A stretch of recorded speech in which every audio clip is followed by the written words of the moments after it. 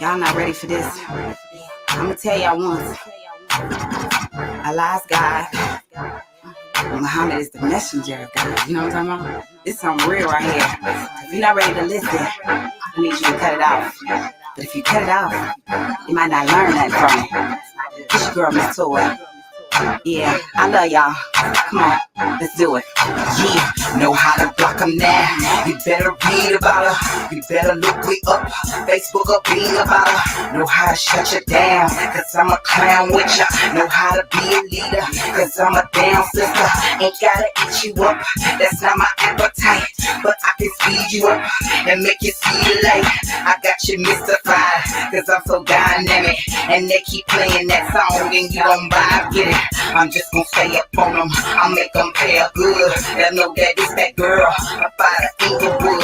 She with the peacemaker, a heat maker lacer. I got longevity, so you can never erase her. I got them throwing up, they always be whispering. But why you shucking and jiving, this toy is glistening. Ain't gotta roll you up, I'ma let you fold me up. Hit after hit, so gon' and blow me up. I am a warrior, I ain't afraid of y'all. Better come hard, or don't come at all. Got God's grace, it's in my everything. And when I get it out, I wanna hear it say Allahu Akbar, Allahu Akbar, Allahu Akbar, Muhammad Rasulullah, Allahu Akbar, Allahu Akbar, Allahu Akbar, Muhammad Rasulullah. I'm so incredible that I make you miss my flow. And when I get on this stage, you know you see the glow. I've been through some impossible things, so I use this music so I can maintain. It's like them terrible tools, we breaking all the rules. I like to thug it out, but I'm very good at school. It's me, I'm bugging, but I'm still blazing. I got my canister full, and if it's still raging. I got some good homies, I wish them very well. I'm up on our haters, so we can thank them well. I got some issues to tell, but I'm banking, baby. But you won't talk about the list of who I'm thinking, baby. Cause you done paid the shit, and you gon' keep going. I need a little street, and my thread gon' keep sewing. Bossy chicks, enterprise, you know I'm here to stay. Don't act like you surprised. I am a warrior, I ain't afraid of y'all. Better come hard, or don't come at all.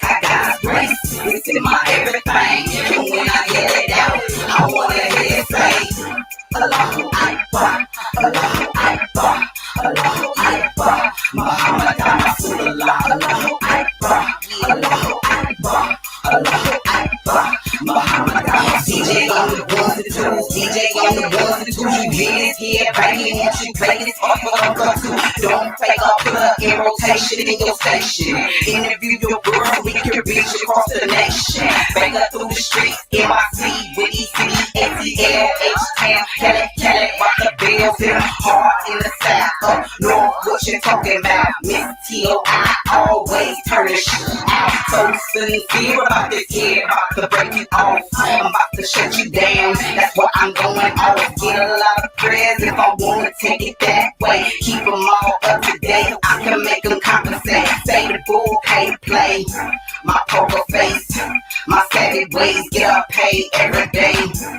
Almighty, Allah's God, you know you love my music, you wanna join my squad. I am a warrior, I ain't afraid of y'all. Better come hard, or don't come at all. Got God's grace, it's in my everything. And when I get it out, I wanna hear it say Allahu Akbar, Allahu Akbar, Allahu Akbar, Muhammad Rasulullah, Allahu Akbar, Allahu Akbar, Allahu Akbar, Muhammad Rasulullah.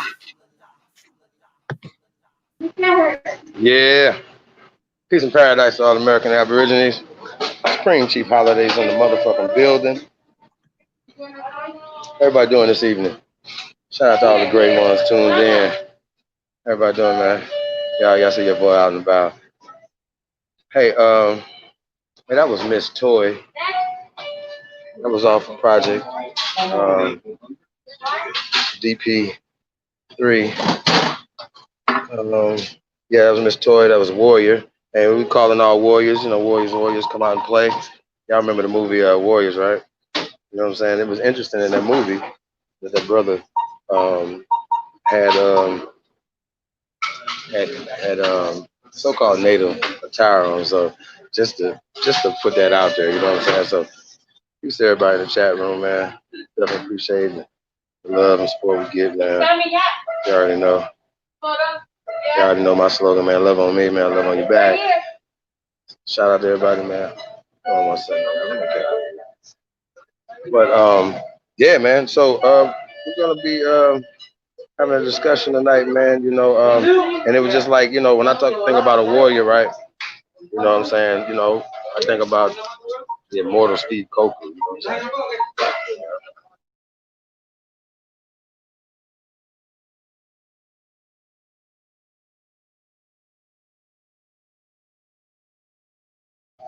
You know, Steve Coakley, you know, he took it there. You know what I'm saying?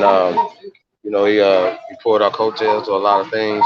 You know, at personal risk. You know what I'm saying? Political risk, things of that nature, whatever. You know, financial.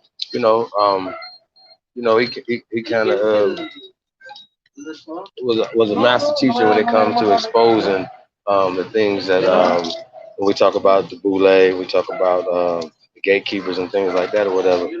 Steve Coakley would definitely, the immortal Steve Coakley, would know definitely be the father of that information. Oh, that's a lot of noise. Excuse me, guys. Y'all know this is real life over here. I'm a real lifer. Shout out to all the real lifers out there. Few real lifers gonna be coming in, man. Let me go to the chat room real fast, man. For getting to this bill, get into my thoughts, man. You know, I know a lot of everybody talking about Ice Cube right now, man. You know, I don't know if you guys are hip hop aficionados, you know, but Miss Toy, we just heard, um, was the artist, still an artist of Ice Cube, you know. So I just kind of wanted to put that out there, you know, and I wanted to put that on y'all mind, you know what I'm saying? So when we talk about warriors and, you know, the warrior spirit and stuff like that or whatever, and I don't hope nobody's confused and, you know, saying when you hear Allahu Akbar, you know what I'm saying? Allahu Akbar, you know, for me, you know, has a different meaning to me, you know what I'm saying? I can understand, I can translate or whatever. God is great, God is great. You know what I'm saying? So I don't really have any issues with that, you know what I'm saying? So peace to all the great ones tuned in, man. We definitely appreciate y'all, man. Y'all tuned in to the greatest of all motherfucking time. It's your Sahib Supreme Chief Holiday, and I come in peace. So we got the Cherokee King Yeshua in the building. Shalom, brother. We got Carlene McQueen is in the building. Peace, Empress. I got the background king, Reginald Green, is in the motherfucking building. Peace, little bro. Mike Prentice, Peace King. Ariel Rollins. Peace to the guys, man. We got Joseph Johnson. What's up, Joe? Said ghosts don't die. They are immortal. That's facts, brother. We're gonna live forever, man. So salute to all the ghosts in the building, man. Definitely appreciate everybody, man. We got truth over everything is in the building. Chief Kokomo, Take Off. Tyson is in the motherfucking building. Turok, Dion, Josie Wells. What else we got in there? Black Wolf, Miss Lita, Calvin, Original One, Southwind, the goddess is in the building. The American, Empress Copper Fox. Peace to the guys, man. Definitely appreciate everybody coming through, bro. Hey, salute. Mr. Dark, Fly Brother #1 is in the building. Camp Power Houghton. Salute to all the greetings, man. Y'all already know what it is, man. It's just hop. Like I said, I come in peace. You know what I'm saying? And like, look, check this out. I know we go at each other a lot, man, and whatever. But I feel like at the end of the day, there should always be a code of ethics amongst us, right? And other communities do it. You know what I'm saying? I know we've heard this before. You know what I'm saying? You know, outside communities say, well, look, y'all don't see us beefing like that. Whether we do have our internal stuff, whatever, we keep it eternal. We don't allow these type of outside things, whatever. We actually shun those, you know, people that take our business outside. You know what I'm saying? The community, right? So, however, you know what I'm saying? When you have a sworn oath, right, to protect people in a system or whatever, you don't. We're not having the same conversation. We're not the same people. Okay, y'all understand? We're not the same people. We're not having the same fucking conversation because they have a different agenda. It's not the ancestors. It's not to uplift our people for liberty, whatever. It's to uphold the system or whatever. You know what I'm saying? Like I said, I don't want to spoil it for y'all, man. The immortal Steve Coakley, who lives forever. Shout out to Steve Coakley Jr. too. I don't know if you're back from the continent, brother, but holla at your boy, man. You know what I'm saying? I'm about to definitely get that brother on here, man. Like I said, man, this is gonna be a great one, y'all. I'm really excited. You know, and like I said, Joe, you know, like I said, that's the importance of leaving breadcrumbs, you know what I'm saying, and leaving evidence or leaving, you know, shit that's etched in stone. You know what I mean? So it's definitely important for us to to start producing things. You know, shout out to Lieberson. Lieberson say, yeah, we got to start, you know, producing tangible things, right? And so I know a lot of times people say, man, you guys are posting stuff, selling shoes and T-shirts and hats, all this other shit, right? And we got to say, yo, you know, but if we're not creating industry and building for ourselves, then what are we doing? You know what I'm saying? That's a part of it. You know what I'm saying? That's a part of fighting. You know what I'm saying? Is an economic empowerment. That's has to be shit. Number one, you know what I'm saying, or the most important part of what we're doing. So, you know, when we talk about this $2 million Kickstarter, you know what I'm saying, that we're doing or whatever, we're not asking for shit. We're here to build, you know what I'm saying? We're here to have, you know, your time, your energy, you know what I'm saying, is way more valuable than money. You know what I'm saying? Like we could put our heads together and make things happen. It's not just about that. So we have to build our own businesses. We have to work and build amongst each other. That is the most important thing that we're having this conversation, because at the end of the day, you know what I'm saying, when we talking about this fucking platinum program, we sitting back asking for somebody to give us $500 billion or whatever the case may be. And for me, I ain't waiting on all that. I don't trust none of that. That's not even I don't even know why we even wasting our time having these conversations about what the fuck they talking about. You know what I'm saying? We should be, you know what I'm saying? But right, with all that, with all that being said, right, that I wouldn't do any of this. You heard? Nothing. I support anybody that has a fucking plan. I'm gonna say this again, so everybody can hear me. Chicken Harmony Roots is in the building. Peace, Empress. I'm gonna say this again for the peanut gallery. I support anybody who has a plan. Okay, that's kind of simple, right? Hey man, you got a plan? Nope. All right. Hey bro, you got a plan? Nope. All right. Hey bro, you got a plan? Yep. Hey, what is it? What's happening? What's going on? How much help you need? How can we come together and help you achieve your goals? See how this works? So, you know, please believe me, brothers are definitely, you know what I'm saying, linking up. The real lifers are definitely linking up, y'all. Shout out to the real lifers, man. Hold on, let me see the real lifers coming in here. See if we got any real lifers in here, y'all. Any real lifers? Not yet. Hey, we got Kiowa is in the building. Peace, King. Hey, how you doing, Kiowa? So check it out, right? You know, this information, right? But that, you know, when we talk about this Aborigine information, right? Indian information, Moorish information, whatever, you know what I'm saying? Any information, whatever that's a part of our culture, right? I can name all of this. Islamic information, you know what I'm saying? Whatever, right?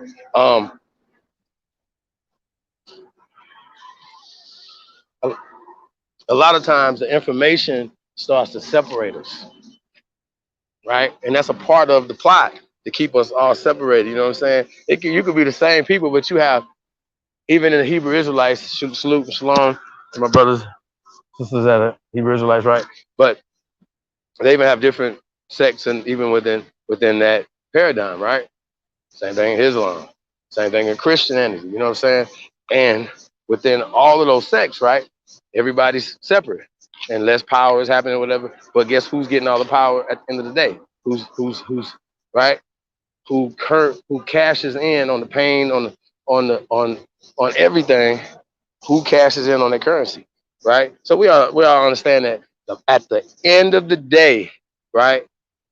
There's the people that we should supposed to be, you know what I'm saying, um, addressing.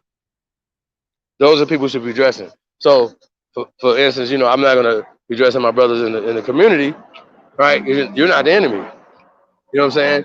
Because we have a difference of opinions of information, that doesn't make you the enemy, right? So, I wanted to say that or whatever, hold on, yeah. See Miss Lita in the building.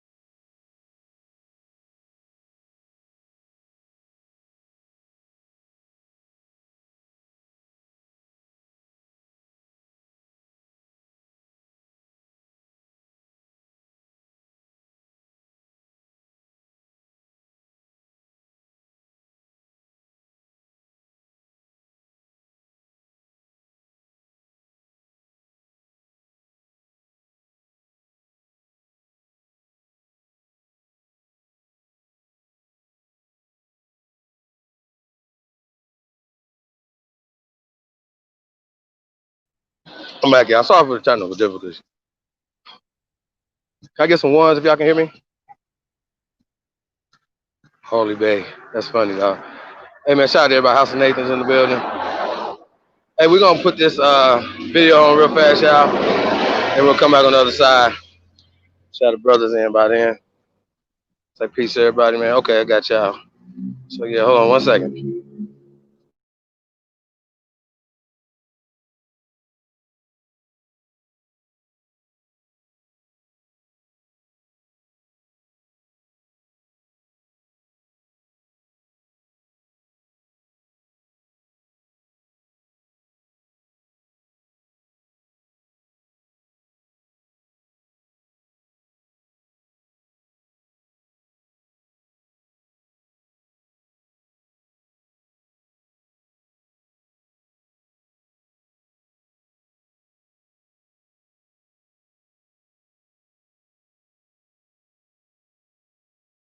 Yeah, hold on 1 second, y'all. We're going to get the Steve Coakley video pulled up. 1 second.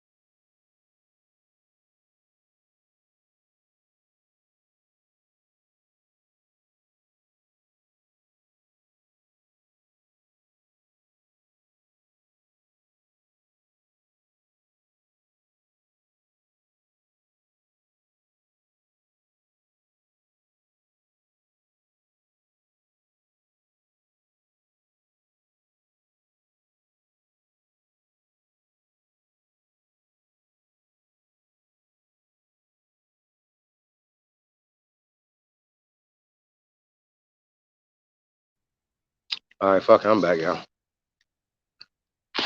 So, check it out, right?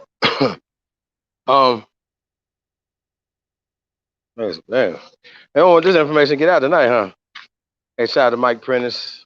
I think I seen Eagle Hawk in there. Bubbly. Cub, what's happening, man? Kiwanis, the Origine, Oseo, House of Nathan, Mama Bear. Peace to the guys, man. Aboriginal Power, text that to y'all, man. Peace to the guys, man. Definitely appreciate everybody. Seeing Miss Lita up in there. Peace, Empress. Uni One, Sun Baby. All right, all right. Hey, man, peace and love to everybody, man. Thanks, everybody, for all the love and support, man. We definitely appreciate it, man. Let's see. And yeah, people don't know how big of a family we become over these years, man. And you know, people take stuff the wrong way. But it's all good. We're gonna keep doing our thing, y'all. So shout out to my brothers and sisters out there. Shout out to all the loved ones, man. Y'all already know, man. Y'all already know the slogan. Love on us, man. We're gonna love on you back. Hey, Aru Dollar 89. Oseo. See. Well, not yet. Okay. See, Miss Gretchen Ham is in the building. Black Light. Sorry for being 27 minutes late. Nah, man, it didn't get started until you came in the building. Black Light. Peace, King. Yeah, man. It's all love, y'all.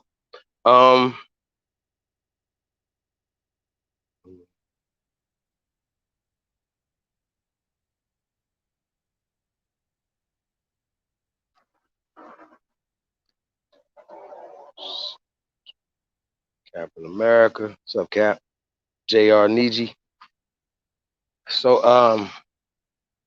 what I was gonna say. So, everybody, I feel like this right here, right? Now, if you got all these rappers, right, they're supposed to be socially conscious, right?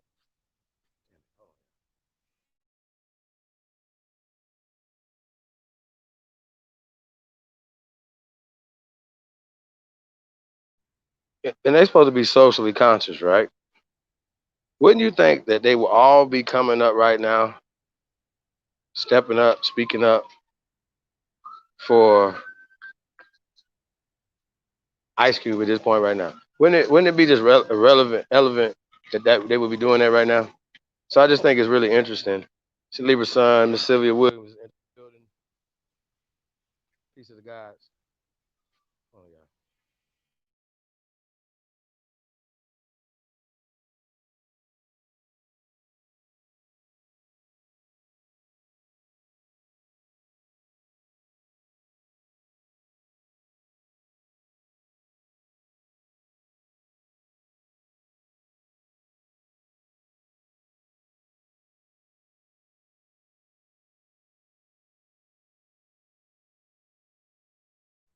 So, you would think that like these rappers, right? That's everybody's socially conscious, right? Everybody's socially conscious. Right? Everybody's socially conscious. It's Black Lives Matter. Black this, bliggity black this, black, black, black, black, black, black. They got black on their shirts on the basketball court. LeBron James, Kyrie Irving's, everybody's bliggity black, black and I'm proud, right? Everybody is black, right? You know what I'm saying? You just look back and you say, well, wait a minute. Why aren't all you guys rallying around somebody who had a black plan for y'all? Okay? No matter what the situation is, he has a plan that you don't have, LeBron. And you got money. You don't need 500 billion, million, nothing. You got that. You got money. You guys got resources amongst y'all, right? Now, when I see this, it makes me believe. I had to go back to the elders. I had to go back and reach back. I had a dream. It's Steve that text me. It was like, "Yo, hey, come through." Like, oh, okay. Bring some woods. And I was like, all right. So I went through, had the woods and shit. I had a sack too, some gas, app. You know what I'm saying? They had that moon pack. You know what I'm talking about? And the moon rocks, and we got the rapping the taste. You know what I'm saying? And he was just giving me his wisdom and his information. You know what I'm saying? And it was like, yo, here it is. Here you go, right? And so, yeah, we're gonna play this video, y'all, because I want y'all to tap into the conversation I had with the immortal Steve Coakley. You know what I'm saying? So yeah, we're gonna share the screen in a second, y'all. Hey, so back to these rappers, right? These entertainers, these actors, and I'm like, yo, he could have made a plan for all them to come together with their resources and come up with $500 billion, Cube. You know what I'm saying? Because Cube initially was 500 Q's plan is 500 million. See, people that get it confused with the $500 billion plan. You know how what people do. Oh, Q was working with Trump, blah, blah, blah, blah, blah. No, if you are a leader, you're supposed to be working with everybody to get shit done. Or you get rid of the people that are not working and doing the things for your people. Now, a leader goes and talks to other countries that go against their people. You know what I'm saying? Leaders, they have meetings, they do all these things, they have allies, all this other shit they got going on, right? Right? They do all this shit. They got all this going on. But they still they gotta meet, they still gotta have allies, all this other shit, right? So Q talking to either side, and y'all know, like we was looking at all the other side, like, you know, like when people was dancing for Hillary Clinton, y'all remember that, crying and shit? Oh boy, we're gonna get back to you, dog. But this video right here, right, was a kind of conversation. Some of the conversation I had, I just want to share y'all with you, because you know, maybe we can get more into some of the conversation or whatever, right, that we had with Immortal Steve Coakley. But you know, he just shared a lot of his wisdom and a lot of things, right, and some of the things, you know, and then also maybe we can maybe talk about some of the mistakes and where we went wrong, things like that or whatever, right? So we're going to get into that, y'all. So hope y'all enjoy this as much as I do, man. This shit right here, man, just it definitely if you're a warrior, you know what I'm saying, this gonna definitely touch your warrior spirit. Yeah, let's go. Let's get it. Y'all know what it is. Brother Marcus. Brother Omar. Brother Omar. I need something gravy limited. Yes, it's acting like we just got here together. Many people will see the tape and the videotape, wonder why everybody was so lightly greeting each other. It's because we have been talking for a while. And we have now stepped forward to have a discussion about the black male secret society known as Sigma Pi Phi, acronym the Boule, B-O-U-L-E. We will do our best to show you the information related to the Boule. That's what this lecture is about. I could give the entire lecture and quote every inch of the documentation without looking at it. I know them that well. But this is my responsibility, my night, to show you the information so that you can look at it with me and double affirm the fact that much of our black press, as much as we like it, has not been honest in talking about this group of black men, for they respect it very highly and never speak negatively against it. We also know that we've had many black people who've been a member of it and have never, ever broken the code or the creed and spoken to one who was a non-member. Though they pledge and swear that their goal is to represent you, you will have a hard time believing it when they don't even seek to let you know that they who help you are. And so, in July 17th, 1990, July 18th, 1990, the Los Angeles Times did a front page story on the left column about elite fraternity of black men. Excuse me, brother. About elite fraternity of black men. About elite fraternity of black men. About elite fraternity of black men. Excuse me, brother. About elite fraternity of black men. Excuse me, brother. About elite fraternity of black men. Excuse me, brother. We must confront our people, for it is our people that have tolerated the jam that we're in, and these people are at the top of our people as a guarantee from white people. Yes, the whites guarantee the Boule prosperity and notoriety. I'm telling you, we done put a lot of pressure on these people, turned a lot of them into flat tires. I saw one of the tires blown up last week in the LA Times, trying to put air back in a tire we flattened for supporting the Boule. Check. This is the founder of the Boule, Henry Minton. If this was color, you'd see he's light, almost white. Because in the early aspects of the organization, there was a lot of that. Henry Minton is the founder and so-called pioneering spirit. Brother was kind, knowing I needed a point of the organization Sigma Pi Phi. The head man of the organization is called the Grand Sire Archon.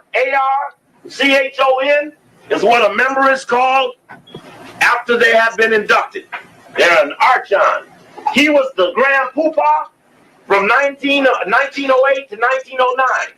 Then became Grand Sire Archon Emeritus. The Grand Sire Archon is the head of the national Boule. The head of the local Boule is called Sire Archon. So the head of the LA chapter is Sire Archon. A member in any Boule is called just Archon. So as Archon is a member, Sire Archon is the local head, Grand Sire Archon is the only head, the titular head. The Grand Sire Archon and those other top positions of the Boule have absolute and supreme authority over every Boule chapter, which are called subordinate chapters. Every subordinate chapter of the Boule is compelled to respond to the wishes of the Grand Sire Archon and the executive committee.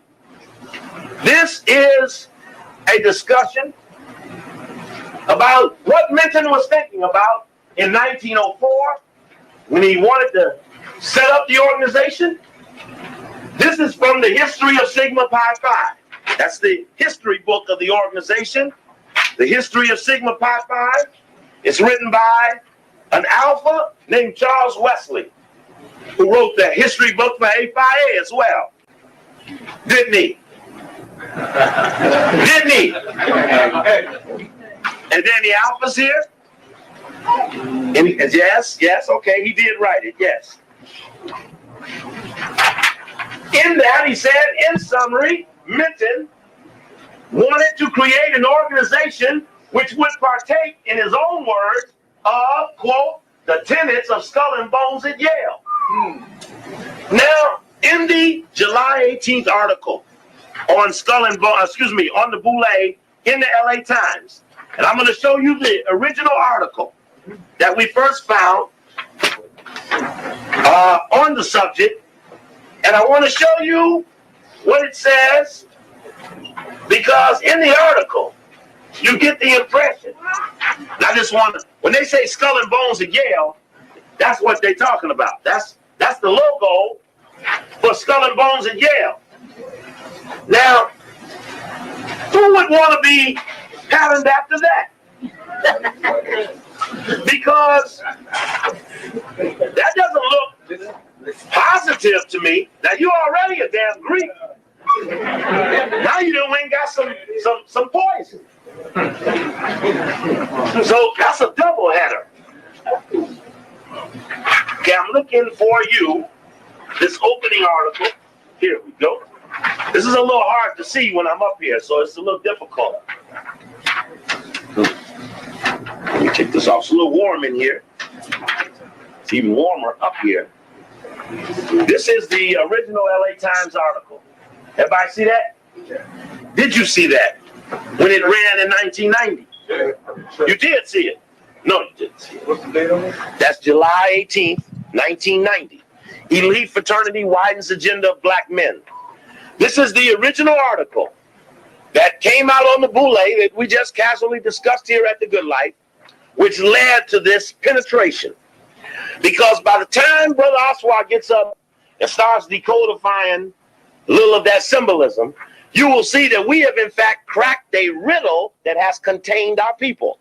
Our people have been contained by an organized element of secret people who have used riddles, mysteries, and secret societies to jam us. And what we are doing is we are unlocking or decodifying the mystery, because once decodified and exposed, those who are secret in the light will not be as effective.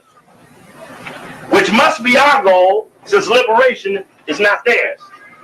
You can't liberate as a Greek. You can't liberate in the name of Greece. So everybody say, well, you know, Steve is really a black thing. It may be, but you ain't gonna liberate called 8x8. Yeah. Now, watch this. Now come the men of Sigma Pi Phi, a once secret black fraternity.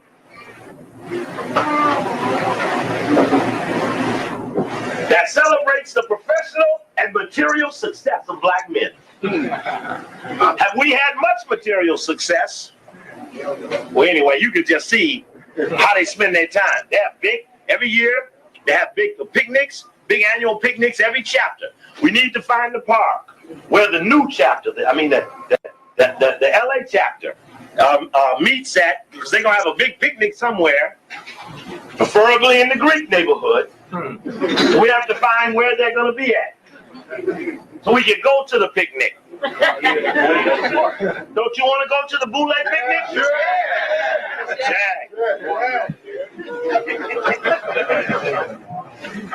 Known as Boule, pronounced Boule, the group is here. See, Boule, B-O-U-L-E.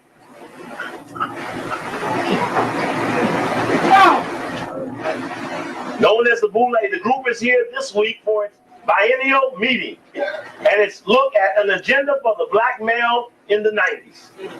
Now, Louis Sullivan, who is head of Health and Human Services, is a Boule member. In fact, a little later on, you'll see him talking about him speaking. It was not in this one, it's in the other one, where he's speaking. There's talking about Louis Sullivan's name right there. U.S. Secretary of Health and Human Services, Louis Sullivan. Well, this was about assisting the young black male.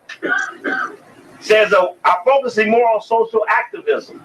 Too many young black men, said the civil rights group, are underemployed, alternatively feared, and reveled and living at a risk. So they're going to help young black men. So how did Louis Sullivan try to help young black men? The National Violence Initiative. He sought to chemically bust their skulls open and penalize them for being chemically imbalanced, which means they were disturbing the Greeks. How many of you all saw ABC last night? I asked everybody to watch the program, which was talking about the Violence Initiative. And did you see the story after that, too?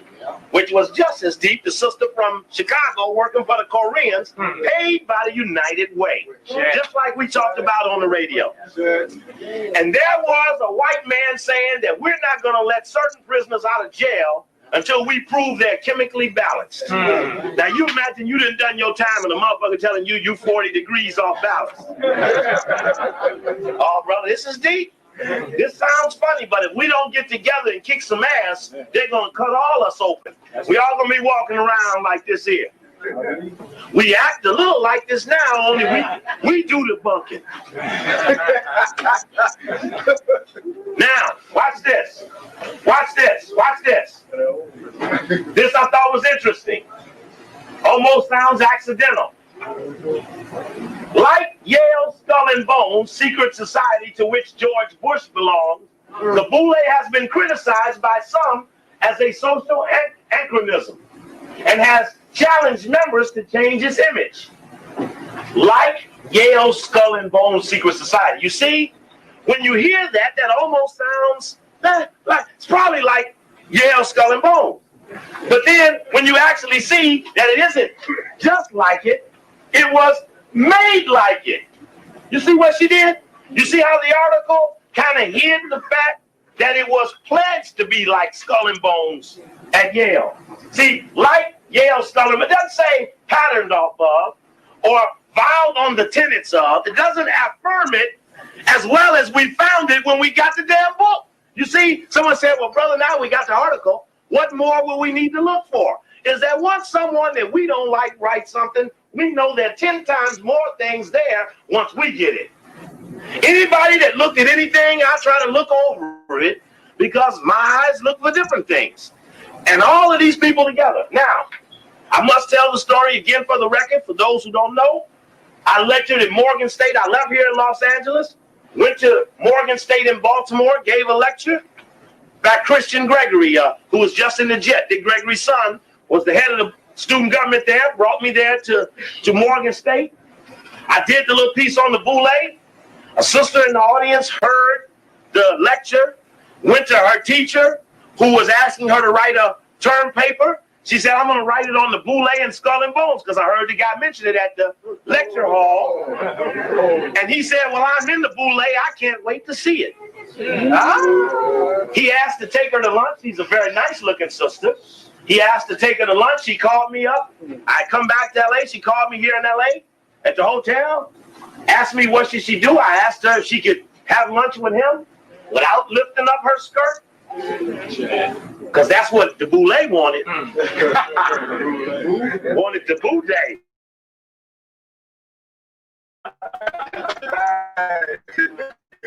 So history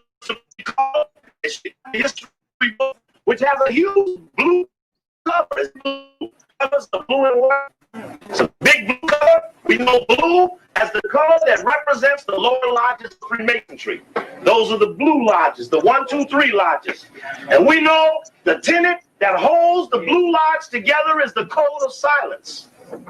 That's what holds the blue lodge together. The code, that's all they learned. The secrets have not really been taught them, because they're not taught to them till later on, but they think they know. But the 1, 2, 3 lodge is about testing their ability to keep the damn mouth shut.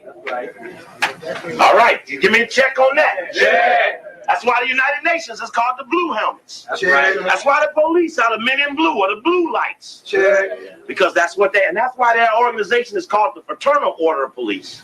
And I don't know what Willie Williams thinks, but if you take a white boy that's been my enemy, that supported Gates, supported every beating of your head every time, and make that asshole motherfucker deputy mayor over the brother. That's right. I'm telling y'all, y'all in big trouble. Y'all excuse my language, but I want to emphasize. I want to emphasize the danger of the head of the Fraternal Order of Police becoming deputy mayor for public services. That's right. You might not care about politics, and I don't either. They're all whores. That's right. But we better not let them turn a trick and one of them legs kick us in the face. So for no other reason, do it for that reason. Boule is a Greek word designating a council of community leaders who advise kings. Now a question ought to come up. I understand what a counselor does, but who the fuck is the king? Now, we have a tape where, you all remember the book called Black Power? It was written by who? And Charles Hamilton. Very good. Charles Hamilton, 4 years after he wrote Black Power, joined the Boule. As he then started making $100,000 with the Rockefeller Foundation. He went on Bob Law's show recently in New York, and the Cochleyites in the bowels of Brooklyn, Harlem, and the other bowels of New York jumped him on the Bob Law show about this Boule thing. And they misstated the challenge by saying, I think it's a Latin word. He said, yeah, it's a Latin word. But we know it's Greek. He gave them the decoy. They said, who is the king that you serve? And he said, I don't really know nothing about that king thing. We don't serve any king. I mean, we have meetings and stuff, but we don't know of any king. Well, why then do you call yourself that? In your own history book, you will see that you call yourselves the advisors to the king. And the question comes up, if it ain't so, why do you say so? But see, basically, they don't think you have the information. Oh, just for the record, the day the Boule was founded, for those of you who do numerological analysis, and I know some of you are into the numbers, the historic date of the founding of the Boule, for the record, is May 15th, 1904. That is the birth date of Sigma Pi Phi, and it should be written indelibly on the memory of all members in the fraternity. This day was for Boule its Founders' Day. For on this day, the decision was made to establish this first of the fraternities for college graduates. This date, or the date of the May meeting nearest May 15th, has been celebrated as Founders' Day. Now, if you all were at AMU one night that we did a lecture called LA Boule, coup d'etat implications, where I talked about the coup d'etat in the JFK movie and about the Boule, and there was a guy sitting in the front row who was in the Boule. That's right. And he said to the audience that he doesn't even read his history book. But we know from the history book that every chapter must review the history book during the month of May. But again, they never count on you having the history book, so they don't answer you as if you know. The answer is if you don't know or never know. That's why they don't like us like they do. Because we're arming you and putting you in a position to demand answers to questions that they never expected they'd have to give up. That's right. This is compelling. We're going to look at some codified things that they talk about. There's some funny things they say. From their history book is another dialogue we want to look at. This is, as you can see, History of Sigma Phi Phi. As you see, I write on my stuff. The things you read, write on, talk to it, hold it for a while. Quit throwing it away as soon as you get it. In your house, there's a lot of pressure not to be junky. You'd rather be dead than junky. You'll be dead because you won't read and study, and you don't study because you don't store it. How can you study unless you store it? So because you have pressure to be neat and cool and clean and look like Ultra Sheen, you throw away the information and fight the dust busters. I suggest your houses need to get slightly more junky. That's right. As you start taping on the wall the information so you can study it, sleep it, dream it, wish it.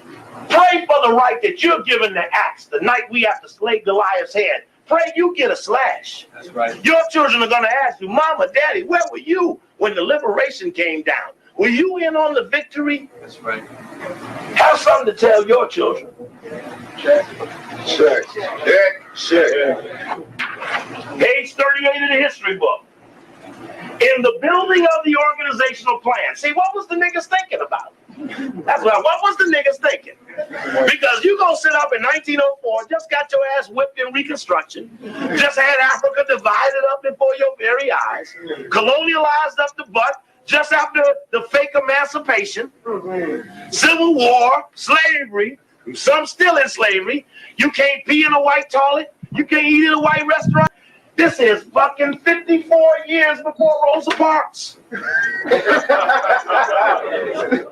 You understand what period we in? Right. We talking about you got to lean way over to go Greek. That's right. There ain't even no radio or TV yet, so somebody had to tell you about them. You couldn't even read about them. You couldn't see nothing about them or hear nothing about them. There was no TV and no radio in 1904. So when you talking about you gonna set yourself up like tenants of Skull and Bones at Yale, you better believe somebody in around this Boule, and we checking on this history of Menton, may have been a Skull and Bones at Yale as damn self. Right. Pass. Passing for what? Passing for what? In the building of the organization plan, reliance was placed upon Greek history and traditions. And nigga tell you, say ask them niggas in that. I say, now look, hey, in the fraternity and sorority thing, hey, y'all really Greek or y'all like African on the slide? They say, no, brother, it's really African. The white Chevrolet blocking the cars that can't get out. Is that you, brother? Check. Okay, we straight. Thank you, sister. And so, this is the first of the Greek thing. This is the granddaddy of the Greek thing. Here it is that we see that they placed how much on the organizational plan? Reliance was placed on Greek history. So when you confront them, they're going to swear it ain't a Greek thing. And you're going to tell them, say, well, I seen your thing, and I know your thing is Greek from the jump. And no subordinate boule, archon, can ever deviate from the structure and the guidelines laid down by people in the organization higher than them. Never does a private disrupt the sergeant, who does not fuck with the lieutenant, who does not contradict the general, who does not talk back to the major. And how many stars a general you are, don't talk against the president. Yeah, I got it. So when you're in a hierarchy, you are controlled from the top down. The bottom could be honest people, but they must do what the top tell them. That's the deal. So if you're in the army, you know it's someone over you. Even if you Colin Powell. Colin? I'm holding my colon.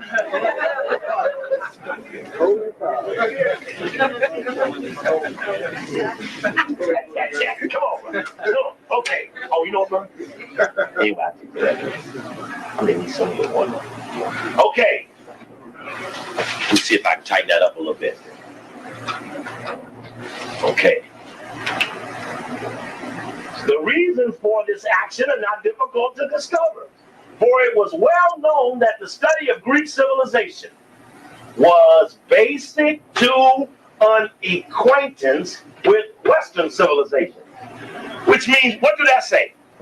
They had to give us life. Say, we better learn Whitey if we're going to get with Whitey. Check? Yeah. And all who came after them is Whitey on the slide. Somebody get mad and throw their rings back and shit and reveal all the secrets. But you have been told that the other members will beat you if you do.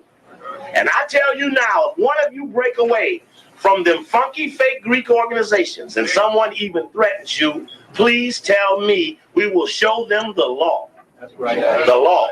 That's right. This ain't Constitution, it's the law. Acquaintance with Western civilization. Although Greek culture had relations with the culture of the Orient, hold it now. Seemed like they skipped over somebody. Let me go back. You see, this might not just be an affirmation of Greek, but this is a denial of Africa. This is more than just, I'm for this. This is, I must not even recognize any other. Thou shalt worship no idols before the Greek. Right. And then go jump over to the Orient. Ain't that some shit? Look at this shit. There it is. There it is.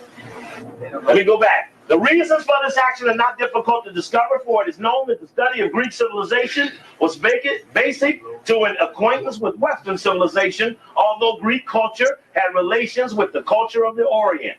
Moreover, the Greeks were successful in their creation of free institutions. God damn it. Brother Ashwa Kwesi, were the Greeks successful in building Greek free institutions? In fact, in the story on Colonialism is Back and Not a Moment Too Soon, they bragged that the Greeks were the first colonialist. The first colonialist. Moreover, the Greeks were successful in their creation of free institutions and of organized city-states. Those were colonial states. They organized colonies. They forced people to serve them. They turned it over to the Roman. Reference was made repeatedly by Dr. Jackson and his 5 associates. There were 6 members in the starting of the Boule. 6 members in the starting of the... Isn't that strange they took such a number? Couldn't have found us another one. It was in this, Dr. Jackson and his 5 associates to the heroic and early age of Greece. It was this period that the concept of the Boule was formed. This was the Council of Chiefs, the leading noblemen of the heads of families. The Boule of Homeric times was a body of princes who were advisory to the king. So when we asked them who's the king, they said, well, where'd you get that from? In Sarone's time, the Achaean Boule was a senate of elected men who numbered 400, 100 from each of the 4 Ionic tribes. They prepared bills for the action of the popular ecclesia. Their number was later increased to 500, chosen by lot, and again was reduced to 300. The name has persisted in Grecian history. In modern times, the lower house of the Parliament of Greece, a body of 250, was known as the Boule in modern times. The what house? Lower house. Lower. What does that mean by definition? It's just somebody on top. That there's somebody on the second floor, these niggas on the first floor. That means that when we talk about that they take the position of being a Grecian sphinx, we understand they're blocking for another person who got the ball. And that's the mystery to the Boule as to why they will never own up who really has it, because they think if you don't know who got the ball, you won't know what to tackle. So their goal is to knock you down and to show that their white man can score touchdowns. In England, House of Lords, House of Commons, the Senate, the Congress, the owner of the plantation, the overseer.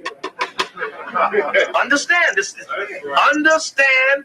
Imagine you're on a plantation and there's a guy on a horse with a whip making sure you're working. White House. And never thinking about who.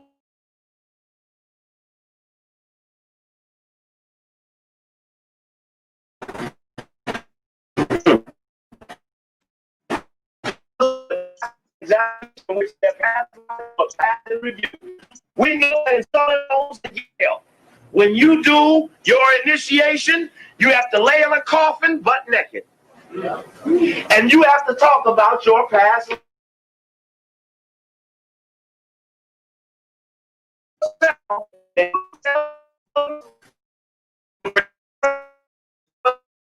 You see secrets in all the members. So there's homosexuality going on. I know Erwin France, who's a big-time boule in Chicago, is big-time homosexual. Big time. Big time. An oath was taken to observe the laws, to give advice according to his best power, and to examine his successors with fairness. Anyway, that's interesting. Let's go back over here a second. We don't want to appear as if we were remaining above the problems of most black people. We know we didn't get here solely by the dint of our own hard work. We owe a lot of people, and we have to give back to our brothers and sisters. So you already know that they say they owe you. Right. Now you just knew who they were, so you can collect. Now the first Boule chapter, oh yeah, bro, we got it all. We got it. This is from the rostrum of Sigma Pi Phi, and this talks about the date, not the date, but the order. Every chapter is named after a Greek letter of the alphabet. When they finish, they start the alphabet over with alpha. And then after you run out of alphas, you go into beta alpha and beta beta. Now, seeing that they run out of letters, you think they go get some Kemetic shit or something, you know? Since they ain't got enough Greek letters to hold on. Now, imagine you had an organization in Philly, Chicago, Baltimore, Washington, New York, St. Louis, Kansas City, Detroit, Atlanta, Columbus, Northern New Jersey, Houston, Los Angeles, Minneapolis, Conroe, Arkansas, Pittsburgh, Dayton, Cleveland, Charleston, Nashville, Tuskegee, Louisville, New Orleans, Virginia, Berkeley, Cincinnati, Dallas, Tallahassee, Indianapolis, Oklahoma. You see what I'm saying? These niggas got somebody in every city and they still ain't doing shit for the people. You have no organization in America in that many damn cities.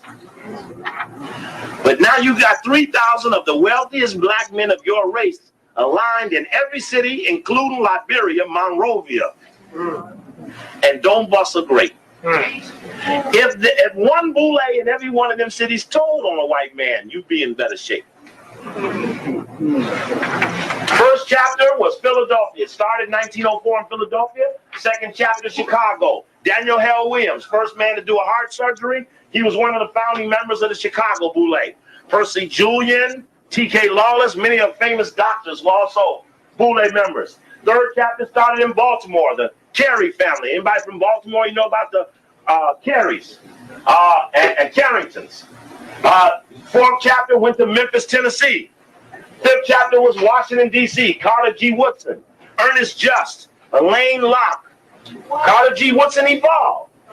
He was the Negro before he wrote about the using of the Negro. He wanted revenge. He later wanted to tell about what being a Negro was about. Because the whole thing to the Boule, if you get the tape Black and Jewish Relations, and you should, in different times I mention tapes, you might want to slide to the table and try to grab them, because they ain't going to be there, especially after I finger the tape. in the black and Jewish relations. Remember we talked about how when the Jewish-Black alliance developed, that it was wealthy Jewish people and college-educated blacks. There were no wealthy blacks. That's right. The first black millionaire was from Memphis, Tennessee, and he got it in 1900, Robert Church. That was the first black millionaire. As you can see down, here's Los Angeles. Los Angeles is the 1, 2, 3, 4, 5, 6, 7, 8, 9, 10, 11, 12, 13, 14th chapter. LA is the 14th chapter. What do you call that in Greek? 11. That's Roman. Kai? What do you call this? What? They're getting smarter. So that's what the LA chapter was. And as you can see, some of the later chapters coming in, Albany, Georgia, Tyler, Texas, now they start getting into even the smaller towns. Northern Illinois, Columbus, Georgia, San Jose, California. Let's see, let's look at some other California chapters. So you know people in those cities. There's Pasadena, Sacramento. Let's see here, San Francisco. Anymore? There's Monrovia, Liberia, because that's where they went to stop Marcus Garvey. You had that Boule in Monrovia. You're going to stop Marcus Garvey over there. Boston, Harvard, Lansing, Durham, Toledo, San Diego, Seattle nearby, Oakland, Berkeley, and that's in Los Angeles. So you can get an idea of what they have. They're now, I think at this time there were about 90 chapters. They're now into the 100th chapter. Their rostrum, we have the list of all of their names. This is what their rostrum says on the inside. This directory has been prepared to serve as an important and useful source of information and data for subordinate boules and for individual archons, and to facilitate the communication processes within the fraternity.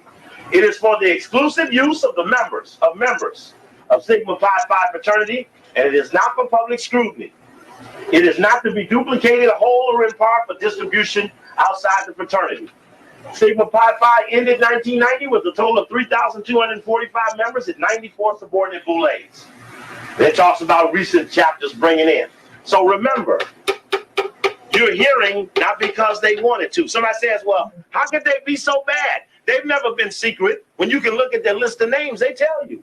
They give every member a list of names. And they tell that member, you better not tell nobody. And this is their directory. This is the names of every Boule member in the country. And if you look at the list, you need to see how thorough this is. This is why they're scared. Every Boule list has their home address on it. That's right. Every Boule member. That was for the king. We could knock on their door and visit them personally to get a bet. It's Carl T. Rowan. Oh, 3116 Fessenden Street, Northwest. Washington, D.C. This is the Washington, D.C. list. There's C. Payne Lucas. He's at Africare. He was one of them shaft in that. He was at the Shaft in Africa meeting. The Black Summit, which was financed by the Ford Foundation, which we proved helped kill Malcolm X. What's his address? 4241 Matheson Drive, Northwest. Here's Vernon Jordan, nigga in the White House. Here's Ron Boule Brown. Oh, he on the other page. Let's see. Yeah, he's on the V's. He's on a page before this. So you can see that the Boule don't want this type of information public because it's all inclusive. So you understand that when we say we're asking them something, you understand how many options we have. What's LA? Give you LA. Yeah. As soon as you know why, I'm gonna show you. Show you right. This is the author of the Boule is Charles Wesley. That's another book he wrote. The author of the Boule history book, Charles Wesley, also wrote that book. Anybody ever heard of that guy? Yeah. Yeah. Yes. Prince Hall. Show you right. Chris Hall Masons. All right. We need to ask them. Yeah, Okay, now. Well, that's all right. That's all right being Prince Hall Mason. Hey, we ain't got nothing against about being in the Mason order. It's when we ask you a question, we want an answer. you better get it right with Show you right. Someone asked they want to see Ron Brown's address. There's Ron Brown's address. 722 Unicorn Lane, Northwest Washington. 2722. And the secret group that financed the summit in Africa, that's the vice chairman of the International Self-Help Institute, Andrew Brimmer. You saw him on that list. There's Clifford Alexander, former secretary to the Army. You might have remembered him from the Carter administration. Now, there's a series of things I want to lay up here for you. Everybody all right? Oh, yeah. It's a little tedious, so you got to hang with me. All right. This is our last night, and I want to make sure we got everything going right. Now, watch this. Now, let's imagine, what's our goal? One of our goals ought to be to sneak in the night they're having a boule ceremony, you know, initiation. One thing that is not in the history book is the ritual. I need to tell you this, because one day I'm going to come back and say, I got it. I'm going to say, I got it. I got it. We're trying now to get the ritual process.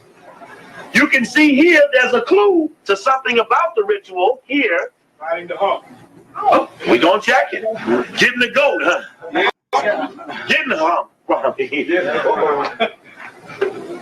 Look at this. Archon Wesley was in charge of the initiation, of whom it was said, quote, he always succeeds in impressing upon the candidates for membership the dignity and solemnity of such an occasion. It is, y'all gotta let me do the talking. I don't have no amplification, I gotta shout over you. It is of interest to observe that the dress of the archons who composed the initiation team was most impressive. They were robed in Greek costume, and each had a fillet around his head. Now, what is a fillet? Huh? Little headband or something? What's a fillet? Little leaf thing? All right. Okay. Or, huh? Or you're blindfolded. Or you're blindfolded. Very good. Very good. And it says they were robed in what kind of costume? Greek. So don't let them tell you they ain't in no Greek thing. When you say, nigga, when you walked across the sands, you wore a robe. Oh, I'm sorry. Anyway, they were robed in Greek costume. Don't forget that. Robed in, we need to, and that means every one of them in that closet got a Greek outfit. Check? Yeah. All right. That's going back to what a boule is. All right. Now,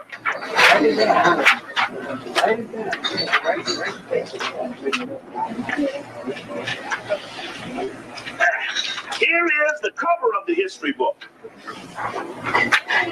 That's the cover of the history book. That's what the cover of the history book looks like. The history of Sigma Pi Phi. As you can see, right, the first of the Negro American Greek letter fraternities by Charles Wesley. And that was the anniversary issue. We have found about 3 or 4 different versions of the book as it's been updated. We have a 55 version, we got a 69 version, and we got an 83 version. So we're constantly trying to keep up with them. As fast as they get them, we try to steal them. We're doing our best to keep you up with them as fast as possible. Now, I need to show you, I thought this was interesting. This is the boule when it was founded in Memphis. You can see that they use esoteric symbolism sometimes as they put the triangle behind them. Now that was the Memphis chapter when it started. I thought that was a little interesting that they aligned themselves like that. Like what? Look like what? Yeah, you see they all light on the page. But that's about what we would suspect. Now we know We know that that wasn't a Greek symbol. Check? Yeah. We know if you just even take the book by Brother James, Brother George James, Stolen Legacy, and if you just look into the index at the front of his book and start looking at certain things that he says in the index, you will dispute all of the tenets that are listed in the Boule history book. In other words, in the Boule history book, it talks about Aristotle was the first to do this. Plato was the first to do that. Socrates did this, right? You can take Brother George James's book, who may have died a Masonic death. Yep. Who died a Masonic death. And just look at the opening part of his book. You must get the book, because this book will assist you in this exposing to the Boule why they are a fraud and a fake. And you can do it by using his book, and he talks to you in the book about why he did the book and what was his desire for doing it. And if you have no rationale of your own, use his. Consequently, this step of the African legacy by the Greeks led to the erroneous world opinion that the African continent has made no contribution to civilization and that it as a people are naturally backwards. This is the misrepresentation that has become the basis of race prejudice, which has affected all people of color. Right, that's it. So if you don't want to check it for no other reason, understanding that doing the Greek thing magnifies and plays into the dominant element that subjugates our people worldwide, that we were an inferior people. You with that? Yeah. We get some check on it then. Yeah. All right. Now, let me see what I got here. I say this is a little hard to do because it's hard lining them up. Let's see here. This is another little picture about Skull and Bones. This is from, I want to show this because this is from the Covert Action, when they did something on Skull and Bones. But they mentioned that in the CIA, there was a thing called a bone cell. In other words, you take the CIA, and they're a secret group, and then you double seal a secret. You set up a mission, say, we're going to kill Malcolm X. You set up a mission where not only are they CIA, but they may be double webbed into another organization that compels double secrecy. You with me? Right. So now you're trying to protect the secret and you're welding it 2 times. You're putting a double lock on it. So when we saw that spy story that had come out, about the spy story that had come out in the Memphis Commercial Appeal, when we saw the spy story, we saw that there were numerous black men who were in on the spy story, who in fact were also Boule members, which means that they may have been a cell. And that is important to us because that means you're double sealing a mission. And we have to keep up on that level. Now, looking for a certain something I want to drop up here and show you right now. This is an old Boule journal. They have a magazine called the Boule Journal. That's what the old Boule Journal looked like. Then came a later version of the Boule Journal to look like that. As they're constantly redoing their fronts, this is the founding of the DC chapter.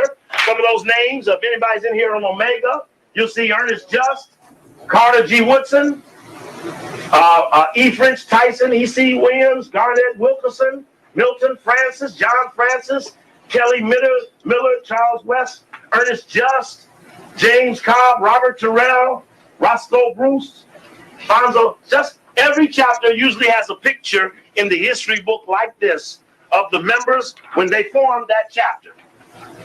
Again, for their own history, for their own group, allowing each of them to protect what is important to them, which is their tradition. This is a very important thing for them. Of course, we know that there's a group of them, and they work in and out of a group. We know, as we look later, that they work off the number 9.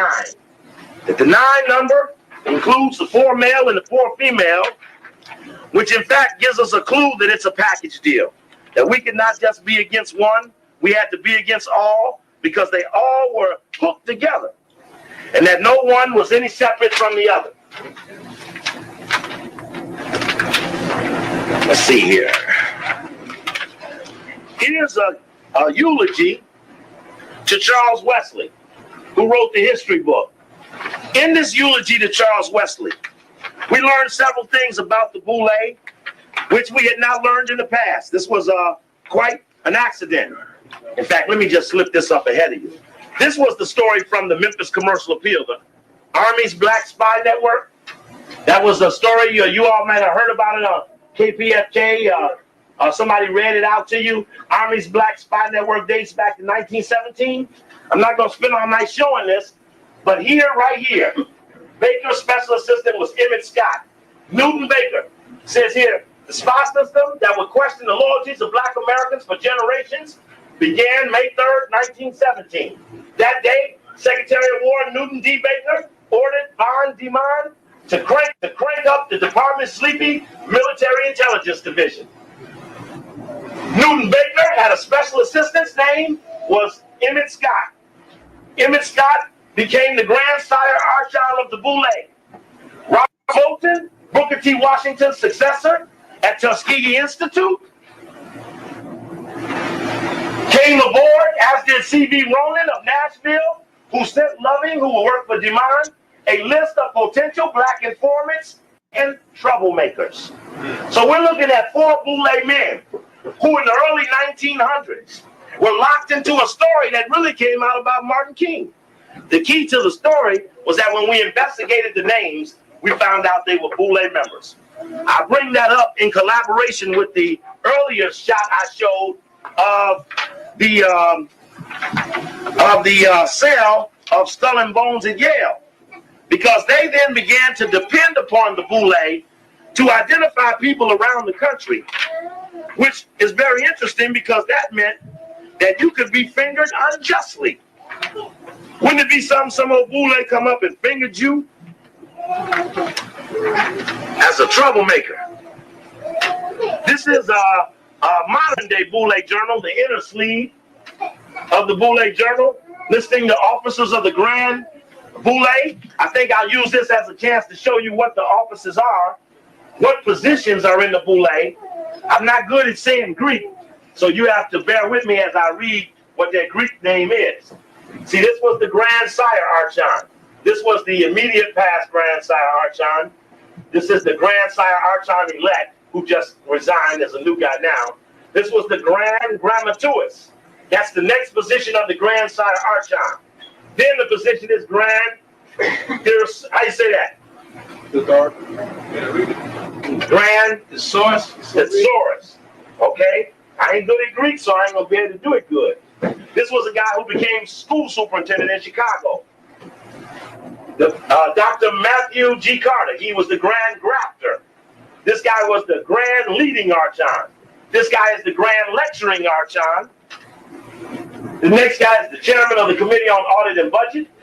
Theodore Jones, interestingly enough, when COINTELPRO came out, Theodore Jones, who was the chairman of the board of the NAACP, got revealed as having been an FBI informant for J. Edgar Hoover.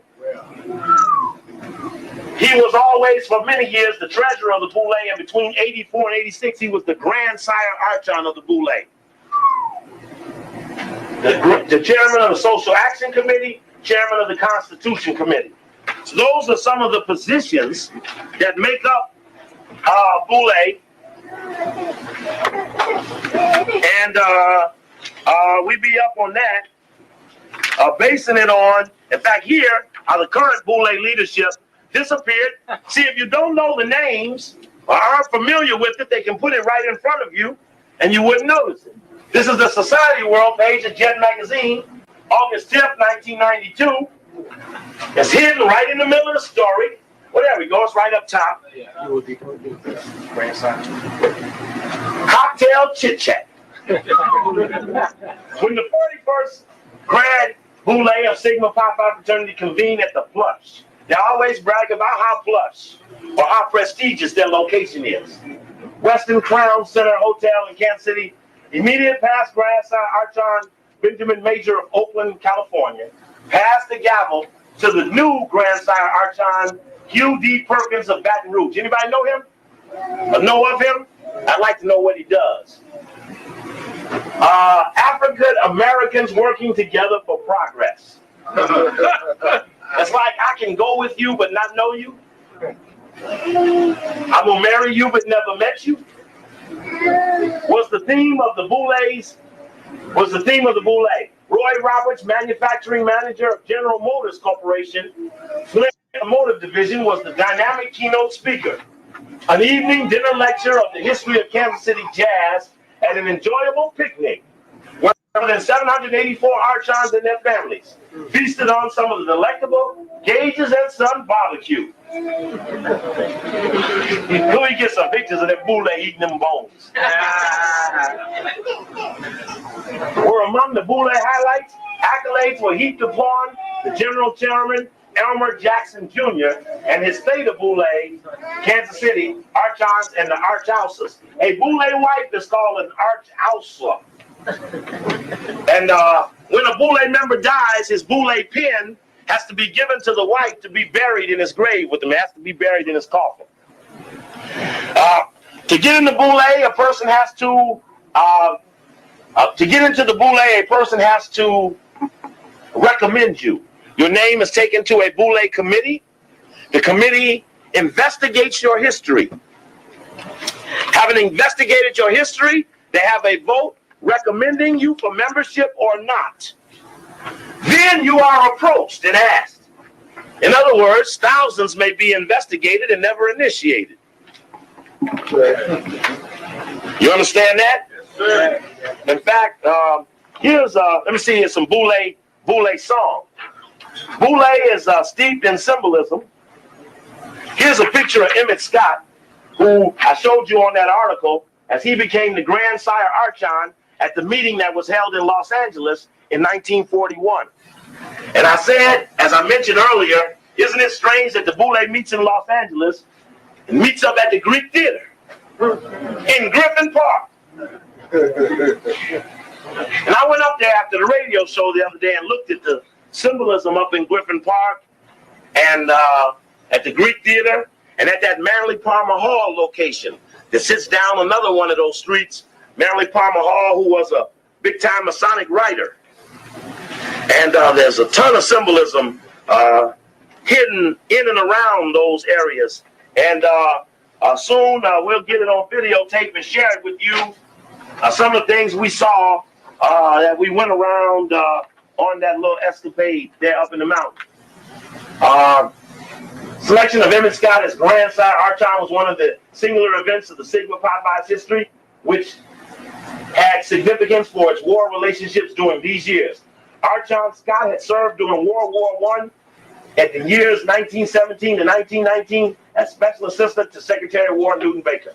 Well, that only verifies where he was, but it doesn't say he was a spy. Which the story collaborated he was. Now, y'all all right? Y'all need intermission? No. Y'all look like y'all hot. Now, let the people standing up make some decision. Y'all all right? Yeah. Y'all okay? Yeah. Okay. Now, let's get into a little further the symbolism of the organization and where it picks up a certain thing. Speaking of symbolism, let me set that up there a minute, and you look at that. See if you can get the symbolism out of that. Thank you, brother. See if you can get the symbolism out of that. Maybe somebody might want to stand up and say what that is. That's the cover of the book written by that white guy, right? Y'all remember that? Yeah.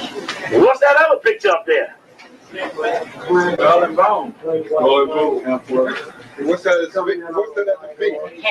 What's that at the feet? Black dragon.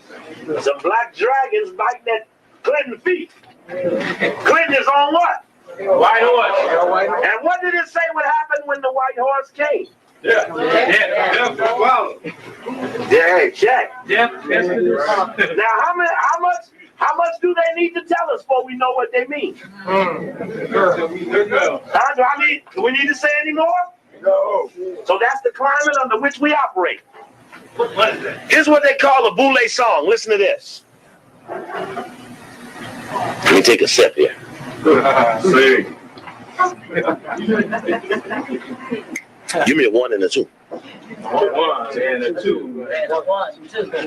From far.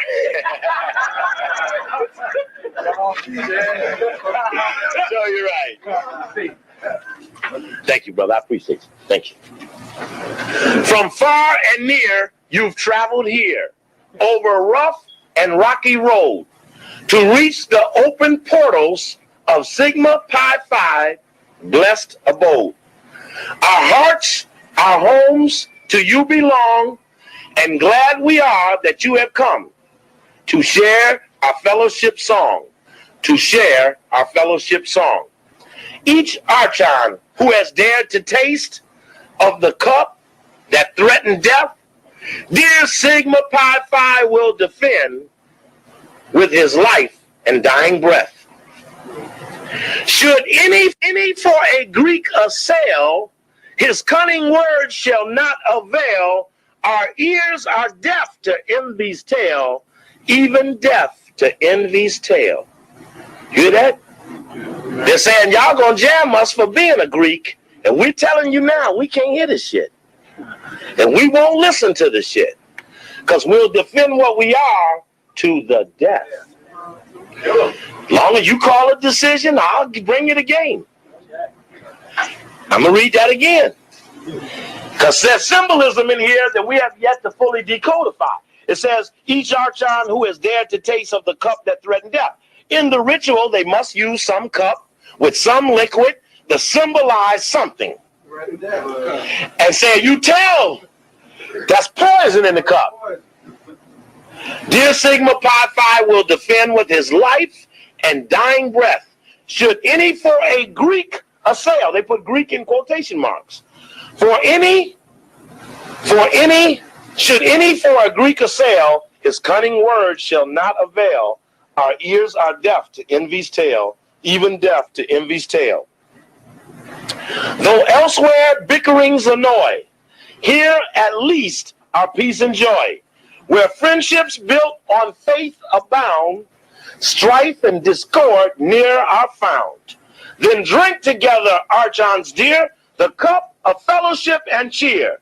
For as the apple of the eye is to us Sigma Pi Phi. For as the apple of the eye is to us Sigma Pi Phi. The apple of the eye. What do that mean? Means the best thing to him, man. The apple of my eye. You know, that's the prettiest thing. Like the prettiest girl. That's the best thing that could ever happen. The other thing when they the house, the boat, the yacht, the cars. The death from the cup. That's what that symbol. You had the skull and cross. That's the poison symbol. It's on everything. Yeah. The cup is representative of the grave. Of the grave? Grail. Grail. It's interesting that he brought up the word that the cup is symbolic of the grail. Because what we found out is that when you're a skull and bones, when you go over, you're called a knight. And the knight is symbolic of the knight of the round table. And that round table is the code word or the buzzword for an upper secret society that's in a book called Anglo-American Establishment, written by Carroll Quigley. And in that book, he said in the opening that secret society of which the Rhodes Scholars come from is known as several names. This society has been known at various times as Milner's Kindergarten, as the Round Table Group. Okay, just hold it right there. Look at that page a second if you can read it, because that page is very significant to the discussion of who it is might be the ones that the boule has to cover for. In other words, they're covering for something. Now we know whatever they're covering for is beastly. Check. Okay, we'll come back to that. Okay. Now that's from Carol Quigley's book. That was the guy who Clinton thanked during his inauguration. I mean, when he won the Democratic convention, he thanked Carol Quigley in his speech. He said, Carol Quigley is the guy that got me over to Yale. Got me to Oxford. And it was Carol Quigley, who we showed here, has been called the Joe Malachi of political secret societies by his buddies for revealing the fact that there was such a secret society. I thought it was interesting that everybody through reading that? Yeah. Well, I've said it every lecture I ever had a lecture. Now we only better collaborated the ones who we were always after. So I know we got these suckers. In the book by Manly Palmer Hall on the flower, plants, fruits, and trees, there was a tree showing the Knights of the Round Table. What I thought was interesting when I looked at the tree carefully is that in your mind we always thought about the tree in 12. But if you look carefully, it says the tree of the Knights of the Round Table, you find out that there are 1 knight, 2 knights, 3 knights, 4 knights, 5 knights, 6 knights, 7 knights, 8 knights, 9 knights. Ooh.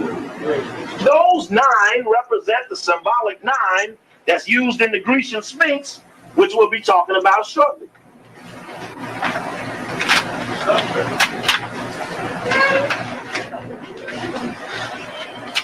Now we're going to show from that eulogy of Charles Wesley's.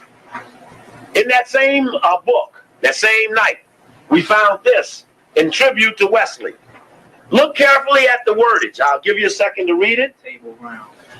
You find that for some reason they take Alfred Lord Tennyson and put him on the left side and put Wesley on the right side. And the only thing is similar in both discussions is the damn word round table.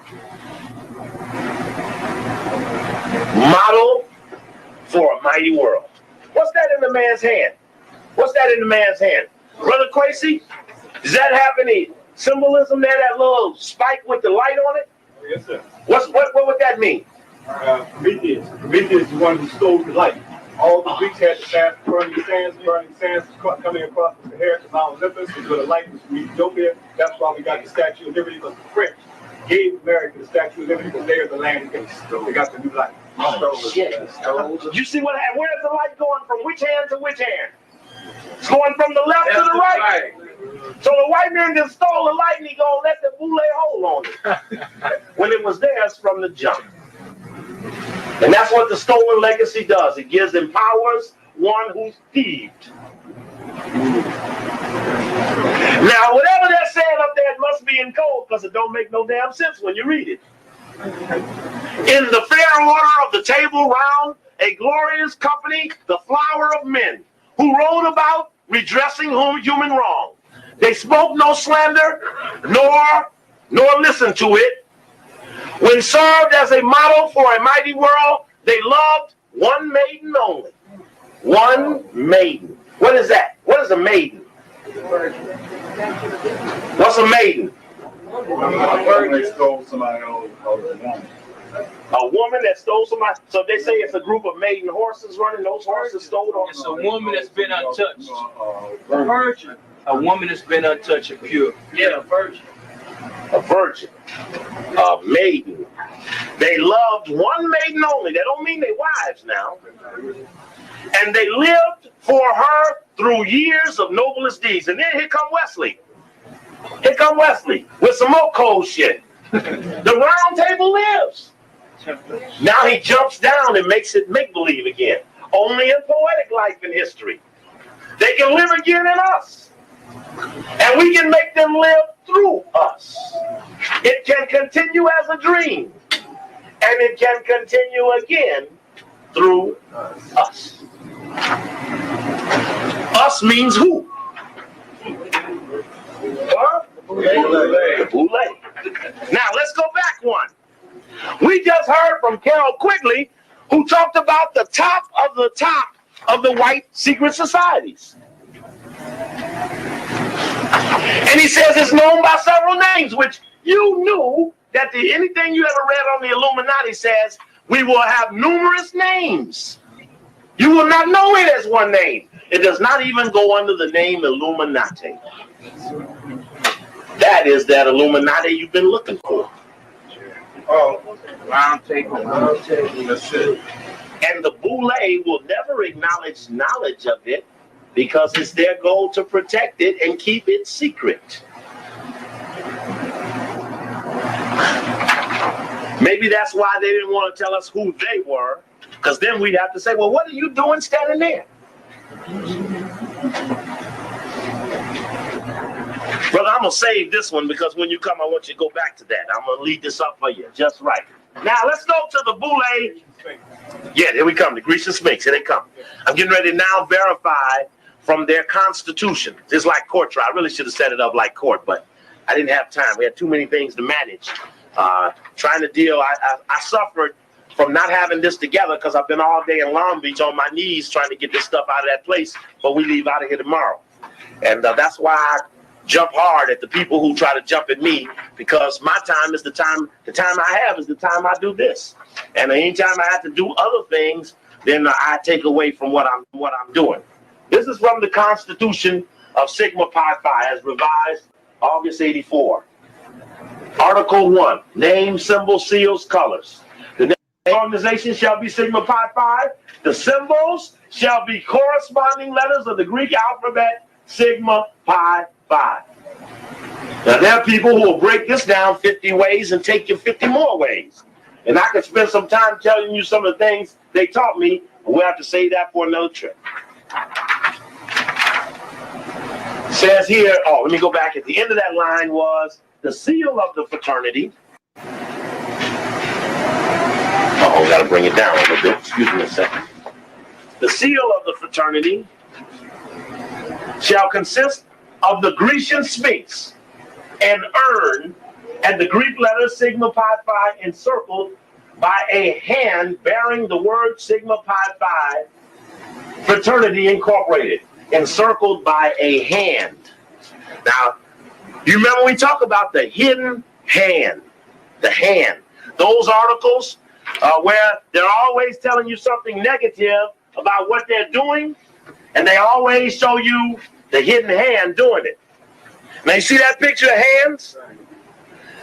Now, you say, well, what are them hands just doing out there? Well, the story is called Colonialism is Back. And not a moment too soon. And it openly advocates taking over Africa. Openly. New York Times, August 18th, 1993. But I'm going to get all this stuff for you, too.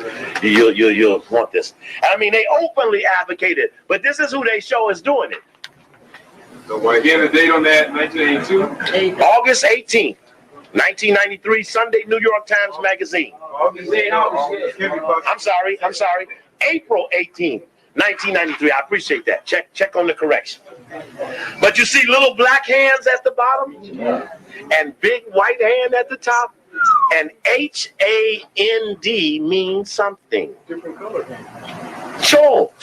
And the hand says, let's face it, some countries are just not fit to govern themselves. We're witnessing today a revival of colonialism in a new form. It's a trend that should be encouraged. It goes right on to say we're going to take the fuck out of Africa and list the 10 countries they taking first. This is New York Times, Sunday Magazine. This is the lead paper in the damn country.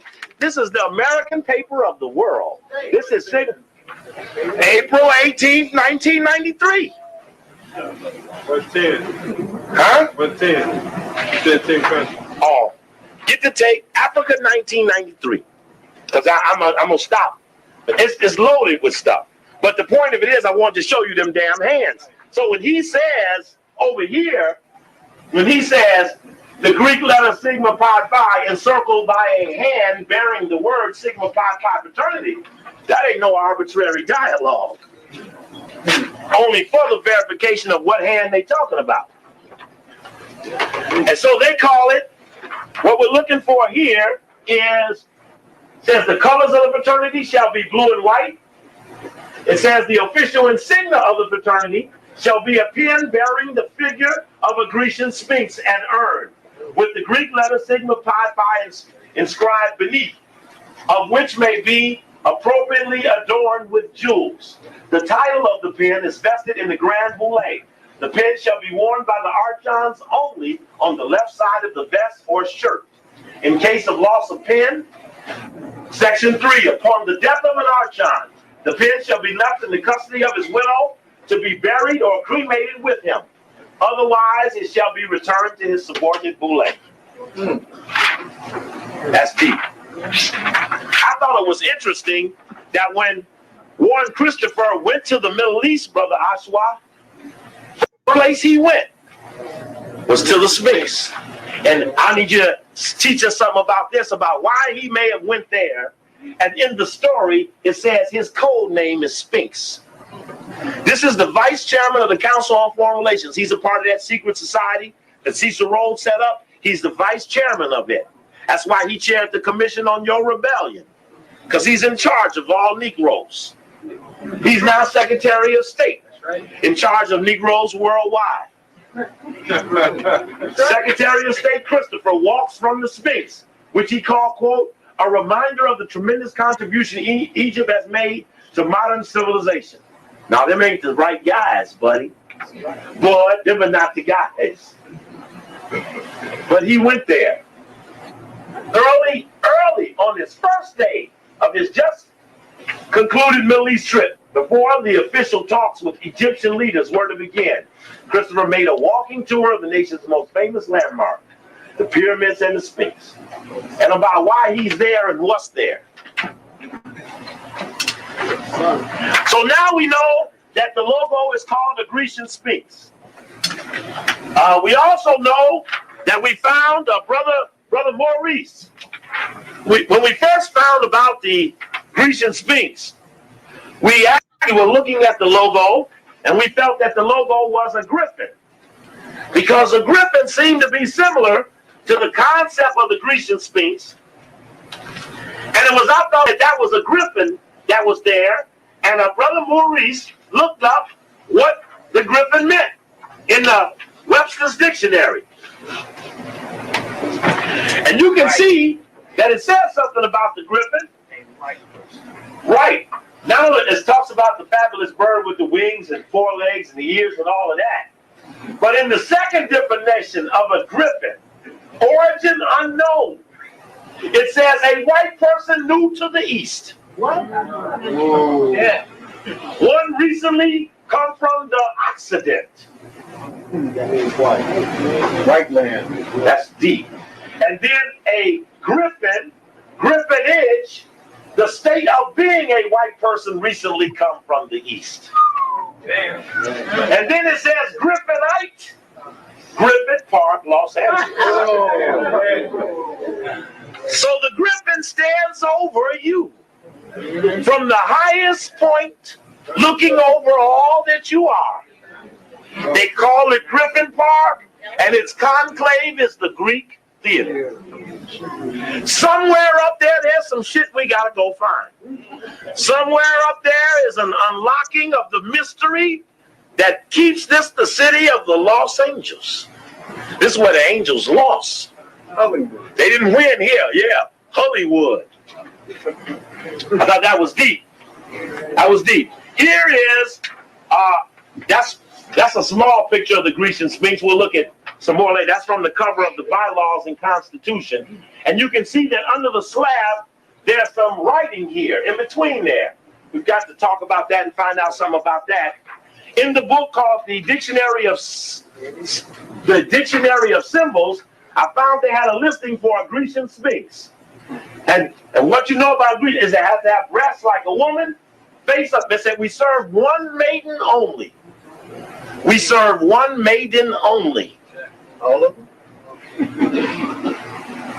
And that's another picture of a Grecian Sphinx in a book on the Dictionary of Symbols. Now, and this is important. I was looking up, I have a definition here that if I can find, I want to show you, that has some significance. I'm going to ask if he would to have Brother Ashwa Kwesi come up and join me, if I could be so honored.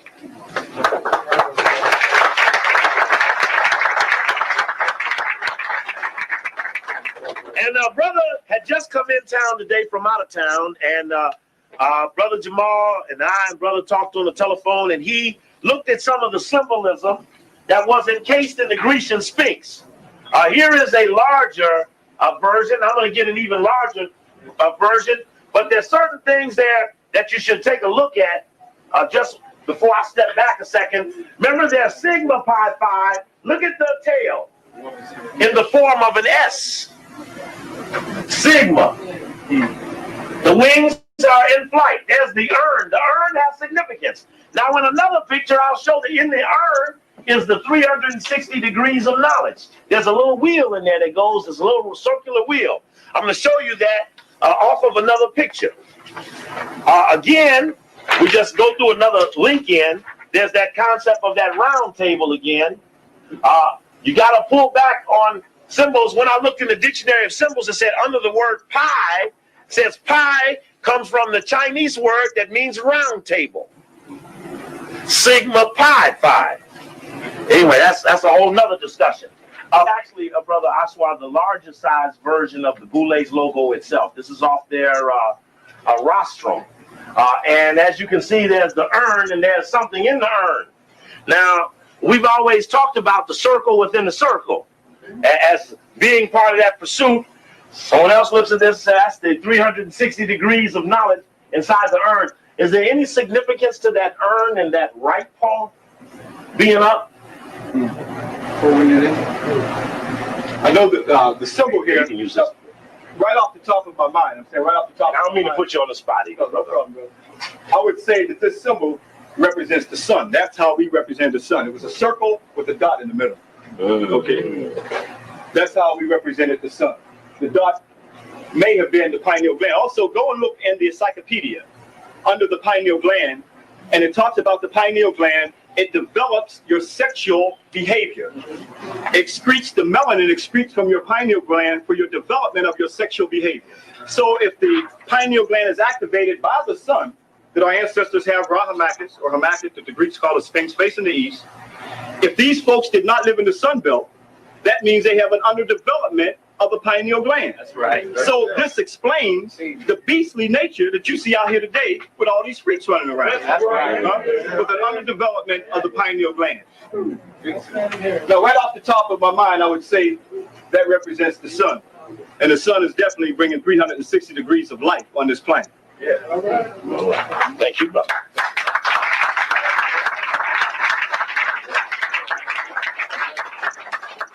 Now we slide over here and look at the caption under the Manly Palmer Hall picture. You see that he has a dialogue here, a brother that further continues the disagreement. Isn't this interesting that where he got this analogy from was from Levi's Les Mysteries de la Kabbalah.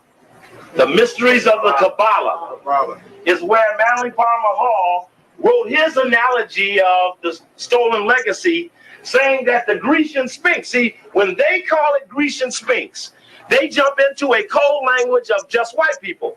The just white people version says that the Egyptian Sphinx is closely related to the Greek legend of Oedipus. The Greek legend of Oedipus, which has something to do about the killing of the father of the people to marry the mother of the people. Some of you want to say that, brother? That hit something? All right. Okay. It says, and then it goes on to say Oedipus was the first one to solve the riddle of the Sphinx. It says, it goes on here, it says, discovering one who knew the answer to her riddle, the Sphinx cast herself from the cliff, which bordered the road and perished. It says about the riddle, it mentions the riddle about, let me just read it, just read into the record for what it says, and we'll leave the interpretation for each and every one. Oedipus, who first solved the famous riddle propagandized by the mysterious creature with the body of a winged lion, the head of a woman, next to it, the body of a winged lion, the head of a woman, and frequented the highway leading to Thebes. To each who passed her lyre, the Sphinx addressed the question, What animal is it that in the morning goes on 4 feet, at noon on 2 feet, and in the evening on 3 feet? Those who failed to answer her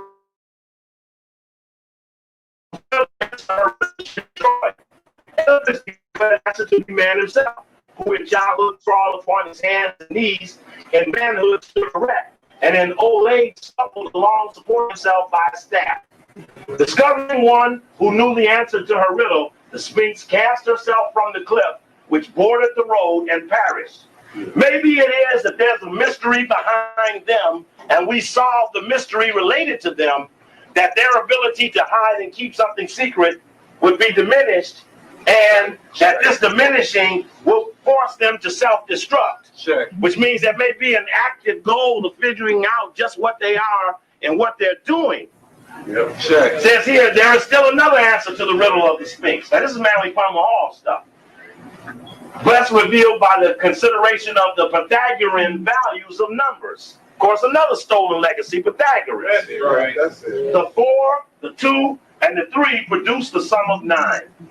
Remember those 4 plus 4 and 1? Right. 4 Greek female, 4 Greek male, 1. You know, the last of those fraternities were created in the 20s, the sororities. There's never been a 10th one, which is the natural number of man and also to the lower worlds. The 4 represents the ignorant man, the 2 the intellectual man, the 3 the spiritual man. Infant humanity walks on 4 legs, evolving humanity on 2 legs, and to the power of his own mind, the redeemed and illuminated Magnus adds the staff of wisdom. The Sphinx is therefore the mystery of nature, the embodiment of the secret doctrine, and all who cannot solve her riddle, and all who cannot solve her riddle, to pass the Sphinx is to attain personal immortality. Now that's into his description of the Greek version of the Sphinx, of which brother said there's no such thing. And excuse me a second, brother, I'm gonna have to take your film. And the reason I'm gonna have to take it is that the rule is there's no shooting of the audience. And as you can see, these brothers don't shoot the audience, because unless someone says it's all right with them, I don't really like that. And so I'm gonna take it and fix it up for you and give it back to you. Make sure that you get the right copy of everything. But I have to protect them, not that anything could happen to them, but as you can see, they don't do it. And they know I've argued with them. These are my friends, and we've argued. And that's just a policy that we don't like to do. There's some fresh juices coming in back there for those who are thirsty and didn't quite get to it. Yes, brother. Yes, the brother said it's turn. Okay. Let me pass this across. Damn, this thing is heavy. Shit. Woo. We went this way. Okay, pass it back up in there. I don't think it made it back there, and then it did. Yeah, it's been around. Okay, then let's from the Good Life come and pick the bucket up. Yeah. A brother asked about Carter G. Woodson and W.B. Du Bois. W.B. Du Bois was the founding member of the New York chapter in 1911. The concept of the talented Tiff developed at a speech that he gave on behalf of the Boule, which was that the Boule represented the elite of the black elite, the college-trained man. There was no other black man of influence than this emerging college-educated black man. And so this college-educated black man was put in or used by a lot of other people. W.B. Du Bois took it upon himself. And in the lecture on Black Jewish Relations, Africa 93, we talked about W.B. Du Bois' role in attacking Marcus Garvey. Well, it was deeper than we ever thought. We found out that the Harlem Renaissance, in fact, was a distraction established by Jewish philanthropy to deter Africans from back to Africa to get involved in poetry, art, science, music, as a distraction and a diversion from the goals and aspirations of Marcus Garvey. Du Bois, along with the first black Rhodes Scholar, Elaine Locke, who was 1908 to 1910. There was not another Rhodes Scholar till 1963 that Elaine Locke was a part with Du Bois of humiliating Marcus Garvey by calling them names like gorilla, dark, dumb masses, and they hedged their bet we have found documentation where Du Bois and Elaine Locke had stated clearly that we hope this white man delivers because we've crushed a great black thing. But we know the white man will be delivered or our people will attack us and plague us forevermore. You didn't know that they played and hedged their bet that Marcus Garvey was wrong about the white man. Marcus Garvey was not wrong about the white man.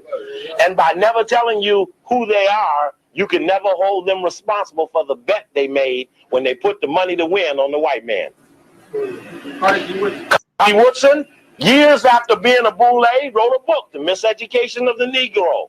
Years after having been used in the founding member of the D.C. Boule in 1908. Knew that education, see, these were college. The key to all of these men were college education. So when he saw what had happened to him, he said we were miseducated by the damn thing. It was a fix. And that was coming to expose something that he had been. Du Bois, years after being left to dry by the Boule, left to dry by the NAACP, whose leader, Joel Spingard, and his mentor had been a spy for military intelligence, which came out in the Memphis Commercial Appeal story, that showed that Du Bois, too, years later sought to repent for what he had done. But he never exposed the Boule. He only personally felt humiliated for having bet wrong. And that's why we had to know that they made a bet, that there was an organized cross out. He never nullified his membership in the Boule. He never told the secrets related to the Boule. Hold on just a second, brother. Yes, brother. All right, what you were saying earlier at the beginning. All right, listening to all of this, and I heard you on the radio Monday morning. All right, now, there's going to be out of all of us, or even if we compare it to the mass populace, there's going to be 80% of us. And if you show them the truth and put it right in front of their face, they still are going to deny it. They ain't going to want to admit up to it. They don't give a shit about it, pardon me, ladies. They don't give a damn about none of this black stuff. I saw that looking at Minister Society. You talk black to these young kids now, and I'm 40 years old. I grew up in the black movement where it was something to be proud of. How do we go about explaining this to these young gangbangers who are future warriors? Since they don't give a damn about nothing, why not channel their energy, like Farrakhan used to say, for our liberation? If you don't give a damn about dying, you make the best soldier. All right, now all of us in here, most of us are going to go out, most of us are going to forget what we heard. Most of us are going to... Oh, stop now. Are you going to forget what you heard? Oh, no, I'm not. Then you can only speak for yourself. Don't speak against anyone else. Stop now. I want you to turn to them and tell them that you won't speak for them like you just did. Turn to them and tell them you won't speak for them like you, because you said something negative about them. Thank you, sir. Okay. All right. But what can we do as a unit or as a people to educate the others that maybe have not had a chance to come in here and get this knowledge that you express? Okay. I would suggest probably at this day, which is July 6, 1993, that I could walk in most of the cities and bring you the people who had those organizations that you talked about. And right now they could stand up here and turn to you and do just what I did, because their lessons are done privately, yours are done publicly. If you went to the gang summit in Kansas City and they got through discussing, well, what are we going to do now? All that we work together. You watch the Bloods and the Crips. You watch this one and that one. From all those cities stood up and say, well, let's do what Coakley does. Let's work on those names he gave us. So I make a suggestion to you that everybody that's on it might not look like they're on it. Everybody that knows it doesn't have to say, hey, guess what? I know it. I think we want to make sure that each and every person can handle themselves. And if you can take this and teach another person, then whatever it is that's out there that another person doesn't like, which is what people do when they don't know who the enemy is, they beat themselves. Part of what we do by exposing who the enemy is we stop misplaced aggression. So we can look at the numbers and see that the crowds are increasing and more people know than they ever knew. And I think those youngsters might know more than the adults. And to tell you honestly, I place my bet on them. That's right. That's right. I place my bet on the little ones who don't have jobs, who didn't go to school, who don't have the cars nor the houses, because they're the ones that are going to fight. They just need to know who to fight and how to fight effectively. There were not college-educated Vietnamese who dug deep holes in the grounds and lived with rats, dogs and cats and worms and other things that scare Americans. I suggest to you that there are elements who are ready while we work with the masses to have them understand what they'll come to witness. You see, if you don't get this lesson to see what's going on, when it happens, you get confused, think something went wrong. That's right. And again, remember this. We're the horse that lays on the rail. We're not breaking ass till it says spinning out of the turn. Here's the track. We started here. Somebody say, hey, that's Billy. He's way out in front. Well, we're going to get no points for leading. But as we make it around that track, we might be laying at the road. Here comes the Boule. Here comes the Rhodes Rothschild. Here comes Skull and Bones. They're way out in front. But when that man say, here they come spinning out of the turn, then somewhere that black liberation horse going to kick ass, and from here to there, we're going to finish right. The goal is to finish first. So somewhere down the line, we're not going to look good. Because looking good is not necessarily the single signal you want to send before you strike. So you might, I tell people, you better be able to run out of your house in any of 4 directions and have someplace buried, straight edges, clothes, flashlights, and other things, food that you may need. And you won't know how many people have prepared for this until you go out and dig your hole, because you might look up and not find room for your stuff. All right.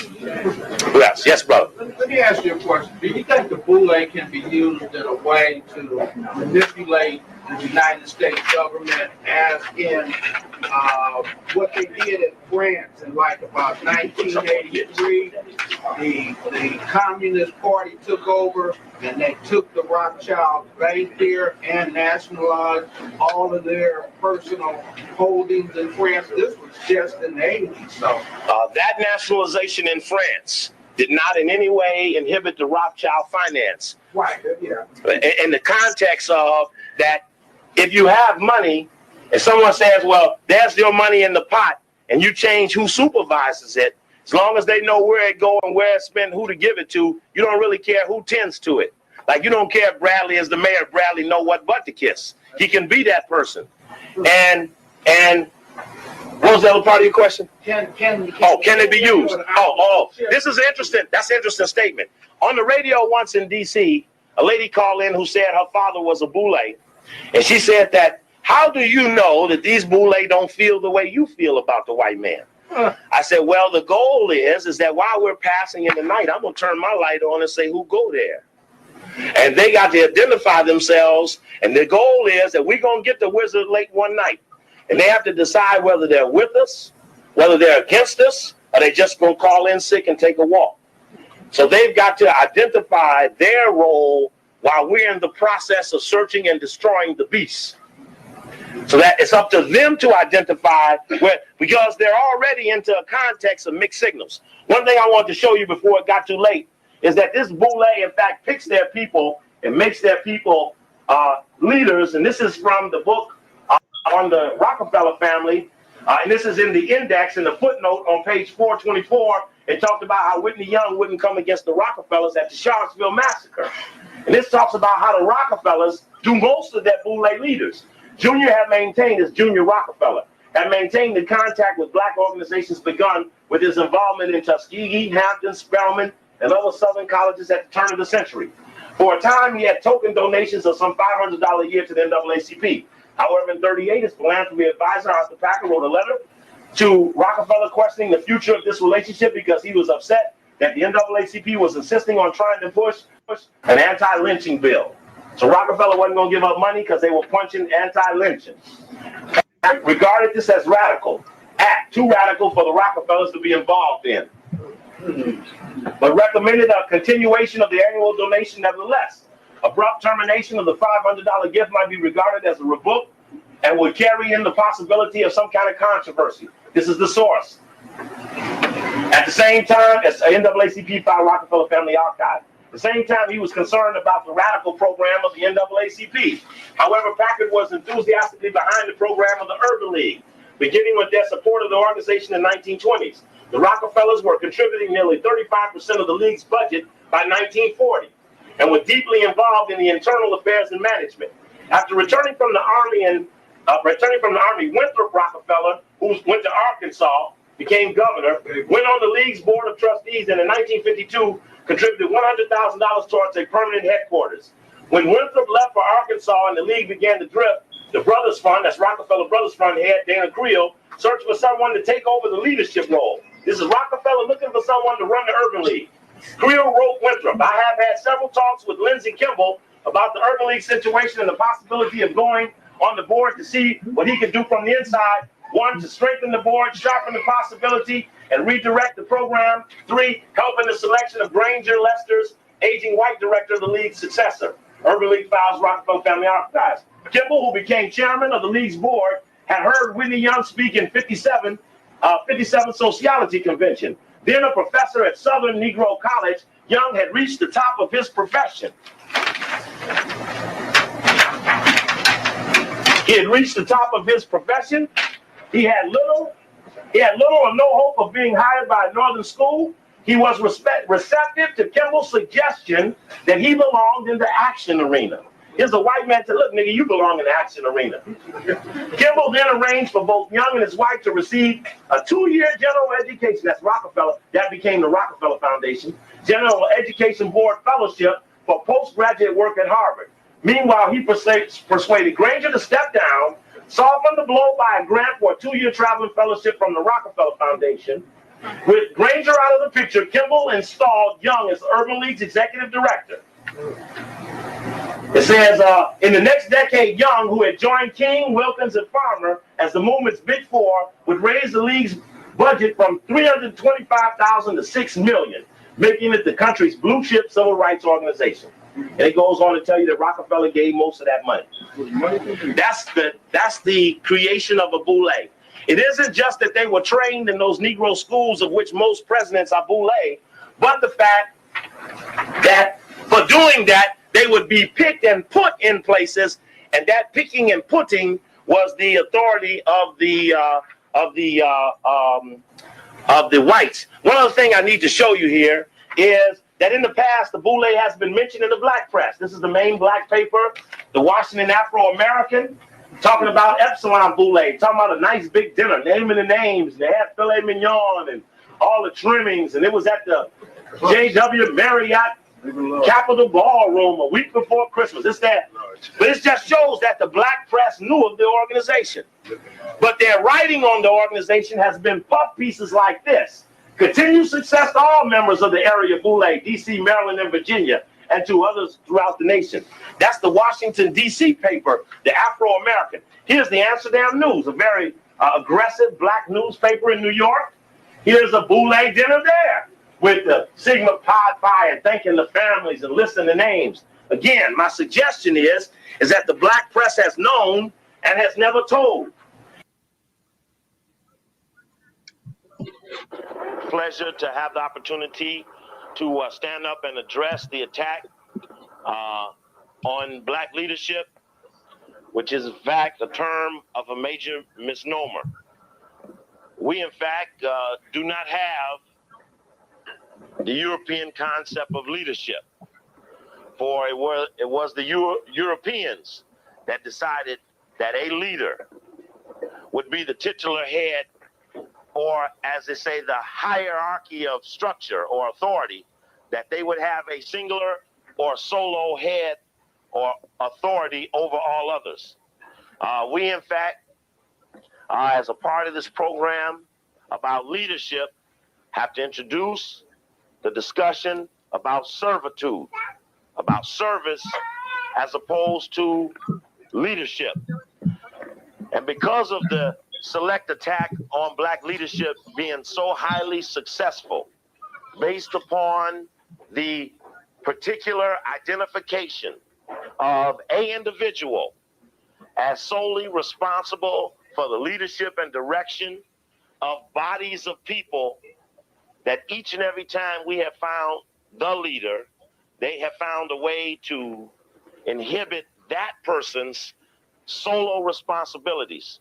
And so with this discussion about all that has happened in the form of an attack, there is a strong, subtle suggestion that we should look to teams or groups of leaders who are in fact servers who could not be distinguished by the opposition other than for their uniformity and efficiency and excellence.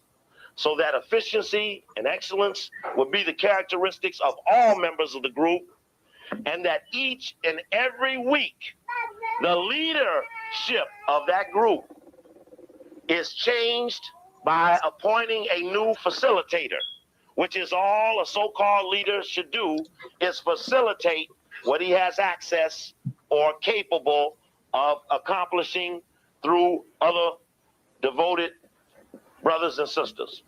So we are trying to interject a suggestion about how we might could pull it off based upon the failures of I'm in control here, which has only brought attention from the opposition.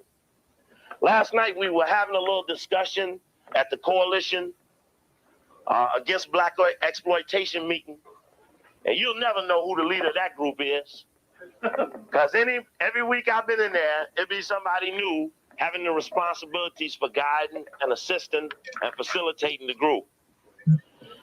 And that has a way of, in the best organized way, of sustaining consistency. Surely, if it be that Martin King was the one, or Elijah Muhammad was the one, or Marcus Garvey was the one, surely as they could identify the one, they would have made preparations laying at 2, 3, or 4 to be the next one if you play the one game with them. I remember the old movie Dance with Wolves where they used to sit in a circle, much in duplication of you, the original circular decision makers. No decision was made linearly in a straight line, up, down, or straight sideways. You were the people who saw the come around, go around, the reap what you sow, the cause and effects. That was your understanding about the world, and it was deviated by another group that saw it from top down, that I will conquer you because we believe in individual leadership and solo responsibility. So as we kick around the subject, we're going to be able to use the overhead a little bit tonight. Brought some material that I think will assist us on our way. Don't forget, of course, Friday night we'll be having the fundraiser here at 7 o'clock. Told Sister Janie, so far we have 0 commitments. So cook about 10 dinners. Where's Sister at? She's still in here? There she is. Yeah, you think you got about 10 dinners worth? No, yeah. Okay, that'll be Friday night. And then don't forget the AMU program on Saturday, as Brother Nkrumah had mentioned earlier. Listen out for some new lectures upcoming. One called Boule 1993, Africa 1993, and Black Jewish Relations 1993 with an ADL kicker. In fact, that flyer has a little boot with the letters ADL being kicked right out the page. Part of what a consensus inhibits is individuals' opportunity to negate or undermine the strength of the group. And sometimes these are done by personal motivation. Personal motivation's predominant aspect or indicator is money. And I was talking Saturday out here in Pasadena about a little concept I was working on called whitenology, which dealt with things that the white people do that just articulate that they are superior and that we are inferior, and we accept these positions for no other reason than we got paid to. And one of the examples I shared with the little kids who are primary important in the counterattack on our community. Stop this. Is about that commercial with Michael Jordan and Larry Bird. Yeah, man. The immortal Steve Coakley, man. Great warrior. Yo, it's just so much to unpack in this conversation, right? You know, because we know a lot of times we talk about the Illuminati. A lot of times people be saying, oh man, they're entertainers, and we know for a fact, like they show the symbolisms, right? And all these other things, the colors. They're funded by, we know, like, listen, y'all, we just did the Poltergeist joint, shout out to Irritated Genie last week. We know, this is time. Like, we have a documented history that this is happening. You follow me? Like, we know it's happening. We know that people are funded by these people, and we continue, right, to push them. Then they have the nerve, right, y'all, to be the ones that talk about cancel culture. Like, people outside our culture, right, are talking about canceling people in our culture, right? And we talked about that the other night with the trial of Kirime Ohua and his accomplices, right? But when we talk about that, we know that the brothers outside of the community, just like a lot of these other Jews, right, and are trying to dictate and gatekeep, right, what's going inside the community. Now, a lot of times, not you guys, because you're the great ones, but it's a lot of people that judge people, right, by how many subscribers they have, okay? You have to understand that these people are funded to purchase subscribers and to purchase your admiration, you know what I'm saying? Your starstruckness, right? They don't earn it at all. Most of them are pieces of shit. But because they are painted in a certain light, right, and put out there for us, that we allow these people to lead us, and we know they're pieces of shit.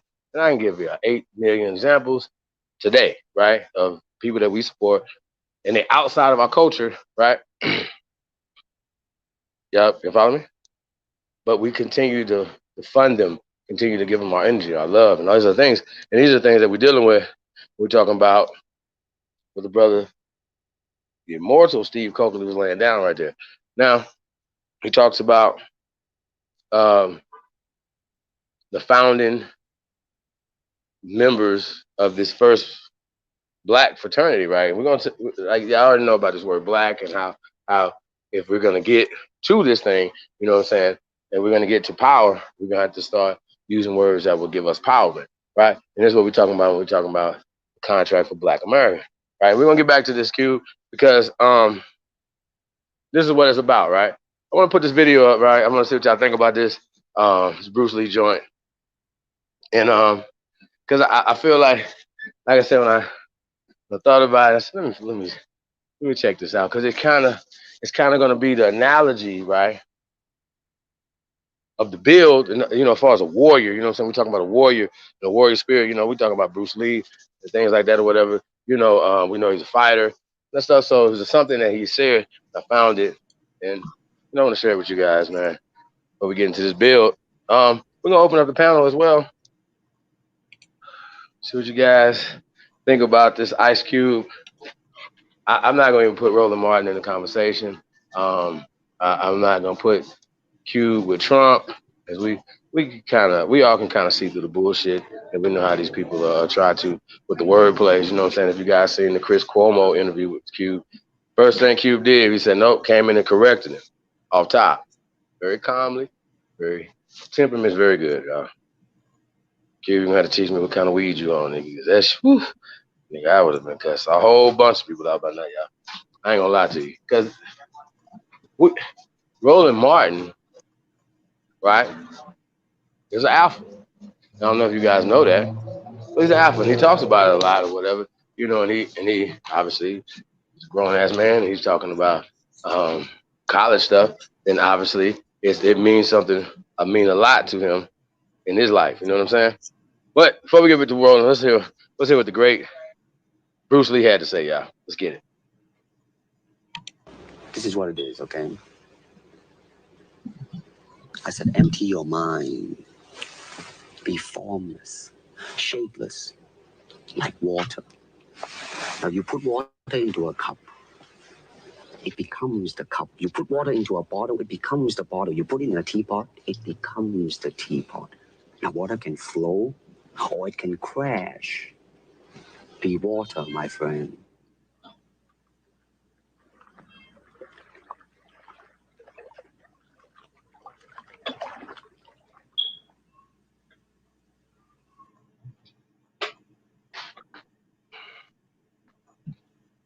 Be like water, my friends.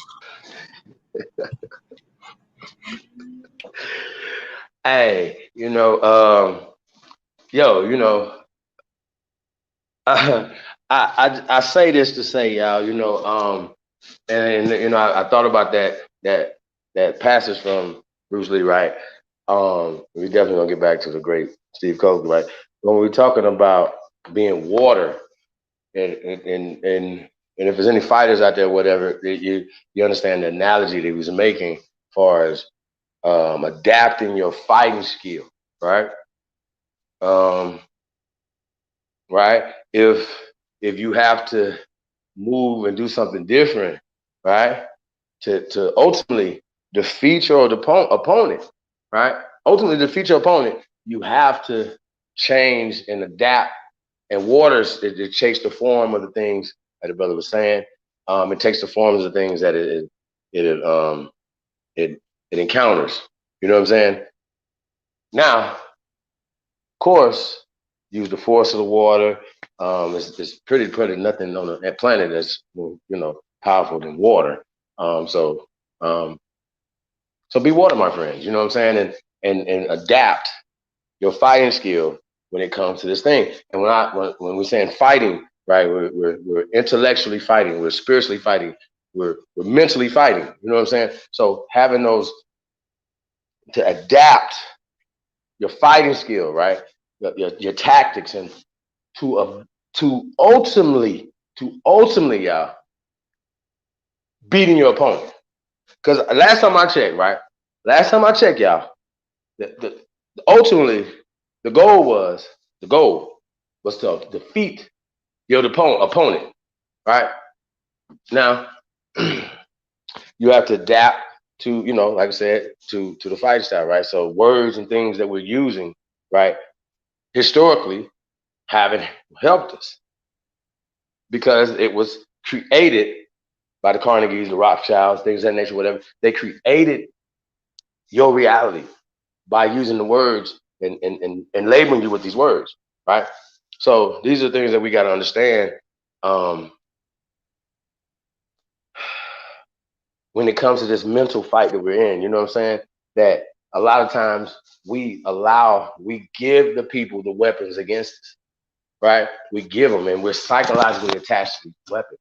So that's how they got us, right? You know what I'm saying? So like I said, I was telling earlier, right, that it's always ironic to me, right, that you have these people of color that aren't, who say this for black people, and then when there's a plan to come up for black people, with somebody who has been certifiably championing and fighting for so-called black people, right, who comes with a plan, and then nobody is stepping forward, right, of notoriety.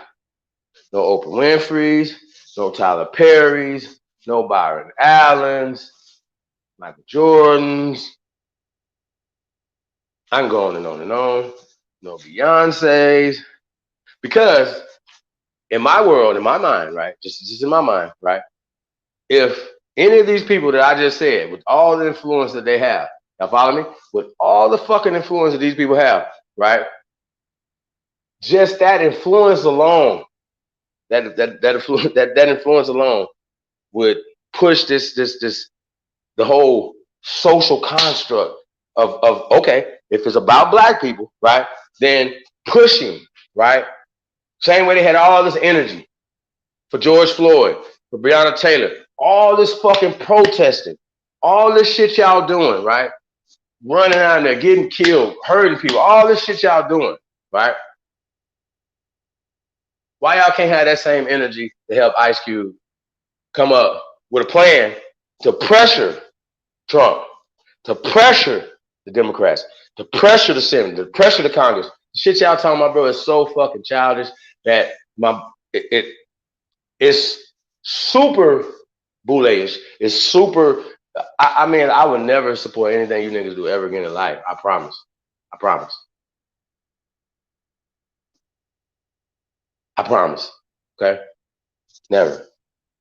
And we have to punish motherfuckers for running their mouth, stepping up. Fuck being on code. There ain't no code, right? Matter of fact, let's pull up this Willie D joint right here, y'all. I want to say when we talk about getting on code, this is what on code look like, y'all. And I always want to hear from your Saha. Let's hear from the legend himself, Willie D. You know, and like I said, when I seen this, I was like, oh, that's dope. You know what I'm saying? He don't agree, right? But I ain't gonna get to it. I want you guys to hear with his own voice. You know what I'm saying? And we can get back on the other side of it and talk about it. Rapper taste a little bit, man. Hey, you tuned in to the greatest of all time. I am your motherfucker Sahab, and I come in peace. I just got a sense of humor, y'all. I'm fucked up. Everybody, it's okay. It's gonna be okay, right? It's gonna be okay. I'm fucked up, but it's gonna be okay. All right? I guess you gotta be a little crazy, you know what I'm saying? Shout out to Crew Day. Julia Spencer's in the building. Zoe Hustles, piece of the guy, man. Hey man, I definitely appreciate y'all, man.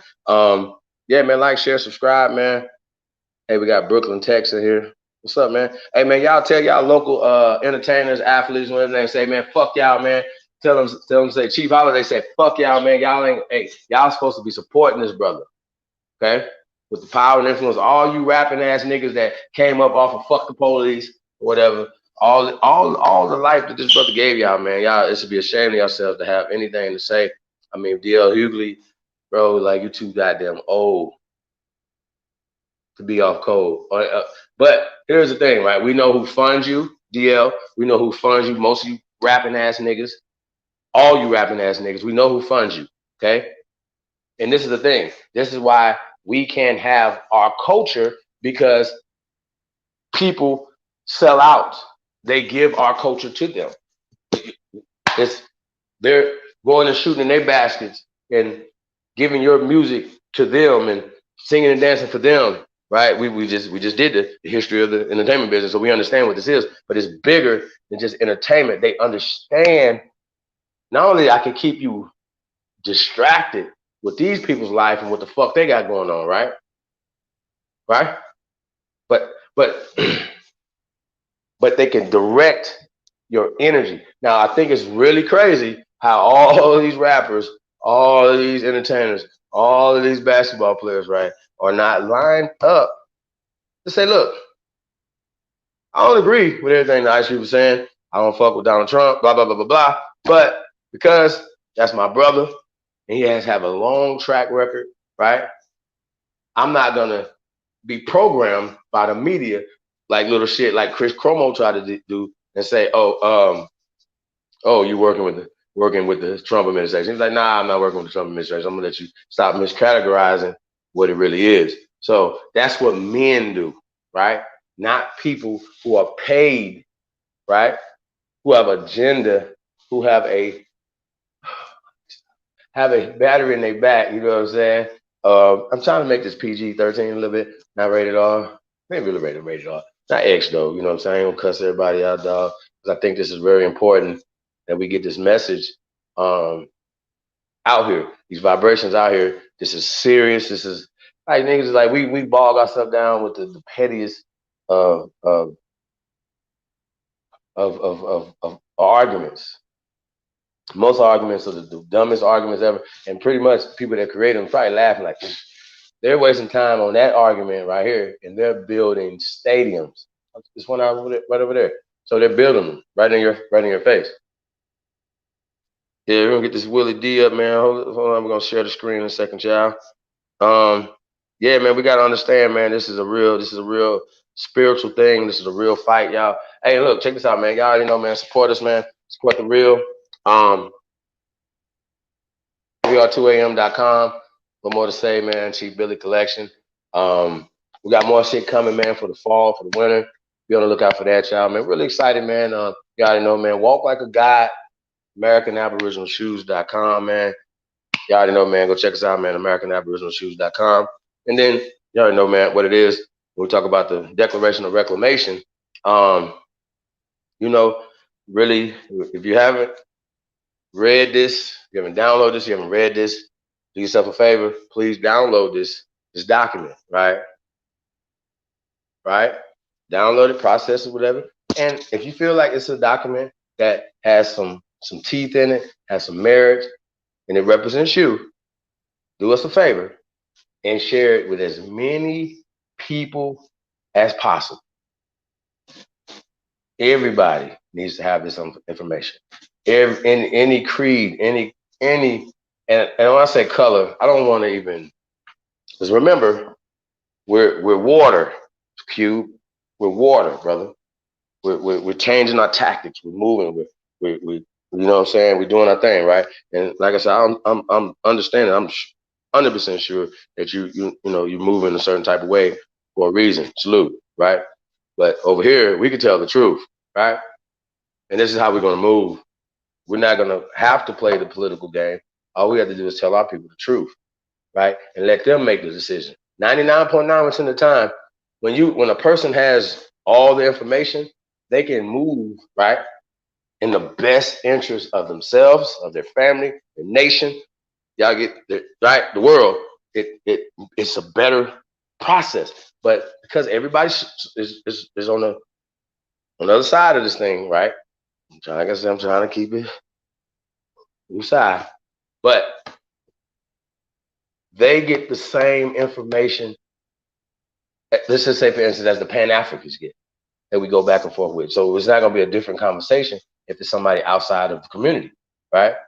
Because it's them looking into, and this is how they see the community. So they see us as ugly. They see us as loud. They see us as chaotic. You understand what I'm saying? But we know what we see. We know what our culture is. See what I'm saying? And so they make your culture negative, bad, right? And after they done raped and took everything that's good out of it, right, and exploited everything else, you know what I'm saying, that they wanted to exploit, right, and left us with shit.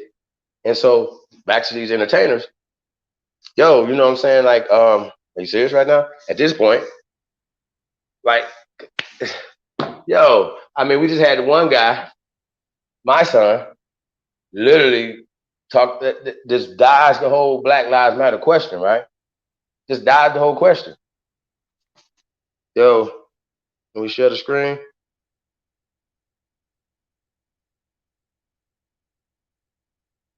We're gonna get this Willie D.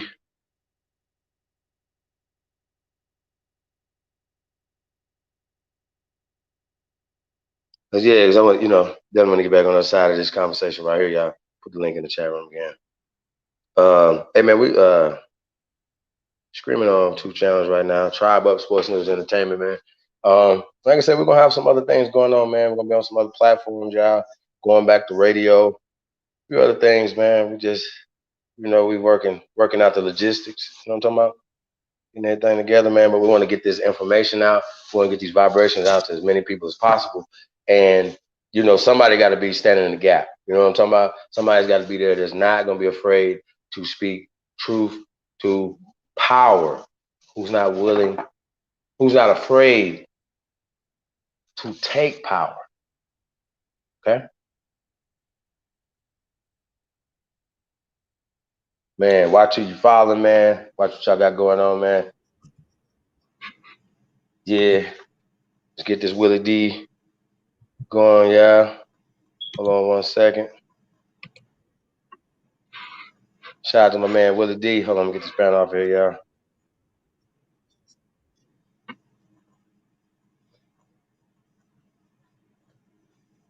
Hey, rest in paradise to Bushwick Bill, man. And our prayers go to Scarface right now, man. What up, man? Yeah, you can go start whenever you're ready. What's up, family?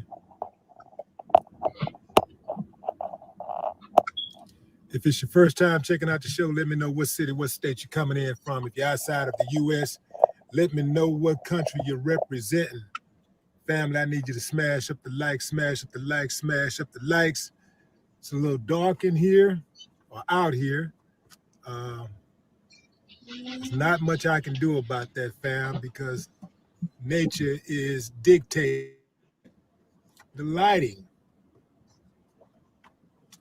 Hey, y'all, by the way, fuck fair use too. Hey, so anyway, fam, y'all just gotta bear with me. Shout out to Certified TV, man, for this clip. Let me go right in. First of all, if it's your first time checking out the show, let me know what city, what state you're coming in from. If you're outside of the U.S., let me know what country you're representing. Family, hey, yeah, let's do that too, man. Y'all know me, I'm Mississippi, but I'm in Las Vegas right now.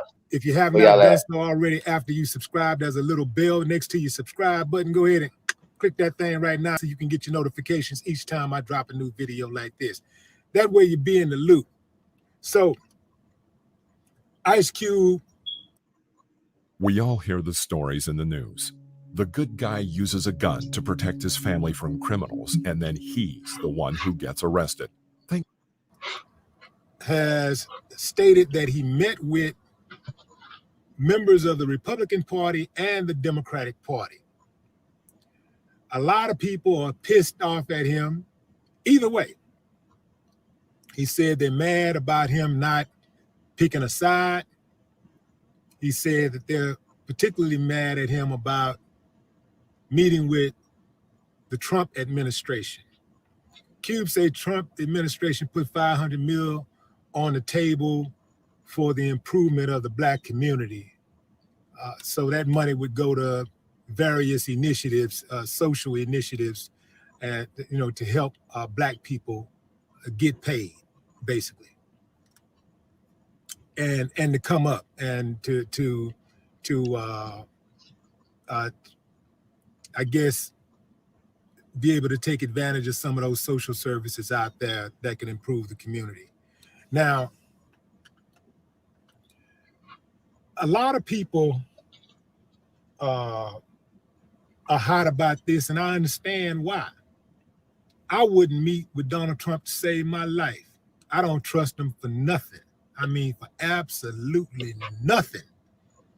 I think he'll go back on his word. He throw his friends. Say your life though, Willie? He used Black people for props and photo opportunities.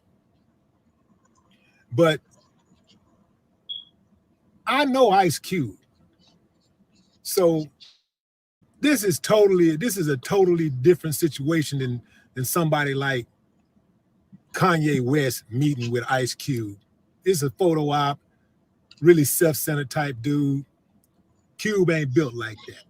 Cube been putting in work for over 30 years, speaking up for the Black community, sticking his neck out. I remember when he stuck his neck out, he spoke on Jews. That's a carton of sin in the entertainment industry, saying something about Jewish people, and they came for him, and he stood 10 toes down, and he didn't take off running. He didn't get on his knees and start begging, massa and all that stuff. He stood 10 toes down. I said it, I meant I'm here to represent it. So Cube been solid for a long time. Don't let the Are We There Yet movies, the little kid movies and stuff fool you. Dude been solid for a long time. So when he say that I don't trust either party, first of all, when somebody get paid, they don't go out in the media and say, I don't trust either party. They clearly pick a side. Our son is missing. He's a 2-year-old boy. His name is Joe. He was playing on our driveway, and then somebody, one of those, some journalists or something responded saying, you know, who paid him? Oh my God, how does he go from NWA to MAGA? Like, come on, man. Y'all, people get too emotional a lot of times with this stuff. Like I said, I wouldn't meet with Trump, but I can see Cube's position. You know, like black folks, we really do need to take our business to the highest bidder.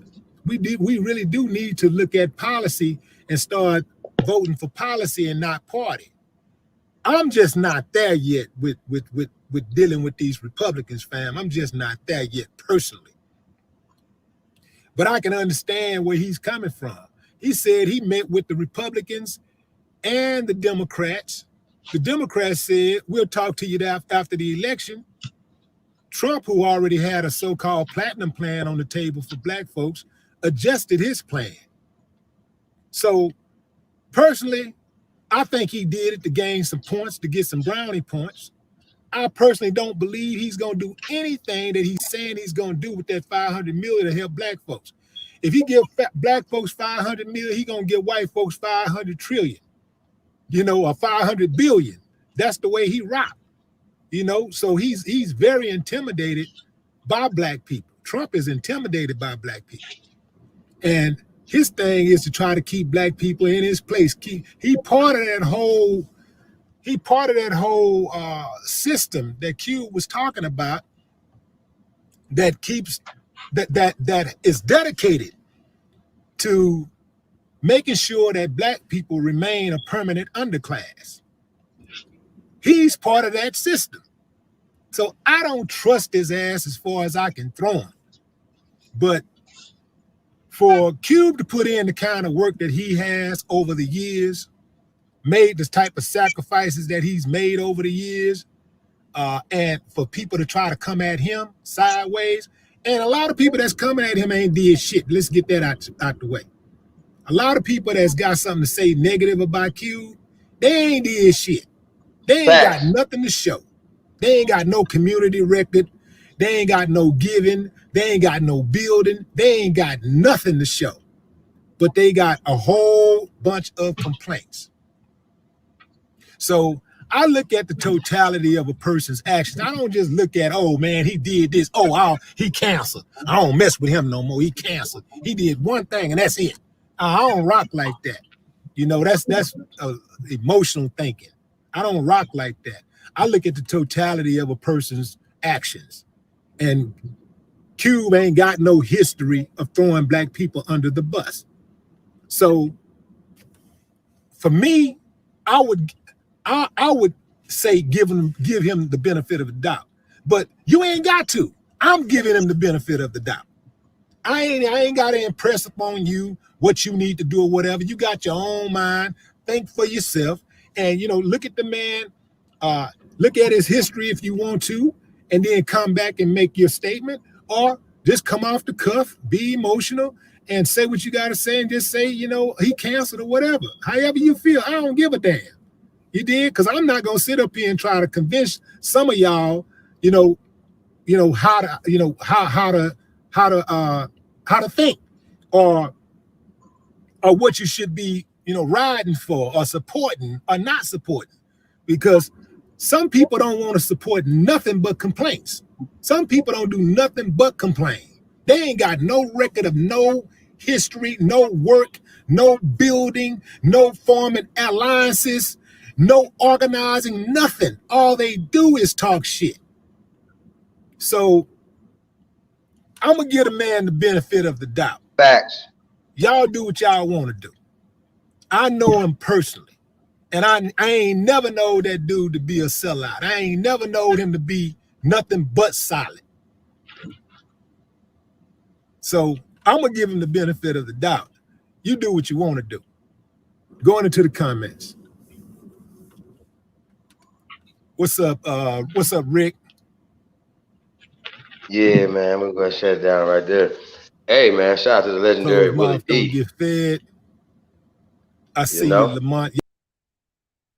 So here's the thing, right? Like I said, y'all already know me, man. There has to be somebody who has the most furthest extreme thoughts. You know what I'm saying? It has to be somebody because we see their extreme thoughts. You understand what I'm saying? So the question is, right? He said all the people that's complaining, Roland Martin would be one that's complaining, right? D.L. Hughley would be another one that would be complaining, right? I'm just going to use these two brothers as an example. Brothers, why are you complaining? You've been millionaires a long time. Y'all haven't built the doghouse, nigga. Y'all haven't given anything back, okay? So stop talking about anybody else that's coming with something that's building, has a plan.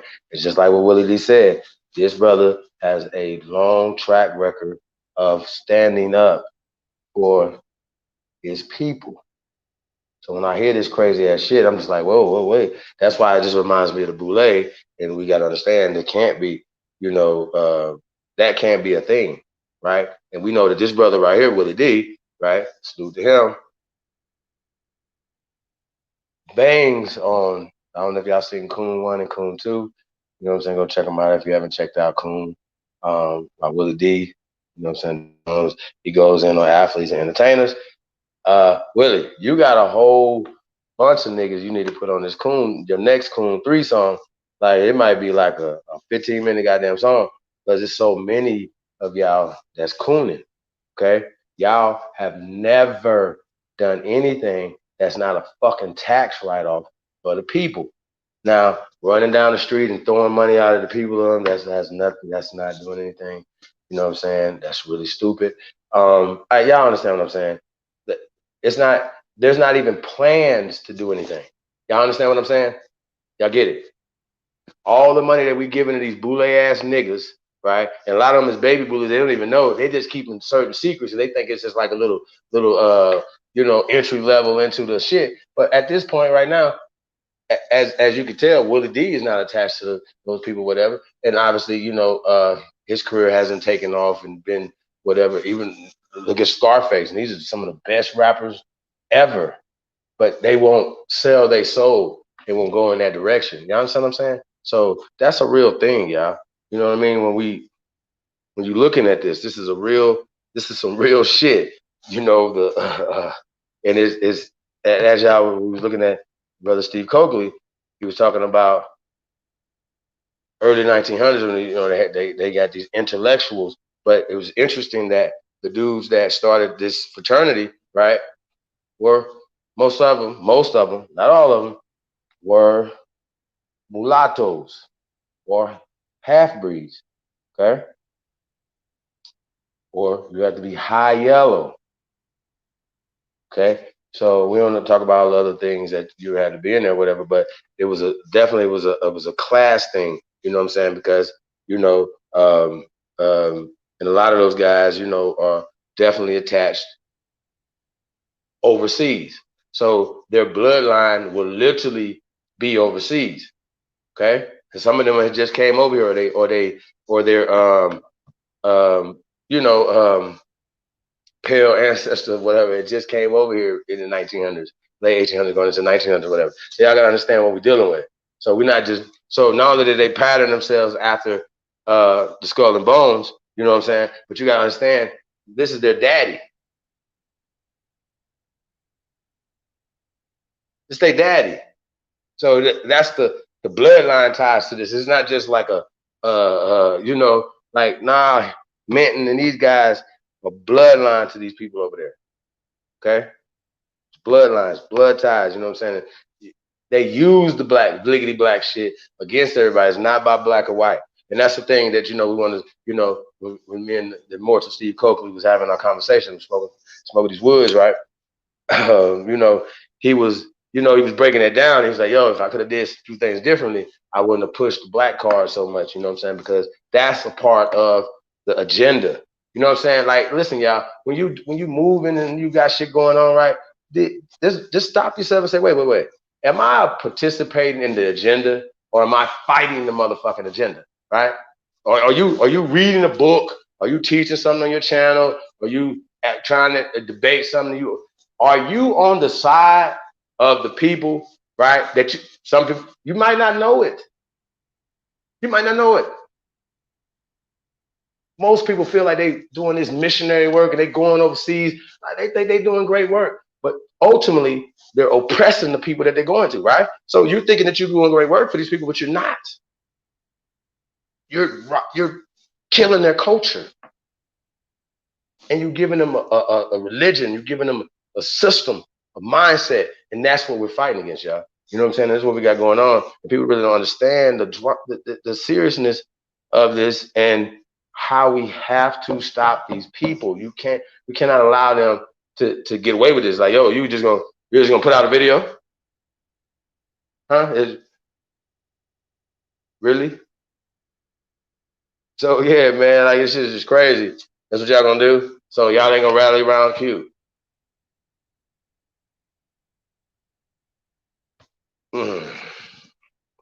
Where are the clergy at? Where are all the so-called leaders at? You know what I'm saying?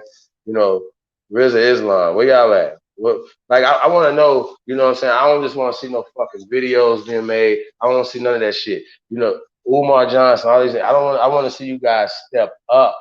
Tariq Nasheed, step up. Don't make this a fad thing to be black, because that's how I see it. Your fucking punk ass Jewish friends that y'all run with or whatever, that gave y'all permission to protest for George Floyd, Oprah, get your punk ass up here, whatever, and Oprah. Let me explain something to y'all. Let me explain something to y'all, right? Let me explain something to y'all right now. Where do y'all think Oprah's money's going after she died?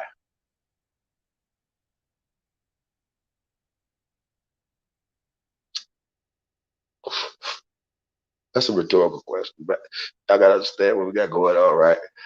See my brother from another mother in the building, Mr. Brooklyn, aka Aboriginal King, is in the building. Peace to the guy, man. Yo, hey, it's just time out for this, man. And I got questions, right? Here's the thing. I got questions. I got my hand up, right? So I'm that guy, right, that you don't want me to interview you, because I'm gonna ask you some questions to check your temperature. I would already have checked your temperature before we did the interview, okay? To see is it okay? Are you down with this conversation in the public? Some people be like, oh, I'm down with it off the camera, off in the private conversation. But when we get in the public, I won't speak on it. You know what I'm saying? Because these people cut their checks. This is just that powerful, you know what I'm saying, of an entity that y'all understand, and they fund everything. You know what I'm saying? They fund everything. We put the link in the chat room, man. Let's open the panel up. Let's discuss this stuff right here, man. Hey, let's get a little music break. Want to get a little music in here? Let's get a little music break. Let's get Mr. Miyagi. Told you Daniel Sons. It's Mr. Miyagi. We're gonna get a little music break, man. We'll come here and open up the panel, man. Get the link in the chat room. Definitely, man, smash that like button, man. We definitely appreciate y'all. Hey, man, shout out to all the great ones in the chat room, man. It's your Sahab, Supreme Chief Holiday, and I come in peace.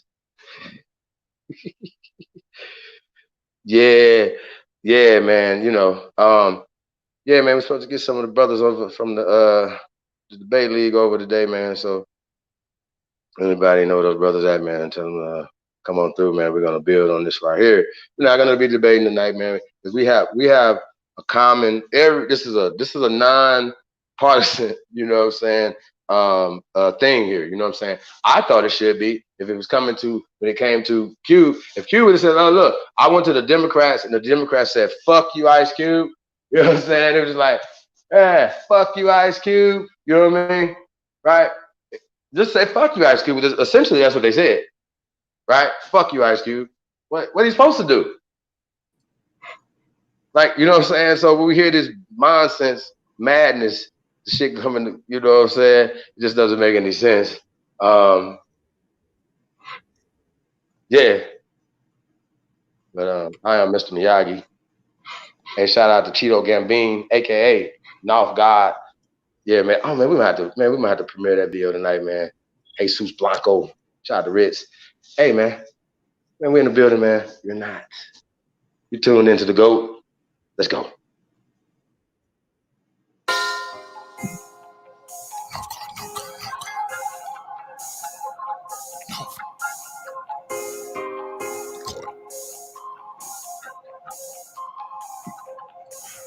Rose gold dip. Money so blue it look like Crips. Work so good this shit gon' flip. Sauce so strong this shit gon' drip, drip, drip, drip. Dope so good these hoes gon' bite. All these bitches nigga, all this ice. Everything now God drop be pipe, pipe, pipe, pipe, pipe. Flex by what I made these niggas. Daycare center I raise these niggas. Rose showers I spray these bitches. Hate me, love me, don't make no difference. Backwood rolled up nigga I smoke. Trap girl with me everywhere I go. Cocaine flow, my shit so dope. All these D's wrap round my throat. TTG, I'm trained to go. Money over bitches, I don't love these hoes. I FDP, I fuck that bitch. CDC, cut that chick. No control, I don't play no game. Knock up SD, hold my name. 4.6, I'm out of your range. Nigga Bruce Lee kick like a young Luke Kane. Like, woo! Yeah, hopping out the Ferrari. Kick it like karate. Mr. Miyagi. No one can stop me. Danielson, Danielson. Danielson, Danielson. Danielson, Danielson. Mr. Miyagi. Kid hopping out the Rari. Kick it like karate. Mr. Miyagi. No one can stop me. Danielson, Danielson. Danielson, Danielson. Danielson, Danielson.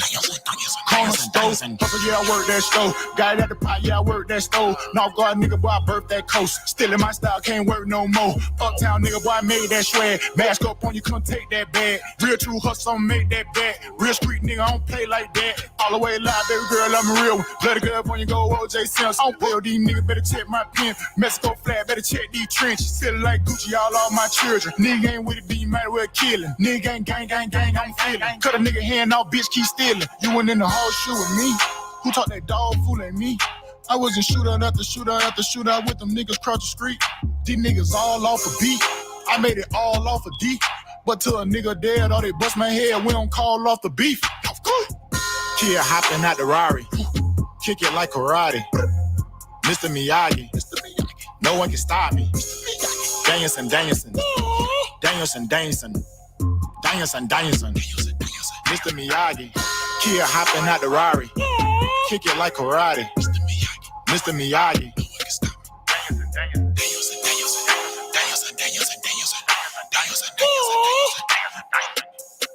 Mr. Miyagi.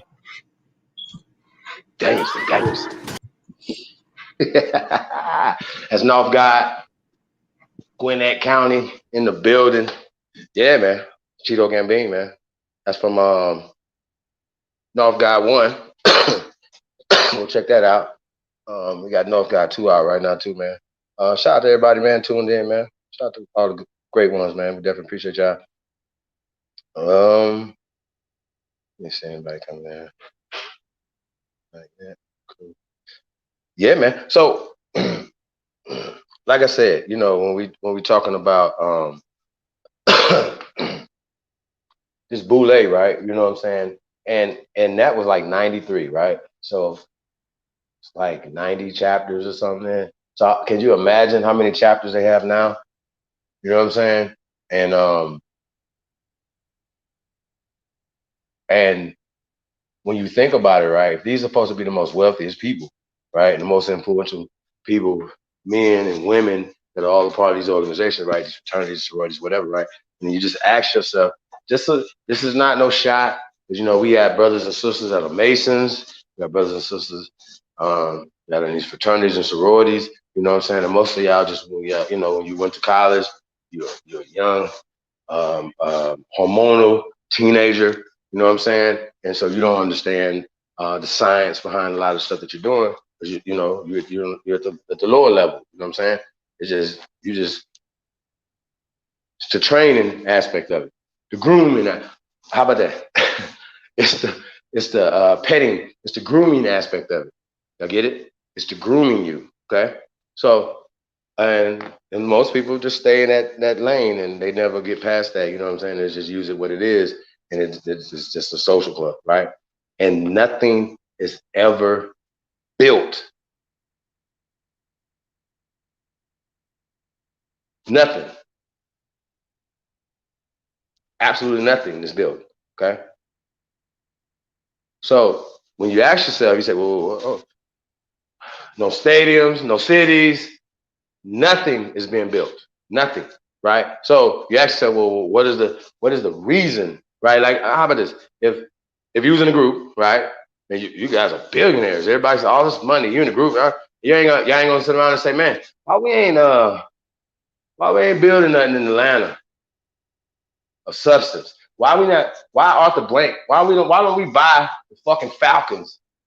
Why don't we buy this? Why don't we think about buying the NFL, right? Or building their own NFL, right? Something. So leads me to believe, right? You Jesse Jackson ass niggas, right? You Al Sharpton ass niggas, all the hand-picked ass niggas, all the ones that you even see today, right? Once again, I don't want to say no names, but they expose themselves because they would never speak on these people.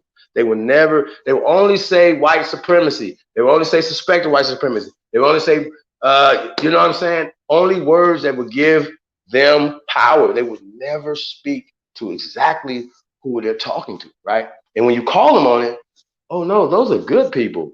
I haven't had any problems with them. They donate money, right? So that's how you know. Now, this is not a black thing. This is not a white thing. The boule, right? The system, that's just, you're just the black side of it, right? You're the black side of it. So back to the conversation I was having with the immortal Steve Coakley, right?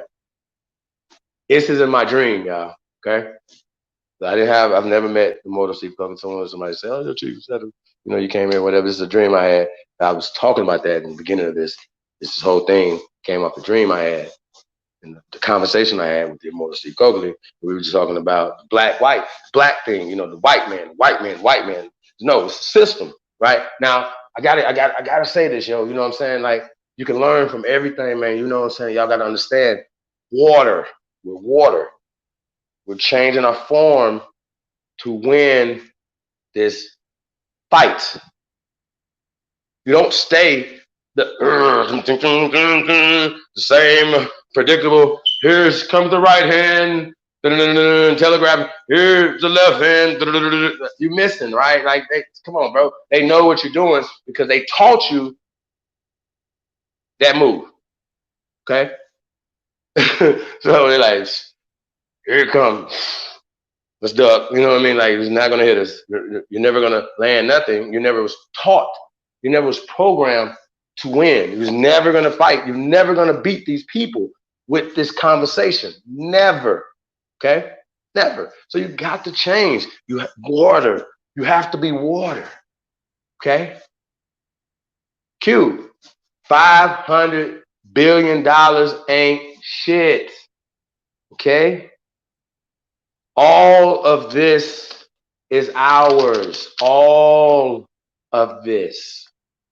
We don't want a black budget, an African American budget. We want an American budget. Do y'all understand what this is? The American budget is unlimited. We can go print it up, right? This is our shit. This is our money. This is our country. This is our shit. Okay? I cannot make this more plain and clear than that. You have been socialized away from your shit in the past. I'll just say 100 years, but it hasn't been that long. Last 50 years.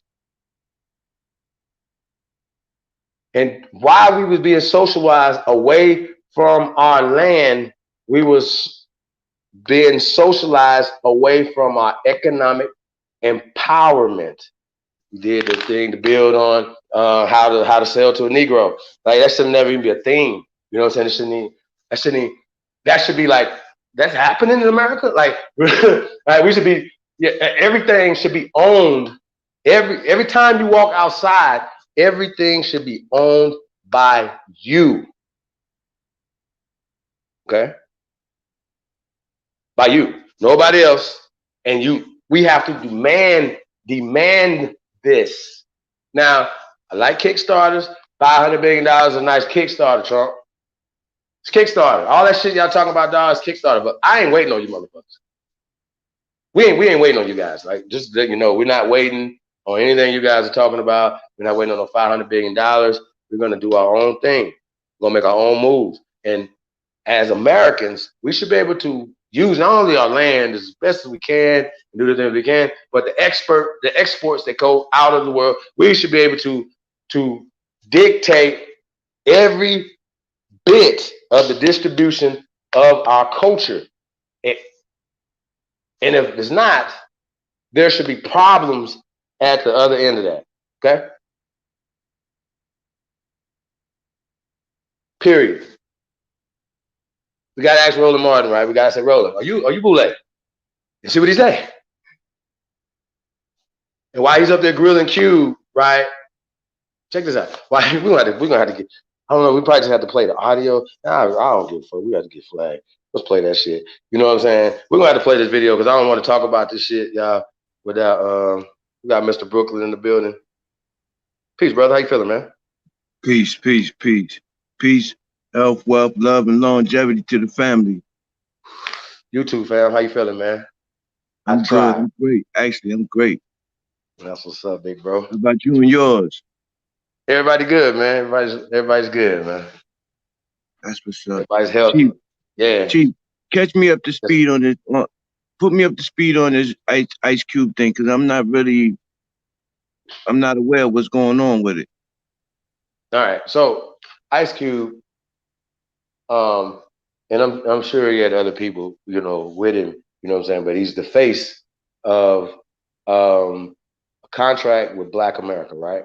And he presented it, you know, using his platform as himself. He's his platform, right? He don't have, you know, NBC, ABC, and all this other shit, but he does have himself, right? Right. And his resume, correct? And I'm gonna tell you about Ice Cube's resume, right? So he's bringing that to the table with this contract with Black America, right? And what he's saying is that you guys check this out. Hey, you know, if there's any changes, anything you guys want to take from it, apply, help me, okay? Right?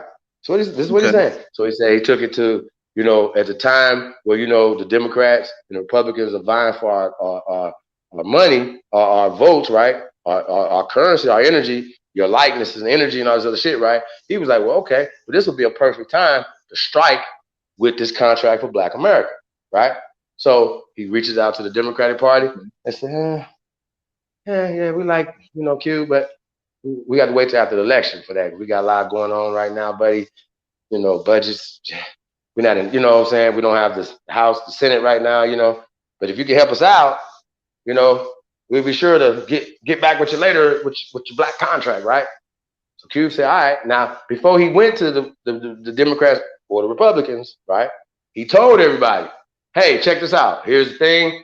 What they're doing, this is a bipartisan thing. We need to get this to all senators, all governors, blah, blah, blah, mayors, blah, blah, blah, blah. We need a contract with Black America. And who's ever in power needs to see this, right? He took it to Trump administration, not to Trump. He didn't meet Trump. Trump administration reached out to him, right? Say, yo, hey, we like your fucking contract, Cube. You know what I'm saying? And we're gonna take some aspects of your contract, which was $500 million, which is not, that's like a car, Cube, okay? $500 million, right? And had a $500 billion plan, just overall, you understand what I'm saying?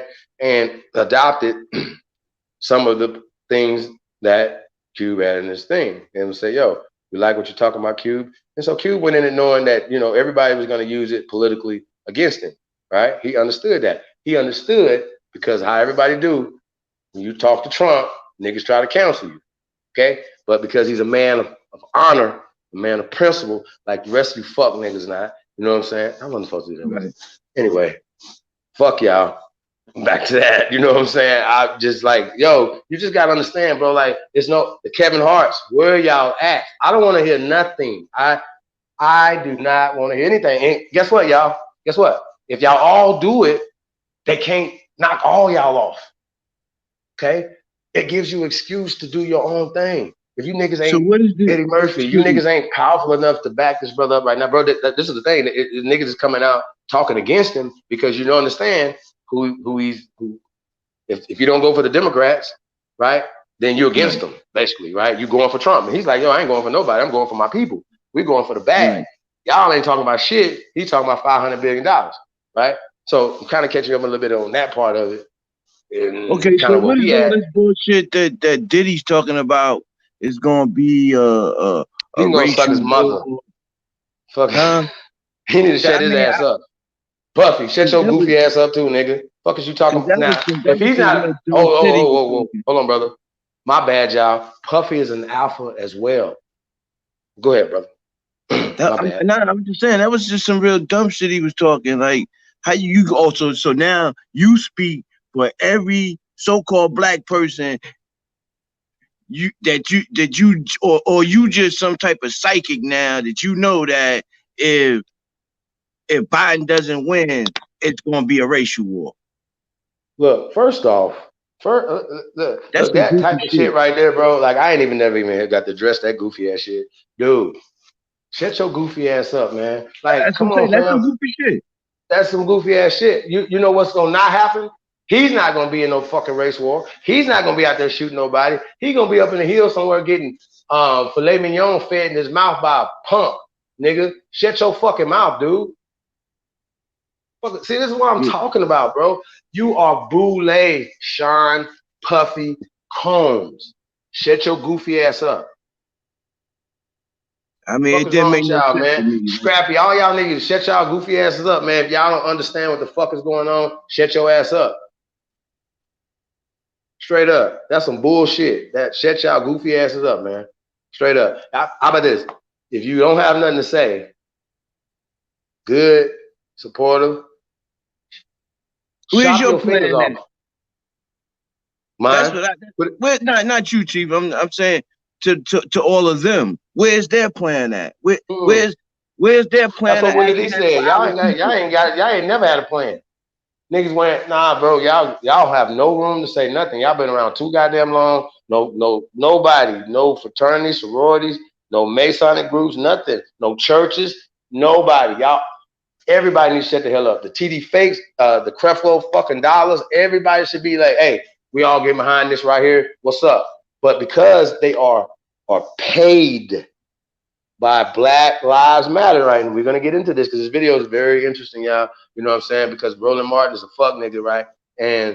But Cube is a genius, y'all. Because I couldn't have did it. Okay? Cube is a genius. And look, I got too much rage, y'all. You understand what I'm saying? Bro, I can't do it, bro. Like I couldn't allow somebody that I know is a fuck nigga to say some shit like this to me and talk to me like he's smart, like he's ever done anything. That Roland, you're not even planning on doing nothing this year, next year, and 10 years down the fucking line. Your punk ass is never gonna do nothing. Okay? Never. This man has started a 3-on-3 league to create business, commerce for our people, nigga. The fuck are you talking? Dude, listen, man. Y'all, hey, man, I promise y'all, bro. Listen, this is the problem, though. See, Brooklyn, this is the problem. See, it's not enough of us, bro. Right. It's not enough, man. It's not enough. It's not. And these youngsters, these soldiers it's imperative, fam, that they gotta get this knowledge, bro. They gotta get this information. That's why I didn't even want to stop Steve, bro. I just wanted this shit to go, but he got to the question and answers, you know what I'm saying? So y'all, we got it, you know what I'm saying? But yo, like, come on, man. Are y'all serious? He's breaking it down. He broke that Boule shit down. Shout out to the Grandmaster Teacher Ashwa Kwesi. I would definitely like to interview that brother, man. America, you know what I'm saying? See if we're gonna start doing some tours in America, on the pyramids here in America. That would be just like dope. To decipher the shit inside here, whatever, the codexes and shit. Yo, that'd be a dope thing, you know.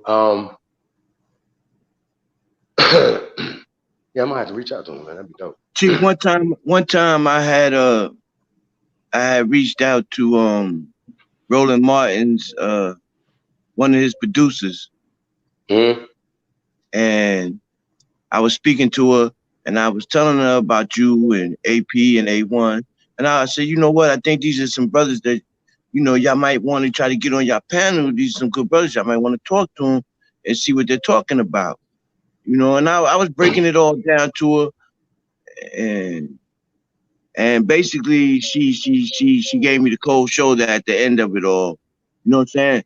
I didn't go too deep with it because I hadn't spoke to none of y'all, but you know, I was just trying to make her aware, just to fill her out and see, you know, where was they at with the information that I knew of, you know, and about who we were.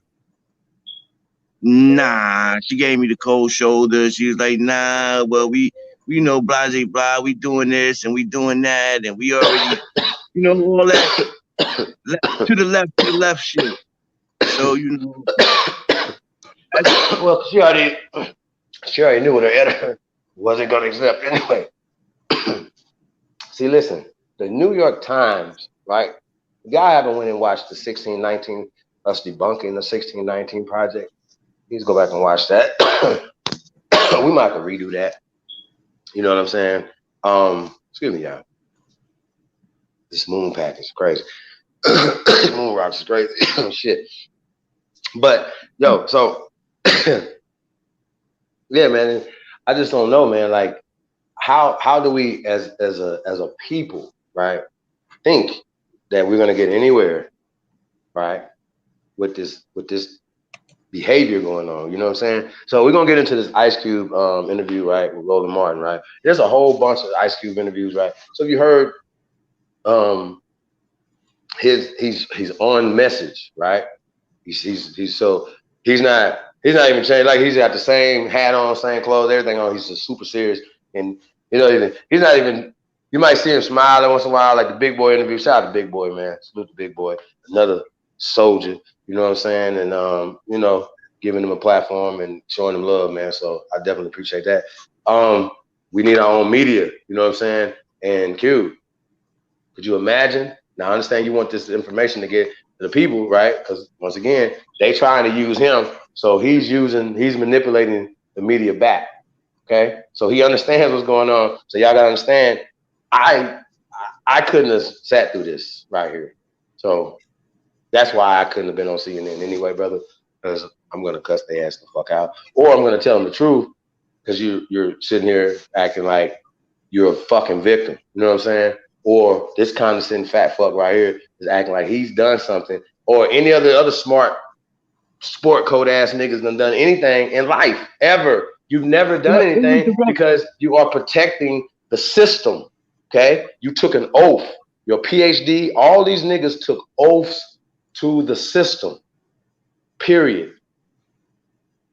Okay, yeah, it was has nothing to do with color. He always talking they just take the black sector of it, but they report on everybody. You know what I'm saying? And so this is everybody's encompassed. Everybody is affected by this system. What'd you say, brother? I said the producer I had reached out to, it was on the Roland Martin show, and I did she, you know, he always talking that bliggity black shit. So I just felt like, damn, this might be a good look. You know what I'm saying? And since I knew somebody that knew the girl, I said, let me reach out and see if I can make it happen. You know what I'm saying? Nah. Nah. No, I told you, bro. So, like, we gotta make our own media, bro. Like, we gotta have our own media. Yeah, we gotta have our own media to where we don't have to. You know what I'm saying? Like, we could build our own platforms. We can put our own things together. We don't have to be on their shit, and that's the whole problem. So that's a whole nother thing, man. These niggas got money. You guys refuse to start your own platform, right? So when people like over this, you know, in this community, you know, saying, you know, well, why, you know, you guys are trying to do this, and you know, well, you're not asking Nike what they're doing with your money, Gucci or Prada, or whatever the fuck Walmart. You're not asking Walmart what you're doing with your money. You just support. You don't ask the Asians, you don't ask the Arabs, the Indians, what are they doing with your money? They don't even support Little League. They don't even come buy sacks from you in the hood. Like, you understand what I'm saying? Like, they don't support your economy at all. They're just only there to take. They're only there for cultural vulturism, right? So we have to stop allowing people to take from us. Now, Q, the main thing that should have been in this plan for so-called African Americans, aka Black Americans, right? aka so-called descendants of slavery, and anybody's talking, fuck your money. We do not want to pay taxes. Period. Niggas non-taxed, okay? It's legal. It's the Constitution, okay? But this is why they. This is why they. This is You know, why say they niggas. Shut up. But that's why they hard trying to keep us from knowing who we really are. Because if all of us came to the knowledge of who we are, then and found that we are not supposed to be taxed, it would shut down the economy. Nah, it wouldn't. Because it would build this economy up even more. Because the bottom would start to grow. The fertilizer would start to turn into some flowers, right? We just the fertilizer right now, bro. And then this boule ass niggas that are part of it. It has this caste system it works against everybody. This school system. I was trying to look at it from Billy their Bob point too. of view and how they would look at it. Huh? But all right, well, think of it from this perspective right here, right? Because Check it out right here. Good. Peep game, right? Say for instance, when Trayvon Martin happened, right? Say for instance, and like this is just a scenario, right? That wasn't Trayvon Martin, that was Billy O'Connor. Okay. Mm-hmm. Yeah. Right? I'm with you. And it was still George Zimmerman, right? Stalked him, did it, whatever, right? Same scenario, right? The whole thing, court, everything, right? And then everybody, they say, you know what? A group come through and say, you know what? They're like, man, we tired of this, man. Police, because every year, pale people are shot down by the police, statistically more than people of color. I just want y'all to understand that. I don't want you to keep going back and forth because you're emotional because the media wants you to be, okay? They are playing with your emotions, right? So if they, brother, I want to get your reaction to this, right? If they came out with a slogan, a hashtag, right? During that time period, what's that, 2012? And it said, white lives matter. I want to get everybody's reaction, what y'all think about it. Come on, hit the link, y'all. I want to get y'all reaction to this. But I want to know how y'all feel, right, about the hashtag white lives matter. This is not for Moors this year. You guys can answer this question. I'm just joking, Moors. I'm just joking, right? White lives matter, brother. How do you feel about that? If it's a pale person said fuck the police, right? Bumping Ice Cube, fuck the police coming straight from the underground. The young boy got the back coming white. You know what I'm saying? He just start getting it down, right? So, like, right? White lives matter. They get Eminem, everybody, right? Go get Black Thought and shit. White lives matter. How you feel about that, brother? Well, I don't know, Chief. I really don't.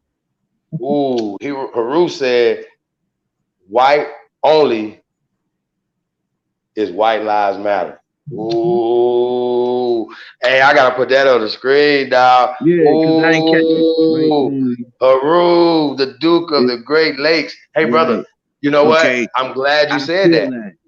I feel that. You feel that too? You feel that? I feel that. Yeah, I feel that. Yeah. Hey, can I get ones in the chat room? Everybody feel that? Everybody got ones in there? Please, can I get ones? Cat Power Alton, N. Jones. Yeah. Peace of the gods. Definitely. Peace to all the great ones tuned in. This is Sahab. Wow. And I come in peace. I wish I would have thought of it. Hold on. Hey, white only, right? Hey, y'all, okay, we got some ones now. We got some ones. Hey, let's get it. I want to make sure we get all the ones we can get up in here, right? Because this is a great experiment right here, okay? This is a great experiment. Whites only. When you hear the hashtag white lives matter, right? You hear whites only, right? That's what y'all hear. All these ones, all these ones in here, right? Some baby, okay, all right. As long as you keep considering yourself the B word, we would never get nowhere. Facts. Okay, we got more ones coming in. We got more ones coming in. Y'all gonna be mad at me. I mean, I'm looking at it too. Like I understand why, you know, Y'all gonna be mad at in a me. sense, Y'all, all God lives damn do it. matter, God but damn it. Y'all gonna be you mad know, at me. There's more ones. I want everybody to, I don't see no twos yet. Cause it could be, hey, you could take two, right? You could be like, nah, I don't hear motherfucking. That's why I said not the Moors, right? I was joking, but I'm serious, right? Because they're not seeing it like that, right? They don't see it like that, okay? But back to us, right? Ones, we got more ones in here. You know, you guys are very smart, but because you seen hashtag White Lives Matter in a situation that's identical, you hear me? Identical to Trayvon Martin, and that those people in their situation say, you know what? Whites only white lives matter. That's what y'all heard. And y'all heard that. Only white lives matter. Everybody in the chat room, right? All y'all got ones in there, you racist bastards, right? Because guess what? Guess what? When these motherfuckers created the hashtag Black Lives Matter, okay? When they created that, because we didn't create it. When they created the hashtag,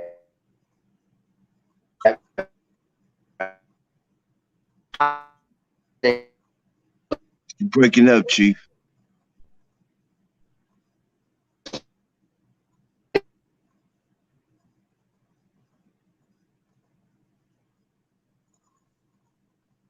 Chief.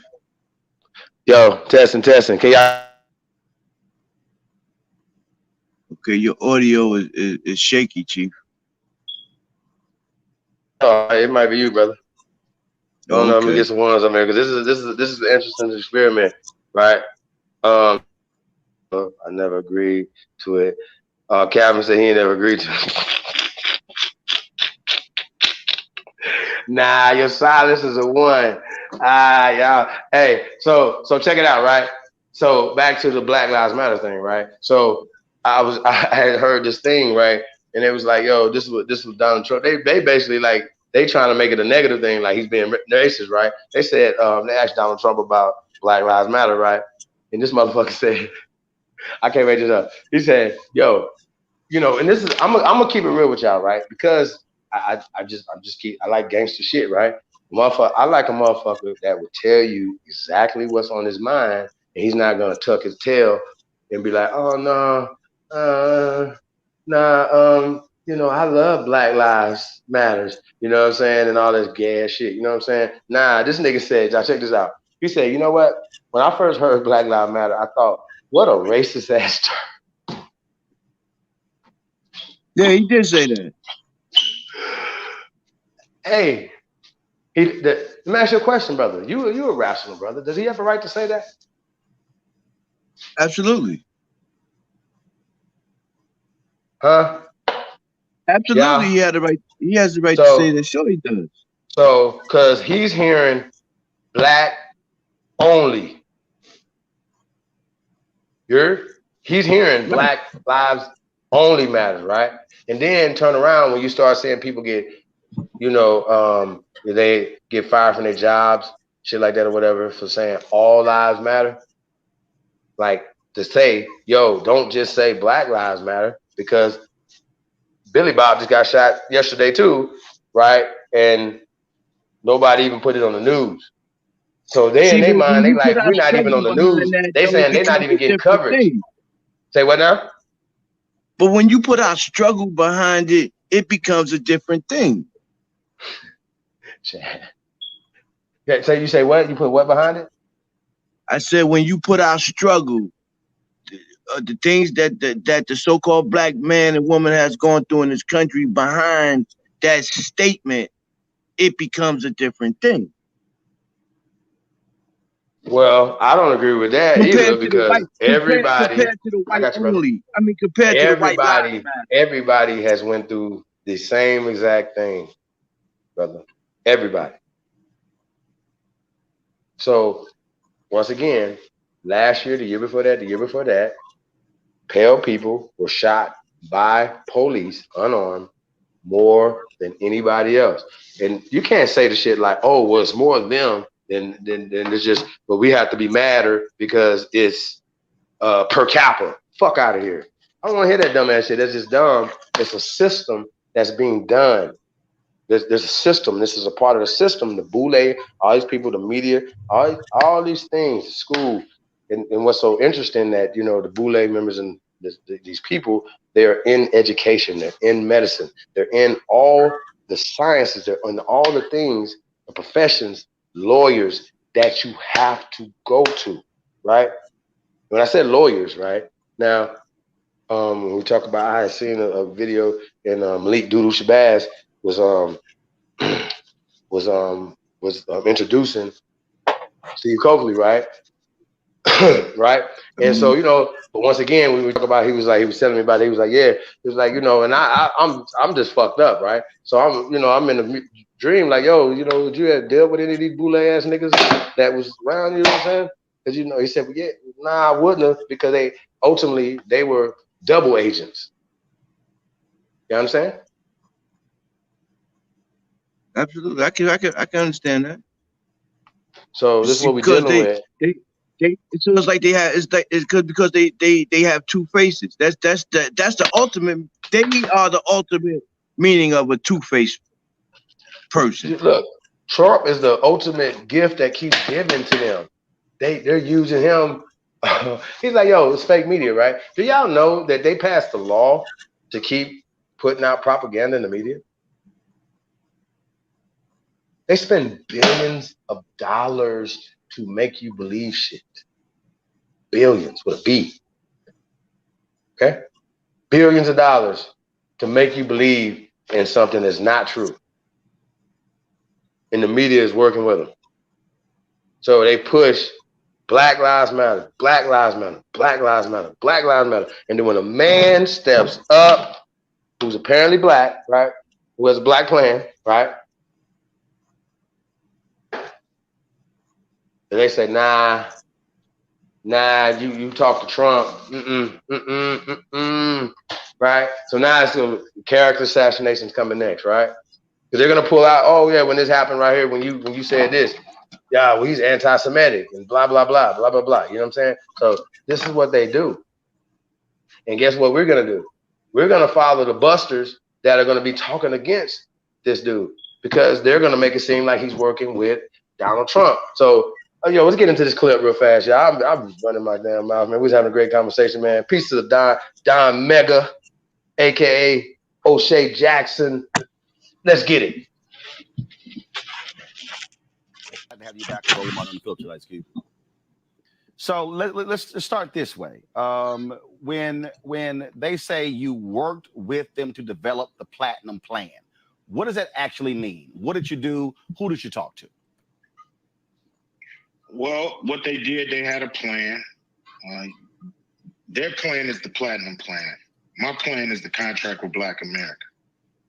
So they had their Platinum Plan, and they saw things in the Contract with Black America that were directed, directly to Black Americans, and not just to all minorities.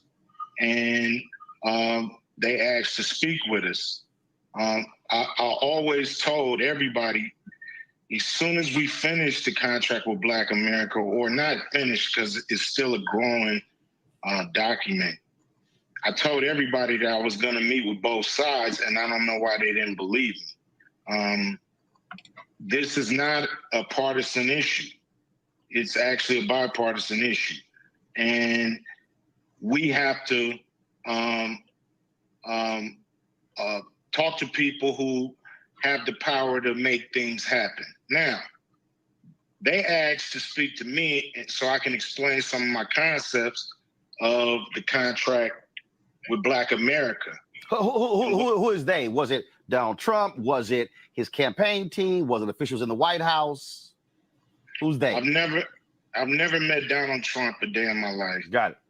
And I've never been to the White House. Okay. So it was people on his campaign. This chick who put out the tweet, it wasn't her. I never met her either. I don't even know who she is. Katrina Pearson. You don't know who that is, never met her. No, I've never met her. Okay. But the thing is this: they looked at the contract with Black America and they saw that their plan was lacking, and they wanted to implement some of the things from the contract with Black America into their plan. And I said, you're welcome to do it. And I would say the same thing to the Biden campaign. They're welcome to do it. Some great ideas. I haven't, seen too many people disputing the contract with Black America. Everybody understand that it's needed and it's necessary. So I don't mind anybody in the public sector or in the private sector using parts of it, asking me about it, asking for me to understand, what am I talking about when it comes to trying to not count us as minorities, but to count us as, pretty much a protected race. And, hold on right there. I think we're being buried. Hold it right there. A lot of work. Hold it right there. Oh, Q. Ooh, brother, you just said some. The key thing to everything, y'all, he just said something that's key to this thing, right? So he's saying like, okay, well, he was trying to come up with a plan, right? That is, don't bunch us in all a pot under being minority, right? Because everybody takes advantage of being a minority, and then once that happens, we don't get we don't get it, right? And all that, yeah. All of that, right? Because that's the new civil rights movement, my son. You know what I mean, nigga? What is you talking about? So this nigga, right? So Roland Martin, right, is like, yo, well, who did you meet with? Now he know he didn't meet with Trump, but he wanted to say it because he's heard this brother say this several times that he's never been to the White House. That's why he answered it like that. I've never been to the White House, because he has to keep saying this. So Roland is saying stuff he knows is not true. You know what I'm saying? But back to having something specifically for us. Right? Specifically, right? Now, facts are is the law says, right? We are protected already, Q, under the UNDRIP. And the UNDRIP is the United Nations Declaration of the Rights of Indigenous Peoples, right? Now, Q, I gotta say, the indigenous peoples thing encompasses a lot of other people, right? But it encompasses less people, right, than in minorities, okay? All right, Q? And there's things like non-taxations and things like that or whatever for us to be able to build our communities with those tax dollars that are going into other communities. So this is just a real thing that can really happen, right? So we already are protected people because we are the Aborigines of America who are under protection under the United Nations Declaration of the Rights of Indigenous People, as well as the American Declaration of Rights of Indigenous People, which is called ADRIP. Okay. Thank you. So this is what, why would they protect us if we don't even know who we are, Chief? See, that's the $1 million thing, right? That's the $1 million thing, right? See, most people don't know. You ain't got to go back to King James, you know what I'm saying, or motherfucking Akhenaten, nobody. You ain't got to go back to motherfucking King Tut, nobody. You know what I'm saying, to know who you are. Feel me? All you got to do legally, according to their law, all you got to do is have your people who have colored, right? Because if you're colored, Q, you would be attached to the copper-colored races or Aborigines that they found when they came of America, right, yeah. of America, right? Yeah. So you would be a part of that, and that would make you a protected peoples, okay? Here in America, okay? We're first, right? So that makes us distinctive, right? And that's what the Declaration of Reclamation is, right? We can put that in the chat room again, y'all. That's what the Declaration of Reclamation is about. Cube it's about specifically us reading the UNDRIP, reading the ADRIP, and saying, you know what? That ain't. It's too broad. It's too broad. It's for all. It's just too for everybody. It's for these people, people that came through over here, people that came through over here, people that just signed papers. Yeah, they could become this, right? So all these different people came up under this UNDRIP and ADRIP. So we had to write the Declaration of Reclamation, right? To claim our identity and our natural rights. And this is what this is, and this is why this is important. Okay, and if he said his is a living document, ours is a living document as well, then they can merge, and we can take stuff, we can put stuff in or whatever. And this is what it's about. right? Now, this is an interesting ass conversation. We're gonna get back to the conversation because I don't want to get ahead of myself. There's so much in this, y'all. Like, Q, you're a genius, dog. Let's get it. But to count us as, you know, pretty much a protected race. And so I think we're being buried under a lot of words like minority and people of color and things like that. Now, their plan is still their plan. It's not my plan. Their plan, like all of them, don't go far enough. All of them can be better, but these are just the facts of what happened. This is the Biden campaign basically said, you know, we love 85% of your plan, but we want to talk after the election. That's fine. I'm willing to talk after the election. The audio sounds tricky, Chief. I need to take this serious. So, what's in their plan that they actually took from yours? Because I've gone through their plan line by line. And be perfectly honest with you, I don't see what's in the plan they released. It even mirrors what's in yours. Well, like I said, you know, both plans between both parties are lacking. So, you know, this is what they did. You know, you have to look at the contract with Black America and see where the overlap is. But, you know, the thing that what I tried to make them understand is, you know, they have programs and both parties have programs that are built for minorities and people of color and diversity and urban and these words that don't include us because they include us, but we only get a small portion most of the time of these programs. So we have to train all politicians that we are Black people, Black Americans, most of them, and I'm specifically talking about the descendants of slavery. And we have to be dealt with, our concerns have to be rectified as that, and not as a blanket thing with all other minorities. That puts us under 100% of the population here. And I don't know if we can ever get up out of that. But with your contract, it lists these 13 different points here. And again, in their plan, what do you see in the platinum plan they released that mentions that mirrors anything that's in yours?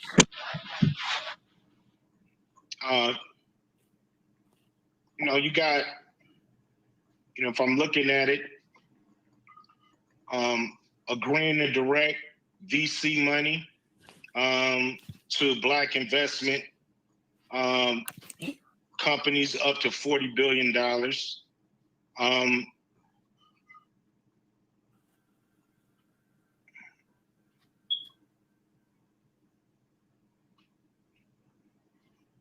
See, a lot of people have been talking about this $500 billion. That's not going to Black people. In fact, that's just actually the infrastructure funding program. That's not actually $500 billion going to Black people. And then when they say how many billion is the other one given to Black people? No. That's not. No, I'm saying is that's not even. They list this thing under Black economic empowerment and access to capital. It says seek infrastructure funding that will lead to widespread growth in the annual $500 billion federal contracting opportunities. Even that line right there is not for Black people. That's federal contracting opportunities for everybody. So that's not. So they're trying to make it sound like, oh, $500 billion to Black people. It's not. That's the actual annual program overall for everybody. Yeah, I understand what you see in that, but it's really up to us to try to direct that money to Black people. Right. But that's a difference. If we're not in contact or not talking to a certain administration because we're on another team and they win, then what do we do? Just sit back and wait? Oh, no. I agree with you 100% on that because all of them got flaws in their plan. All of them got holes in their plan. Like I said, they put out this stuff, not me. Right. I'm just trying to find and told them what I think. And so from there, they ran with it and did what they wanted to do with it. That's not really my concern. My concern more is making sure that both of these candidates understand that this money has to be directed to Black people. It's a lot of language in both plans that are iffy, tricky, and are there really to make sure we don't get the money. So it's really up to people to engage and make sure that money go where it's supposed to go. But I agree. We've been lied to for a long time. For 400 years or more, and so one thing I know is we have to do something different. And one thing is never being too one-sided, hard-headed, proud to speak to whoever's in power. Every great man in the world has spoke to somebody in power at some point in time, whether they agree with them or not. But here, right. So for me, I told everybody what I was going to do, and I did it. And they exploited it. But if I would have, did something for Biden, they would have exploited it too. So that's just part of the game. The thing is this. The thing is to get movement. The thing is to make sure that we move the needle, no matter who's elected. I agree. Our program has to be pushed through. So non-dialogue to me is No. Here's the deal. How you do it. Here's the deal, Cube. I'm not against dialogue.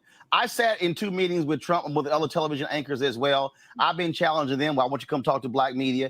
I know of other African Americans who've been meeting with them on PPP, other issues as well. The thing for me is this here. I judge folks on what you do.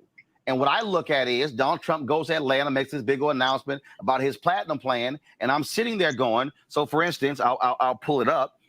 When I see this plan, and then I see in here where he goes make holiday. Well, first of all, that could have happened in July, but Senator Ron Johnson of Wisconsin could have been blocked in the Senate. Donald Trump said nothing, tweeted nothing, did nothing. He said in here also about the anti-lynching bill. Same thing. Senator Rand Paul of Kentucky stood up, blocked it in the Senate. Donald Trump said nothing, did nothing. He in here talks about prosecute the KKK and Antifa. Hell, when they had the debate with Joe Biden, he tried to shut Joe Biden down when he was quoting Christopher Wray, the FBI director, who said the greatest threat of terrorism in America is white domestic terrorism. But the thing is, when I was sitting here, and again, I looked in May. No, hold on one second. But here's my point. In May, when the Biden this is what it's called, the Lift Every Voice, the Biden Plan for Black America. I went through the entire plan and broke it down. Then I went through the Trump Platinum Plan and broke it all down. The issue for me is that when it comes to Trump's plan, there's no specificity.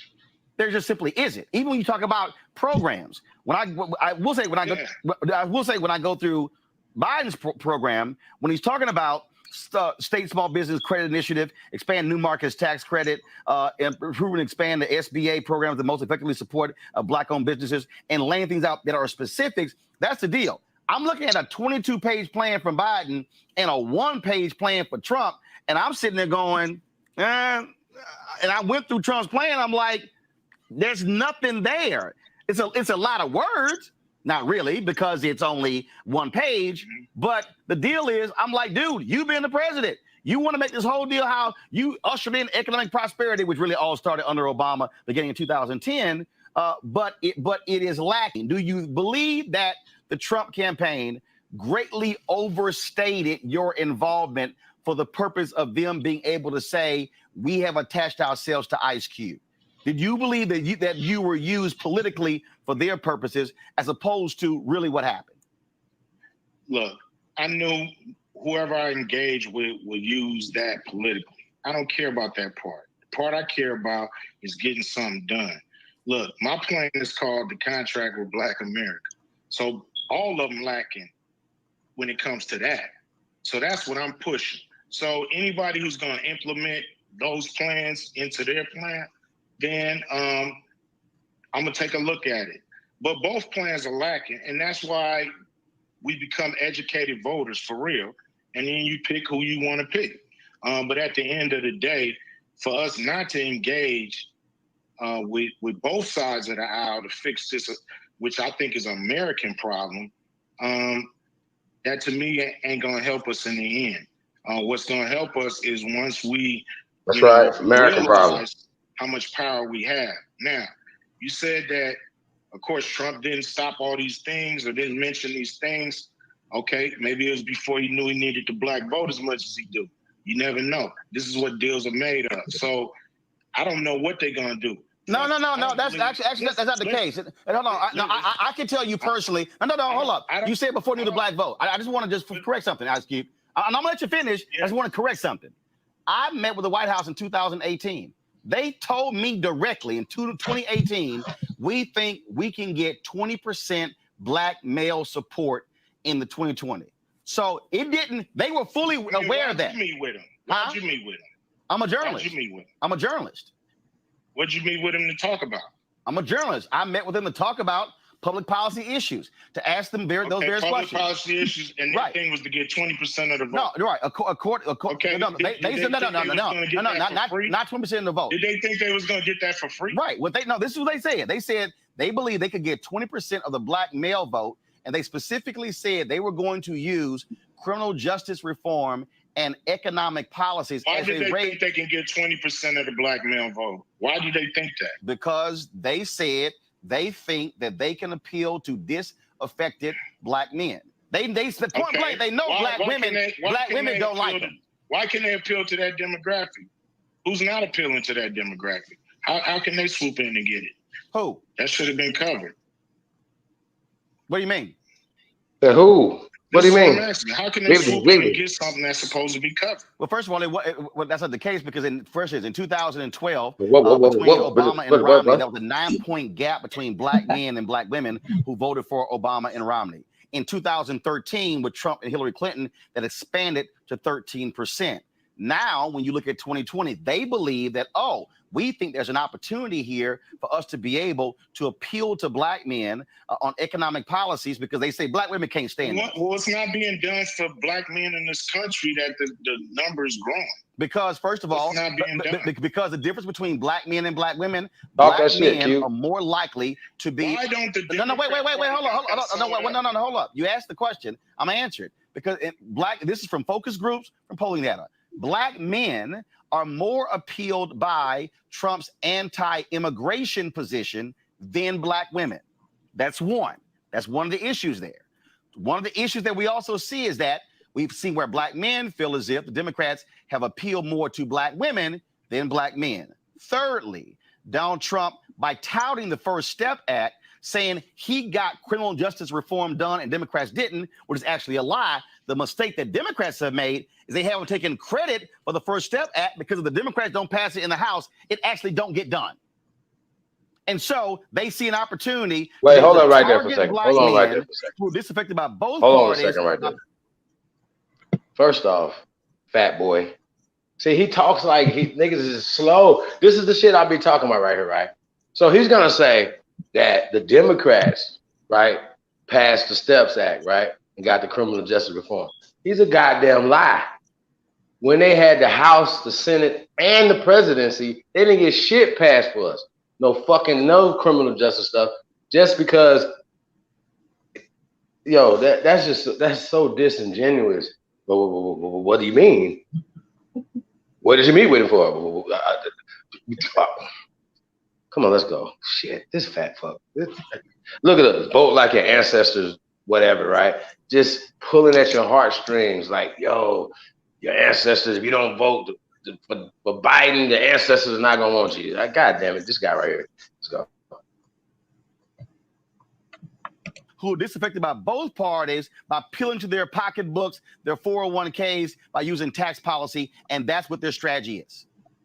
So what's the Democrat strategy to target black men? And that's one of the things that I've been challenging them on as well by saying, when you have a problem, when you see 9 points in 2012 to go to 13 points in 2016, and it might go to 20, you got a problem. So you better focus on that and shore it up, which means you better speak to those issues, speak to those men, having those surrogates doing it, but also speaking to the policies.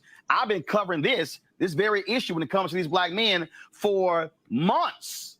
Now, Democrats haven't done it. Now, folks are sort of trying to pay attention now. But I actually was talking to Tom Perez and the DNC about this 4 years ago. So I gotta ask you this shit too, because you're on that particular point there. So I got an email from someone, and they said, why is Ice Cube only talking about this contract now? So the person wanted me to ask, where was Ice Cube doing the primary? Where is he in 2018? How do you answer people who say that? I was actually just, being an artist, rapping, thinking all this stuff was covered, thinking people that actually was in power was out doing their job, making sure they had something specifically for Black people to win. And when I looked up, I realized all this stuff is not specifically for Black people. It's for minorities. It's for people of color. It's for everybody but us. So, I had to kind of take it upon myself to do something that was strictly for Black people and write something up with some very smart, educated people and come up with a plan. It all happened after George Floyd was killed. So that's where I've been. Mm-hmm. And I wouldn't have to do it if it was being done. But actually, where has this contract been? Since the 60s.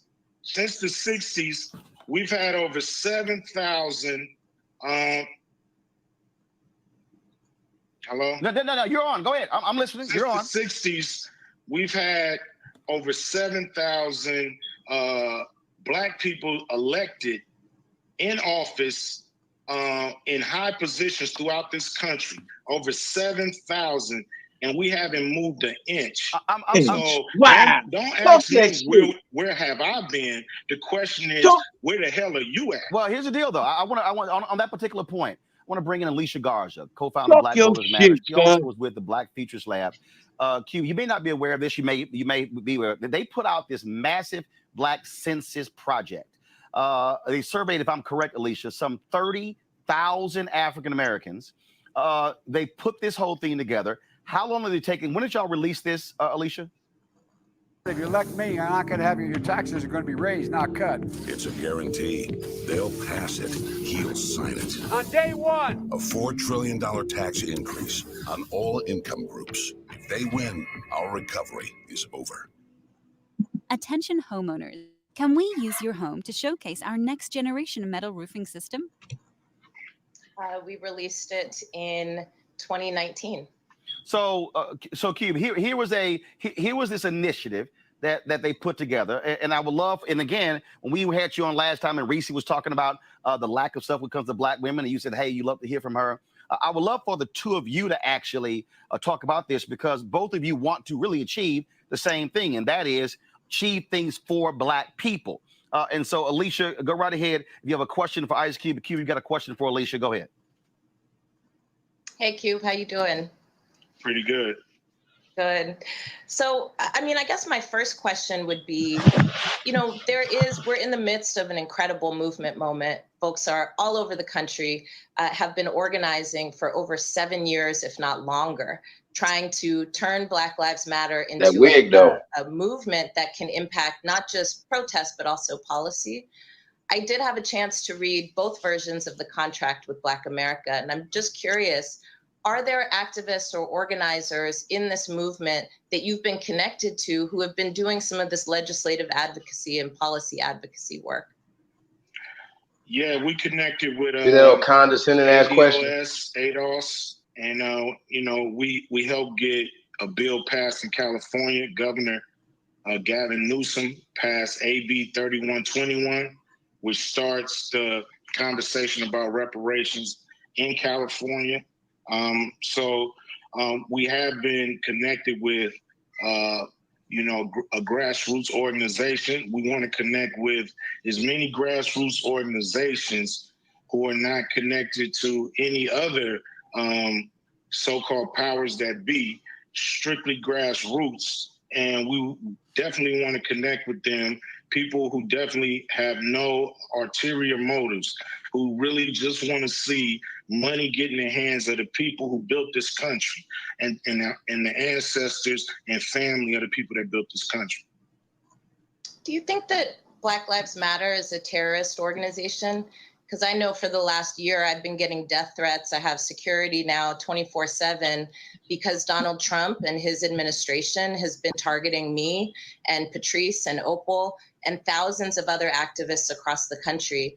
That's a I lie. understand what you're saying about That's a trying lie to talk right to there. the people in power, but I think there is a difference here in terms of who we align ourselves with. And I can't at all say that I take a neutral stance here. You haven't endorsed Donald Trump explicitly, but I am just curious about how you meet those things and how you match those things. How do you Match put what? forward a Black agenda with a president that is attacking Black people, attacking Black organizers, attacking Black activists, and literally daring and threatening to throw us in jail for the organizing that we've been doing?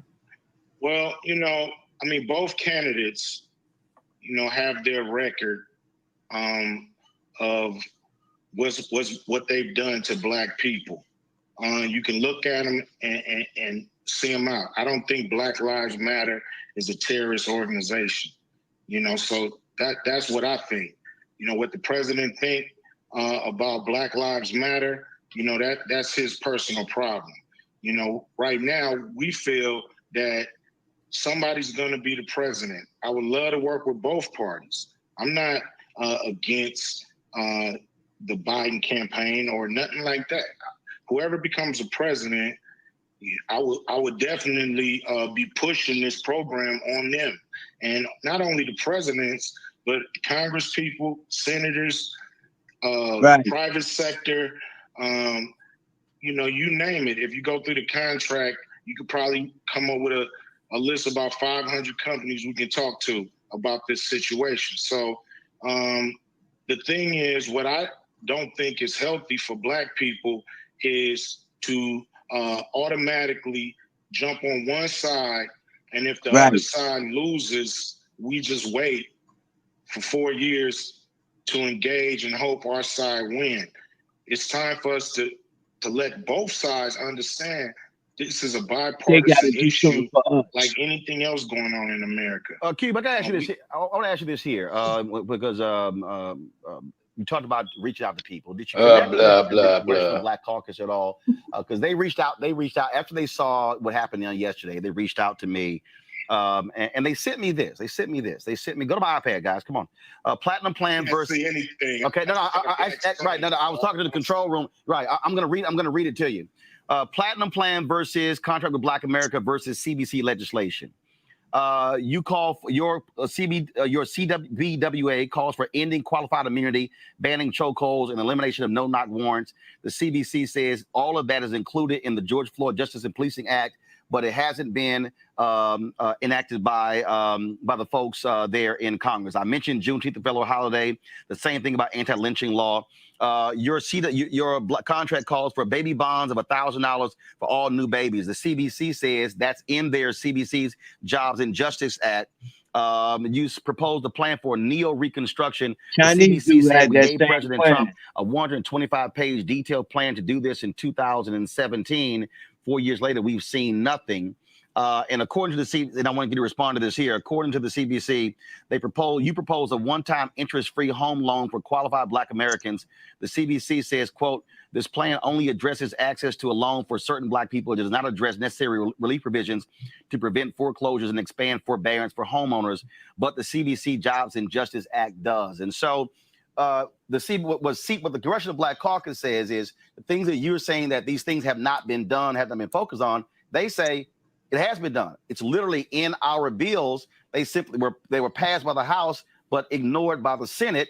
The Black Census Project that Alicia was working on, they dropped in 2019. She's saying they have been working on those things. And so just your response to that was, especially with the CBC saying, no, it's actually in our bills has been passed. The more people that's pushing it out there, the better chance it is that it get passed. My thing is keep up the good work. Keep going at it. You know, we got to get it passed. There's going to be a lot of overlap because we got good ideas. So that's going to happen. But, you know, until things get passed, they're not passed. So we got to push to get them passed. Alicia, I'm going to bring Alicia in here. Cube, I think one of the things that's important, if y'all go to bring Alicia 3 shot of this, would be great. this is where, and this is what I've heard. They from just try to gang my man, dog. Man, Cube is out here with his contract, and he's dropping videos and saying things. But then you have folk like Alicia and others who are doing it. And one of the things that you said when I last interviewed you, you said that this is where collaboration is important. And so with that in mind, you're there on the West Coast. Alicia's there on the West Coast. To me, this is an opportunity, I think, for the two of you to get together, for the other activists to get together. And so as opposed to Cube's contract and then the Black Census Project, then what the CBC is doing, this is how you take Black Collective and say, how do we take all of these plans and then begin to move and then get the policies that we want? Alicia and Cube, what do y'all think about that? Alicia first. Well, I think you can't fix the economy until you fix the COVID crisis. And he has no intention of doing anything about making it better for you all at home in terms of your health and your safety. I'm Joe Biden, and I approve this message.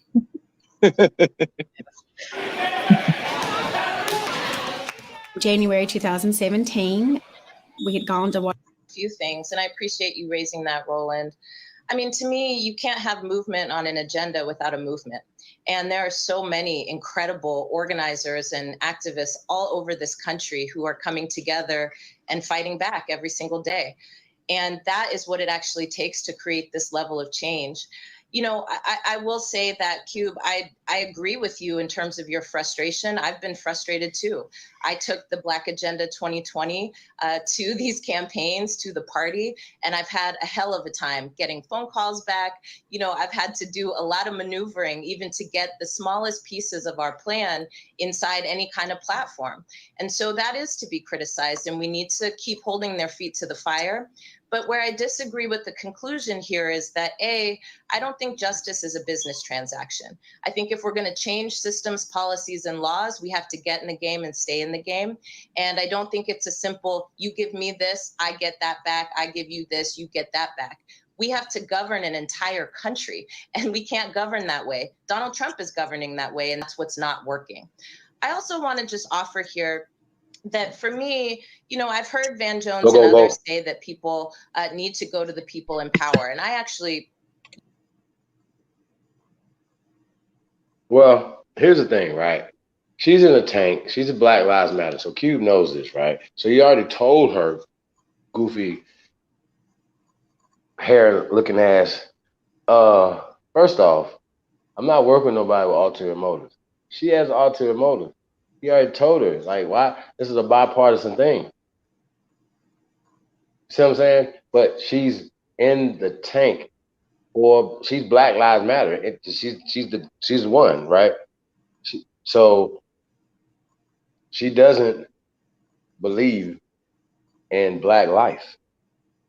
All you hear is her support of right. All you hear is her support of the Democrats. That's all you hear coming out of her mouth, though, for real. That's it, right? She don't want to hear nothing that nobody else. That right, and that's not the way. Cube gave a right. Cube is saying, I don't care about none of that. I'm trying to get something done for my people. So if I got to talk to this, if I got to talk to A, I'll talk to A. If I got to talk to B, then I'll talk to B. But I'm trying to get this done, and I feel that. That's right. And so she's in the tank, so she's going hard for Biden. She's going hard for the Democratic side of the ticket or whatever, because they pay her to do this. She's paid by George Soros Group. Y'all know we just went over that. Y'all go back and watch that if you haven't checked that out. And Cube knows this. So Cube is definitely conscious of what's going on. And like I said, he played it the way he played. He's told a real comical play, yeah, whatever. But another thing, she lied about Trump. So Trump's targeting me and other people, so I got to get. So once again, I'm a Black woman, y'all, and this white man is targeting me. So I have to get security 24 hours a day, all this other shit, whatever. Who pays for the security, y'all? See, that conversation, Trump's doing it, is bullshit. See, you got to understand, for other people, they're sitting back watching this group manipulate everybody, all sides of the coin. So it's her job is to manipulate the situation, to make people mad, whatever, right? So her argument is not even rational. Cube has a rational argument. He said, well, look, this is just a bipartisan thing. This has nothing to do with the party. What's going on? And she still don't understand that. Oh, I agree, but I don't agree with that part. You know what I'm saying? Like, wait a minute. How does this happen? Why? She has no argument. Donald Trump ain't the only motherfucker in the government on the Republican side. That's just dumb conversations right there. That's dumb. We shouldn't even have that conversation. This is super dumb, bro. And so it don't matter if the Grand Wizard was in that bitch, and we've had him in there before. That ain't what they got to do with us. We still got to go talk to these motherfuckers and get shit for our people. You know what I'm saying? If that's the thing we're doing, or we got to get our motherfucking minds right, but we don't have to go get $500 billion. You know what I'm saying, from nobody. I tell y'all this. Do y'all know what the fuck we can do with $500 billion a year? Let me explain something to y'all. And I didn't even need a 500 billion. It was just like a billion. We mean you had this conversation before. We had this conversation. We build on this, right? That what we do with $1 billion annually, right? Yeah. Yes, sir. Cube. Sheesh. Yeah. So we're talking about smart guys or whatever. Yeah, y'all definitely need to come talk to us because like we have a plan. Like we wrote it down. We have a plan and we execute and we implement these plans. But it's about ownership. It's about power, bro. And most of it comes at the end of a pen. But that still has to come from your mind. You have to be able to go to sleep at night and say, what does power look like? We had it. We know what power looks like in this country. We had arenas. We did things. We built it. We had the Kentucky Derby, all type of shit, y'all. Like, we owned that shit. But I agree with Q 100%. We have to change the language in these policies and these laws to specifically speak to our people. Yeah, well, I mean, that's the whole thing, though. You know what I'm saying? She's paid, you know what I'm saying, to get those votes and to get the people to think a certain type of way, bro. Like this is to be emotional. This is happening. You know what I'm saying? And we become emotional. Now, Cube said he was sparked by the George Floyd thing. See, sometimes, they don't know, what they think that they're doing one thing, but what they're doing is they're sparking something in some of us. You know what I'm saying? To make us do other things. You see what I'm saying? To spark a certain type of energy. You know what I mean? And so whatever it took, that's what it took. So I don't think that would have been an intended thing for them to get stuff done, to mobilize our people from the George Floyd thing. That was intended to break your spirit. That question was bullshit anyway, because first of all, Ice Cube is not a politician. So it is not incumbent upon him to be in a certain position to write anything. See, I mean, I don't know about that. I don't agree with that part. Like they don't have to be like most of them motherfuckers don't write shit. You know what I'm saying? Like they no. What I'm saying is that the question that they asked him when they said that it was a bullshit question because it's his job as a. He was like, "Where you been?" Yeah. Yeah, that was a terrible question right there. Yeah, that was a terrible question. Yeah, that was some bullshit. Yeah. Fuck you mean where I've been? Yeah. He was like, come on. That's not my job. He was like, nah, the question is, where are you at? Where have you been? You get paid to do this for our people, yet there's nothing been done. And he was right. Since the 60s, he said it's been 7,000 black people or so-called black people in high office, high positions. Yet there has been nothing done for our people, specifically for our people. So I understand. I understand. I feel that frustration. I really do. That's crazy. Yeah, let's get back to it. That's crazy. Think I understand the premise behind that. But what it overshadows, in my mind, is it allows them to get off the hook for all of the other egregious things that they do to our communities. You know, I can't help but feel sick when I hear Donald Trump, you know, talking about the First Step Act, but then also telling the Proud Boys to stand back and stand by. And I don't get to actually look past that. That impacts my everyday Can I life. say something I get again? Can I death say something threats again? every single See, day. once from again, people who are once again, she is a lying, fork-tongued, disingenuous program. It's like, you know what? It's like she had a teleprompter back there, but she was rehearsing what she was saying. Like, it's just rehearsed. Goddamn, listen to me. The nigga that was interviewed, that did the moderation, told Trump to say what he said. She watched the fucking debate, but she wants to run with that narrative because that's the narrative that they want to paint. Even though that's been cleared up, people still think that, because most people are not going to get into the intricacies of it. They're just going to hear about it. You know what I'm saying? The highlights. They're just going to hear about what she's saying, and she's not going to get corrected. Okay? She's lying. Donald Trump was not talking to the Proud Boys. Shit is crazy, man. But this is what they do, though. Oh, he was talking to them. He told them to cease and desist, stand down, and niggas be like, hey, see what they said, man? Fuck that, man. You see what I'm saying? So this is the thing, and yo, when they talking about the 20% brothers and shit like that, whatever, you know, wanting to be able to manipulate us to do certain things or whatever, we're not that easily duped. You know what I'm saying? First off, second off is right. I you know, like, once again, our mothers and sisters are concerned about us. Okay? They attach Donald Trump to shooting niggas down in the streets. Okay? Getting choked out in the streets. Okay? The last time I checked, Trayvon Martin was on Barry's watch.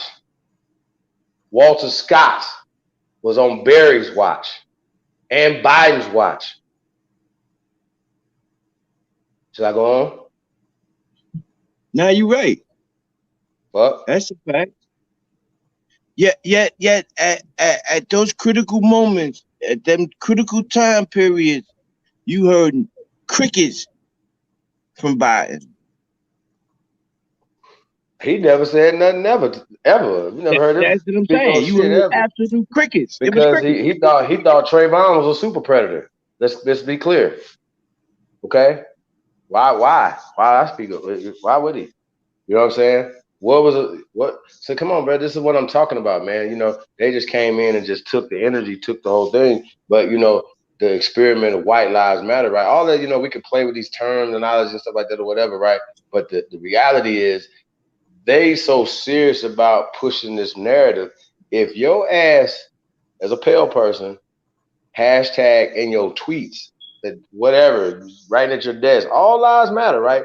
Just basically responding to the racist term, Black Lives Matter, because that anybody else is listening that is hearing Black Power, Black Power, Black Power, right?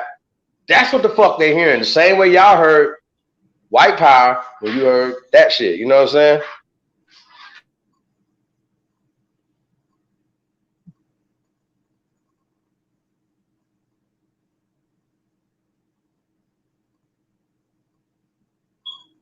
There's definitely a yin and a yang to this whole situation, you know, and there's always going to be someone pushing that negative agenda to further the cause of the bullshit.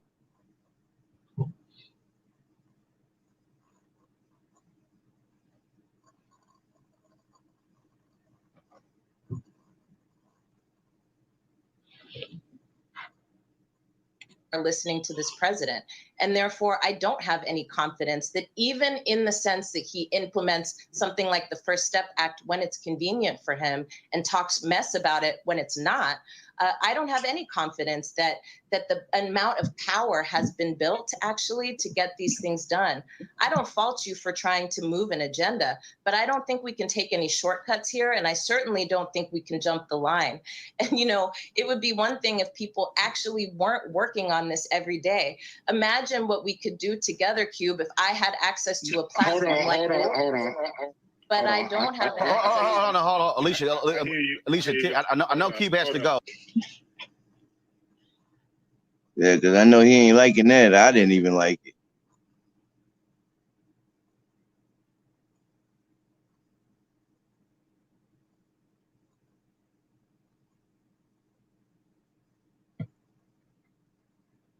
Oh, but Cube, this go contract ahead. has been out for months.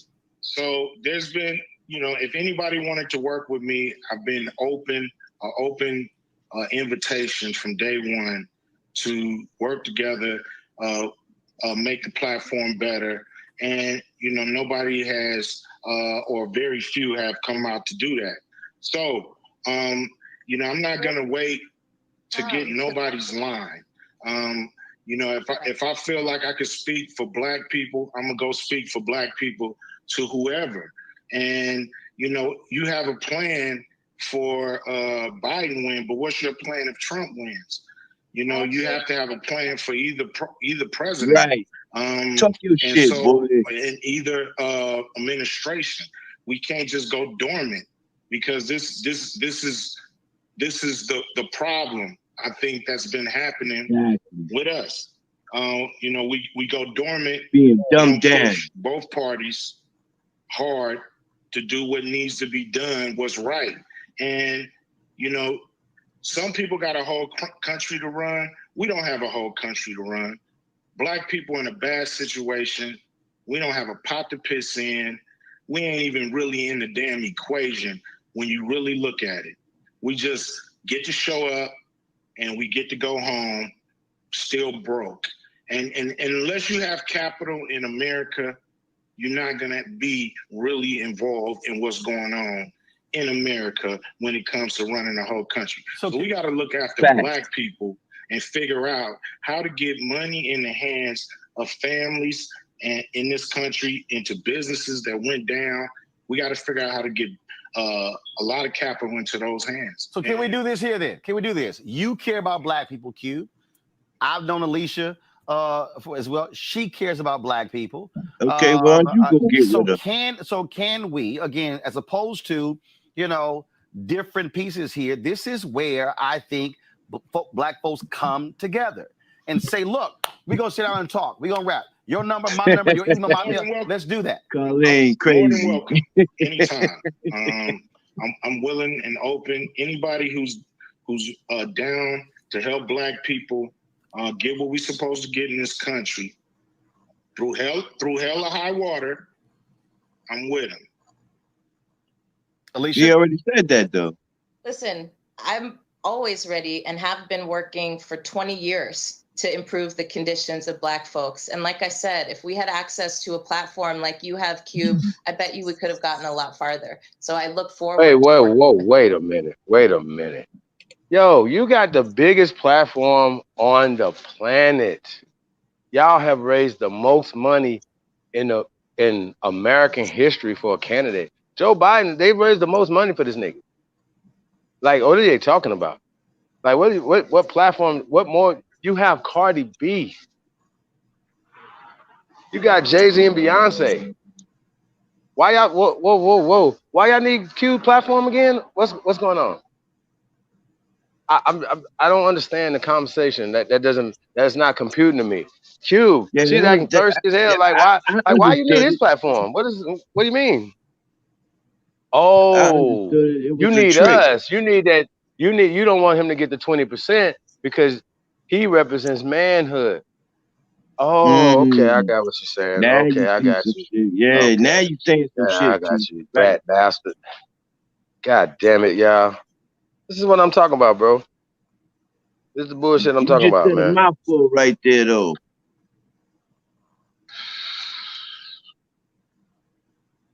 Man, that's crazy, y'all. Her facial expression is She talk like about black folks like she ain't one of us. Like, you know what I'm saying? Like I be reading through shit, y'all. I might be weird like that, but I could tell tones and energy and shit, and she all off, y'all. And that's just crazy. Look at her expression. She don't even look sincere at all. She don't care about nothing. Look sincere at all. You look at her expression versus Cube's expression, and you'll see the difference in concern and in the sincereness in their face. She look like she's just happy to be on TV, pushing her bullshit agenda. That's what I'm saying. But what's she talking about platform though? You got CNN. I mean, they got everybody but Fox. What are you talking about? Like that sounds crazy to me.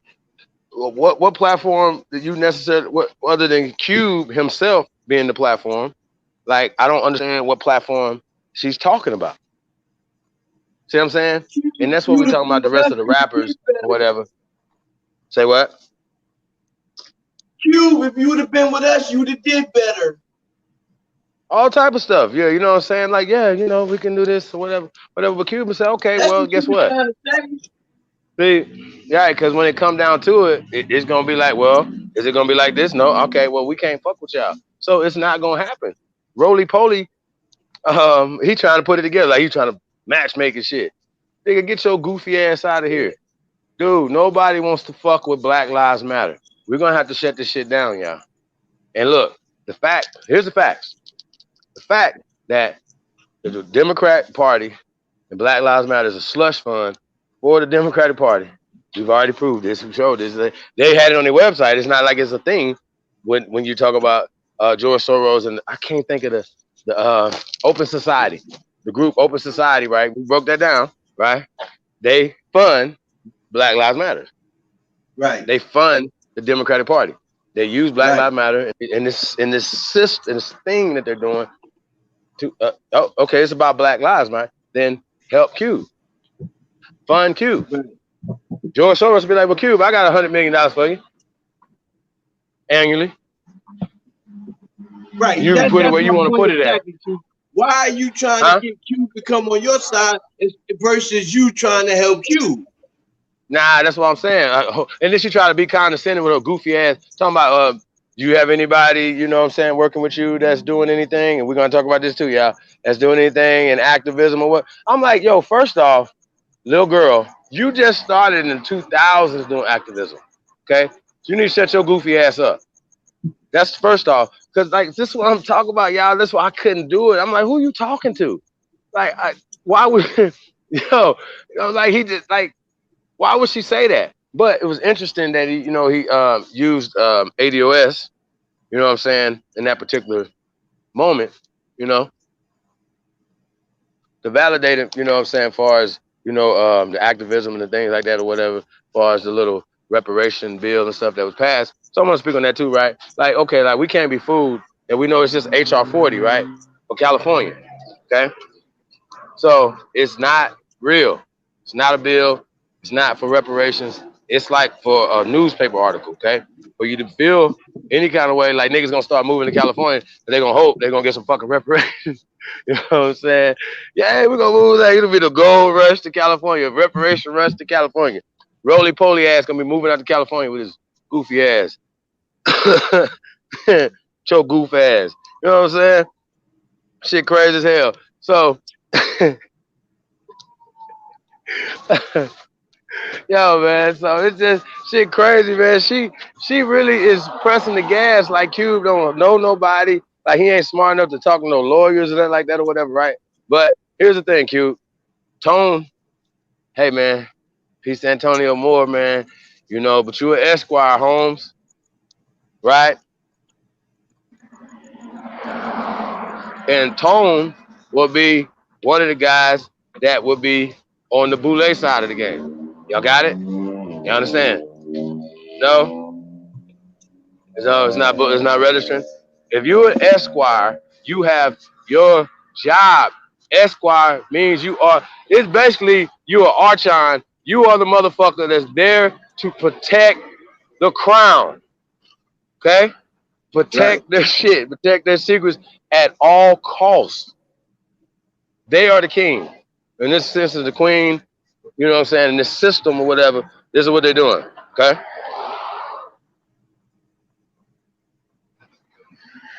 So, I mean, bro, like you can say something on this, man, but I'm just saying though, like Roland Martin, you know, okay, let's just be clear, he's Boule or want to be Boule, right? And that's just real. And they do reach out to people who are in media, right? Like Al Sharpton, you know what I'm saying? Things of that nature, whatever, because they know that you are influential, like ball players, so they reach out to them or whatever. And most of the ball players, a lot of them had already got recruited in high school and college through the fraternities, okay? I get it. So you see, did Kobe Bryant go to college? Rest in paradise, Kobe Bryant. Oh, y'all remember he threw up the Q sign one time? I remember that. He had dunked on some niggas and shit. I was like, yo, did this nigga pledge in high school or something? Like, y'all don't know what was happening. Yo, but yeah, you know what I'm saying? Like, he was, you know, when you kids though, you know, he probably pledged like, as a, you know what I'm saying? But that's how it goes. Like, it's just the grooming process. Remember we talked about grooming process or whatever, right? And just moving, you know, going to the thing or whatever, right? So here's the thing, right? We all gotta be conscious enough to see the bullshit, right? So we all know Black Lives Matter is bullshit, okay? And you know, if we understand that we're trying to, you know, beat this opponent, right? We know that we can't use black, okay? We can't use black. So I got a new proposal, okay? I'm gonna put the hashtag in here. American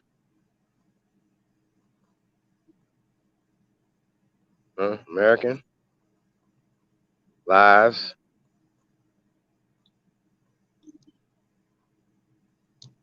Matter. You gotta think about that.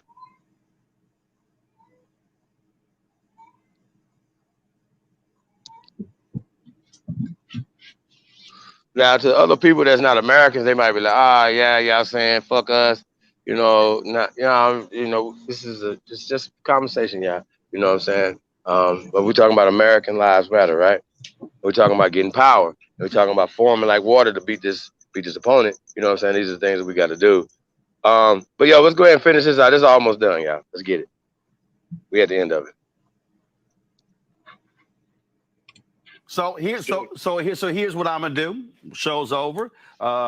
With both of y'all permission, I will send y'all respective information so we can do that, because again, I think where we are, first of all, Cube, what you said about when folks are in power, you are correct. I have long said that even if somebody we did not vote for wins, we are still constituents.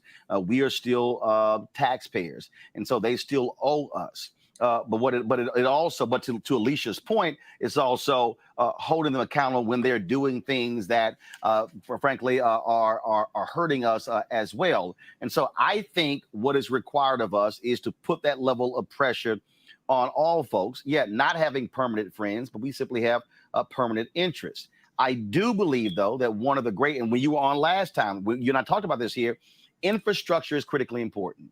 We know what your job is, what you're doing in terms of music, in terms of movies, and what your lane is. But when you have also organizations with people, that also matters as well. And so I hope we can able to lock that down. Final thoughts, Ice Cube, you first. You know, I let everybody know what I was gonna do, and I don't understand the issue with it. One of these guys are gonna be the president. And at the end of the day, whoever that is, we got to go press him. Alicia. That's just it. Yeah, I think accountability requires a movement. It's not done over a boardroom table. It's done by bringing folks with you. And so I'm excited to be working with, you know, so many people across the country, the 30,000 people that we surveyed across all political ideologies, incomes, demographics, to really start to lock down not only what these policy issues look like, but also training people to be the people who are making the rules. And so again, Cube, I look What kind forward of to last working name with is you. that of hers? All right, then. Ice Cube, I appreciate it. This is also why it's important for us to have Black platforms where we are able to have the conversation. I saw your tweet, Ice Cube, where you said that CNN booked you for Chris Cuomo, and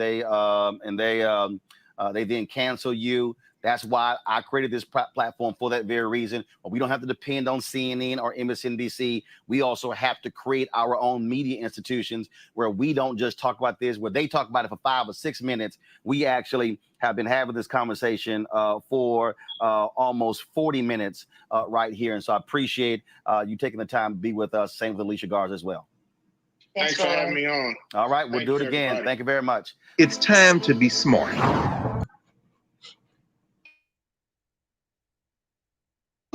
Yeah, man. That's what's up, man. Hey, y'all's a lot to talk about right there, man. You know, put the link in the chat room again, y'all. What y'all think about that? It's pretty awesome. You notice that she kept saying, right, that you have to have a movement, right? Like you're not really doing anything until you have a movement, right? Okay, well, ADOS is a movement, right? Black Lives Matter is a movement, right? Okay.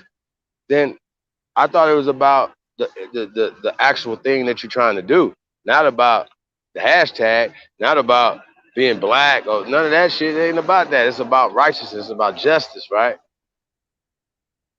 All right, do y'all think George Floyd is gonna get some justice? You think his family gonna get justice? Come on, They're bro. gonna get paid off. I mean, that's not justice though, bro. Yeah, Even in this system, they'll be giving it right back. And they I gonna was tax being, you for it. Like, it's shit crazy. I was being, you know, being facetious.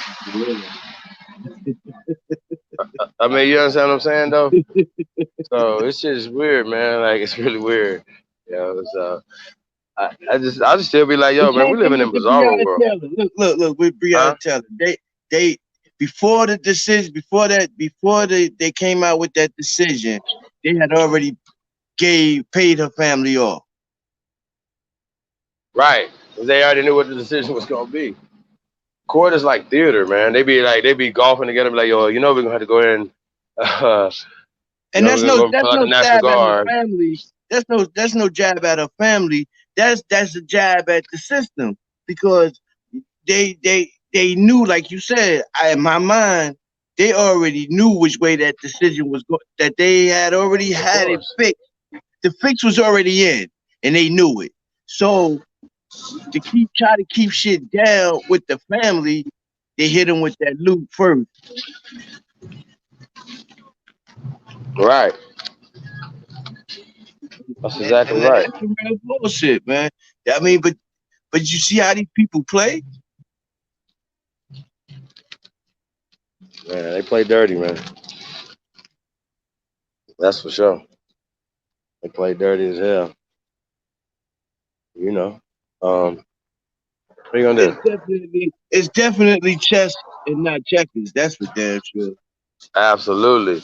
But her goofy ass, she definitely ain't playing no goddamn chess. Talking about she polled 30,000 people.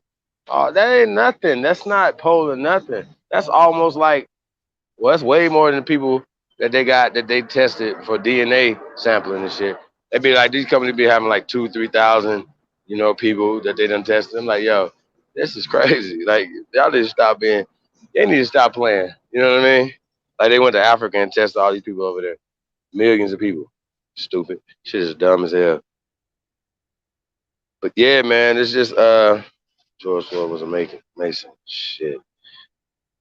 Yeah. Let me put this right here.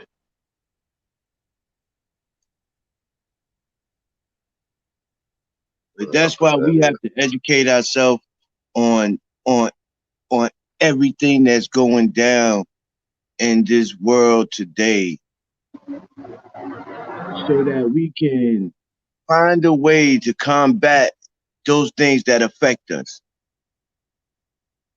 Right. You know, if if we keep sitting around just letting shit slide all the time, we're never going to motherfucking overcome the bullshit. Right. We got Eagle Hawk in the building. Eagle Hawk, what it do? What's good, brother? That's Condor. What's up, bro? What's good? What's good, Mr. Brooklyn? I hit you up earlier and said come on the platform, cause I'm always interested in hearing what you had to think. That's right. Yeah, that's what's up, brother. Yeah, sorry about that. I was mobile, so I'm just catching up with y'all. No, that's cool. That's cool. But I mean, but some of it to me, it's just a shame, man. It's a shame that I ain't even gonna speak on that I fell asleep at the helm when it comes to what's going on with my people. Because, and I say that because each one teach one.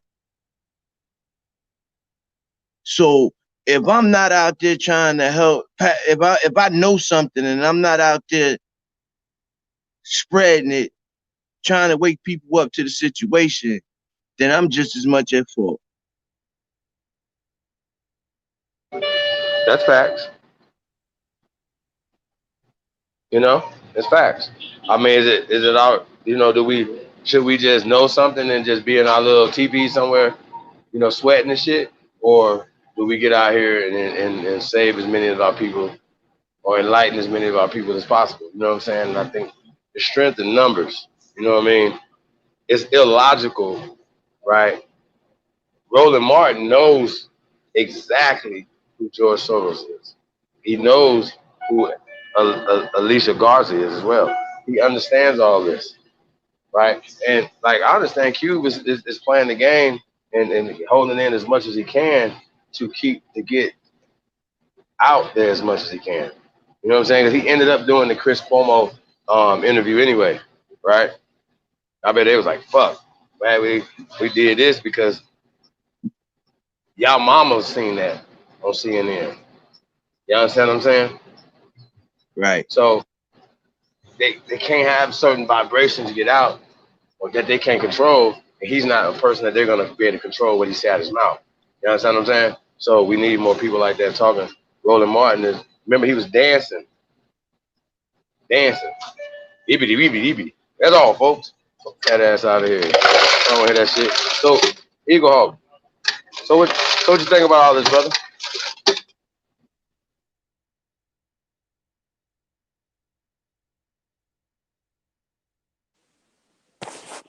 What's good? What'd you say? I don't know, man. Where you want me to start? I mean, you dropped a lot of stuff. Really, right? Yeah, I mean, drop. There's so much. Well, we want to talk solutions. You know what I'm saying? And like I said, if y'all ain't listening, you know what I'm saying? This whole thing been solutions. Check. Shout out to the immortal Steve Coker. Q was going in the right direction. You know, I mean, I'll just keep it short. Q was going in the right direction, and he's calling it out. He sees the plays. You know what I mean? So in terms of BLM, you know, I gotta give thanks to you because you covered this back in the spring and the summer. You gave the drop on BLM and what was going on almost play by play with the protests, right? So over the summer, they lost a lot of respect in terms of what was going on. And people were checking the moves that they were making in the streets in different cities. You know, Ahanu, a lot of people were covering that, you know, move by move. So we saw the stuff that went down with the White House, right? With the garbage and the, you know, and the fires, and that's when the National Guard was called out and so forth and so on. We know BLM, her and her little crew and the two others have been running this shit for about 10 years, right? You have broken down how the money goes back to the Democratic Party. So they're doing the protests in DC, right? Stuff starts burning in front of the White House. And this was in the news. People heard this on the streets. So out of nowhere, they set up BLM Plaza in DC. And out of nowhere come these foreign heads who people know are old school agents. And I'm talking about the disbanded, disgraced new Black Panther Party, not the old guard, the new ones. I'm talking about what's my man, Young Malik. You know what I'm talking about? Yeah. So you were talking about the Boule, right? Dulu. So let's connect the dots, right? You were talking about the Greek fraternities, the Greek orders, the schools. It's all connected, right? So Malik comes out of DC, right? He's not born here, but he was schooled at Howard. He went into the fraternities, got into the Divine Nine, got brainwashed, the whole 9 yards. Starts the new Black Panther Party, right? He got smashed out 99, 2000, 2001, 2002, 2003 in the streets in protest. That's why he lost his name and he had to leave DC. So when he was trying to make a name for himself, he was putting himself out there in protests in the last years of Clinton and the first years of Bush after 9/11. We was talking about 9/11 was an inside job and all this shit. He couldn't even mob more than 200 deep. And every time he went out there, he got smashed in front of the cameras, like literally like blood to the hospital, the whole 9 yards. That's when he started going to Atlanta, Chicago, Philly. He comes out of nowhere in June. And so y'all know about the laws on guns in DC. It's a federal district, federal zone. The same day that shit was burning and he did the whole walk across the yard, these cats come out of nowhere for the whole week. They got smashed by Southeast DC heads. The local crews mobbed up and kicked them out of town. Where the fuck they came from, nobody knows. This was the same week that there was shit going off in Philly, Chicago, New York, where just, piles and crates of fresh bricks, fresh weaponry was just showing up. All of that shit's connected. All of that. That's Alicia Garcia, BLM. So people were asking her locally, right? And they were going to the meetings and they said, do you have security? That group has never had security in the 10, 11, 12 years that they've been in existence. So they're like, back to Ferguson, back to all these protests, there's been shit that's popped off, right? Y'all never had to deal with Nazis, skinheads, all this shit before. Why not now train up and have conferences and train people in security? It doesn't have to be armed, you know what I mean? You can give them a mace and just have people wear colors. They weren't even trying to hear that. So that's when local heads in DC, Chicago, New York, where the shit was really popping off, started to know that there was some kind of program going on. I mean, if people weren't hip to it before, they definitely got hip to it then. Because in Chicago, the Latinos, they were squaring off neighborhoods. You know what I mean? They were so brazen about that shit. The videos are still up. You know what I mean? They put the graphic. Because the Latin Kings ran Black Lives Matter up out of Chicago. I remember that. Not only did they run them out of there, but they were fucking with anybody who looked like us. Period. So they still got videos up. If they still got videos up. So certain neighborhoods, people who are local know, right? So anybody remotely in a car, they got videos of people getting run off the road 30, 40, 50 miles per hour. And it's not just one or two cars. It was every day for 3 weeks. No matter who you were, if you were American Black, if you were whatever, if you even looked like us. You know what I'm saying? And people were getting curb stomped. You know what I'm saying? I mean, this is not some so this was Chicago for 3 weeks, and it wasn't just Chicago. You know what I mean? So BLM knew this. BLM set that shit off. BLM did nothing. So, I mean, there's a whole lot more to that, but it's all tied into the Boule. And so you're playing that interview. That's why she's doing that, because it's all about dollars, right? Once people realize that the money's going to the Democratic Party, BLM's over, right? You have to look at it. You have to look at it in tens of a billion. So was it close to 2 billion just this year in 9 months? So take that back to the first year over the 10 or 11 or 12 years that they've been in operation. Right. Right. Because Chief is talking about they're feeding off of energies as a profit motive, right? So, I mean, you got to think about long term, how much money they develop. Where's that money going, right? Because they had that shit going on under Obama, right? They said nothing when slavery actually started, when he bombed and he took out Gaddafi, and there was actually slavery, and people started showing up in DC and the cities from that shit, and they were talking about it and telling their stories, and they were like, our country is completely fucked up based on blah blah blah, and we're part of your diaspora. They weren't even hearing that shit because there's African, right? Nothing. And everybody knows bumping this right here, nigga. I mean, everybody knows what's up there because there's Fuck the African. police. I mean, there's African migrants in New York, Chicago, Philly, DC on that shit, right? So. What'd you say, Eagle? No, I was just saying that there's been African migrants in DC, Chicago, Philly, who've been on that shit for a minute. I mean, talking about how BLM doesn't want to even hear from them, want to sit with them, doesn't want to talk with them, doesn't want to include them, right? Someone got something stupid to say. Gerd? Well, one day the Black Lives Matter they was doing this they was painting the street on Fulton Street in Brooklyn. So some of the brothers that from the neighborhood, you know, they walked over there and they was like, "Yo, why are y'all doing this on the street?" So the dude, one of the guys, it was a white guy. We was doing this to show our support, and you know what I'm saying. So they was like, "Well, you know what? We don't want that on our street." That's how you do it. And so now the white guy is standing there, and this is just a coincidence that I'm even there because I didn't know nothing about it for real. But I'm standing there listening to this whole conversation, like for real. And the so-called black guy was like, "Yo, we don't really want that on our streets, though." You know what I'm saying? And so you don't support Black Lives Matter? No, I do not. And the dude he looked at dumbfounded, like they actually packed up and left that day. They actually packed up and left that day. They stopped all the work they was doing on the street that day. But they did come back, and then the 2 days later when they came back, they had police officers on both ends of the street. Chad said there's no election, there's no president. What y'all think about that conversation?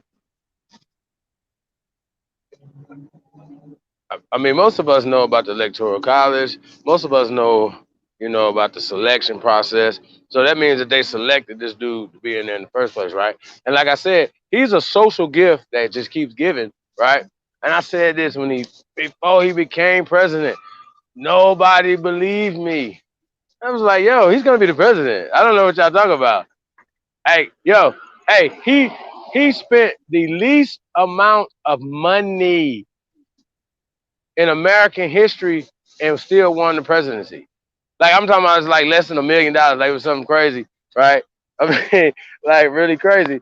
So all he had to do was fall back and let them just run negative ads on him. That's it. That's all you gotta do. Why I gotta do anything? They run the negative ads all day. They still put my name out there.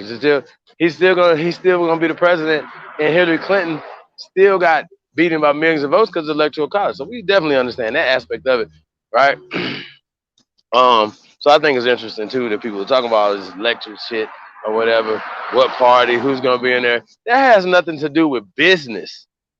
You know what I'm saying, bro? Like, how's your emotions attached to your business, right? Now, you supposed to be rappers and you niggas got this money, right?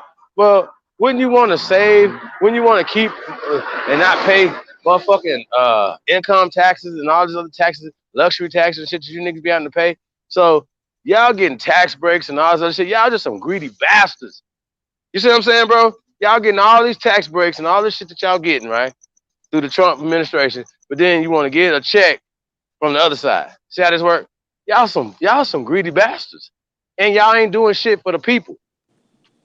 And it has to stop. And look, these motherfuckers ain't speaking for real people. You know what I'm saying? They're not speaking for us. That's what people don't understand. Only starstruck people sit back and want somebody to do something for them, and you know what I'm saying? Nah, not the great ones, not y'all.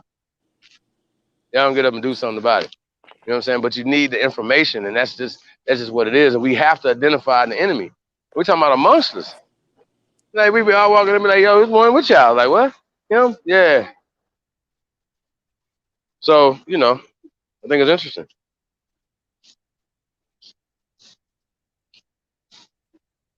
You know what I'm saying? But the brother is so right though. These movements are all tied together. Say what? I said the brother Eagle Hawk I said earlier. I said these movements are all tied together. He's so right. Facts. I mean, man, it's just really crazy though that just the silence. You know, and I haven't seen everything. Y'all been busy, so I might need to go look just so I'll be. But it seems to me that it will be artists lined up making PSAs about the black Joe. You know what I'm saying? The contract with Black America. See, they'd be like, oh yeah, oh shit. It wouldn't have even mattered if the Trump administration would have liked it and say, yo, you know what? We want to work with you niggas. You know what I'm saying? Niggas would have been like, we don't care either way. We good. You know what I'm saying? If niggas would just support it. So, hey, we got Cherokee King, Yeshua, Hebrews is in the building. Shalom. What's up, brother? Oh, I say, Shalom. Funny. Funny. This dude is hilarious. I'm looking at something, waiting for you to let me in. Do you know who you are? Huh? What'd you say? Yeah, I'm the last dragon. I'm over here drinking, y'all. Some damn water. Hey, for real, on some real People shit. like nigga be drinking. Like, I don't even drink. Shit is crazy. Y'all some lames. Me neither, man. I don't drink that. I call beer dragon piss. But yeah, yeah, man. I just wanted to build with y'all. You know what I'm saying? Hey, let's get it. So, hey, bro. Well, you know, we went in on the Steve Coakley. I don't know if you've seen that, and we're talking about the boule and stuff like that, bro. Are you familiar with the boule and all the gatekeepers? Yeah. Even I said it in the chat. Even Martin Luther King was in the boule, but that's why he was an alpha as realized well. he realized he made a mistake when you watch that one speech when he was like, I'm afraid dude asked him the question about that, and he was like, I'm afraid I walked my people into a burning house. I agree with you. I remember that. Yeah. Bro. He regretted that shit, and he was trying to I redeem believe that as himself well. when they killed him, bro. And I think at that time, I think he knew it was coming. He set the standard though. He set the standard for the next generations to see that though. Really? You know what I mean? The ones with the flames, you know what I mean? To keep that shit lit, bro. I'm telling you. Cause motherfuckers with the codes know what to do with that type of shit. You know what I mean?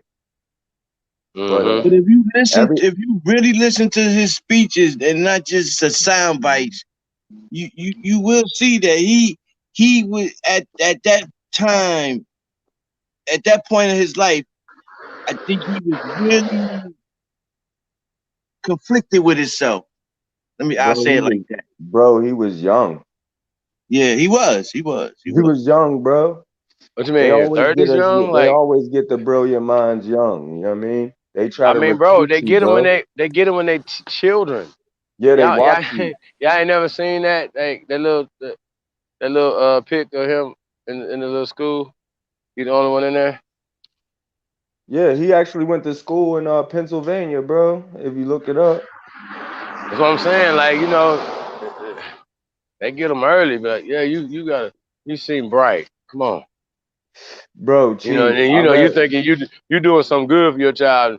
You know, 'cause they bright and you send them to little private schools or whatever.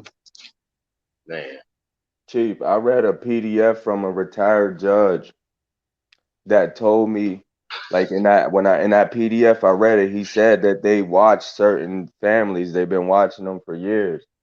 Because believe it or not, man, we've been through different cycles reincarnating back into the same physical realm, bro. Say that again, bro. I didn't catch that. Say that again, bro. I'm sorry. I said we've been reincarnating back into this realm because our DNA is fragmented.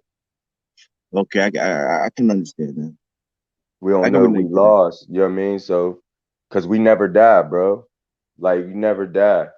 You might see somebody die, like it might seem like they dying, but they just waiting to come back through one of their descendants. You know what I'm saying? That's how it go. Oh, that's how it works. Yeah, that's why you can't I That's mean, why we you got are all who we these. look, bro. Look, we are who That's we why are. New York got all them rats out there, y'all. Mr. Booker, Bro, my bad, dog. Hey, no, on watch some it, real Chief. bro, it's Yeah. deep, bro. Shit is deep, bro. I get it now. This Oh, Watch creation is it. deep, bro.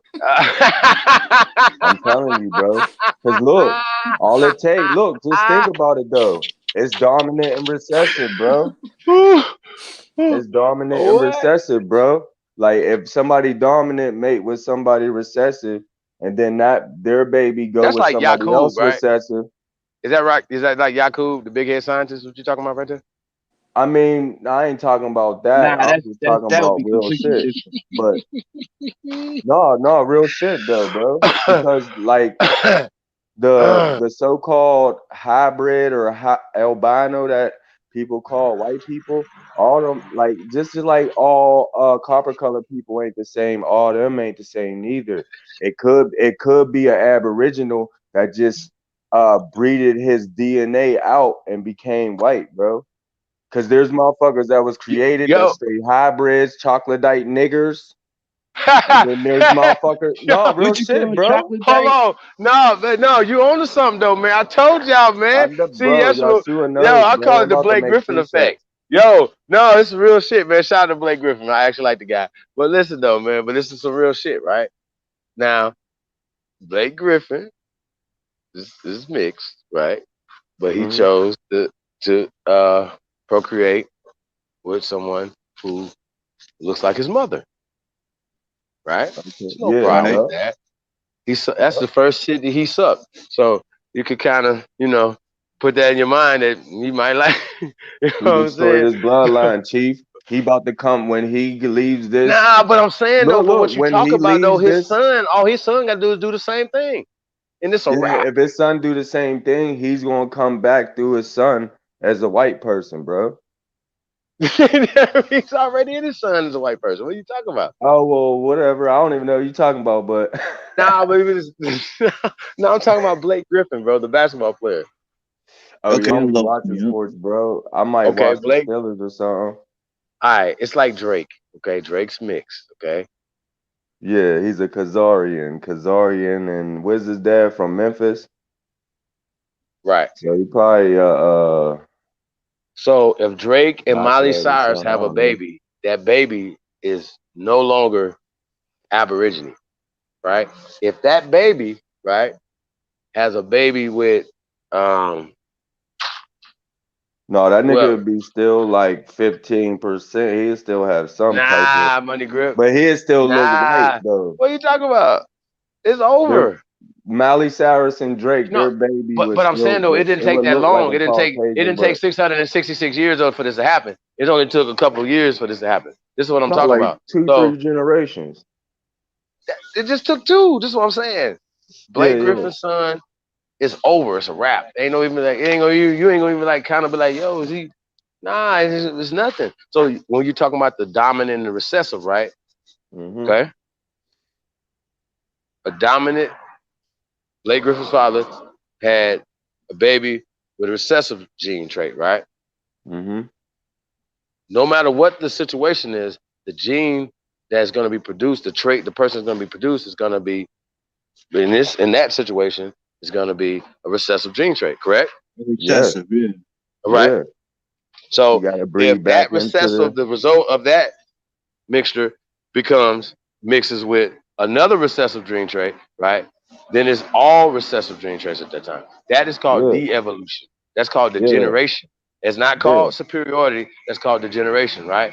Because great Blake Griffin's father can sit in the sun. His grandson can't. His great grandson can't. Y'all get what I'm saying? So y'all gotta understand science. That doesn't make sense if to evolve into a person who can't walk in the sun. That is, it's recessive and can be wiped out if a dominant person got Blake Griffin's grandson, right? And then reverse the process. Hey, Because Chief, he's guess what recessive. though? Y'all follow me? This is just deep, y'all. It's just Guess deep. what, Chief? They Yes, can bro. breed into our bloodline by mixing with us and going the other way though, too. That's what they're Hold on, doing. bro. That's what they was doing in Hollywood. That's why you see all them actresses with old white dudes and all that stuff, bro. That's what I they're thought it doing. was They for the know the money. game, bro. These people that call themselves Jewish people, bro. The scriptures talk about them, bro. It's in Revelation chapter 2, verse 3, and chapter 2, verse 9, and chapter 3, verse 9, bro. They're the synagogue of Satan, bro. They say they claim to be Jews, but they're not, bro. And they're the synagogue of Satan, bro. And what do they pray in the synagogue, right? Right? Yeah. Yeah, bro. But like what I was going to say about the dominant and recessive, to get back on the topic, is that we're dominant in law too. Say again. I said I brought up the dominant and recessive to bring up the fact that we're dominant in law too. All right, so explain that, brother. That we're dominant in law. Who you mean we're dominant in law? Because we created all the law. All the law comes from us. We're, like I said earlier, we're the posterity, bro. And we delegated limited power to the for-profit corporation that we own. And I can show you the actual federal code that says that the Indians own the corporation because they're a minor and we're major. But we don't know we're major, so we're minority, so we're minor. So we're when major Cube is saying, because we're you the don't want, people, the people of the several states, bro. The 50 organic states, bro. That's where the sovereignty is. That's the American. That's everything's being restored because they got the American Sovereignty Restoration Act, which pulled the corporate mule of 1871 out of the United Nations, bro. You know what I'm saying? Like all the line is already drawn. You just gotta see it, bro. You know what I'm saying? Like the chessboard is already laid out. But you gotta get to the checkmate. You know what I'm saying? Do you think we've moved yet? Huh? You think we've made any moves yet? And I actually, who's we too? You know They're what I'm saying? I gonna had to say the same thing. Who's the look, we? Chief. Yeah. There's gonna be another martial law probably like after the election and shit. They're gonna show us a whole bunch of shit, bro. Like why you think, man, all the countries submitted, bro? Like Hollywood is like going through tribunal court for real, bro, for the human trafficking and stuff, bro. I mean, but Yeah, I'm still trying to understand though. Why would they shut down the economy though, to lock up some punks? Like, you know what I'm saying? Like that just don't make Because no sense to me. first of all, Chief, we live in a debt system. You know what I mean? The Federal Reserve note is legal tender for all debt, public and private. And I'm trying to explain right now that we're private and they're public. We the people is private state Let me ask you a question, citizens though. before Do you think the private citizens are creation. gonna? I got you. Private citizens are gonna be on martial law too, brother? Everybody's gonna be, because we gotta watch the video and then they gotta get the people in the lower level, like the judges and the prosecutors and all that stuff now. So we have to chill and it's a reprogramming of our DNA because like I said before, I don't know if y'all heard this, but like what you perceive and what you hear and what you believe mutates your DNA and changes it. It reprograms it. Oh, sheesh. Yo, so let me ask you a question, right? Is that kind of pseudo or is that like a little pseudo? Like, is that? You said, is it kind of pseudo?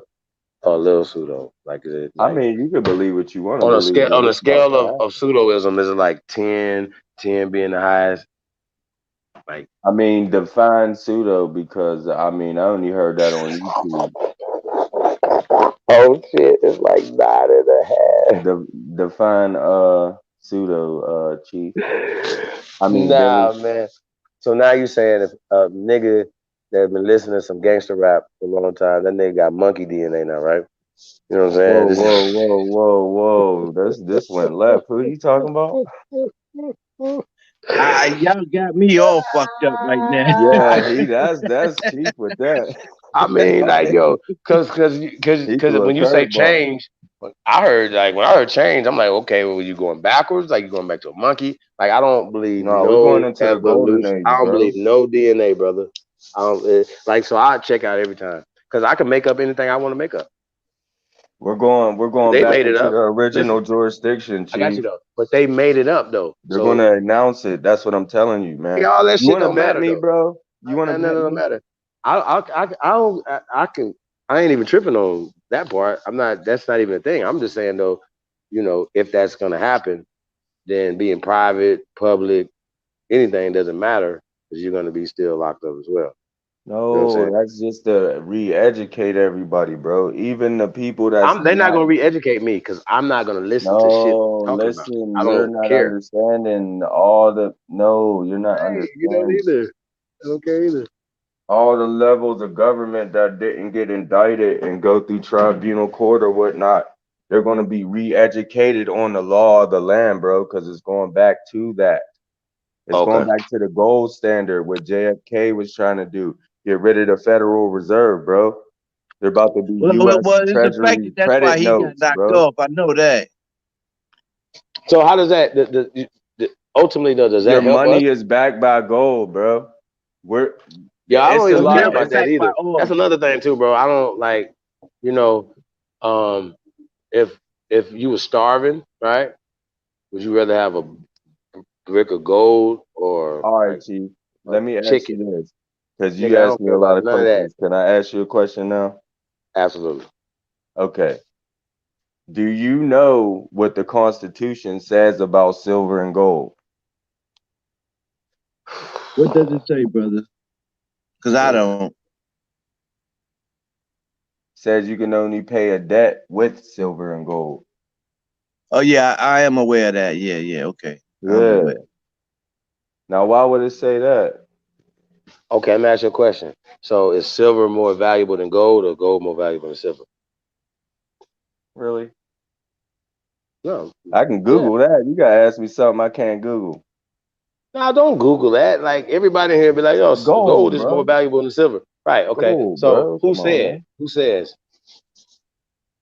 What's more valuable, Who said melanin that or gold was gold? more valuable, brother? Who said that Melanin or gold was gold? more valuable than? Hold on, he said this. Who said that gold Gold was is more more valuable than silver? valuable than silver. No, I'm just saying though. Like this is an easy question though. Who said that gold is more valuable than silver? I just want to know. Demand. The creation, because it has more. It has more abilities. Well, I would say So that demand. brings more value to it. Demand. Would say what's more valuable. Well, I mean that's what I'm saying. That if they could dictate which one is more valuable, then you know, then they can dictate what's valuable. Like for You instance, understand what I'm saying? Like why is it valuable? Because they made it valuable. They said this should be valuable and you should want it and eat it or use it. You know what I'm saying? Or whatever that you look, bro. this brick right here that you can't do anything with, right? Is valuable Well, both of them do have because they properties said it is. that. Yeah, they do conductive all types of stuff, bro. You can eat Yeah, them. but They're niggas ain't edible. walking around conducting nothing with gold on their neck Man, they like that. making They ain't conducting shit, they bro. used to make You know what I'm saying? cheeseburgers with gold flakes in that I mean, hoe I'm for just trying like to prove a point though, right? $666. That they put prices and they put value on certain things. We're gonna have to figure out how to start adding value to ourselves. What makes us valuable? She said that she needed Cube's platform, so he's the value. Okay, It's bigger than when I them, bro. Nah, it ain't bigger than him. It's not bigger than you. Yeah, That's it's my bigger point. than You're it's the even valuable. bigger than Trump, bro. But Trump just Nah, holding it it's down. I'm not. telling you, Fuck all of bro. them, bro. It's not bigger than me. It's not bigger than you. This is what I'm saying to you. Listen, brother.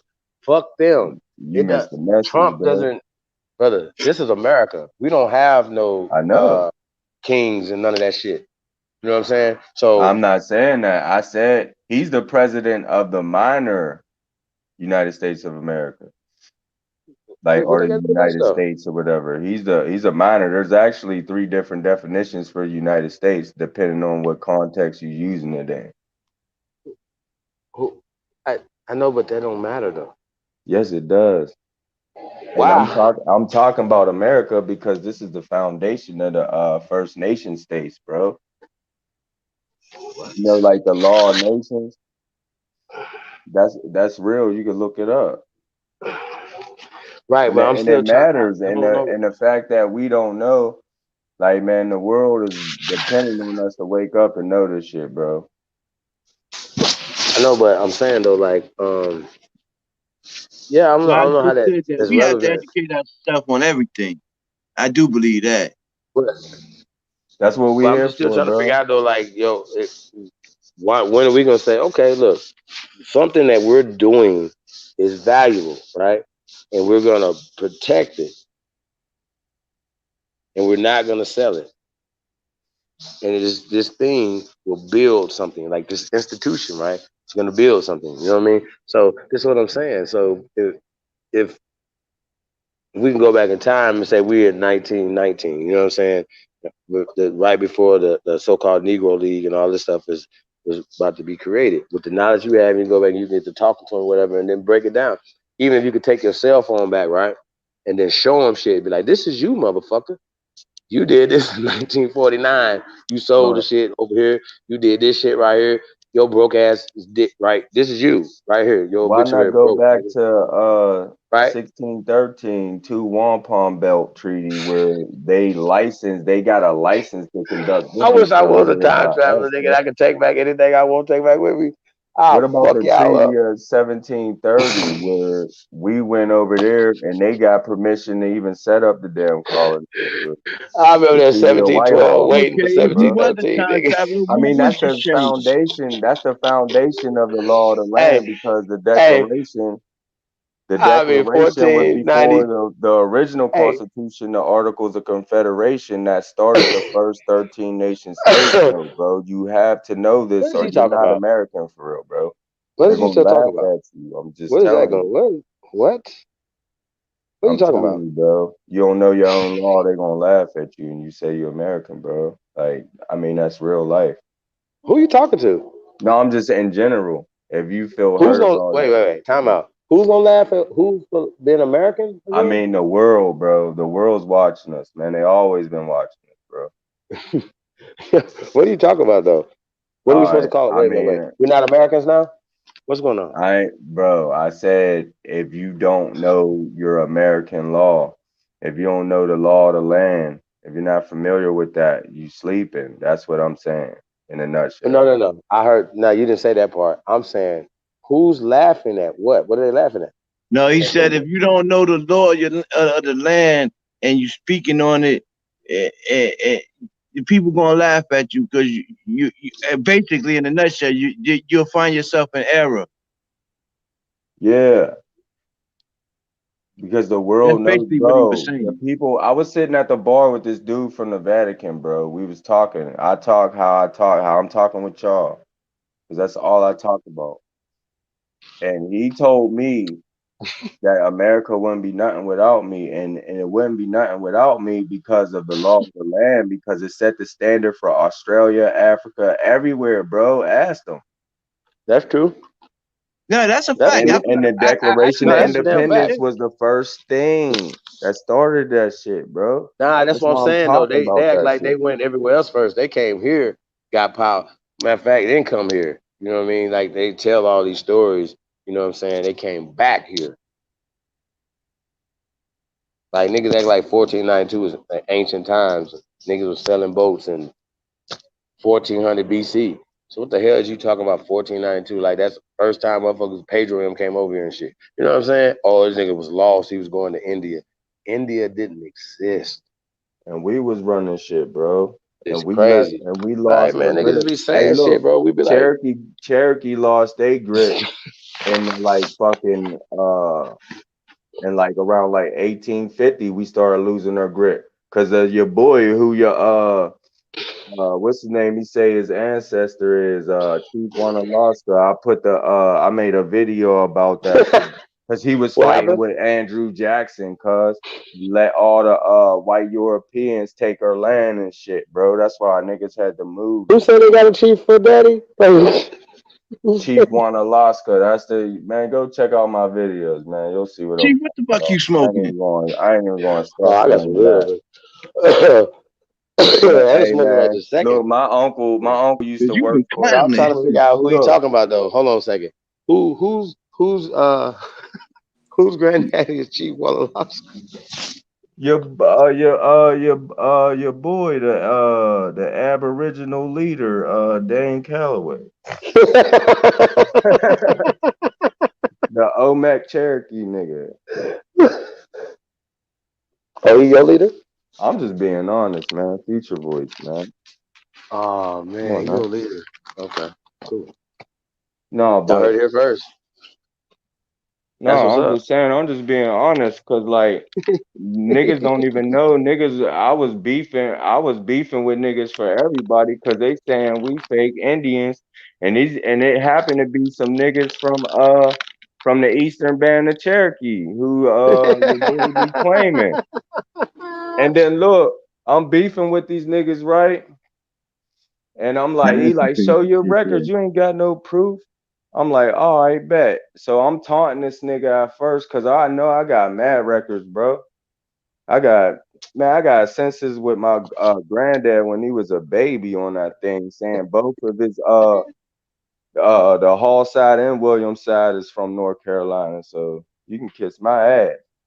But I faded that nigga. I showed him my records. Even one of his homies was like, man, I wish I had shit like that. He submitted, dude kept on sending shots. But I was like, yo, wait till motherfuckers see this shit. Cause this nigga claimed that shit and this nigga made a video saying he don't know that nigga. So, you know what I'm saying? But fuck that. Let's build on the other shit we was building on, Chief. I got that out. Oh no, Ice Cube stuff? Yeah, whatever. Let's build on some positive shit though. But I wanted to, you know what I mean? Because that nigga was Right. sending shots like, you ain't nobody, nigga. I'm Yahshua, bitch. And I'm 38, about to be 39, and I know more shit than you, nigga. What are you talking about? What is going on? You talking about the dude he was talking to? Who was you talking to? No, I'm talking about Fat Boy. Hey, I'll be right man. back. My battery died. Shit. I'm talking about Fat Boy. You know what I'm talking about. The historian. Talk more about that guy in the Vatican. Did he tell you what he did in the Vatican? No, he ain't tell me what he did in the Vatican. He just told me he's from there and shit. Cause when I see foreign niggas, I go up to them and I, pick their brain.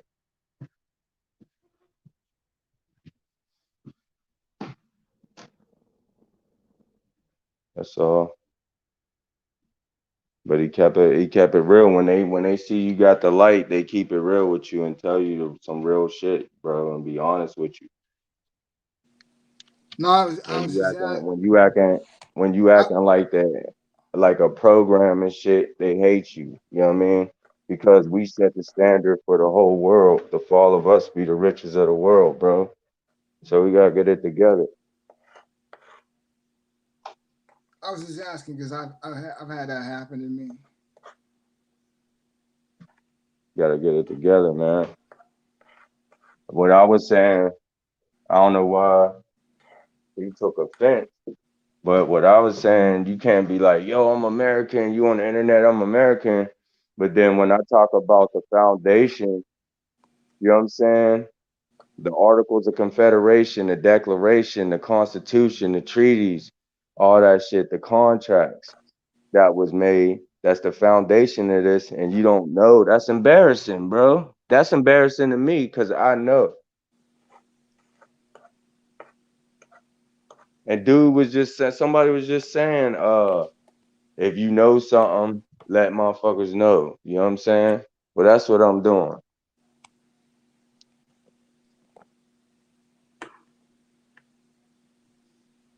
That's what I'm doing.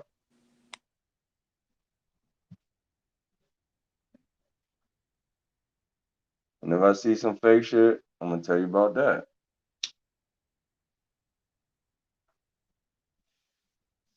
You know what I'm saying? Wouldn't y'all? If y'all knew somebody was claiming some fake ass shit or fake ass genealogy and all that shit, wouldn't y'all do that? That's just like a motherfucking just like anybody else, like a Irish motherfucker or anybody, a foreign motherfucker, what you would call a white man or whatever, coming over here claiming your shit. Same thing.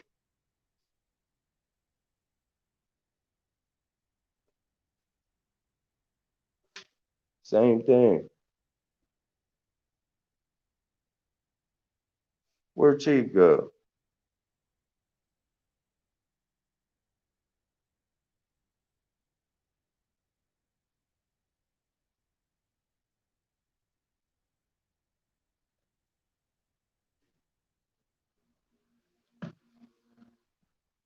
Yo. So what do you think? What do you think about what he was saying before about the Boule tying that into BLM? You said what? Did you see the video he played on Q talking to the woman from BLM, Garcia? Did you see that video? Oh yeah, I saw a little bit of it. So what do you think about independent economic empowerment within our community, where we separate both from the Democratic and the Republican Party? That's how it's supposed to be anyway. We're the set apart. Anyway, that's what I'm saying. We're the set apart. We're before the create, like, bro. Everybody was presumed to be U.S. citizens and shit. They did it like that when they started reclassifying people. You know what I'm saying? And it happened to different people at different times. You know what I'm saying? From like the 1700s all the way up to the early 1900s, bro. You know what I'm saying? To different families and shit. And it happened because, bro, you can forget your whole family lineage in like 1-2 generations if people don't care. Like, you know what I'm saying? So it wasn't really that hard to rock us to sleep, and it wasn't that long ago, man. I know it sounds like I'm fucking talking, you know what I mean? But it's a lot of information I'm trying to, you know.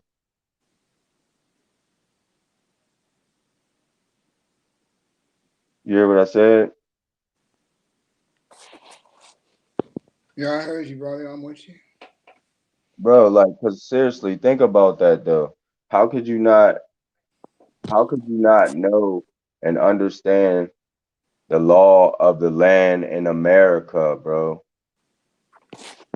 So we got a brother in the chat, you know, and Camp has been making this point repeatedly. So what do you think about what was he saying? He was saying Article 2, Section 10, or is Article 10, Section 2, that says that only the federal government has the power to make treaties.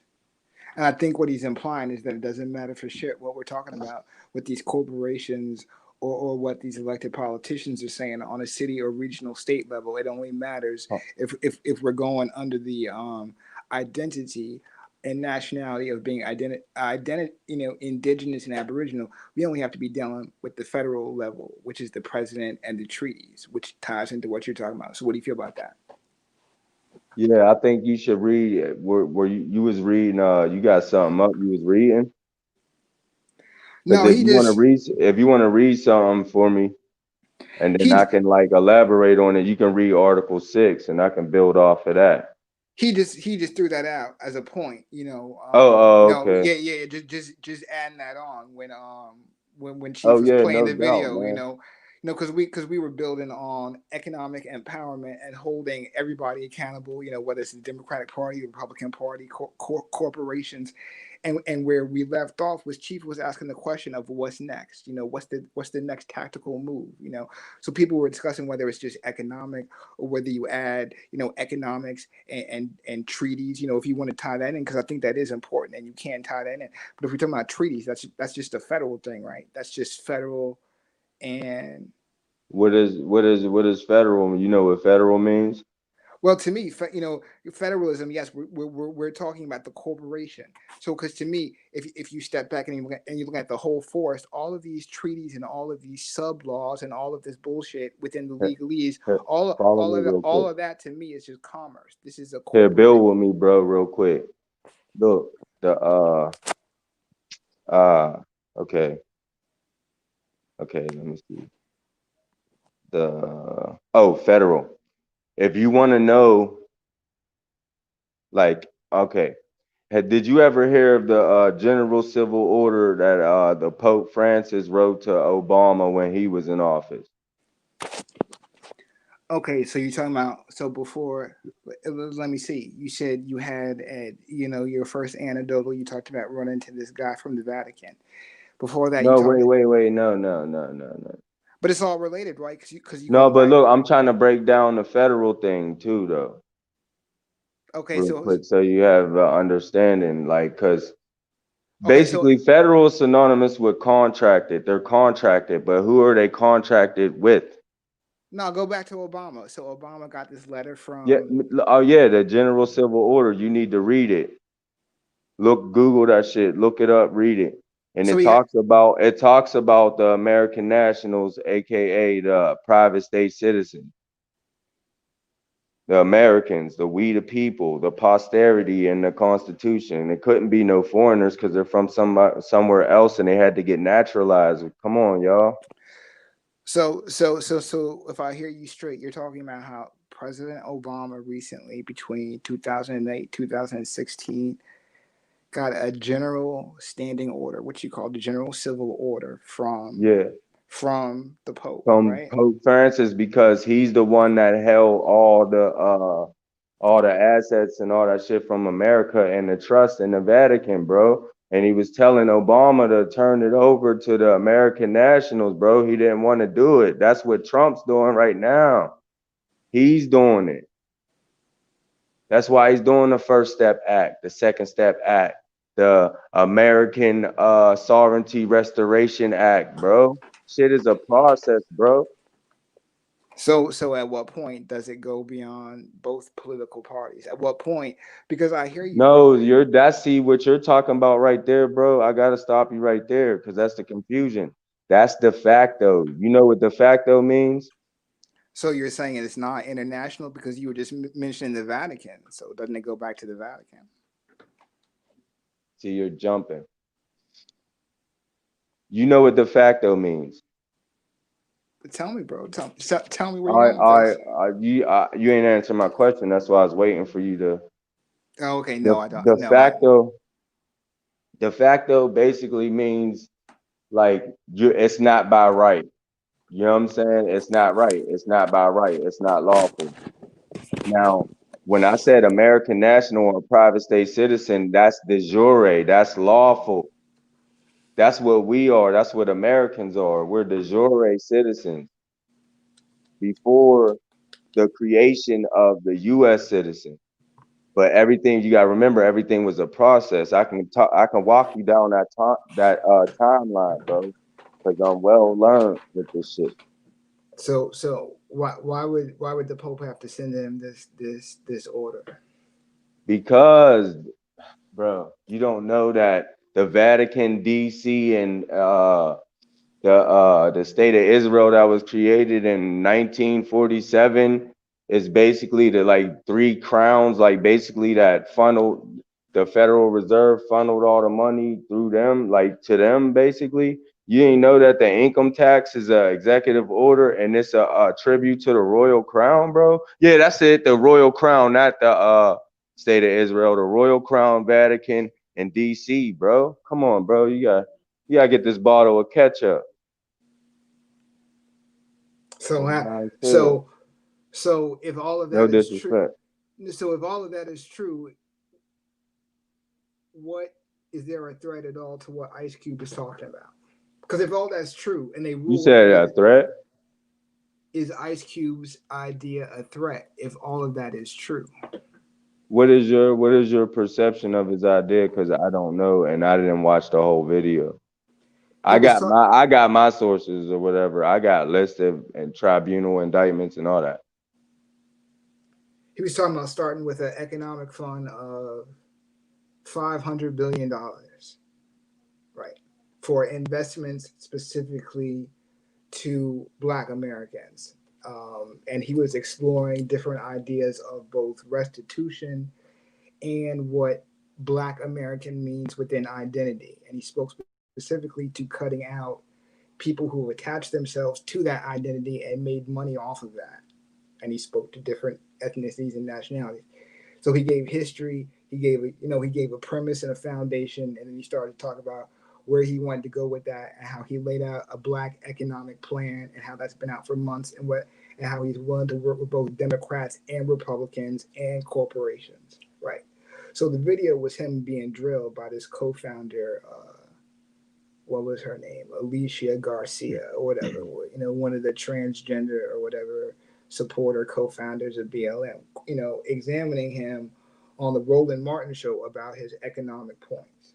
So, and then she threw it back to the community of what we thought about that, and how we feel about working with political parties, and if it goes beyond that or not, right? Yeah, okay, yeah. Well, I mean, it's good because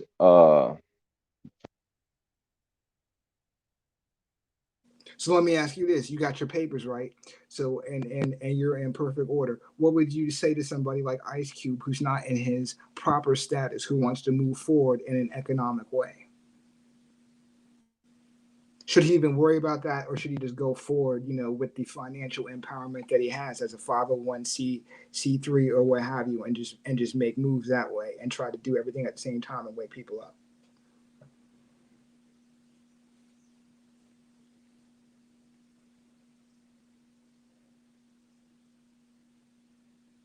What would you do, brother?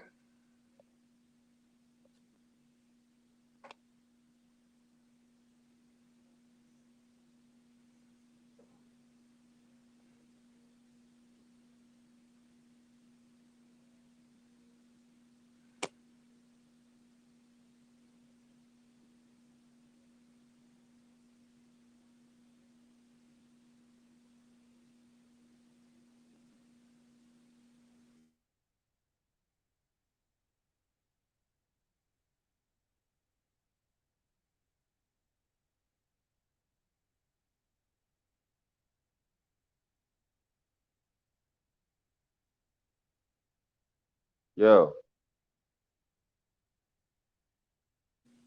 was What's that good? Eagle? What's Eagle. good? What's good? Yeah, I ain't I thought I got kicked out or something.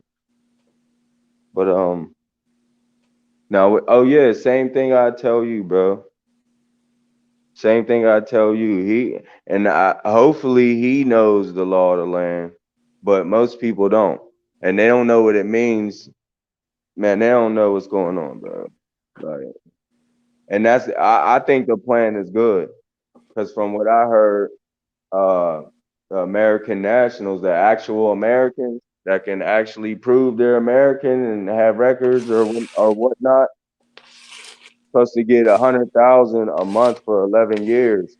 Not to mention that we're moving into the golden age with the gold standard, where everything's backed by gold and silver with U.S.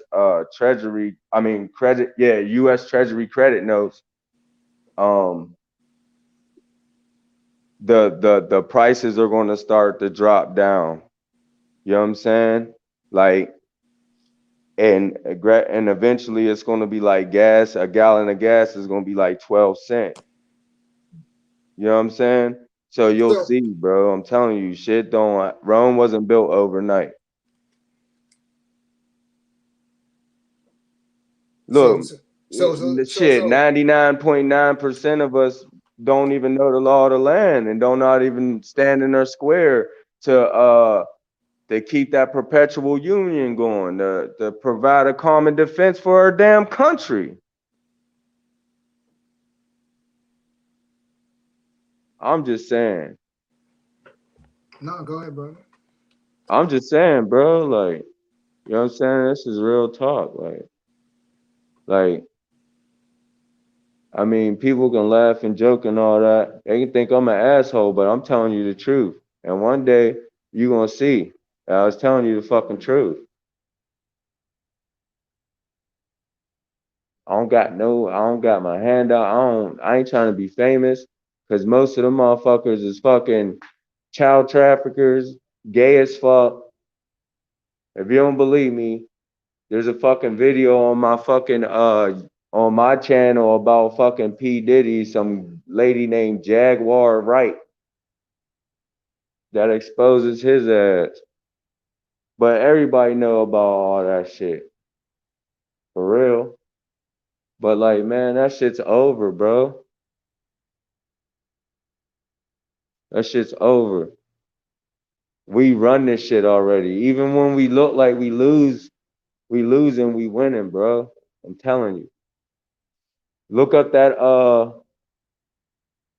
I'm trying to show y'all the difference between public and private, because you have to get this in your head, bro. Remember I said what you think and believe and all that, it projects your reality and mutates your DNA and changes it.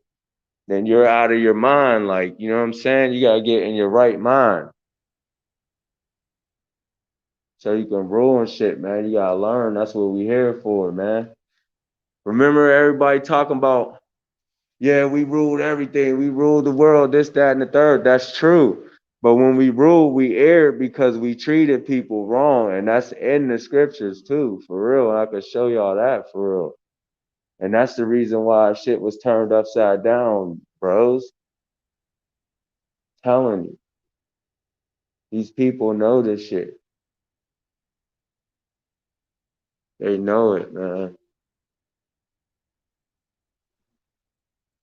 And they know what time it is.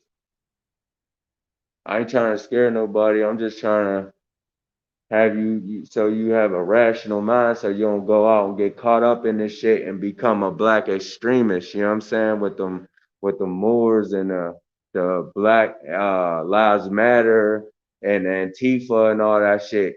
Because there's a lot of shit connected to this situation right here, like the Rex 84 plan, King Alfred plan, bro. They talk about black extremists, bro. They gonna take them out. You know what I'm saying? So you just gotta know who you are, stand in your square. They can't do that to an American national, man, like a private state citizen with permanent allegiance to their state, bro, or wherever they reside. Don't it sound familiar? You know what I'm saying? Law of nations. Like, I'm in Pennsylvania. My family's from Cherokee Country, Andrews, North Carolina, but I'm in Pennsylvania, so I'm a Pennsylvanian.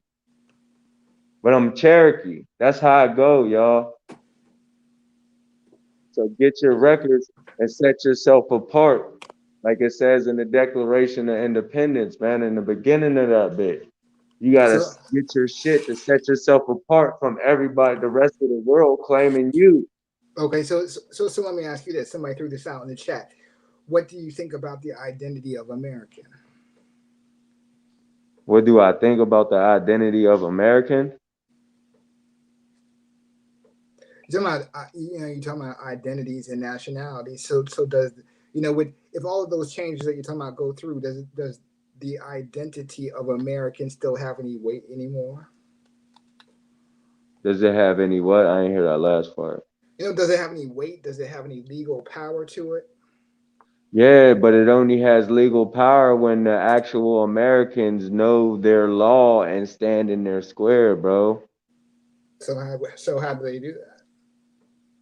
By learning the law of the land and understanding it and knowing how to conduct yourself. Like, right, for instance, like, okay, Say it's on right now, okay? No, don't say it's on. Say they do give that. Say they do give you that. They're like, all right, American nationals. If you could prove who you are and shit, we gonna pay you. Come prove who you are and shit. We gonna pay you 100,000 a month for 11 years. Real quick, get you right. And not only that, unleash 6,000 energy technology patents that was kept secret from you. That's yours. That was created by your damn ancestors under national security since fucking Okay. forever. No, bro. I gotta stop you there. I don't know about all that. 600 patents. All right. So what? All right, bro. But no, I'm just saying that sounds all You cool. gotta look up the patent office, see why it was created. I don't know where are we gonna find out. We gotta dig in a cave somewhere and go through some soldiers. All right, I'm just man. saying. I'm saying Cuba's putting 500 billion on the table. What do you think about that? That's 500 billion on the table right now. What you don't want to work with that? Wait, what you say? I can't work with that? I'm saying you're not feeling that at all. Cuba's willing to put up 500 billion on the table right now. Right now in 2020 to work with. You don't think we should start working with that right now? Oh yeah, of course. Why not? Why not? Shit, if you American Indian, you're creative. You got inventions. You could do all types of shit. So think about it. If we all got together and we all got money and you were smart though, you gotta get the knowledge first though, man. You can't get the money and all that shit first because you just gonna do dumbass shit. Buy Louis Vuitton with fucking children flesh and blood in it and shit. And basically finance all this evil. You gotta get the wisdom first though, bro. But yeah, fuck yeah, we'll fucking flourish. Why you think they had the damn Black Wall Street in Tulsa, Oklahoma? Them motherfuckers was Cherokees, bro. The motherfucking my great grandfather was born in Wilmington, North Carolina in 1905. Wilmington was booming, nigga. Shit, you tripping? And guess what they did? The motherfuckers waged war on that city to take it over. It's in the fucking newspaper. You can look it up. And that's what they did from 1850 to the early 1900s. And in 1913, they warred against the Republic, us, the Constitution. And now we got amorality law and maritime law. And that shit's all about to change now because all the motherfuckers that programmed us in Hollywood and all that shit, they in tribunal court. For fucking child trafficking, all types of shit, bro. Go back to Wilmington. But I don't know if y'all feeling me and shit. Am I wasting my breath right now? No, I feel you, bro. Go back. Or y'all want to talk about sports and shit? Don't. Go back to Wilmington. Cause them niggas been making fucking suntan lotion out of us for fucking years, boy. No, I know where you're going with that, to the adrenochrome. Go back to Wilmington. Go back to what? Wilmington. Oh, Wilmington. It was just like Tulsa, bro. You can look it up. No, I'm saying, was your family down there? Yeah, in 1905, my great grandfather was born there. My great grandfather was over in Durham. Where? He was over in Durham County. Durham. It's on the coast though.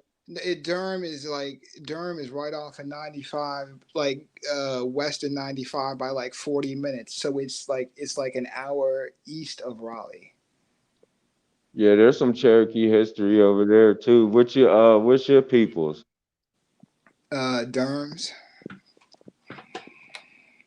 No, with that. Oh, you're talking about my people, my tribal people. That's Anawati. So I mean, we got our papers. Okay. All of our stuff is linked back.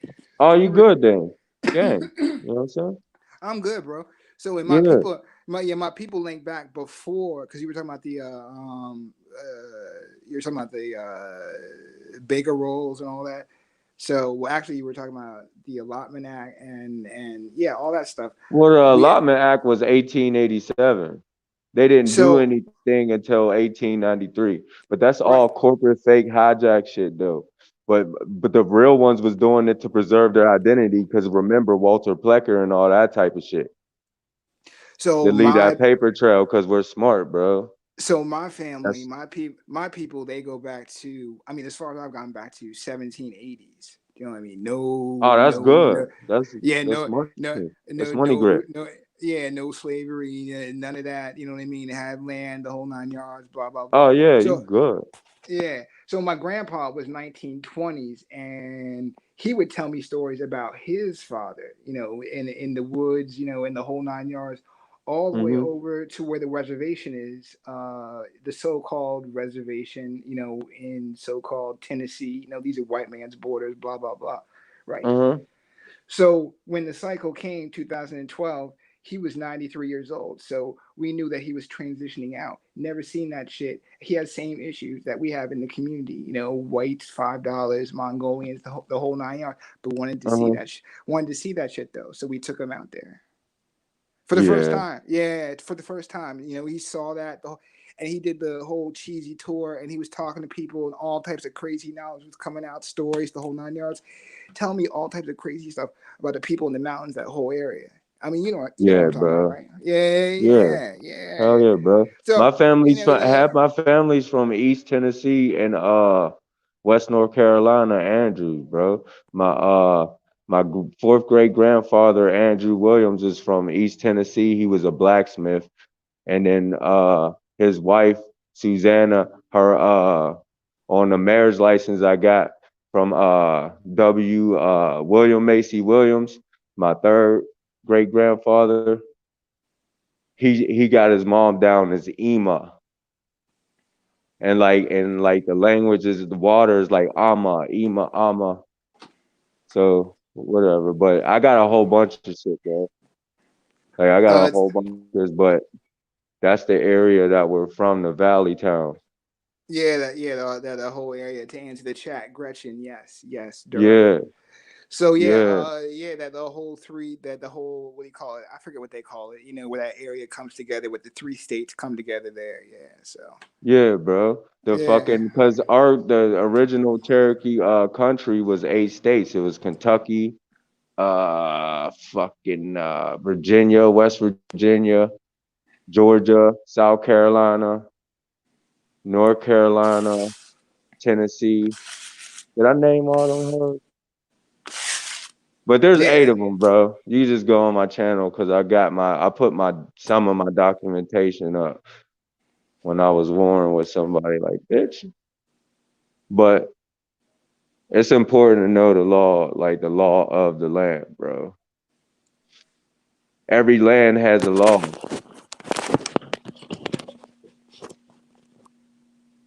I feel you, brother. You know, I'm with you on all that. I shouldn't want to get lost in that rabbit hole.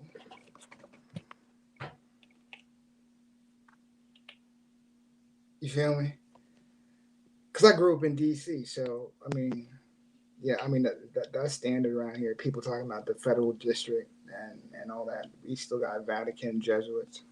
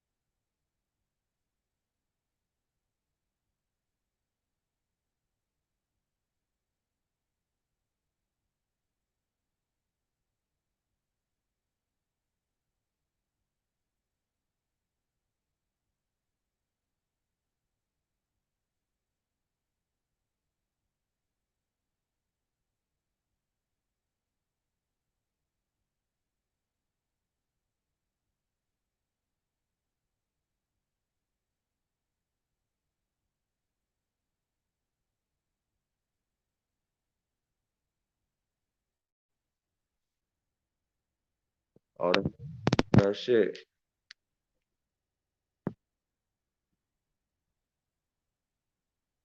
Oh, what up, man? Root, Root, funny.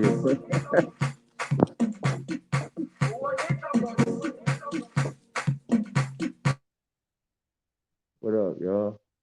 Chief, you back? What happened? My battery. My bad, man. I wasn't, you know what I mean? I wasn't talking crazy, man. I can't fight you. I can't fight. No, you good, bro.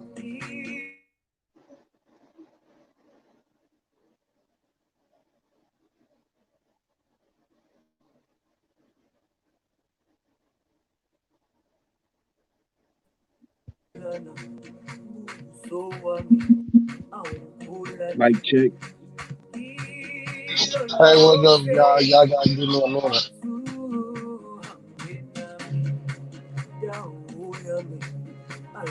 Peace and life to the minds. Peace and life to the great minds. How's everybody doing?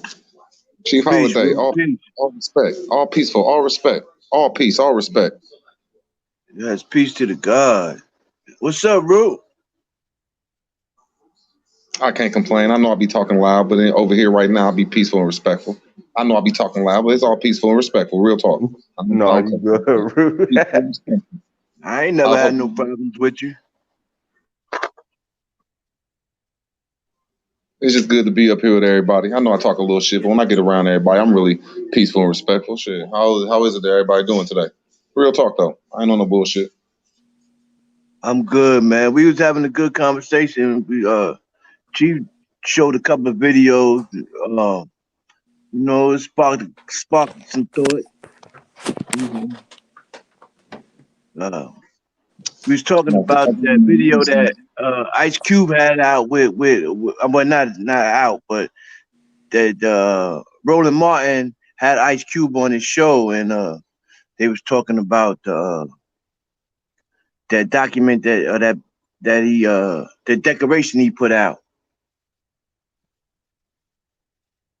You have any thoughts on it, Root? I'm so glad you brought that up. That's a beautiful subject to get off everything else. Oh, that's so beautiful. Yeah, hell yeah. I like that. That's a good one. Yeah, that's a good subject because in today's times, yeah, we do have to get more political and get our people advised on what's going on. And I think I'm agreeing a little bit with Ice Cube on the part that for the last 43 years, the party that we've been with ain't did nothing for us. So we might move, you know what I'm saying? Break that, as he said, black contract. That's a good subject. I feel you. Well, no, it seems like it actually seems like it was it was like if we was automatically going to vote for Democrats. You know, it seemed like it was passed down from generation. My mother voted Democrat, her mother voted Democrat. You know what I'm saying? At some point, you got to stop and say, well, what the hell are they doing for us? You want my vote, then what are you actually going to do for me? I think we got to start being like that, especially just these days, man. I mean, if we going to be in this system, fuck it. What you going to do for us, man? Or fuck you. If we got that, we'd be powerful, man. Just that mindset. I mean, right. If we got to be in this system, I agree with you just said 100%. If we got to be in this system, then we have to get it and milk it to the best of our ability for the best outcome for us and our people. I can't believe we having this talk in these days. I never did just think that the indigenous community and what we seeing on TV is like it's all coming like to life or some shit like that. Like they really talking about cutting out a lot of minority groups and being racist for real and just helping out the race of, I hate the word black people, but black people. I ain't never heard this language on TV before with the politicians and shit. There's some weird shit going on, man. Hey, yo, you know what I read on that plan with Ice Cube, though? They said once they implement that, though, like the part of implementing that was going after like the KKK and all that shit, though. Making them motherfuckers like terrorists and shit, like terrorist groups and shit too. Well, the thing about it is that they didn't use his whole plan. They just took some parts from it. but at least he's sparking thought in them. That's the big picture I was seeing. Bro, look, listen, bro. I ain't mean to cut you off, but No, we no, need go to ahead, go do ahead, go ahead. we 'Cause need that's to the do this. We need to talk about to be on this same vibration, talking about this with the motherfucking general civil order in front of us, bro. Because it don't matter what they call us at this point. Because with that American Sovereignty Restoration Act, it eliminated all the shit they did with the birth certificates. It eliminated the Federal Reserve, the IRS. But it ain't gonna happen until they announce it, and then by like next year. I'm telling you, everything's a process, bro. So all you gotta do is just basically know your shit and know where you stand and know how to get in position. And we're going to get set up nice. And once we get set up nice, and we have our own little shit going on, if you're smart, that's when all the nations are going to rise up on us like they did in Tulsa and all that shit, because they are programmed to believe that we ain't supposed to have shit and we're from Africa, bro. I'm telling you, that's when it's going to pop off. Hey, hold on. You just said something that's super key right there. Something that's super, super key. See, once again, I want to get y'all reaction to this statement. Donald Trump was asked about what did he think about Black Lives Matter, right? And he said, candidly, the first time he heard about Black Lives Matter, he thought, what a racist organization. What a racist statement to make. You know what I'm saying? Yeah, that's So what what he do you said. guys think about that? What a What do you racist guys think thing to about say. White Lives Matter? Go ahead, brother. I think it's a trap for Rex 84, King Alfred plan to exterminate you once and for all so you don't get your birthright. Make you deceive yourself, basically. You gotta remember these people before they was taken down, like how they was taken down or whatever. Right now, they were making chess moves, man. They was like a couple decades ahead of the motherfucking our generations and stuff, because people still catching up now. So that's all I gotta say about that. Hey, I don't know if you caught the build on the King Alfred plan, the Rex 84. I don't know if you caught that bill, but it was a fictional book, and it wasn't actually not a law in the books. You know what I'm saying? So I just wanted to throw that out there, whatever, because a lot of times people act like they only gonna pluck us out of our houses and just leave everybody else, Asians, Caucasian, everybody else could just stay in their house, and we only gonna be the ones getting into detention camps and shit, right? Not saying that they haven't put people in detention camps before. This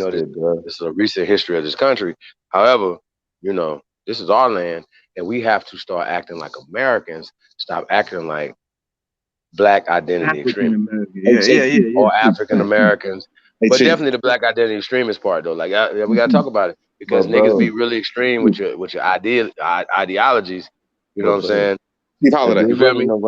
Steve Holiday. Around with your, Yes, sir. What's up, brother? like a chicken with your head cut off and don't know nothing, bro. You gonna get caught up.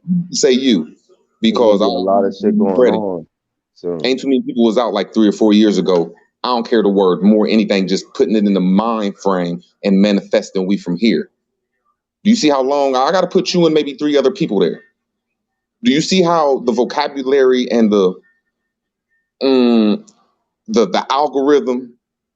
I'm not, you know what I'm saying? That's been pushing from there to right now. You don't think that that's a force that's helping to change the political form and make people starting to force us to do things, but they have to keep us Black?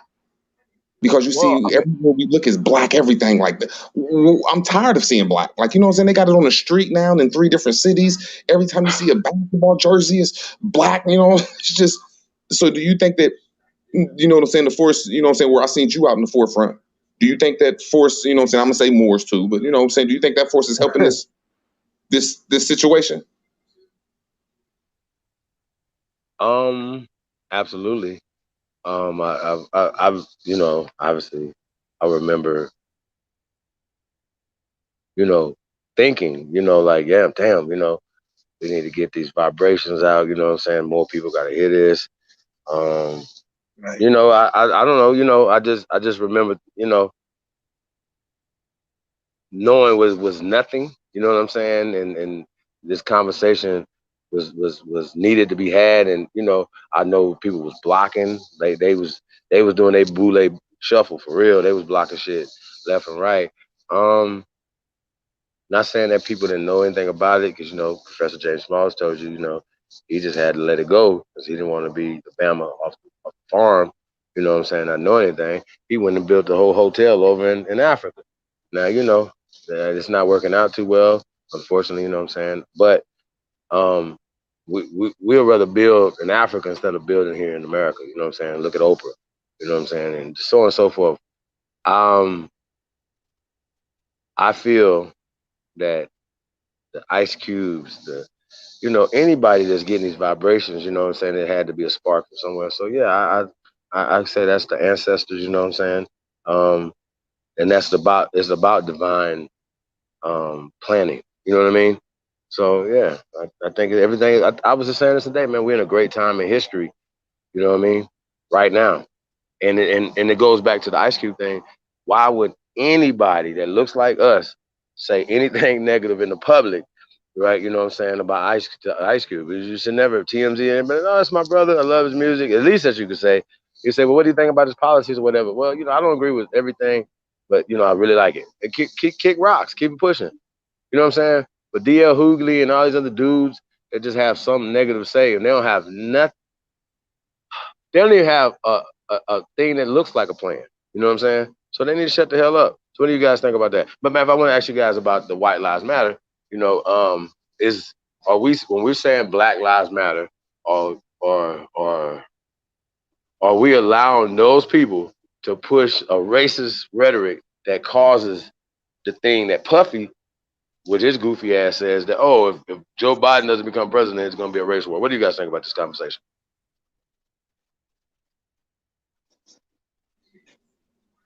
Do you think they're trying to push this race war, or the media and the powers at hand? Because that's what I'm thinking. I'm thinking like, hey, if they were smart, they'd just sit back and let niggas kill each other. What are you talking about? Hey, they ain't gotta. Dog, don't nobody want no smoke, bro. They lying. That's a lie. That's a myth. Nobody want no smoke. Everybody chilling. You know what I'm saying? Niggas want to just chill out. We want to, you know, do what they do. That's a fallacy. But somebody has a vested interest to keep people disoriented, keep people mad, keep people hating each other. They stay in power. Okay? That's what they're doing. What is the power? That's people. You said what's the power? In darkness, though, bro. I said that is the power. Most people in darkness that don't know anything, though, bro. That make impulsive moves. That's the majority of our people, brother. Yeah, well, like that's why I'm trying to. That's why I'm trying to be the comforter. Cause like I'm telling you, hey, I ain't the only one up here that knows stuff. No, like I'm telling you. Well, I'm just saying though, just the concept of White Lives Matter, right?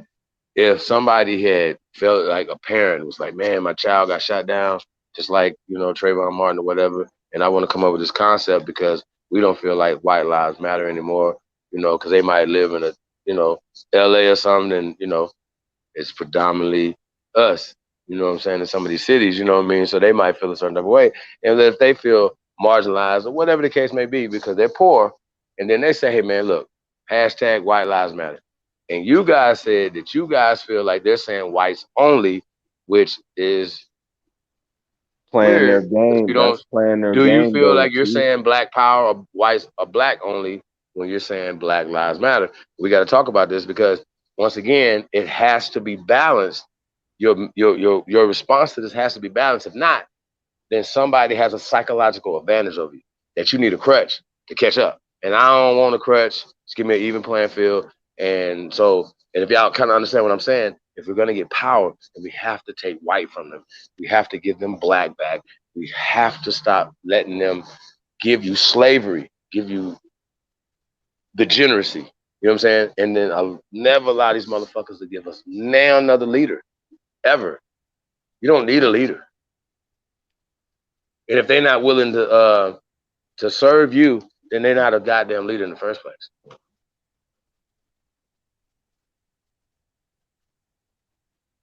Yeah, That's speaking what it is. of, hey, speaking of leaders, remember where you was talking about George Floyd, right? I think a lot of the stuff that happened is real, but I think that one, my perception, because I be like watching shit for real, that shit was fake, bro. Because that nigga was like 6'8". They said that nigga died. They had Al Sharpton's skinny ass in front of the motherfucking podium and shit, and with a fucking 6-foot gold casket, bro. And it was closed, bro. Wow, I agree with Yashua. I got to agree with you on that, brother. And he had on his chest the order of the order of chaos. He got a big ass eagle on his Yeah, chest. he was a Mason, bro. And Al Sharpton's a Bole ass boy. Motherfucker. Shit. Yeah, some of this shit ain't real, bro. Some of it is smoke and mirrors just to get you hype. And if you know They who came out you with are, Bryson you ain't gonna Factor fall for the black And and the white soot. game, bro. That's the chess game, bro. And the Like that's soot hit that's the the line. checkers game, actually. That's checkers. You know what I You mean? know, Because that's basic. all viewpoints are welcome, y'all. You know, if you feel like nah, fuck that. You know, y'all don't feel that way, Q. You know, you think you guys feel a certain type of way. We want to hear that too, because it's very important that all viewpoints are being met. You know, like I said, Roland Martin wasn't all the way wrong. Just keeping that real when it comes to Trump and saying what they're saying, but Q kept it real. It was like, yo, well, you know, all the plans aren't all good. You know, nothing would be that. But if you don't sit at the table, then we're not having nothing happen. You know what I'm saying? And so I think that's really crazy that the Black Lives Matter chick just stressed, you know, oh, Trump is this, and that, and this, and that. She kept lying. You know what I mean? Just to push her talking points to make Q be like, well, no, yeah, I'm gonna walk away from $500 billion or walk away from doing something for my people because you feel a certain type of way that people should have a movement that you want them to be a part of, right? And so Cube ain't never sold out, so why would he start selling out right now? You know what I'm saying? But he don't need the money. So it's just craziness, man, when you see people that continue to sell out against their best interest. You know what I mean? So I still want to know, you guys, like I said, we're going to tag everybody. We want to understand why the other athletes, why the entertainers, why you guys aren't involved in helping, right? You guys got Bob Kraft and all these other niggas on y'all boards. Take this plan to them and make it better. But don't put no boule on it. So that's what we gotta, you know, we gotta definitely make sure. Hey, let me ask you guys a question. Do you think Ice Cube should be working with the ADOS brothers? No. Hold, let me just say this thing real quick. Do you think that my fault, go ahead. I'm gonna ask after you're done. Say that question again, my fault, brother.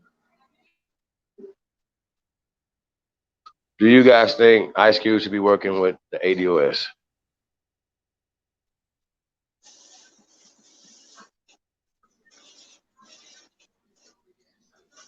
I ain't even in that realm. I don't even. You gotta explain who they are, cause I just know about the Black Lives shit and all that other shit, cause it's like recent and shit. I don't know about all that shit. I'm a free inhabitant. They're the descendants of slaves, the American descendants of slave motherfuckers. Like, see, on that one, Them niggas. we walked into a store and I seen the Addo, I'd be your best friend because we both claim this land. So I'm agreeing with what Chief's saying. Do you think that, I'm saying, I don't know, that's real. I hate that he ain't throwing no type of, we from this type of land shit, though. I don't know. I don't think that's hell, though. That's a touchy subject. I don't know. I'd agree. That's deep. Because he did say that on the, Man, like I said, man, there's a lot of shit going on. They can't say a lot of shit right now. It's all coded right now. But you'll see. Hey, Cherokee. I heard what you just said. You made a very important point. You was like, well, some of this shit look fake. The nigga that's supposed to be 6'8", 6'9", or whatever with the eagle on his chest. Yeah. You know, some of it look fake. Now, here's my question for you.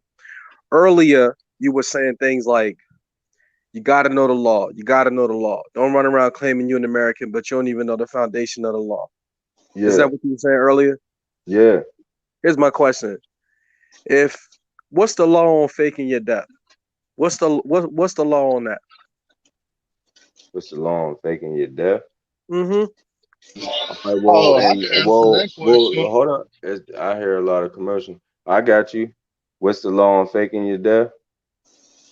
And under our law, common law jurisdiction, like the original jurisdiction, if there ain't no injured party, there ain't no crime. So there ain't no law. You think you know your shit right now? I'm gonna fall back. That was a good ass. Fuck you, Joshua. Okay, you think you know some shit? You're funny. No, I can't even say nothing. You've been saying some good shit. I'm gonna fall back. Good, god damn, good answer. God damn. I'm just Yeah. saying. See, Like, I ain't mad. I ain't mad at him for that answer, but this goes along with what Chief was saying. And peace to you, Chief. That's the whole thing. Peace, brother. What's the point? What's the point? I don't give a damn who Ice Cube worked for.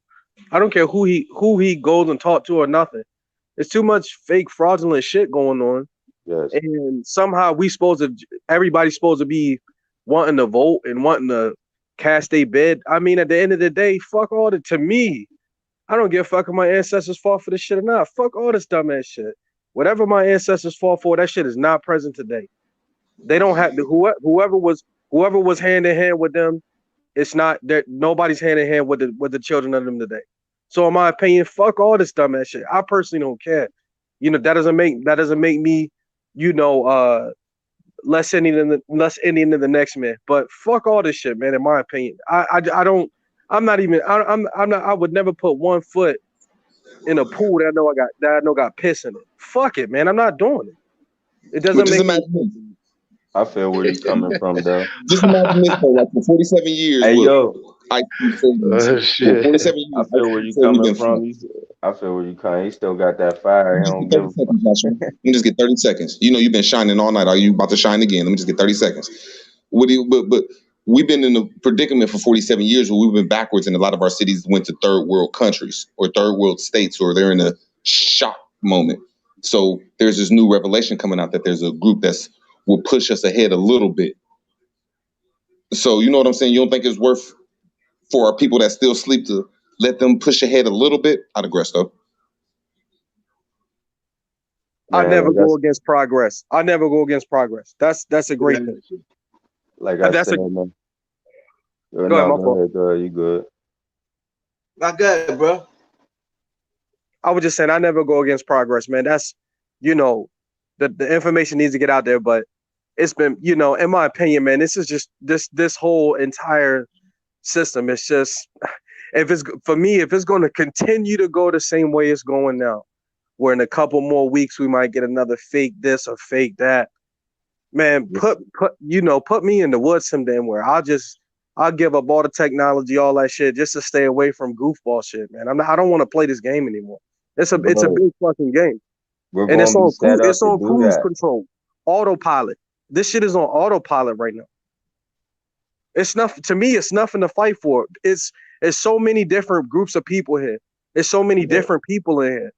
Yeah. And we can't even stunt. If our ancestors fought for this, did they fight for Kamala Harris to come? Did they fight for fucking Barack Obama? Did they fight for these niggas? Did they fight for every last one of these other people that's been representing us? Come on, man. This entire system is way out of hand, yo. It's way out of hand. Way out of hand, man. Facts. That's a fact.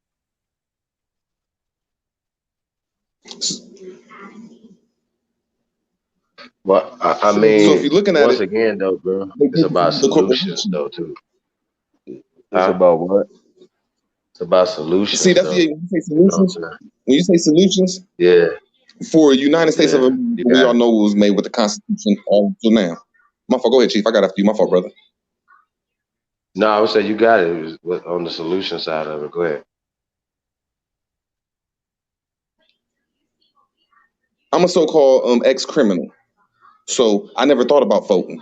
Never thought about it. Just like, just not in our minds. Just what the fuck you mean vote? We don't even know where a voting system is at. But now I'm seeing that Barack Obama shitted on us. He gave us super hope and shitted on us. Or that ain't right. Just the powers at hand didn't let him go through, however we look at it. But there's this new motherfucker Trump out here, and he's saying a lot of shit, and he's backing a lot of it up, though. So it's more solutions than just, you know what I'm saying? If you look at it from a corporation way, it's a new corporation at hand, or it's a new horizon at hand. And it seemed like they're implementing, we're still slaves if we're not smart like Yahshua and people that know the knowledge. I'm not going against, no, I'm just trying to say you was making some nice, I mean, you've been shining tonight, bro. I ain't going against you, know I'm hell.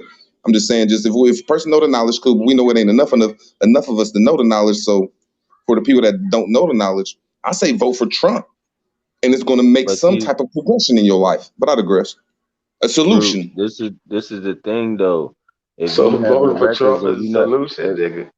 if you have your records and you know how to get in position and shit, guys, we'll get it right back. Vote for Trump is a solution because only a U.S. citizen, a de facto citizen, can vote for this election. We the people don't vote. We're private, bro. We're American nationals. We don't vote. It's For the all de that facto energy, shit, bro. We're prior. We're the real republic, bro. Hey man, see, you be talking some smart shit. I'm just trying to say, talk as a Prior to dummy. The 1871, majority man. of us is dummies, bro. I understand that you know the science. I'm not shitting on you. I'm saying that really, you dropping some science tonight, bro. But a lot of us that claim black and like Ice Cube and what Trump and them is doing, and what the Democrats doing, they keeping them people at black, or they keeping them at bay until No, people. but Root, they made the distinction in the general civil order, man. The chief and commander, the Pope, when he wrote Obama, bro. Man, he kicked the Pope out of America. We've been talking about that but look, you're not years now, understanding. bro. Hey, How man, does look, that? How do we apply that though? I'm Shout just out trying to give you a Star, solution. man. You I'm trying to educate give you a yourself solution. on current events. Get He familiar kicked the with Pope the out law of of the America. land. Know how to Hold on. maneuver. Yeshua. Be He kicked the Pope self-governed. out of Learn how to America. self-govern, bro. Yahshua, he kicked the Pope out of America. Bro, the Pope is, bro. The coronavirus has kicked all of Europe out of America. I wish I could show y'all this list, but they'll probably cut this hoe off. No, I'm not trying to go against you though. I'm just trying to say there's people that's not as that got the science like you and other people on this panel, brother, and me. Fuck it.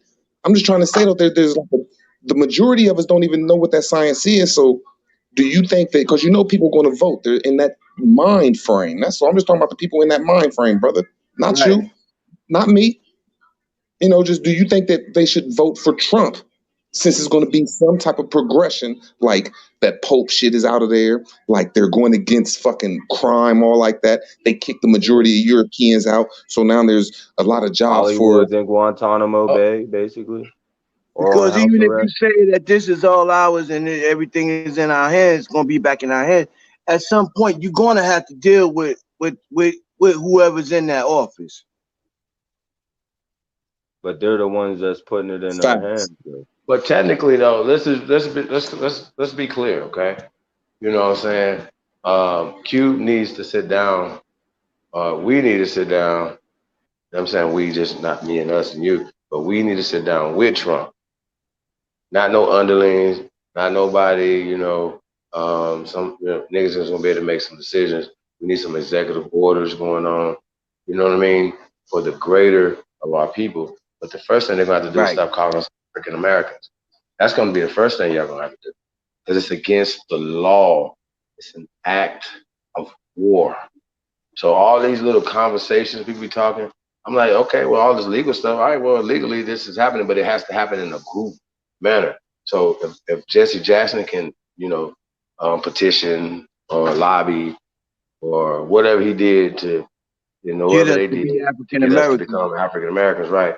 We have to be able to become Aboriginal Americans. So how do we become Aboriginal Americans as general, as a whole, and to become in the standing that we need to be for real, de jure, de facto, blah, blah, all that shit don't matter when it comes to power, right? If we could just call ourselves whatever, that is the power, whatever they bro. call us, if it doesn't give us power, I got you. But if one or two people got it, that doesn't matter. Millions of us got to have it. So I would like to see these in these plans. So, this is why this community needs to not Yvette Carnell, not Tone Talks and whatever, because once again, Q, they work with the Democratic Party. Okay, Chief, Period. but to answer that one question though, it's really not that hard. It's simple, but it is and it isn't because it is because it's hard to get people to come on one accord. It isn't because all you have to do is put out a petition, cease and desist, whatever you want to call it, for them to stop using that term against us. You have enough people on board to sign it, then they have to look at it. They have to recognize it and see it for what it is. Yeah, I feel what you're saying right there. It'd be even stronger too if all those people knew everything about their family, even the nation, because that's what makes you Aboriginal or original to this land, the nation But you descend from. it has to be a secret, right? It has to be. It has to be a secret that they're keeping. Like, nah, nigga, like y'all walk past this. Wait a minute, Grandma. Carter G. Woods and all these niggas, dog, all these niggas know they know the tribes they was from, all type of shit, bro. They was right there. So I no, bro. We know for a fact that these people got bought, and they basically bought the intelligentsia of our people, the intelligence, the conscious. So how about this? So if the conscious community, right? That conscious means you're woke, correct? Then my son is asleep, walking, right? And most of the niggas over there that's talking all the dumb shit, they talking about being African and all this other shit, is walking zombies. Because you're not conscious. You're not woke if you're talking about Black Lives Matter 2020. Maybe when you first heard the shit, you was emotional, yah rah rah, whatever. Shout out to the King Darren Seals, rest in paradise to him. You are disrespectful. All the fallen soldiers that told the truth. And then you got these mush mouth motherfuckers running around here talking all this dumb ass shit, dog. This is disrespectful, man. So when I see it, I'm just like, yo, what are you talking about? We should at least be able to call their asses out. That's what I'm saying. So this is all I'm saying, man. We can't allow this to go on anymore. And then they got the nerve to sit around and be like, Cubes. What did you? They don't even know why they mad. Have you ever heard? Like, I don't even care what DL Hughley's saying, but like, because he don't have nothing to say. But why are they mad? You know what I mean? Like, seriously, in real life, why are they mad? And this is always interesting when, you're talking to people, whatever, they're like, yo, we got to support Biden, all this other stuff. You say, well, man, wait a minute, Biden did the third. And you would lay all these things out that Biden did, and you'd be like, he did this to me, right? You feel me? And then you ask them, what did Trump do? And they'll be like, he's just a goddamn devil. I'm like, yo, this is interesting. How? Like, what are we talking about? You know what I'm saying? To not even want to go talk to him. So niggas just gonna wait. If he wins the election, just gonna wait him out the next 4 years. Like, I just think it's crazy, man. And they can't buy the election for Biden. You hear me? He's not gonna be the president. Because Trump, obviously, if you guys say he was selected, then he's gonna be selected for the next one because he's good for business. All business. You know what I'm saying? Even the business of scaring us and keeping us, you know what I'm saying, in a position, right? You know, when you talk about the fake news media, right? And we talk about how they literally spend money, billions of dollars to manipulate the media and to push propaganda. They made it a law, so you can't sue the media. It's just really crazy, you know what I'm saying? Who made that law? This government. Yeah, Barack Obama Who signed off on that? Yeah, under him. Barack Obama re-signed it in. He said that you're allowed to push propaganda, and that will hurt my feelings about Barack. I didn't care about anything else, but when he said you're allowed to lie on the news, you just flat out about the lie, and they can't do nothing about it. I'll look it up for you. Let me ask y'all a question. Can I ask y'all a question? Is there still a war going on in the Middle East? It's almost over with. I don't even know what they're doing over there. Huh? It's almost over. No, man, they been sending the troops home, bro. That was all just an act, bro, to keep us from going into the golden age, bro. Mm. 9/11 You and think all you that look? stuff, bro. You think you dropping science tonight, Joshua? Huh? You think you dropping I'm, knowledge tonight? I mean, I don't. I'm just telling y'all what I know and what other people what we talk about. I talk about this shit every day. Well, when you talk That's about the deep. Middle East, right? I think back to Gaddafi, right? Gaddafi had a game plan that he was saying, "Fuck the American dollar. We gonna get some money, and we gonna make our own money, and we gonna back it with this oil that we got." That's what's going on here, bro. That's what Trump's doing. When the United States learned to that, that's when he became public enemy #1, and they put a hit out on him. You know what I'm saying? Because Exactly. he was Really? trying to get all the countries. He was trying to get all of the countries of Africa to come together with him to all come up with this one form of money there, backed by the oil. And when America found out about it, they knew that was going to throw the American economy in straight out the window. So they had to set up these what you call wars and all this other shit. And that's why when you hear people say, "Oh, they was fighting for oil," they really was fighting for that oil. Yeah, they was I trying to think that do was their the last time. Yo, But if you let me put a ask y'all a conspiracy, question, right? Bin So Laden hold with on, the ask you a word question. conspiracy part. Hold One at a on, time, hold y'all. on, hold on, One at a time. hold All on. right. So what if the oil was just an illusion, and it was really the poppy? It was really the flow of drugs. And I know people don't think that drugs is important, but if drugs fuel economies. So if they have the United States government was over there guarding poppy fields and things of that nature, or whatever, you know, and then Afghanistan is now exporting even more poppy to the planet. I mean, you know, what's going on? If they're over there, you know, if the government is over there doing it, like this is a real thing. This is really happening. Hey, Chief. Yeah, that's why Hey, Chief. Trump did Hey, the Chief. First Step Act. They're Steve, like you're gonna go out and come counter back that in. It's type not of shit. connected. We I'm hear listening, you, bro. Root. I can hear you. If we're looking at it too, America is imploding. Like Chief say, it's a war going on that the news has not mentioned once. You could I call it a conspiracy theory that I'm putting together. Conspiracy theory.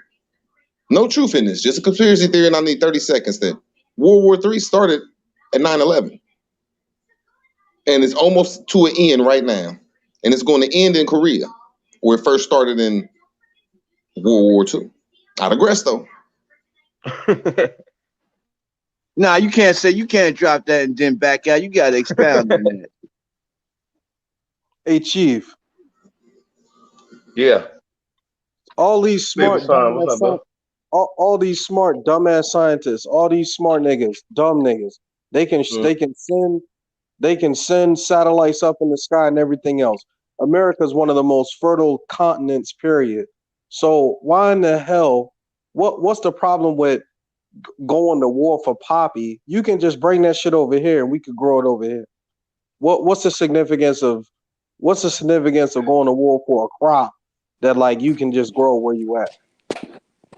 Nah, you can't grow because you can't grow poppy it's everywhere. covert, it's offshore, and it's supplying the drug scene in America and locking up the original inhabitants for, you know, moving with it. Basically, it's a business, man. It's business. It's big business, man. They getting Another paid off the conspiracy theory. product. They getting paid off you getting locked up for having a damn product. They getting paid for you being in jail. Triple dip. Then when you die, they getting paid off your organs and all that because melanin is $3.52 a gram. It was. I hope all these American Indian ancestors are smiling right now. That's what I hope. I hope they like, yes, we did it. This is complete. It's about the flip game. Remember? This is complete failure, my niggas. Goddamn. Hold on. What'd you say, brother? I said Who, this me? is the.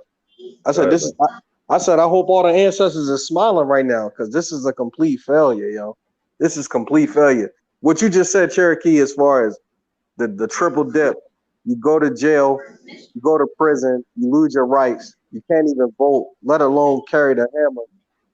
You can't even. I mean, as far as what the Constitution allegedly was waiting for, we if you unhappy with the system, we supposed to bear arms.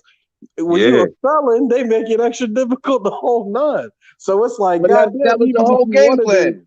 even if you wanted to fight back, how? Yeah, they tried to suppress you, but bro, they're gonna announce something soon, and it's gonna be different. You're gonna be able to do your thing, bro. I'm telling you, it's not.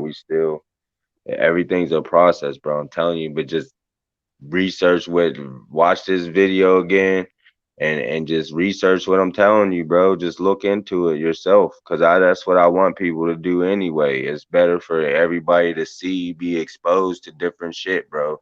This creation is complex as fuck, bro. You don't want to be told some shit and your mind get blown, bro, because of too much information at one time will fry your circuits, boy.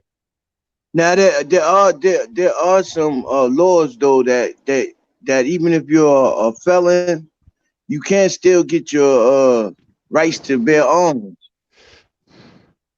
Yeah, in certain states and shit, every state got their own fact like laws, because every state for real is like its own government, like, you know. Man, that shit for citizens. Facts. That shit for citizens. Y'all know that. That shit for citizens. Libra. Yeah, nigga. Peace to the God. Peace to the God.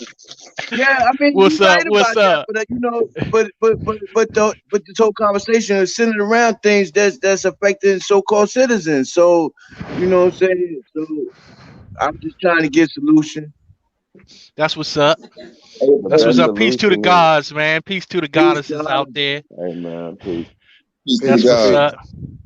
That's what's up. That's what's up. Nah, future. Man, y'all on point though, for real, man. Y'all on point.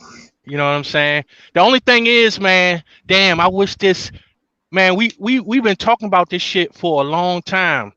And what happened was that, you know, many times we didn't say it. If that shit ain't in writing, it don't exist. You understand what I'm saying? So what happened was Cube got the message, bro. He got the message and he put that shit down. That's why motherfuckers upset about it. You understand me? Because if he was just talking, it wouldn't be a problem. If he was just talking, it wouldn't be a problem. But since he put a plan down, now you got to deal with it.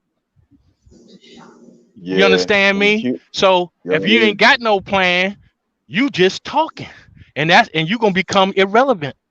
You understand me? But do that make it dangerous? Do that make it dangerous though? Because for the last 47 years, the 67 years, the people that all of us so-called melanated people looked up to, is going to show that they're full of talk. Right, but that's the end result. You know what I'm saying? So it's going to spark that conversation because it's all about, you know, putting it in the public view and having a discord about it. You know what I'm saying? 2020 vision, you saying? And 2020 vision, you saying? Huh? 2020 vision, you saying? 2020 vision. And does this You understand conversation me? help? And does this conversation help? What Straight up. conversation? This one right here. Peace to the gods.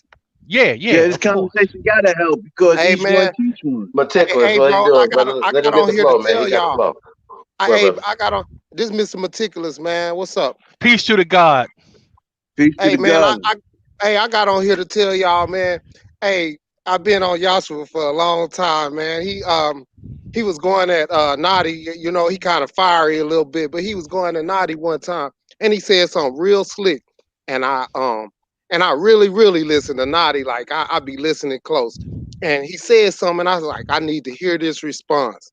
You know what I'm saying? So I got on here to, you know what I'm saying? What's up, Yashua? And Root Word be going Hey, in what's up, too. man? You know what I'm saying? On a whole different aspect of things. And I sit back and I don't do the information like y'all, and I'm gonna keep on staying in my lane. But what I do got is a mind to break it down myself. And when I do so, you know, I get to see, you know, things that tie what y'all all saying, but I don't think that when you in the information that sometimes you don't get to see it. Now, what I see in Yahshua is he's able to connect a lot of the dots together, and everybody not able to do that. Some people just stay in their lane, you know what I'm saying? Like for instance, in the chat room, to the people in the chat, you know what I'm saying? They sit up here and they comment and say different stuff. And time somebody say something that's almost off, hey man, it go hard, and then people start going against them. But if they really looked into it, like somebody was saying earlier, they can't text everything they trying to text, so they just short did it, and the whole thought didn't come out. You know what I'm saying? But I don't know. I just sit back and I listen to the whole thing, and I get to piece my life together based off, you know, all what you guys are giving to me. You know what I'm saying? So while I get to put it together and put my pieces together based on y'all's information, I know a lot of other people are. You know what I'm saying? And one thing I want to say about that Ice Cube being on that panel, they trying to get in. They haven't gotten into his shit yet. So that Black Lives Matter lady. You know what I'm saying? She was trying to usurp the energy like they always do, like get tied in and take it away. Like some of the other foundations that Black Lives Matter, I think they jumped in front of somebody. Like somebody had the right intentions with the wrong names and shit, and they jumped in there and took it over, and everybody became Black Lives Matter. That's just me sitting back just looking at stuff. You know what I'm saying? And then when you looking at that, I want to ask you this: when you looking at that, do you think that Trump is going to push the black person ahead, or do you think Black Lives Matter and the Democrats are going to push us ahead? The Black Lives Matter is not gonna push us ahead. They not for black people. They not for life. And if you're not for life, then it ain't you're not representing Aboriginal. You know what I'm saying? You like what we stand for is what I'm gonna just talk about me. I ain't gonna get in no group or anything. Like, okay, so what I stand for is life. Like, you know what I'm saying? Like everything come full circle. You know what I'm saying? Like I need the wind, the water. I need the earth. I need all of it. You know what I'm saying? I can't mess up any of it. You know, I clean up trash all the time. A piece of trash in the ground bothers me, like especially the plastic. You know what I'm saying? Like it's stopping stuff from going through. So just to stop on that, I'm just saying like if I don't believe they believe in life, and if you stop in life, then you're not good for life. So how are you talking about you're good for your future? You know Trump is pro-life. You know Trump is pro-life. He killed he killed that shit that's been killing us. What's that one shit with Margaret Thatcher or the eugenics community? Yeah, so he's pro-life. He might be. I never voted, never will, brother. But I just think that he's progressive. I think that was real. I'm sorry for cutting you off, but I think that was real slick what you said earlier. Like, you know what I'm saying? Like, y'all say that the community is kind of messed up. Like, who's going to give us the best edge? And what if sometimes like I haven't like some people haven't crossed all the way over yet. You know what I'm saying? What if some people need to give the other side the edge because the other side is winning, and you know what I'm saying? You need their help because, like you said, it's a broken community. Now I ain't betting on nothing. I'm not planning on voting. That was just a thought that rattled my head, and when you said it, I was like, that was real slick. And you know what I'm saying? Like when you start thinking about power moving strategies, you know what I'm saying? Sometimes you might need to go and check all the other stuff that's around, because like he coming under a political group. And so maybe he's cool and the group not. So they doing their own thing, but he got his own agenda. And that's what we've been seeing the whole time since he been in. So I don't know how to look at the whole situation. So I just sit back and, you know what I'm saying? Just pay attention, and you know what I'm saying? Well, know that I'm gonna be on the right side standing strong when it's my turn. Go ahead. Let me say this though, right? Let me say this, right? The biggest thing I can see coming out of this is the unraveling, right, of the status quo. The unraveling of the status quo. You know what I'm saying? So anything that causes that to happen, you know what I mean? We gotta kind of be like, yeah, the signal is going out. You know what I'm saying? Hey, but Because the whole purpose for the signal is to unravel the status quo. You see what I'm saying? And once you start doing that and start casting doubt on the whole system, that's where the building comes in. You know what I'm saying? Because now, at some particular point, it ain't gonna be the battle of the bands no more. It's gonna be the battle of the plans. You feel me? yes, So sir. that's what we trying to move towards. And like while something is getting kicked out, something have to be put there. Right. That's That's a that's fact. just a law. Like that's a law That's somewhere it. that you know Right. what I'm Yeah. saying. No. Go ahead. No, you're right. I'm agreeing with you. You could take off. You know what I'm saying. I was just, Bro, hey man, I, y'all, hey, much love to everybody, man. Y'all be doing y'all thing, and I think if it wasn't for y'all, like a lot of them people wouldn't be woke. A lot of people sitting back watching y'all stuff and not giving props. You know what I'm saying? So I'm getting on here. I like to say that I've been patting myself on the back a lot lately because I say ain't nobody else did it all my life. So I get on here and I say I love y'all and I appreciate y'all as much as I can. You know what I'm saying? I'm sitting back. Yeah, I too, make bro. No everybody. doubt. I make everybody watch our videos. You know what I'm saying? Like we discuss them.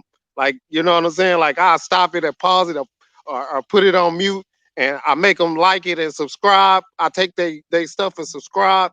Everything, man. You gotta. If you ain't on what's real, then you ain't nothing to me. Right, I right. ain't saying like I ain't like calling it out. Like I'm not really like that. But we have to be like that. Like Man, look, I don't know how to every explain it. Go ahead. bro, we appreciate that, man, more than you know, because it's the little things, man, that you think are small. You know what I'm saying? But all it had to do was the signal just had to go to the right people, and things are gonna happen. You know what I mean? So as far as we know, shit, the signal is going out there, and it's a lot of people trying to stop that signal. But I mean, it's going out there. You know what I'm saying? So we just got to be diligent pushing that signal. You know what I mean?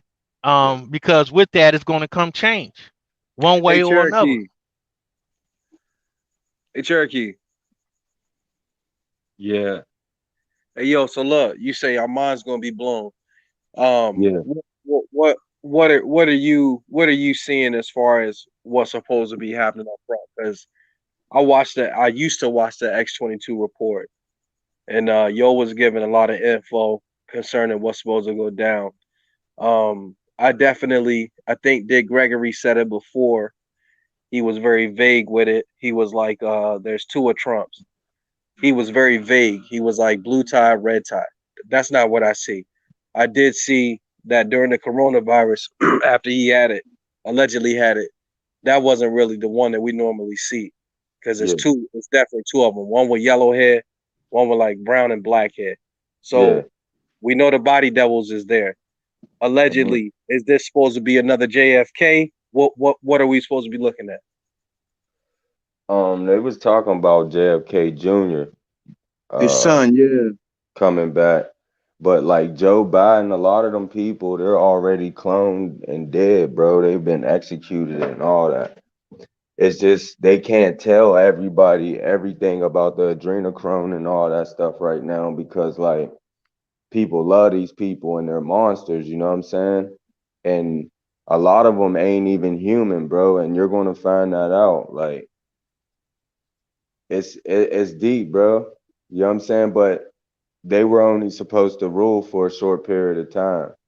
And it's written, bro. And all this shit's happening, bro. I'm telling you, I can show y'all for real. Like I can like how I talk, I can apply the precepts because precept must be upon precept, bro. You can't read it and say God so loved the world and then everybody believe it and that's what it is because it don't say that because it says the nations are nothing in Isaiah chapter 40 verse 17. You know what I'm saying? You can't use John 3:16 and say that and not read 14 and 15 when it was talking about the world, it was talking about Moses lifting up the serpent to the Israelites. You know what I mean? Lifting up, giving the law to the Israelites, not to the whole world, bro.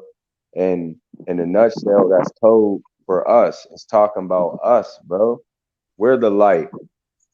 Light is knowledge. We was given knowledge and law of life for a heritage, bro. It's our heritage, bro. All they did was take our story and basically mutated it and put mixed truth with lies, and that fragmented our DNA. That's why it's important to know the truth, the whole truth, and nothing but the truth. And that shit will set you free, because you won't be finessed. You won't fall into the traps. Black and white won't even be an argument. You know what I'm saying? Got you. Yeah, I'm gonna have to break out, man. But I love y'all, man. Love you Y'all too, know bro. we gonna Peace to keep the doing God, what we bro. do. You know what I'm talking about? Straight up. So yeah, I'm gonna catch y'all on the next one. Yes, sir. Peace, God. Peace, Hey, All right, peace. big bro. I'll let you, man. Peace, Hey Chief, what you think of that, man? You don't see two of Trumps, or you only be watching that shit that heavy? You said see two of Trump's? Like, do What you was see that? the body? Do you see the body devil on some occasions, or you don't even see that, or you don't even be watching it? Nah, I don't be watching for that. But I will say this though. You know, shouldn't a lot of the other leaders in other countries be having like body doubles and shit just in case a motherfucker try to knock their ass off or something. So it's not far fetched. I say that. It's not as like it's never happened before. You know, I don't know about that. But I do say this, right? When it comes to Donald Jerome Trump, right? And I'm gonna give him president because he earned that, right? Hold on a second, guys. He earned that. Hold on.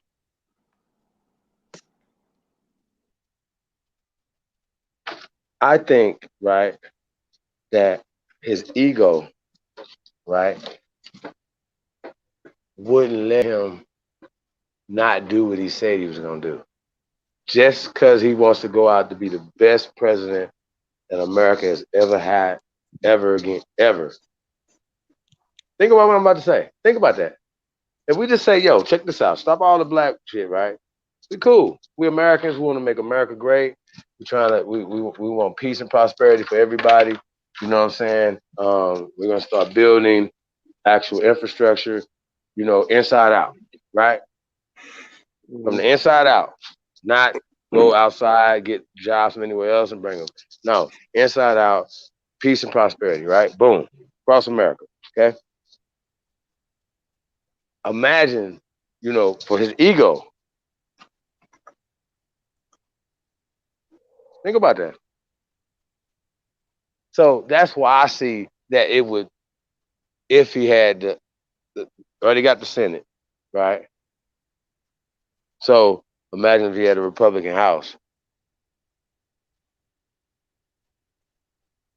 to where when no bills get stopped. Y'all understand what I'm saying? Because the Democrats are actually blocking shit. So you have to do certain things or whatever, right? Because certain shit just makes sense. If you say, okay, I'm looking at a problem, right, and I want to fix the problem, but then these people are saying, no, because of politics, we don't want you to fix the problem, but we don't want to give you the credit for it. Y'all understand what I'm saying? And Roland Martin kept trying to say that, well, prosperity started happening when Barack Obama. Well, Hey, Chief, let me ask you a question yeah. then. So Yes, sir. I already said what I said off of what Ruth said, right? So I just sit back and I look at stuff out of different eyes. Like I get to look at it in, multicolored lenses at this point. Like, okay, what about this angle, this angle, this angle, right? What if when he say make America black make America, what he say? I don't even know his slogan. Make America great again. Yeah, when he Great say again. that, right?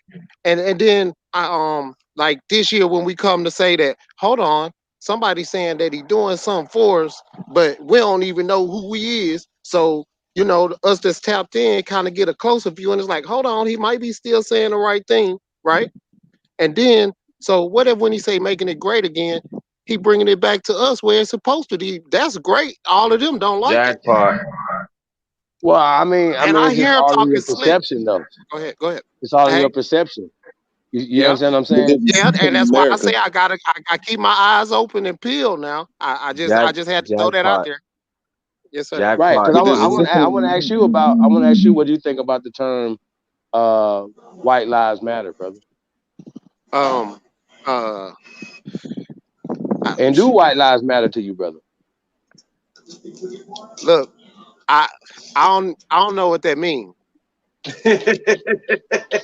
Ain't like Black Lives Matter. Honestly, bro. When Black Lives Matter came out, it was out a long time, and my sister, I sat down with my sister without talking to nobody around, nobody feeling ignorant. I had to ask her what it means before I said anything about it, and that's just the truth. So if you want to tell me, I said the same thing when he first asked. and if you tell me what it means, then I'll tell you how I feel about it. Well, I had made an analogy. I ain't being funny, right? like y'all laughing. Okay, Like I really okay, wasn't I got telling you. the joke. Go ahead. Like I seen when you put it on the screen, like, and then somebody posted, what's the name? Was the White Lives Matter, or white, the white sinks and shit, like, you know what I'm saying? Nah, that wasn't. Oh, see, once again, you believe white. No. So you posted, posted something, and somebody posted that, and I'm saying I seen it, but I don't even know what it meant. You know what I'm saying? I was just watching. Go ahead. Well, I was asking people what does white lives matter mean to them. They said white is only. Hey, peace, y'all. Peace. Hey, peace, everybody on the panel. Hey, Chief, I wanted to say something. What's up, brother? What's up? I ain't talked to you in a long ass time. Man, call me tomorrow, man. How's baby doing, man? He probably running and everything now. Man, you ever try to call me? Don't even want to talk about her. Don't even want to talk about her. Speak her name, she'll wake up.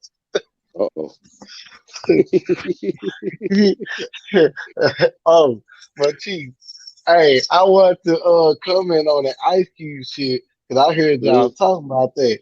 Man, to be honest, I think Ice Cube is on a desperation because he just said that out of nowhere when you had the money to do this. You got the money alone from all these movies you done in the past and acting. Come on now. He made over a couple of $100 million. And now you talk about a plan for us when you could have been doing stuff for the community with your money and said, look, I'm trying. Or, try a little bit. You didn't even try at all until now. Now you want to try. There's something fishy about that. Hey, I can hey, see that. Hey, Reginald, hey, that's There might be something fishy about a valid viewpoint. It's a valid viewpoint. But sometimes you got to get to a point in your life, though. Not everybody wakes up at the same time. He made a couple of $100 million off movie Friday. Well, I don't agree with that part right there, though, Reginald. Hey, this is the reason why I don't agree with this part right here. Because I don't think he's should have to come off with hundreds of millions of dollars. No, I'm saying try a little bit of something. Let's say for instance, like once a year.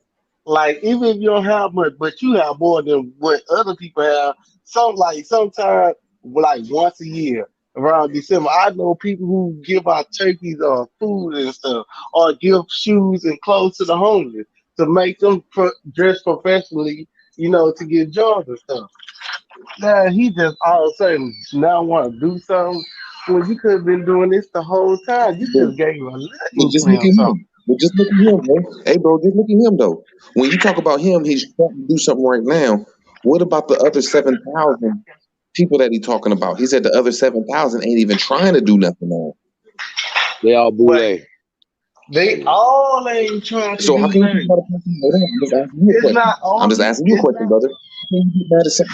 How can you get mad at somebody for trying to do something and the rest of them ain't trying to do nothing? Right. No, my point is all of them ain't tried to do nothing until now. Now they want to talk about us.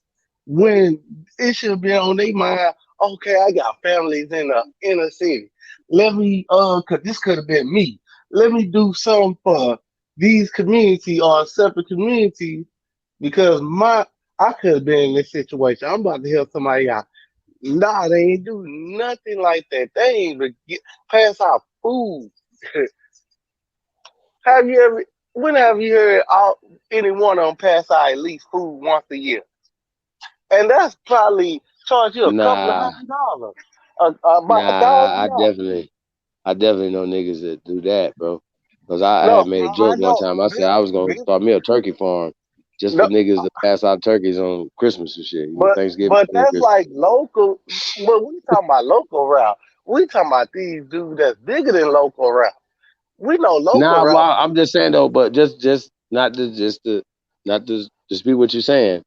But Cube does give back and stuff to the community. Like, be Yeah, for a long I time. had to say So he has something a too. he has a long you know, of doing that, bro. You know what I'm saying? So that's not right and exact. And But and nah, this once is what I'm looking again, at though. Like, though, he thought just imagine if I that somebody else had it, right? If you living your life, and you living off your are we there yet money and shit like that, you know what I'm saying? Him building a 3-on-3 league is more than anything that anybody else did, brother. You understand what I'm saying? Because it's giving another lane, damn, we could do this ourselves. Yeah. You understand what I'm saying? And this could be successful. Okay. You know what I'm saying? Why aren't That we talking sparks of about bro. I don't know about that one, Reginald. That 3-on-3 league is enough. But Shit. Predator he was made enough. no. You know how much he made off that league? No, it don't matter. It ain't. No. But how much he contribute back to, even his so-called home city where he come from? How much he contribute back? It's not even everybody else. How much he contribute back to his home? Hey, Chief. Yeah. So look, what? Here's my question. What's the significance of having O'Shea Jackson as the spokesperson when he sat down with Tone and Yvette? Why wouldn't they just deal with Tone and Yvette? What's the point of having the middleman? Oh well, it goes back to what we're saying though. The Garza lady was saying that she wanted Ice Cube's platform. We're his platform. You understand?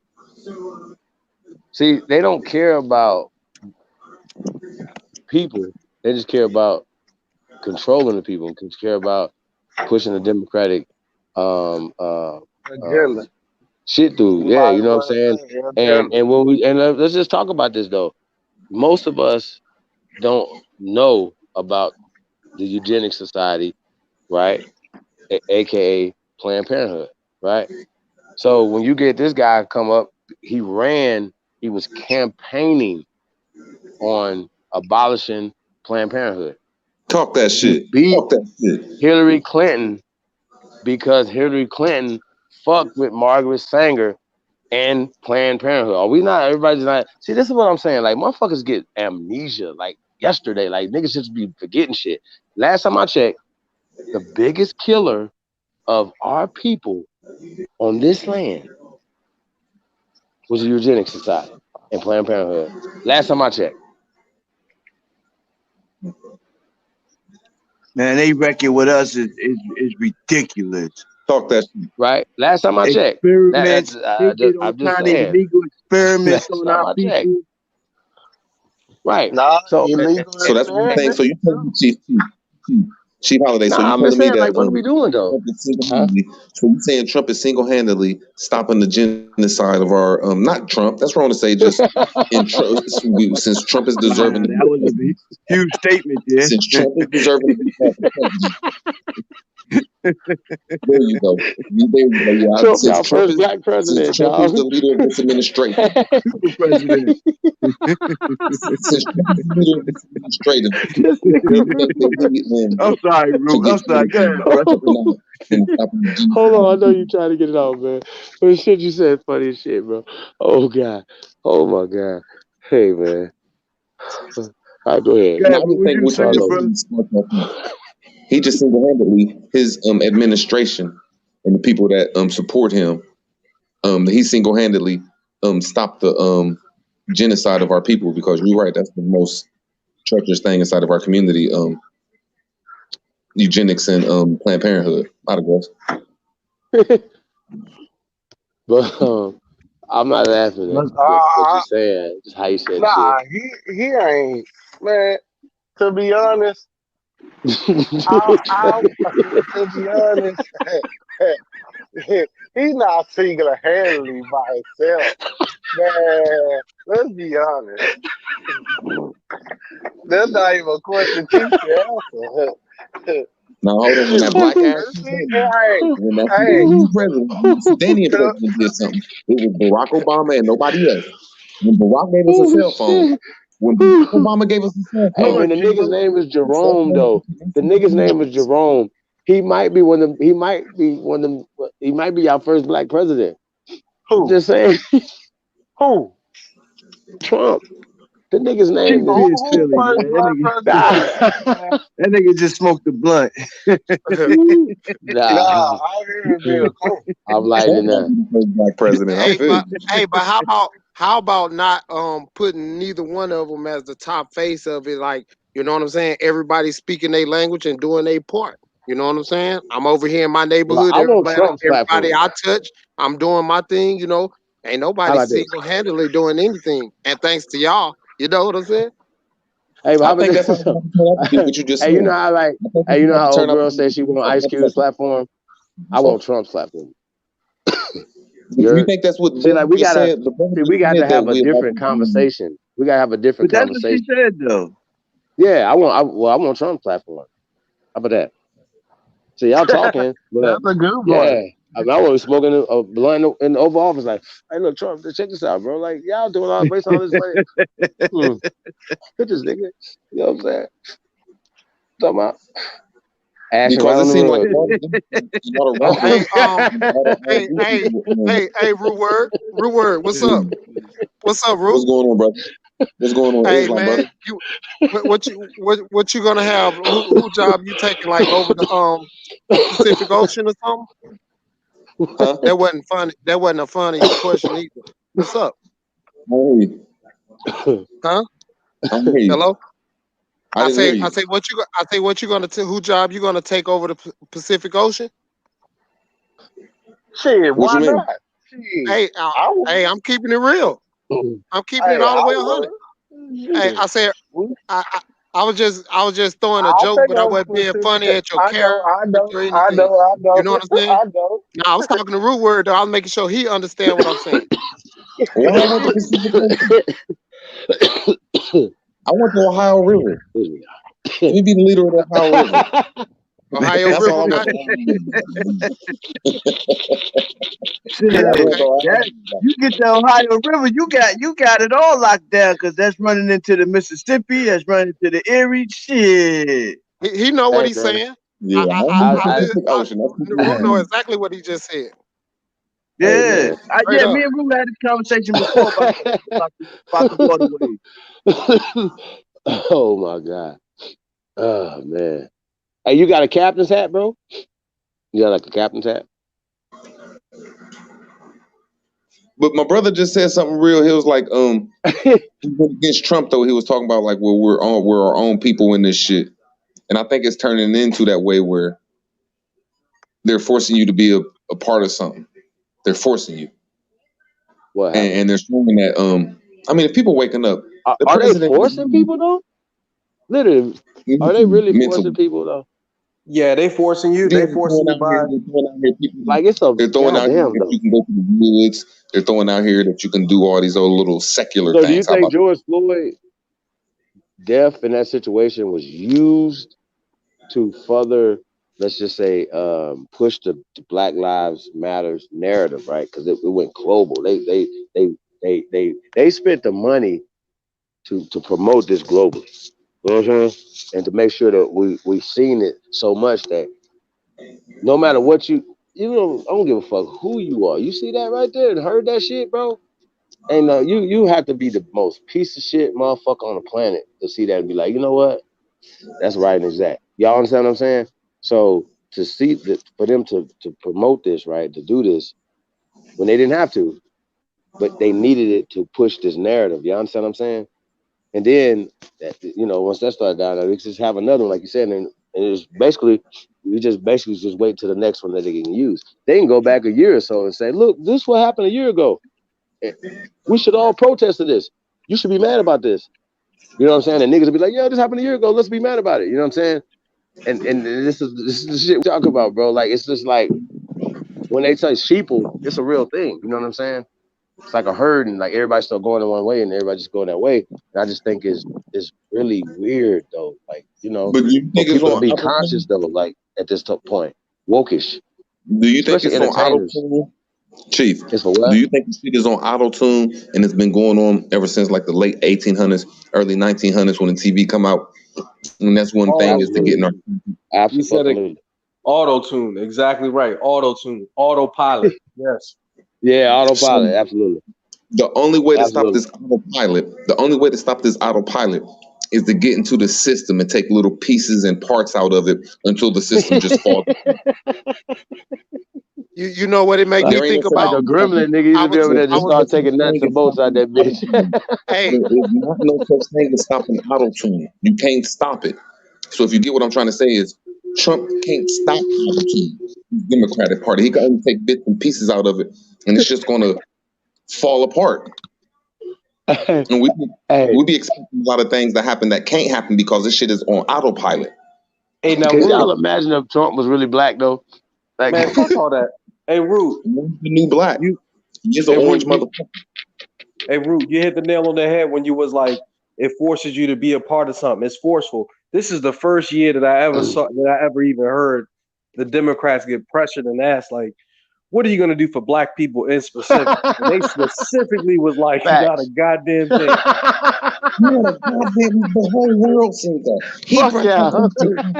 I'm doing that for you niggas. He brushed that question off like, I ain't doing that for you niggas, man. Hey man, look, if I was look, we should turn up on their ass. Fuck y'all. How about that? Hey, we gonna boycott y'all. In fact, let's cancel the Democratic Party. How about that? Let's do that. Let's do that. Cause y'all got the goddamn nerve to send this old ass nigga Joe Biden up here to try to be running some shit. And then this stinking ass woman, Kamala, what do they call her? Command me. India. She from India, man. She worse than Barack Obama. Yeah, but if Hey, he died, that nigga Tariq got but her on if that he one. died, Hey, y'all if he talking about died, if Kamala he become Harris? president. He called her Command She me. worse than Barack Obama. Oh shit. Huh? Camilla She was- Harris he was. is a tranny, I bro. don't, at this point right now, like, yeah, where he at? Why you ain't helping like why you ain't got no motherfucking never mind, y'all know what? He ain't got to because he ain't from he don't have our same interests. That nigga went to the Black Congressional Congress, Chief right? Reginald Green is in the back. Hold on a second. That nigga went to the Black Congressional caucus thing, right? And told them niggas when they were like, looked at him and like, pull yourself up by your bootstraps and said, what? Niggas in there like, what are you talking about? Nigga, I wish I was there. I threw something at his ass. Get your ass out of here with that shit. Where my shoe at? But look, what do y'all think? He went into the Jewish thing and was in there kissing their ass. But what do y'all think about the situation if Joe Biden did become president and something happened to him and he I'm died, moving. and Kamala, whatever her name is, became president? Do y'all think that it might be a setup for that? Hey, I be thinking about that same thing. I don't know why you said that. Just like how I'm like, man, I'm some thinking tell they me using her he's as supposed to get took out, and then if he Listen. get took out, then she's supposed to be it. they using her ass just like what's that girl name? Sarah She Palin. got the first That woman motherfucker president. ain't got a snowball's chance in hell of being the vice president. Y'all hear me? This is never happening. Ever. Okay? Do you understand? Like, you know, everybody say this is like rigged. Like, this is theater. That's why Trump keep telling y'all, he's like, that's fake news. Why you notice this? They never say, no, sir, you're wrong. When he's telling me y'all fake news and the shit y'all saying, they be looking at him like, okay. Think about that. So you telling me And then that no one said, no, you telling. But then we'll show you a law that it's the law that they could lie to you on the news. And this nigga say, yo, but niggas is so brainwashed. Anytime something happens, they feel like it. Well, because Trump is in office, that the Proud Boys, you know, all this. Hey, I've seen the Proud Boy, dude. Ain't nobody fucking with us, bro. Like that shit right there. That's some fantasy island shit. And then you turn around and the Proud Boys got niggas in their group. You're like, wait a minute, what's going on? I thought these dudes are supposed to be some type of white supremacist groups and stuff like that. You know what I'm saying? So we got to get some answers, man. We got to stop being afraid to talk to people. You know what I'm saying? Like, what the hell is going on? Oh, I live in Arizona. I can tell you the Proud Boys. There's a couple of them in my neighborhood. Oh yeah. Oh yeah. I want to interview one of them. They chill. They just care about their guns getting taken away, like their rights getting taken away. I think Root kind of hit on it before a little while ago, maybe a couple months ago.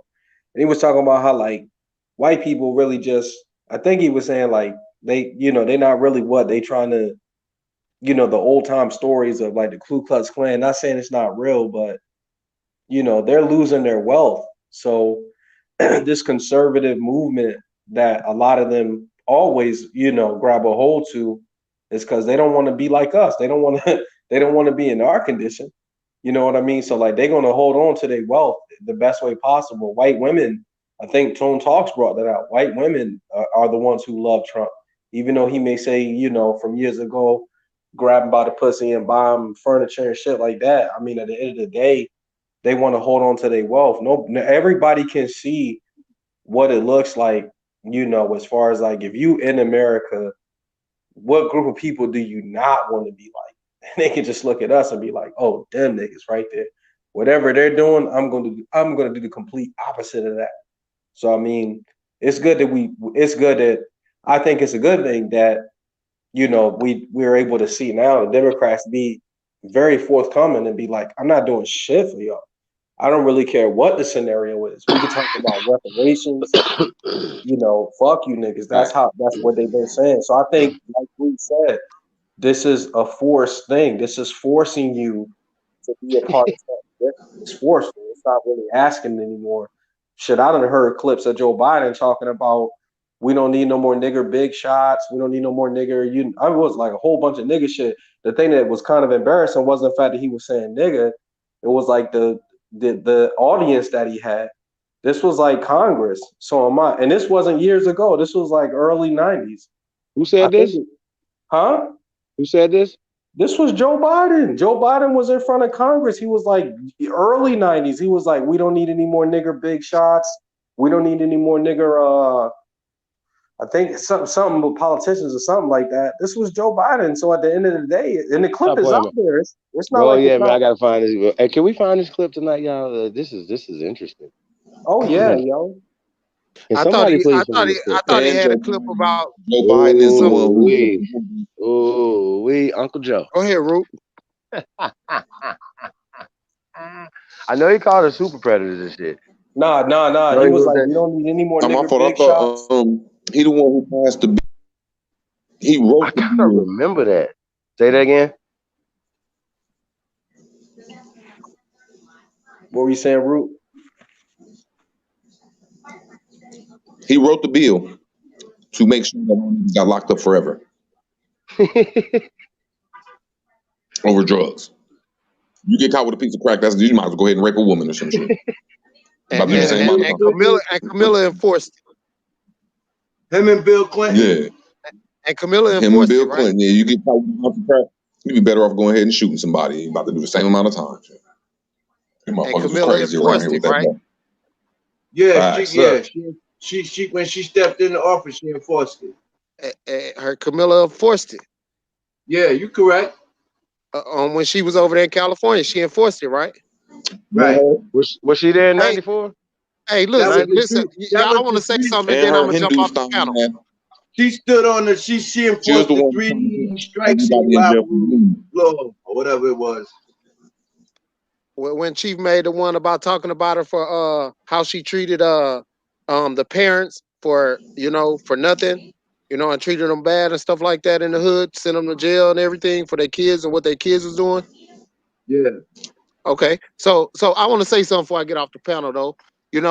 I want to say that it's good to be an American. You know what I'm saying? And while all of this stuff going on, right? I could see like how us, like I'm gonna put me, like I say, I gotta speak up for myself because ain't nobody else gonna do it. How you brothers, how me and ourselves, how we could conduct ourselves and try to put ourselves in a better position. And then to say that all these other creative people, right? Maybe they gave them a chance to see if they would sell the fuck out, and all of them sold the fuck out. It got some of them that didn't. Maybe I ain't gonna be the judge of that. But it's good to be a part of people with integrity. You know what I'm saying? And it's good to know that there's other people out there with integrity. And a lot of people, a lot of our people have integrity. You can look at us and say, "Oh, he dusty, he dirty, you know what I'm saying? He fucked up, he broke, he ain't got shit." You can say all of that shit. You know what I'm saying? But they got more integrity than all these other people we talking about. That's And a I'm fact. and I'm and I'm and I'm and I'm proud to be a part of that. This Mr. Meticulous, man. I love y'all. And I'm Love out. you too, bro. Peace, brother. Peace. Thank Hey you, man. Chief, Thank you for Big coming, Chief, man. Love the keep energy, man. doing your thing, man. No, I I'm appreciate gonna you, tap brother. You in. too. I'm gonna tap in soon. I've been doing what I was supposed to be doing. You know what I'm saying? So I can That's make what's it all up. come together when I get what I'm supposed to get. So I'm gonna tap in real soon. Just look out for me. That's what's up, man. You already All right, know. I'll holler at y'all. Peace, Love. Peace Mr. to you, man. Meticulous. Thank you. One. Yes, sir. Yes, sir. Yeah, I see IMU in the building. IMU, what it do? He said Ice Cube looks sick. Interesting. So, brothers, it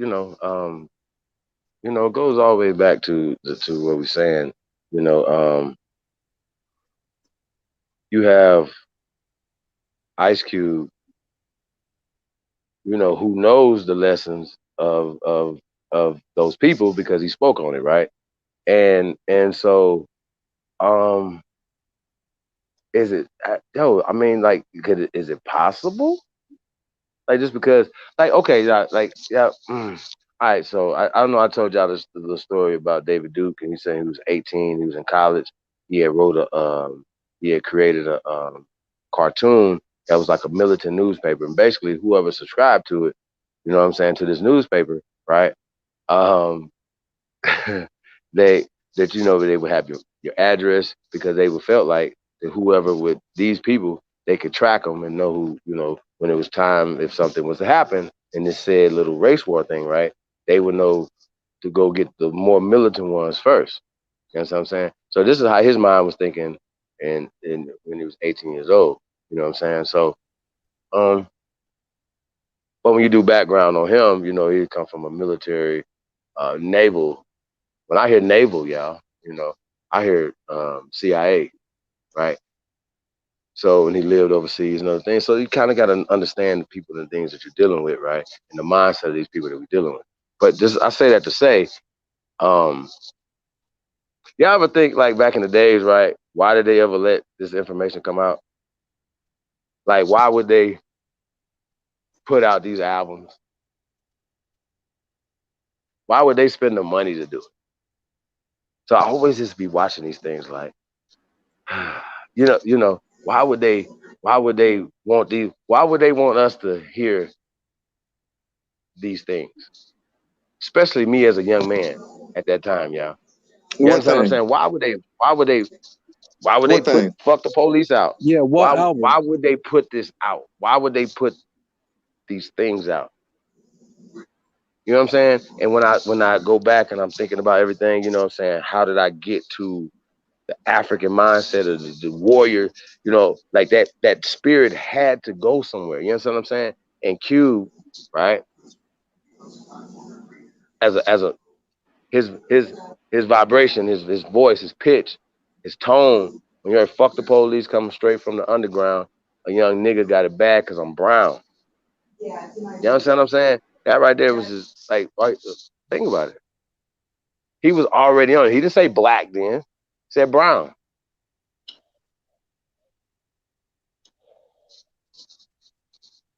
What That's you a think? fact. You brought it up. What you think I don't about know, that? man. Like I mean, I just like I said, bro, it's chess, y'all. Like this shit is real, Bro, man. Like you I just don't said know. some deep ass shit. Hey, You just said some. huh? There's only two people. There's only two people in the history of the so-called Negro race or whatever we call ourselves, the indigenous people of America. There's only two people that said we brown, and that was Ice Cube and motherfucking KRS-One. That's deep though.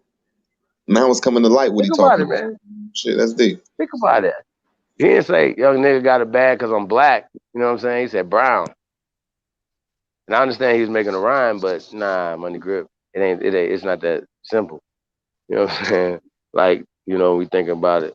But just the concept to bring it back full circle, you know, just having that color in the contract for Black American, you know what I'm saying? That's that. Like I said, we have to address, you know what I'm saying, the the reverse, how we use, like I said, the black gun against ourselves. You understand what I'm saying? Like we turn it on ourselves and it doesn't help. It takes power from you. You know what I'm saying? And that's the thing. Not to say, oh no, we're trying to cap them, but no, we don't want the black budget. That doesn't exist. The black Exactly. So reparations, we that would. does it right, that doesn't exist because apparently reparations do exist for Jewish people. Mm-hmm. Okay. So Mm-hmm. we gotta, you know what I'm saying? There has to be certain things. I don't want to see no chokehold shit. I don't give a fuck about none of that. Because people who have shit don't get choked out by the police.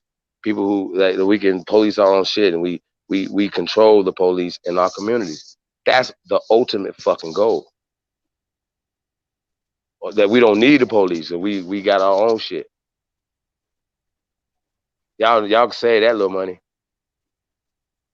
So yeah. So what would y'all do with $500 billion annually, brothers? 500 Let's put a billion. chat room too. 500 billion annually. Yeah. Got IMU in the building though. Ice-T said 187,000. Then became on TV. Yeah, that is definitely crazy as hell. Honestly, yo, I would try to establish some type of relationship with another part of the Americas, probably the Caribbean somewhere. That's what I would do. I want freedom. I kind of see it like this. Our ancestors did a lot of great things, and getting on boats, canoes, traveling back and forth to the lands, migration, being able to migrate as they pleased. In my opinion, that's some great shit. You learn a lot more when you're traveling. I would want that. That's free. That shouldn't cost you nothing. That's free. You know, I know that you can pay a couple bucks to go here or there, but you know, that's not free. So in my opinion, that's what I want to do. I want to open up maybe something with Peru, somewhere down the bottom, you know, just to establish something, maybe bring up some goods from that end, just so we not constantly dependent on, you know, somebody else's system. They're doing the same thing we did. They just charging us for it. So, you know, that's how I would conduct. That's what I would do with my money. Try to establish something with another part of the Americas where we can just, you know, go back and forth. I'm good on the whole. Yeah, that's pretty good, bro. I like that. Definitely. Great idea. Root, what about you? About what, brother? What would you do with a $500 billion annually budget? Wow. I know I have a lot of kids. Man,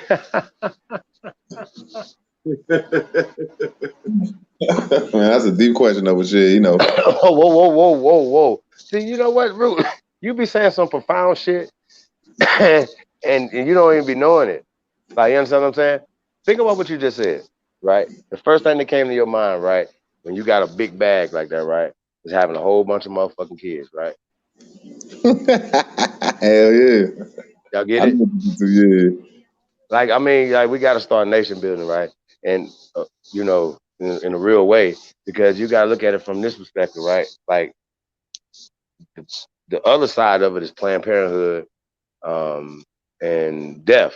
We'll just say that. I don't want to get into somebody's lifestyle and shit like that, but it's deaf, and it's not a life culture; it's a deaf culture. So the opposite, the numbers would be the opposite if you say, okay, if we had economic prosperity, okay, a man would say, well, I got a nice little bag out here, and I got some stability or whatever. I can have 4, 5, 6, 7, maybe 10 children.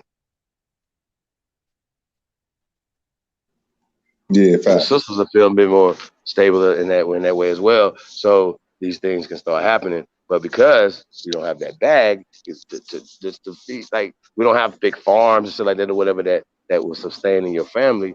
You know what I'm saying? Now jobs have to happen and certain things like that or whatever. So what was it, 2.3 children or some shit, 2.1 children or some shit. So because and a lot of that's coming from socialization, economic conditioning, the whole 9 yards or whatever. And then you got Planned Parenthood. So when this guy's coming in and whatever, he said, look, bro, you know, that shit, that's not right and exact. You know what I'm saying? That shit is bad for like, it ain't bad for his community. But if I had more money, I probably Yeah, see what I'm saying? Like, yeah, see, people ain't paying attention, bro. Like, we too fucking emotional. You know what I'm saying? Willie D said he wouldn't sit down and talk to Trump to save his life. What? You gonna die? Like, what you talking about? you'd be forced to talk to all leaders in all nations. Go get a beer, nigga. I'm not tripping. Yeah, that's what I'm saying. Leaders talk to leaders, whether you like them or not. Yeah. I want to look you dead in your eye, nigga. What could you talk about? This is America, Jack. We the greatest. What are you talking If I about? had a big ass motherfucking a big ass goddamn bag coming in, KSR's at 200 million helicopters. I'll probably start like a woman's bathhouse, like a 501. Stop playing, man. Stop playing, man. What is wrong with you, man? It's like a morgue. We want to have all the bathhouses and shit. You have a bunch of Becky's over there. Just hear me out. Okay, Becky, whatever. I'm just gonna Okay, say, go ahead, man. it'll be a foundation so when women come in there, like I'm This already man said a trying. bathhouse something slight. So it'll have like a lot of like little programs there, like where people come there and play football, basketball, workout. You know what I'm saying? Like a little foundation around our women where it'll be natural, where the kids will be able to have some fun and go there and learn little situations. And that's just something where we could say is ours in every city. You know what I'm saying? And it starts from the mother. That's the best I can say. And maybe a farm where I think the only thing that us as a people, we don't understand, like where wheat grows in my state, in Ohio, and the other states, they got to ship that shit to California, and that's what makes food prices go a lot, is state to state commerce. I think that's the right word. So if we start growing our own farms in our own cities, shit, man, we'll kill half the problem right there. That's why on that dollar bill, that eagle got our wheat and got a leaf in his hand because they got a source of our food and shit. We grow some food. We'll be what's that word? We'll be recession proof. We won't be able to be in a recession if we grow our own food. But I digress. Hey, that's the olive branch. I'm not saying you wrong about an olive branch. I'm just looking at it as a branch, and they knocked off the branch mentally. We got 50 million motherfucking niggas in here, and I'm guilty too. And we ain't got a garden for nobody. We ain't got the garden of blacks, the garden of Moors, and everybody else's group. I mean, that's a insult to our intelligence that we have to go to all their stores, and we're pretty much some smart people, and it's in our backyard. So if you're saying it's an olive branch, cool. I just think they got the branches. Because all fruits and vegetables come from branches. We all guilty. And we say we ain't guilty, you lying. I'm guilty. I'm guilty. Hey, Chief, I came on to say, you know what I'm saying, that this Mr. Meticulous, everybody. What's up? I came on, Chief, to say that when he said brown, right? You know how you did the tribe up thing and they came and they somebody took it. You know, maybe when you did that, when he did the brown thing, right? They came in the black. It was a black thing, and it became black and brown. When we did the black thing, it was to bring in and make a brown that wasn't black. So it was to do a whole lot of different things on that issue. But I think that for the purpose of everything, I think that, you know what I'm saying, he left the invitation open. You know what I'm saying? Why don't you pull up on him? I really think that you should pull up on him. Yes, sir. I'm definitely gonna try to. You know what I'm saying? We definitely reaching out, trying to make that happen. You know, we have people in common, but you know, and like I said, you know, I feel like, you know, this group, the chat room, you know what I'm saying? Just so much information, man, from Yes, everybody sir. over here. You know what I mean? Yes, sir. But Libra Sun is in the chat room right now. When we talk about the Declaration of Reclamation, right? It's Yes, written sir. down. It's like I don't think people understand the importance of documentation of you know, manifesting stuff. You know what I'm saying? And basically, even when we was having these conversations, it was like, yo, they was like, man, it ain't never happened if you don't tell you write it down. You know what I'm saying? And so Q wrote something down as something. He said, okay, well, this is a need, and let's just take everything in face value. No conspiracy theories. Just, hey, this is a face value. This is a concern. Father, there's, you know, people get older and they start you know, maybe getting wiser, start learning more about stuff or whatever. So once again, once you start learning stuff, you start moving differently. You know what I mean? And so, like I said, you know, I think that's what it's about, bro. You know what I'm saying? I Yep. feel like we should still get his brother the benefit of the doubt Yes. across the board, and you know, and go from If there. we But Hey I man, want to that ask dude, I why the am other rappers, why Puffy M's want to, like Puffy, I thought you was going against these people. Well, then Ice Cube would have been the perfect person for you to you link up know, with. link up with. Like, what is the problem? Where's Tyler Perry? Where's man, Oprah that Winfrey? dude, Where's all you I people am at? I you. need to know.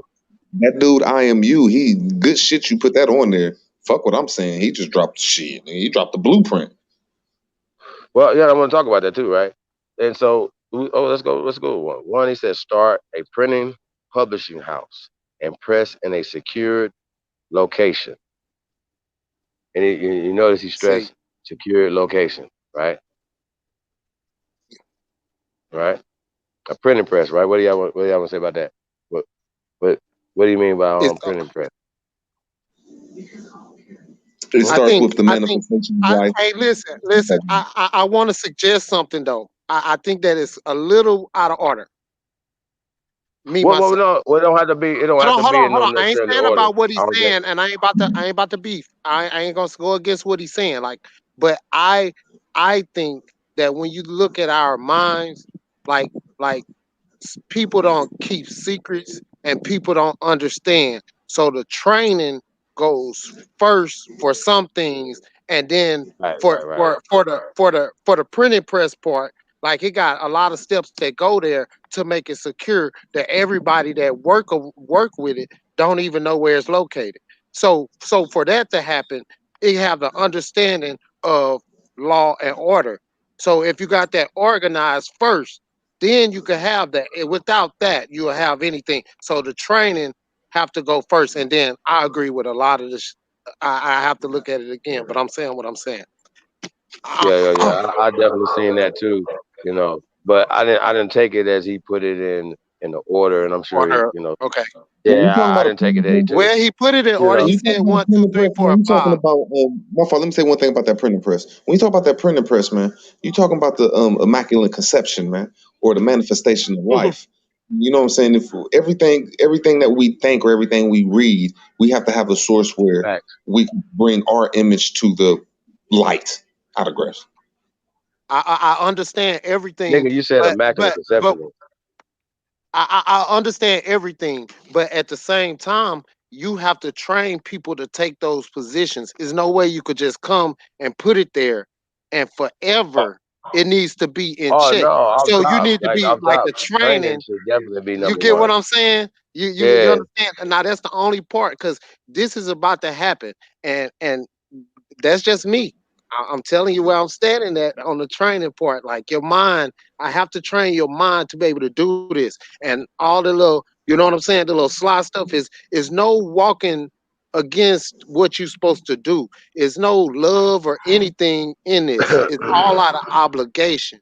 The words But are you mixed saying up. it's in the mind though, bro. So we know it ain't in perfect order. We know it ain't in perfect order. Cool. Yes, It sir. ain't in Yes, perfect sir. order.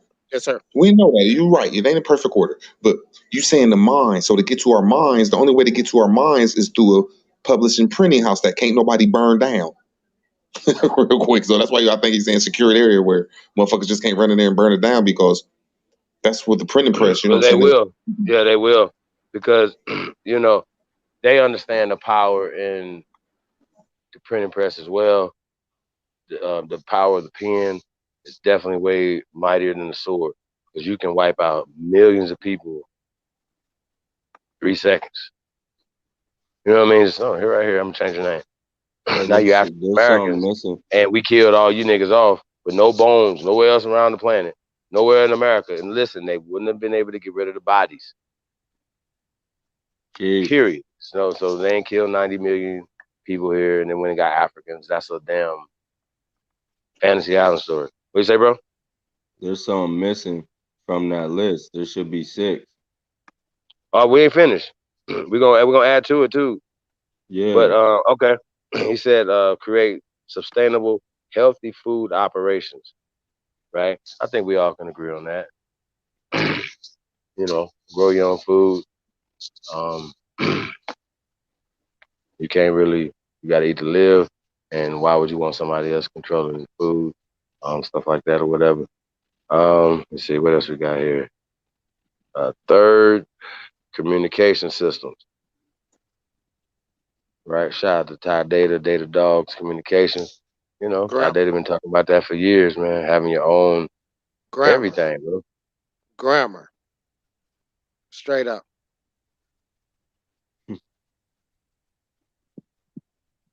Yeah, I definitely I think in that instance though they're talking more so having your own cell phone towers, having your own, having your own fiber optics and just everything so we won't be in a situation like when people be talking be like, well, all they gotta do is turn your phones off. They did that. Y'all remember our phones was off? I like to suggest something You else, see what I'm Chief. saying? Chief, Yeah. I like while you in there, and I know you like to go big and everything, but we in smaller neighborhoods sometimes, and the thing about communication is, it could be just a light bulb, or you know what I'm saying. Like communication could be subtle too. So when you say communication systems, they all different, and it should be thought about. And Absolutely. it's not just one way to think about things. Go ahead. Niggas need to learn how to smoke signals and everything. Not no joke. any ways of communication. Oh, let me Absolutely. see. I'm gonna say something. All right. So I watch these Mexicans move in my neighborhood. Right. I'm gonna say what I say. I'm not being funny. I'm just saying like what they call themselves, what it is. So I watched the Mexicans move. Right. They set off fireworks across the street. Then they did one behind the house, and then it spread over across town a little bit, and then it went south, and then it stopped. You know what I'm saying? So I was like, damn, that's communication like a motherfucker. You know what I'm saying? I could almost track where it stopped at, like by standing right here and just think about it. It just went all. I just said what I said. I digress. Let me go back to another guy here. Okay, what about some form of military? Hold on, I'm gonna get to That's that. what I was I already about. know. That's what I was gonna say. Because you're gonna have to be able to protect everything. But hold on, let me get to that. So it said fourth, create transportation system, right? Yeah. I want me a train, y'all. I ain't gonna lie to y'all. You know how niggas be like wanting the most expensive car and everything. Nah. Yeah, I want me a train. I had a little Yo, train track I shit. don't know So who I think that'd be dope. So I yeah, don't we know who definitely need owned our own it, transportation ASAP. but there was these every year at the Kentucky Derby, I don't know who owned it, but they pulled in the city. It was two of them, and they own trains. Mm-hmm. Every year they pulled into Louisville in their own train. Mm-hmm. You can ride around this boy, you know, just get you a little license. And you can ride around this boy in your train. I don't know No who doubt. owned those two. It was like 3 cars to each train. It was the Yep. engine and then 2, I guess, whatever comfort cars they had. Man. And every time I saw that, I thought that shit was dope as hell. Think Because about every you year when they chilling on pulled the in, they train. would park it right on the hood and on Broadway and 11th. And every year during Derby, they would pull those cars in, them trains in. Yep. And then, you know, he got training center last, right? So, you know, like I said, I don't think that was meant to be put in any order like that or whatever. But, you know, training in all the aspects of everything that we need, energy, you know, I'm pretty sure energy's up here. When we talk about food, energy, gotta be sustainable and creating anything that we're creating to be self-sufficient will create jobs. So we're creating clean, renewable energy that not only sustains what we're doing, but sells excess to everybody else. You know what I'm saying? So that will have to have happen. Yeah, I'll be like, okay, $5 billion, okay, we're gonna definitely do that or whatever. But we were talking about the military, right? And I've said this before, you know, we have one. They just don't have the right. What did Steve say? You know, they just they don't have the right understanding. You know what I'm saying? And then don't have the right funding. Could you imagine, like, okay, let's just go back to the origin of GDs and the origin of the Crips and the origin of all these organizations. They were created to protect and to serve the community, right? That's all how my they started gangsters out out. there, whatever. That's how they started, right? Yeah. Okay. So if that's how they started, then imagine if they were funded the whole time. And we have $500 billion to fund everything that we're trying to do. So, you know, whatever will go into that to be able to give not only great paying jobs, you know what I'm saying? So, you know, a person could have a family, but it would stop the crime. You understand? Can I say something again before I get off again? Absolutely. Okay. Mr. Meticulous, man. I've been talking about it a lot. I went home last weekend, and what I talked about a lot was your source. You know what I'm saying? Because we assumed up to this point, up until I started really paying attention to what's going on and stop. I'm taking my lick on while I was tripping in the world for all of these years, right? I thought that what I looked up and what I knew was the truth, and I lied to everybody. You know what I'm saying? So Yeah. our source on where we get it from, most people never picked up a book after the 12th grade, and then they want to act like they know something. And we talk to these kids that have babies, and they think they know something. You know what I'm saying? You need to pay homage because you really don't know anything. You just knew how to pump. You know what I'm saying? Because I'm holding you down on a lot of different levels. Anyway, um, the source where you get your source from, it have to be checked. You know what I'm saying? That's why they throwed a lot of BS at us because we didn't check our sources. And before we open our mouth, it's good to check our sources. You know what I'm saying? What I'm gonna say on this part, what you guys do is great because y'all open it up to receive the sources that y'all have and giving everybody a chance to break it down, you know, but we have to check our sources. And when we say that something is law, then we gotta rock like that is law until we find out something better. Or shoot, we can't never check it as law until we check it and fact check it until it's law. It's the source. And if we ain't gonna rock with the truth, then we ain't the truth. Hey, Chief, It's I got always, this. it's always Got the this. source. It's Mr. Brooklyn, right? I Yes, want to sir. throw something out there. Check this out. All right. You know, there's always been mobs and gangs, and you have what you call the mafia, right? Okay, and they organize they get together, organize, and they make money off of whatever. That part ain't really. But what I'm trying to get at is that one of the biggest gangsters that I know of in any city is the light and gas company. Because if you think about it, they have a monopoly on it. They are there's only one in every city. There's only one company that runs the light and gas in every city.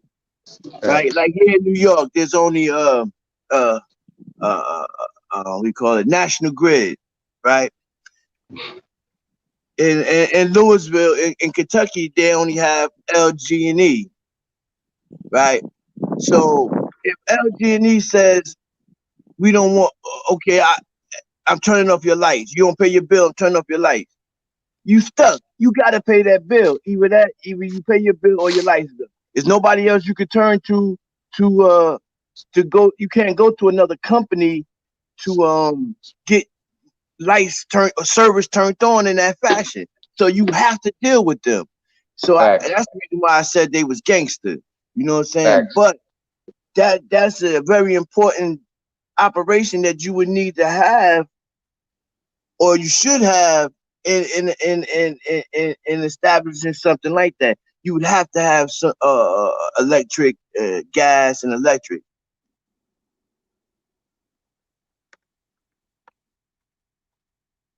I know I rambled on that, but nah, you're right. And I got this little weird shit going off in the country, and I'm around these weird ass cob builders, and just I let them go ahead and rumble. Okay, the European buddy, shit was made in France. Okay, I'm shocked they ass though. You know what I'm saying? Because it really shows, to get to the point though. It really shows how fascinating our people is, and how, I'm not gonna say simple, but how, if we was trained, like my brother said, if we had training systems, how you could really make electricity off a motherfucking 10-speed wheel. Facts. Yeah, it's some weird shit going on out there that it's coming You to us can use real lemons soon. too. My bad. No, go ahead. I'm just agreeing with what my brother was saying though, that we need electric and gas, but that's not very hard if we put our brains to it and have training centers though. A lot of grace. Well, one of the things that bothered me about it is that in every city that I've ever lived in, or is only one company that you could deal with to get that, and they have a monopoly on it. You know what I'm saying? Like, okay, if you supply me with electric, and I decide that, okay, shit, this bill too high. It don't matter. You gotta pay it because there's nowhere other place you can go to get it. Hey, yeah, I was just speaking on this the other day, right? I know how Nevada is. You said the company in New York is called National Grid, right? Well, the reason why they got a monopoly is because they own the grid. So even if you come with the renewable energy, you still have to go through their infrastructure. So you still have to pay the electric company. And the one out here is owned by Sheldon Adelson, right? Who owns the Luxor and the Venetian, right? But let's just talk about the Luxor with the white sphinxes out there with the blue eyes, right? And then he owns the Venetian, right? So the Venetian, you know, you would think it's supposed to be them, but it's actually our culture, you know. And so, and they whitewash everything, but he owns it. So you can't tell somebody what to do with his sphinxes or with his Venetian hotel. You know what I'm saying? And that's Right. it. But with this is say for instance, everybody get wiped out, and then some aliens come here, whatever. They're gonna look around, and that's all they're gonna see. You see what I'm saying? Right. So this is very important for us to definitely challenge stuff and put our own images out. We need some statues out here. You know, we need our own Mount Rushmores. You know what I'm saying? Chief, That's a all, fact. what You I know was what's about spooky to ask. though? Is that most of the world know who the fuck we is? Who do? Most of the world. Everybody outside America. So as soon as we just don't. Man, everybody listening to y'all, yeah, man. so Y'all the truth, man. Everybody listening to y'all, man. They breaking down every word y'all saying, because every once in a while, y'all give them something, and they like, man, that's that shit right there. Everybody. Them numbers ain't what they say. I don't know how many they say in the chat. It might not be going off like that. I don't know what it say, 2,000 or whatever. Hey, man, y'all be going in. Hey, but I was about to say about the energy though, Chief. You know what I'm saying? Yeah. Maybe you need to think about what Root just said. You know what I'm saying? You could build your own energy with some understanding, sir. It's there Oh, already. absolutely. Yeah. Yeah. That's why they got rid of Tesla. I truly believe Tesla was knocked off because he was trying to bring that free energy, and they just wasn't trying to hear that. Tesla came from Europe, and all the rest Yeah, of I them know. people came from Europe. When they came over here, that's when they became inventors, as the narrative goes. Oh yeah. I know. I truly believe everything Tesla was getting, he was getting it from some, because just about all the inventions, just about every invention you see came from an indigenous person. I really believe that. You know what I'm saying? They the only thing they ever created was the goddamn patent place. Did they create that?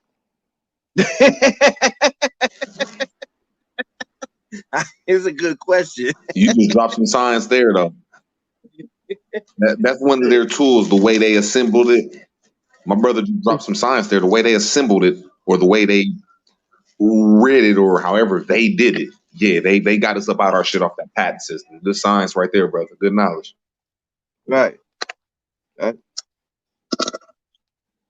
With they trickery and they word spells and you know what I'm saying? Hey, but see, it go back to why I came back on the panel, brothers. You know what I'm saying? The truth can't be denied. Like once you're doing the truth, like you supposed to laugh somebody out the panel. You supposed to fight your homeboy for not having the information. You supposed to stand on the truth. You know what I'm saying? Like the truth is everything.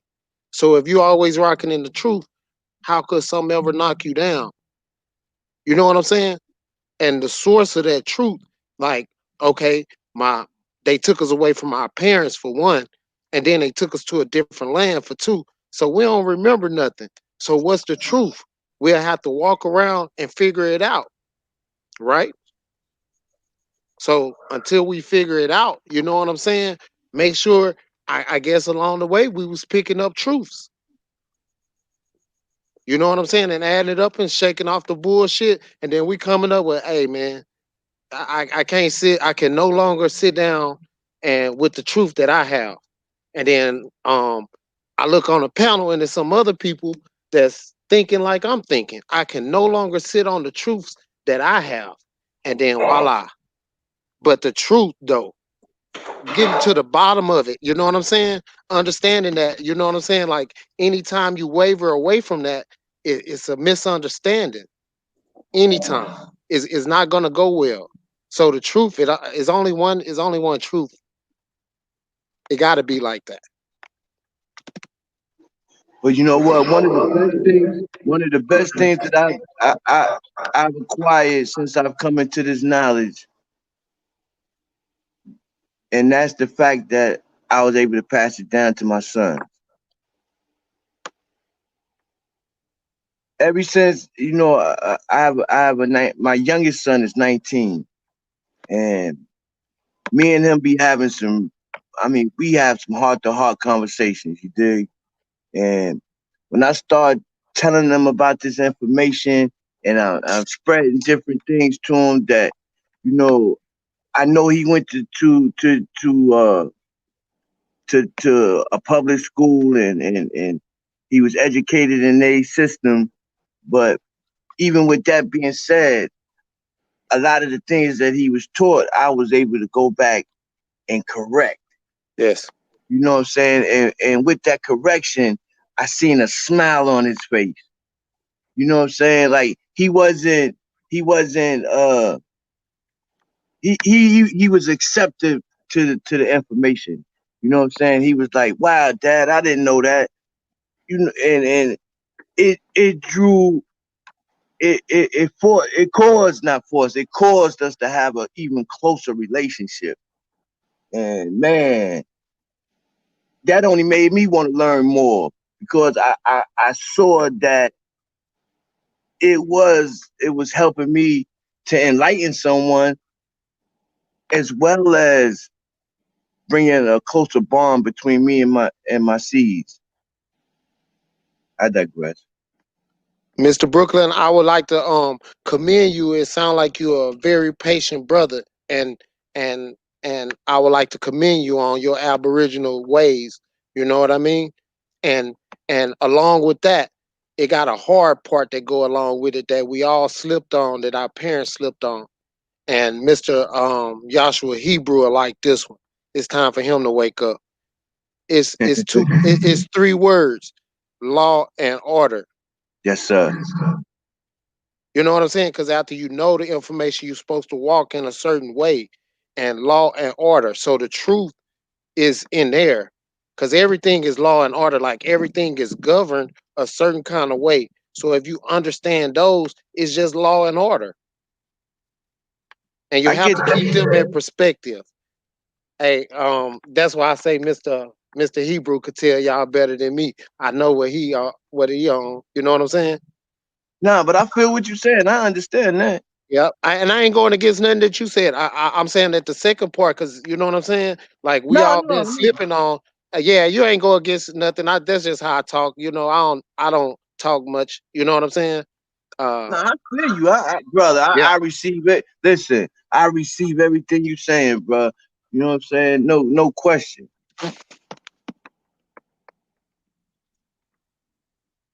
That's what it's all about, though. Is being able to hear the information and then taking it in and then applying it to your life as you understand it.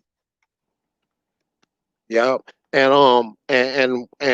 And that's what kind of like what Mr. Joshua Hebrew was saying, and I hope I'm pronouncing everybody's name correctly. But if you know like the laws and the treaties, like everybody say fuck that, they fucked over those. No, I'm gonna tell you about them, and I'm gonna break it down to you what happened. I'm gonna tell you the parties that was in it. You know what I'm saying? Everything that happened in America. He just saying like, so they coming from different countries, right? And they getting taught certain things that happen. So when their group from their country did something in this country, it was probably associated with a certain treaty. So what Mr. Hebrew is saying, when somebody from Ireland come, what they did here, they was probably taught those treaties. When you know what I'm saying? So being in respect of law and order and knowing what happened here and being in correct standing and saying that you universal, nationwide, international, then I understand what Mr. Hebrew is saying. I don't know, like I'm not breaking down people information and saying who is false, fake, phony, all of that. I'm just putting stuff in a certain type of perspective. Listen, I take it. I look at it like this. I don't give a damn if you Moor, if you Hebrew. You know what I'm saying? That's your prerogative. You know what I'm saying? As long as you are aware of who you are, I don't have no problem with it. You know what I'm saying? None at all. You know, You know, because if your Morris standing got you to this information, I'm happy. If your Hebrewism got you to this information, I'm happy. You know what I'm saying? I'm glad because that means it's just another brother standing with me. you want to know what, Mr. Brooklyn? Is your name Mr. Brooklyn? There's no name up here. Yeah, man, I'm Mr. Brooklyn. Yeah. Hey, I thought I recalled your name. So look, what else about to say? Oh, you know what? For real, I'm from the country. I don't know what a Moor is or a Hebrew is. Like I know I understand like I understand what everybody talking about. I understand the differences in what everybody is talking about, but I wasn't raised knowing those terms. Right. So all I'm gonna accept is the correct one. And I'm getting to the answer by listening to y'all.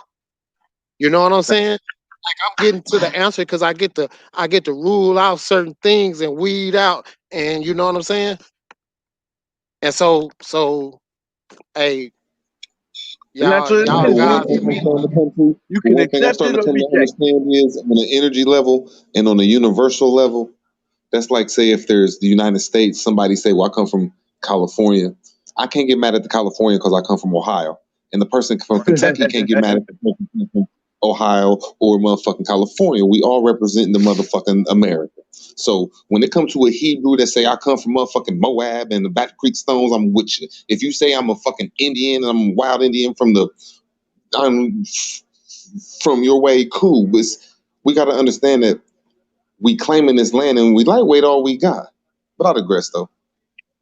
Nah, you right. That's straight up. Yep. Hey, That's why I rock just, with you, Root. hey, I'm gonna just make sure that you know what I'm saying. Like, shoot, I'm always ready to get my hands dirty. Like I work all the time, and I mean, you know what I'm saying. I don't mind getting my hands dirty. You know what I mean.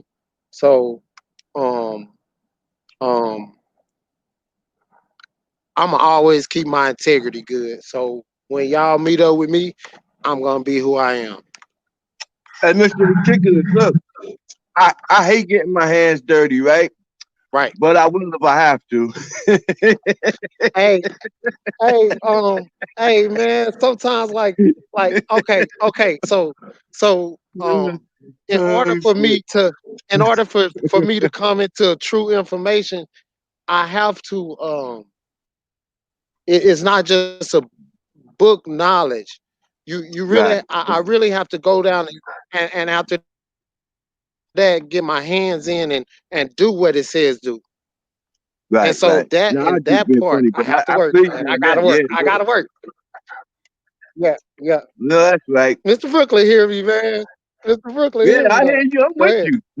you. I'm with you.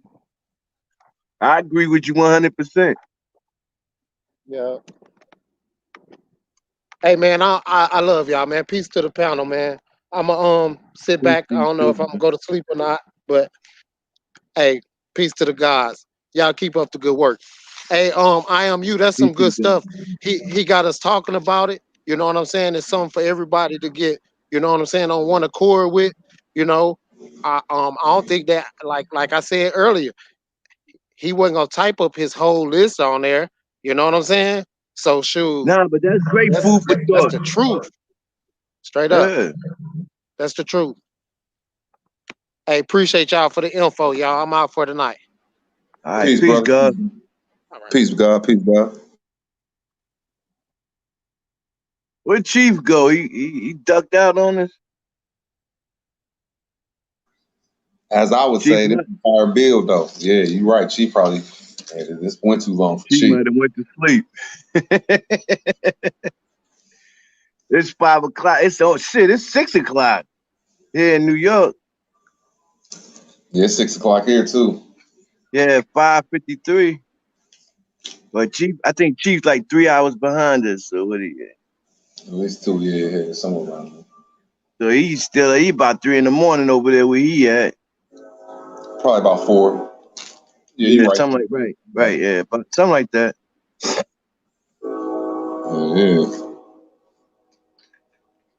Yeah. I thought they was gonna have that conference down there, but I knew with this COVID shit, it probably wasn't gonna pop. I was gonna go too. Everybody Where you better. at, Rue? I'm gonna throw me a conference out here real soon. Where you at work? I hear you. You at work? Yeah, I'm about to leave work right now. Yeah, real talk. I hear the damn train or something. Really about to leave work. What part of Ohio you in? If you don't mind me asking. The most southernest part. The most southernest part, Portsmouth. Portsmouth. Portsmouth, Ohio. I ain't even familiar with Portsmouth. I'm it's the familiar first with one. I'm familiar with Dayton. I'm familiar with Cincinnati, Columbus. Yeah, that's where I'm from, Columbus. All my family be down in Portsmouth. Yeah. So it's close to Columbus. Okay. I did time down that motherfucker in a place called Noble. Oh shit. When was this? In 97. Oh no, you 96, was there 97. first. Oh, okay. I'm about to say, yeah, that shit going nuts right now. Yeah, Yeah, I'm glad. 96 and 97. Yep. I spent 2 years down that motherfucker. That's when I was wild and crazy then. Damn, from the Noble, Jesus. Yeah, exactly.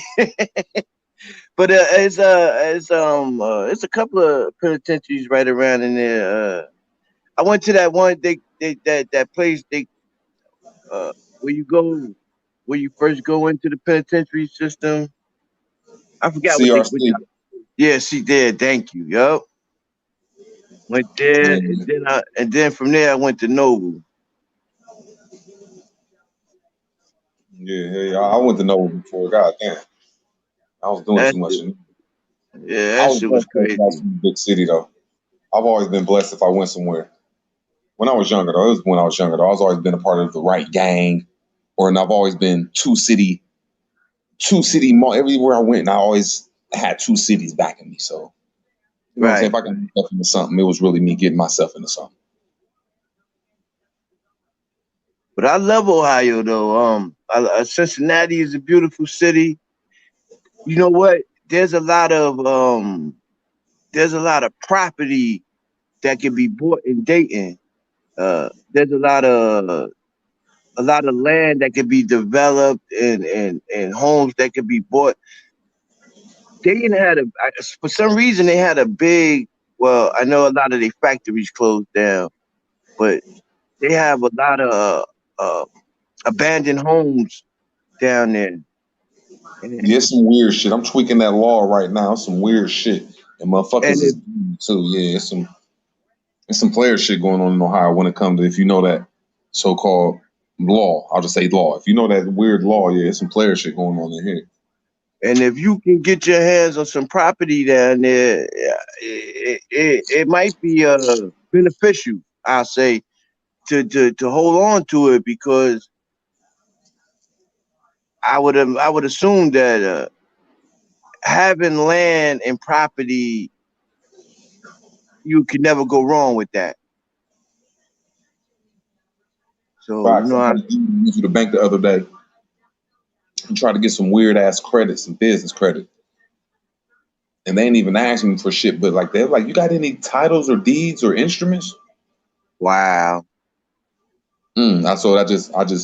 I feel all the way back. So you're right though. Like, yeah, you got a title or a deed, yeah, you can't go wrong. And business credit is supposed to be easier to get than regular credit. That's what I was always told. Never had credit. I've always had business credit. And that's I always thought that was, see, one of my sons was, I didn't see, that's crazy, because my son educated me as far as business credit was concerned. You know what I'm saying? Like, I knew about regular credit, but business credit, I didn't have no knowledge of it. And he actually enlightened me on that. And so, You know, I've been and I'm still learning, but I think having business credit is probably a better way to go because you have different avenues that you can go down if you have business credit. It can be applied to more than just one thing. In other words. So you're saying it's sort of like nationality? Yeah, I guess you could say that. Yeah, sort of, kind of. Yeah, because America a corporation, so that's saying it's a business. So if you ain't dealing with America as what America is, you just a servant, or you ain't even. Wow, you said a mouthful right there. But that's that's truth though. You know what I'm saying? So if you do have a business, then you can deal with them on those terms. I mean, it's deeper than that. It goes like if you get you like 6 fictitious names. Cost like, well, in Ohio they cost like $40. You go get you a free EIN number.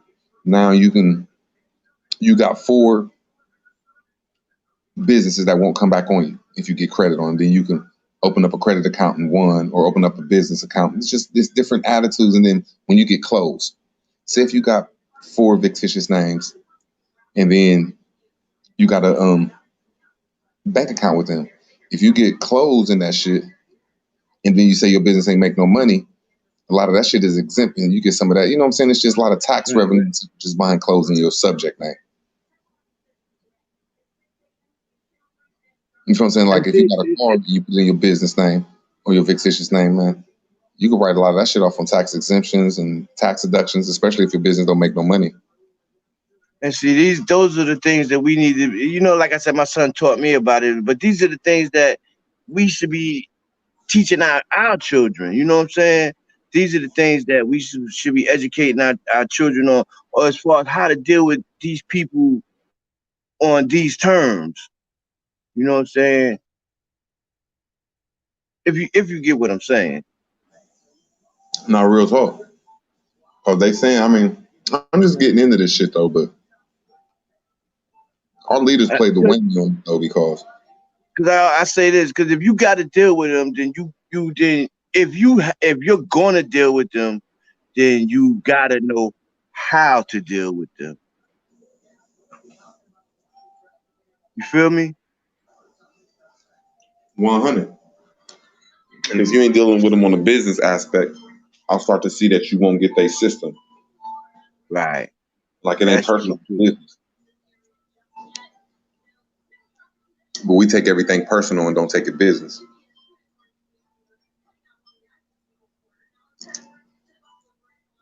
That's all I can say on that one. And should none of us be really going into this black or not taking control of our names if that's the right thing. If that's the right name of saying nationality, Indian rights, whatever it is. If we ain't uplifting ourselves about a black, that's crazy. And see, that's one of the things that I've been pressing upon my kids is that, you know, they older now. I can't do it for them, so they have to do it for themselves. And I'm pressing it upon them to correct the mistake that I made. I made the mistake of signing you into this corporation. Correct it. You know what I'm saying? So the more I learn about getting out of it, the more I want to teach them to get out of it, or to show them how to get out of it. But a lot of people ain't telling the benefits of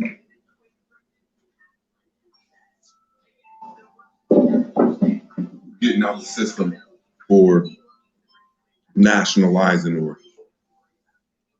or declaring, self-declaring. Like like if you ain't doing it, man, you're gonna be paying the taxes to like the IRS forever on everything, and it's just gonna be a stressful life. And it's just healthier economics if you come into the system as a business, because a lot of people don't understand. They be like, well, I don't got no business state of mind. Like, so what? 89% of businesses fail. It ain't about having to win a business, it's just about the tax bracket you in. Let me share this with you, Rue, right? So now, like I tell you, you already know I'm a father, right? So I have 5 baby mothers, children mothers, right? Like I said, I was young and wild. Anyway, I've always did my best with trying to take care of my kids, with the exception of my older children, because I was incarcerated most of their lives. But my younger children, I mean, I got in their lives afterwards, but for the ones that I was in their lives, most of their lives, I always tried to impress upon them the right things to do. And one of my kids' mothers, right now, I've always taken care of my son, did the best I could by him, even helped her raise some of her own children. She had children that I had no connection, that I was not their father. But yet I still tried to be a father to them to the best of my ability. She turned around and put me in child support, right? So now I have to fight with these people, even though my son is now 21, 22 years old. And I had gotten out of child support, but now they're coming at me for some money that they say back money that I allegedly owe. And I'm like, wow. And she's on board with this. Like she was the one that sicked them on me for this back money. And I'm like, wait a minute, my son came to court with me. He stood and told the judge, Your Honor, my father, with her standing there, he stood beside me. And he was like, Your Honor, my father has always taken care of me. Her mouth dropped, but it's messed up that this government has ways of getting into our business and putting themselves in a position to get paid off of our pain and our misery. And they divide like the women, like they got this propaganda going out like, oh well, baby's father's gotta pay child support. Which I ain't saying nothing wrong with it, but they forget to say that the system wasn't built for the so-called black man to advance in here. So they put this system against the person with the father, and they coach the mothers through that inside the relationships. That's why I was like, it needs to be a place where all these women get together. That the women that's 15 and the girls that's 15 and 16 can be around women that's 20 and 21. That could be around women that's 30 and 31. That could be around women that's 40 and 41, and they can have their own situation. So they can have their own support group in their own situation, so they won't have to really depend on man. And then the truth will come out. You feel what I'm saying? But because yeah, I understand that. Good. A lot of situations, even though I think I'm Matt player from Ohio, the Ohio player, Big Dick Willie balling, whatever, there's been a lot of situations that maybe some women wouldn't have fucked with me if she was in a equal predicament and she had all of her shit together. You feel what I'm saying? Right. So a lot of these women that be getting in relationships after I start looking at it is, we got to understand that they in it for they got a business aspect of it too. Yeah. But because I feel like, you know what I'm saying, this woman knows that I took care of my son. Now, but because they had one more time. They looking at it as a business aspect. So when you look at I'm going to go with it, but because she knew that she had this connection with this child support group, and she knew that at a certain point I stopped paying into that and just was taking care of my son. She knew that money was building up on you know what I'm saying, that I was supposed to be paying in. So she then tried to put them on me to say, oh, he owed his back money. So if I would not have had my son stand up with me and say, nah, Yana, my dad always took care of me. You know, I never wanted for nothing. You know, my father, to this day, my father do for me. You know what I'm saying? the judge looked at her like, yo, what's this? You know, what do you? So, you know, but the whole thing is that child support is a third party in the situation. They try to say that they for both sides, the mother and the father, but that's bullshit. They strictly for the mother. And I try to explain to my son, mother, that yo, you taking me through all of this with these people, but they don't give a fuck about you or me. Only thing they care about is their percentage in that situation. See, because whatever money I pay into child support, they have an account with a bank. That money goes into that bank account. They collect interest. As long as there's a certain amount of money in that account, they get a certain amount of interest off of that money. And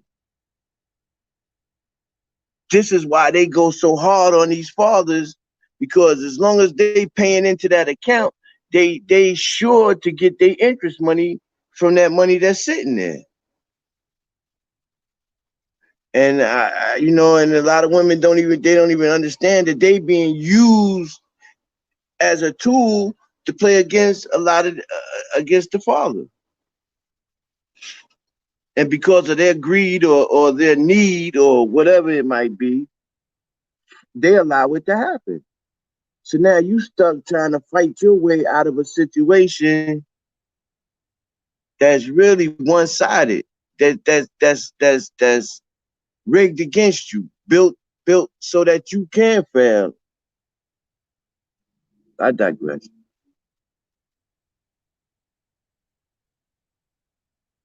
I don't know. I started thinking about my son, and I started thinking about the child support. It pisses me off, man, because you know you got a lot of fathers out here that's real fathers to their children. You know what I'm saying? And yet they get dragged into these situations, and then you got to spend money trying to get out of it, and you know, then your name is tarnished, and you looked at as being a deadbeat. And, you know what I'm saying? And here it is, you in your heart, in your mind, and your heart and mind, you know that you've done all you could to be a good and decent father. Yet you have to deal with this situation. It's messed up, man. It really is. You know, so any brother out there that's going through that child support system, I have a heart for them, for real. Because I know I got a dude that can get you out that shit. Well, actually, I already took care of it. This, you know what I'm saying? I got up out of it, but it's just, you know, hindsight. That's what that was. That was just hindsight. Me thinking about what had happened, and you know, I push it out there because I know that sometimes there's people out there that go through similar things. You know what I'm saying? So I just wanted to have something to talk about, share one of my experiences, you know, and that's what that was for real. But you know, but yeah, there are people that can work the ins and outs of that system. Like, I'm not one of them. I was just fortunate that my son was willing to stand with me, and the judge saw it for what it was. And it had been so much time that already passed. He was like, you know what? Nah, I ain't getting ready to make this man pay all this money that he already done, and he already done raised his kid. And she was left standing there looking stupid.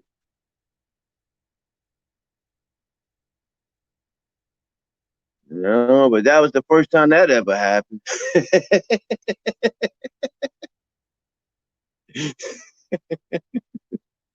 The first time I ever dealt with their system and came out on top.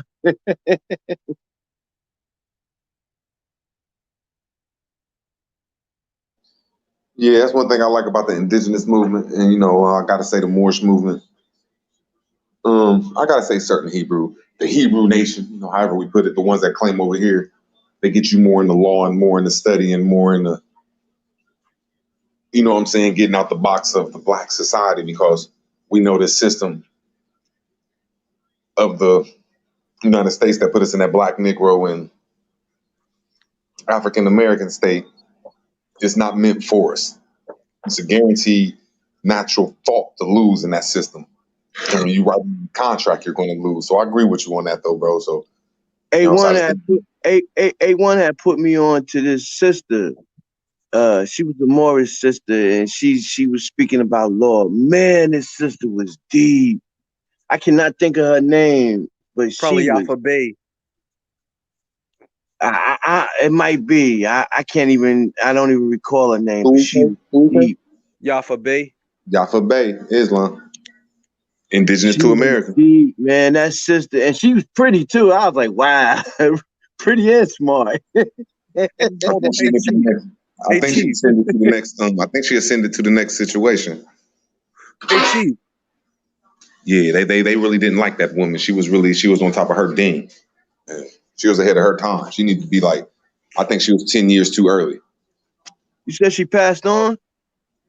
I think that's what they saying, yeah. Or they held the voice that they held her, that they silenced her voice. One of the two. Wow. I did not know that. See, a lot of people don't read as much as you know, about just I hate getting on the Moors, but there was a lot of, I call them Moorish nationals out here first. And then the MSTA took over, but yeah, that sister was heavy though. She was deep. Like, man, every little clip I seen of her, she was giving it up like for real. Yeah. Hey yo, Chief. Yes, sir.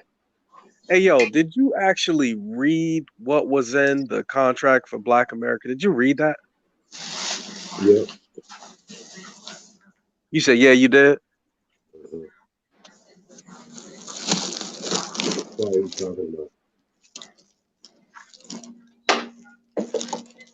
Hey, did y'all read that shit? Which part are you talking I'm not about? familiar with it. Hey, listen. So the Cube, the Jonah Cube put out. Did you read it? Like, did you read when they compared it to? I think Roland Martin did it when he was reading some of it when he compared it to some other shit that he was doing or something that lady he put on was doing. Right. All right. So did you read the part where they was talking about where he put down like every newborn Black child would have to get like a bond or some shit? He was saying that every newborn Black child would receive $1,000. So what's that? The Andrew Yang plan? Well, that's what I said. I said the same. Listen, when Chief had it on earlier, when he said that, I said, "Yo, that's Chinese dude had that same plan." Right, he did. He had that same plan he was trying to get that same. He was trying to get that bill passed to where that every child born, but his wasn't just for with the so-called Black person. His was for every American. That's the difference. But that's impossible. But that's impossible. That's why I feel you. I would say it's impossible to give every American $1,000 because every American don't stand as an American in this system that deserves $1,000. But before we go on all of that, Root, here's the thing though, like the thing that gets me is when Obama was in office, he passed that Obamacare. That shit actually ended up hurting a lot more people than it ended up helping, because nobody was able to, for the people who were already at the poverty line, they weren't able to afford that shit. If you're a person like to afford the Obamacare, because if you didn't sign up for it, then you would end up owing the government after, I want to say after like maybe after like a couple months. If you had like the medical bills that you didn't pay, you would end up owing. But that's normal. You would end up owing it anyway. The only difference is that there was no force. There was no force to like join some type of plan for help. Do you get what I'm saying? I just know that I'm not with the system that was here. That was here before Barack Obama and Bush. But Bush and Barack, they try to implement a new plan on this bullshit system that was already here and bring more worldly people into the American way of life. Right. And They it's was going to be basically trying to do give that. up our liberties to people that really didn't deserve them. Yeah. So these people that got this health care that was worldly that came over here and they wasn't supposed to be over here. I can't say that. I don't know the whole rules, but I just know that a lot of people that came over here that's like first generation, or they only ain't even first generation, they got the same health care as people that didn't, that's been here for at least 3 to 5 to 10 and always from here. And it's just not right. And that's what they're bringing in is, I'm not saying the system at hand right now is right. But I'm just trying to say they're bringing in a system right now and socialism. We can't, us as black folks can't handle that catastrophe on our land. We can't handle both of them pressures. It is. We just can't.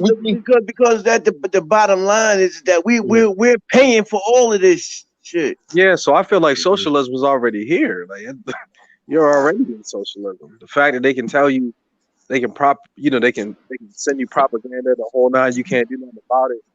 Again, Listen, man, I can't understand why is it that that tax dollars, I ain't even gonna say our, but tax dollars, why do tax dollars go to people in fucking, what's that, Israel or whatever the fuck? So y'all gotta really understand when we had when the hold United on. States had absolutely nothing to do with the catastrophe. You gotta really, I'm not gonna try to spill the beans, if that's the right word, but America was like made in 1787 and there wasn't another country around. There wasn't another corporation.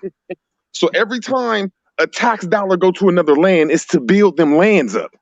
There wasn't no Africa before 1950. There wasn't these great cities in Africa. The great cities of the Middle East, they just been built up in the last 10, 15 years. Correct. I don't go too far deep in it. 20, 30 years at the most. Yeah. So that's where all of our money going. And for some reason, I'm thinking that this new Saudi Arabia and this new shit that they're building everywhere else, that's going to turn us into a third world, all of our inner cities into a third world country. And that'll break us in half. And I just don't think that a lot of Americans want that to happen because they know that the karma debt will come on America if they break the back of if they destroy the Negro. How about that? They done already broke our back. They just can't destroy us. And that's what this new system will do, destroy us. I digress though. Hey, fellas, I'm about to pass out, y'all. That's what's up, B. Nice Thanks for a having lot. me on here, y'all. Y'all want to start closing it out, man? Yeah, Chief, I appreciate you having me on, man. You know I love you, bro. You know you my too, brother from another mother. That's right. Appreciate you, man. Bruce, man, it's always good talking to you. Brother Joshua. What's his other brother name? David Taylor. Well, peace to all you guys, man. That's all I say, man. Peace to all you guys. Y'all have a great day. Same to you, yo. Hey, Chief, thanks for having me, man. I appreciate you. You too, man. Thank you for coming, man. No problem. Appreciate you. Anytime. OG Chief Holiday, been around forever. Thanks a lot for having me on, man. Told you I ain't always about that bullshit, man. This was a master powerful build, man. It was great to be a part of it, brother. And you have a good night. Thank you a lot. You too, man. Appreciate you, man. People in the chat, hey, I want to talk to you about your boat business too, man. That's funny. That's very interesting. No, but it's real shit though, man. Like we need, think outside the box sometimes, man, to use what's around you. So that's pretty dope, man. Thanks a lot, bro. Yeah, man. He's got a train in his back pocket, though, Chief. I just heard a loud whistle a little while ago. You might have a train too. Put me on. Put me on. Y'all brothers have a good one, man. Peace. Yes, sir. Yeshua been knocked out. All right, folks. Well, man, we're gonna get up out of here, y'all. We definitely appreciate it, man. What we got here? Man, we definitely appreciate all the great ones, man, tuned in tonight. It's all love with us, man. And y'all have a good night. We out of here. Peace. Probably be back later on today. Yeah.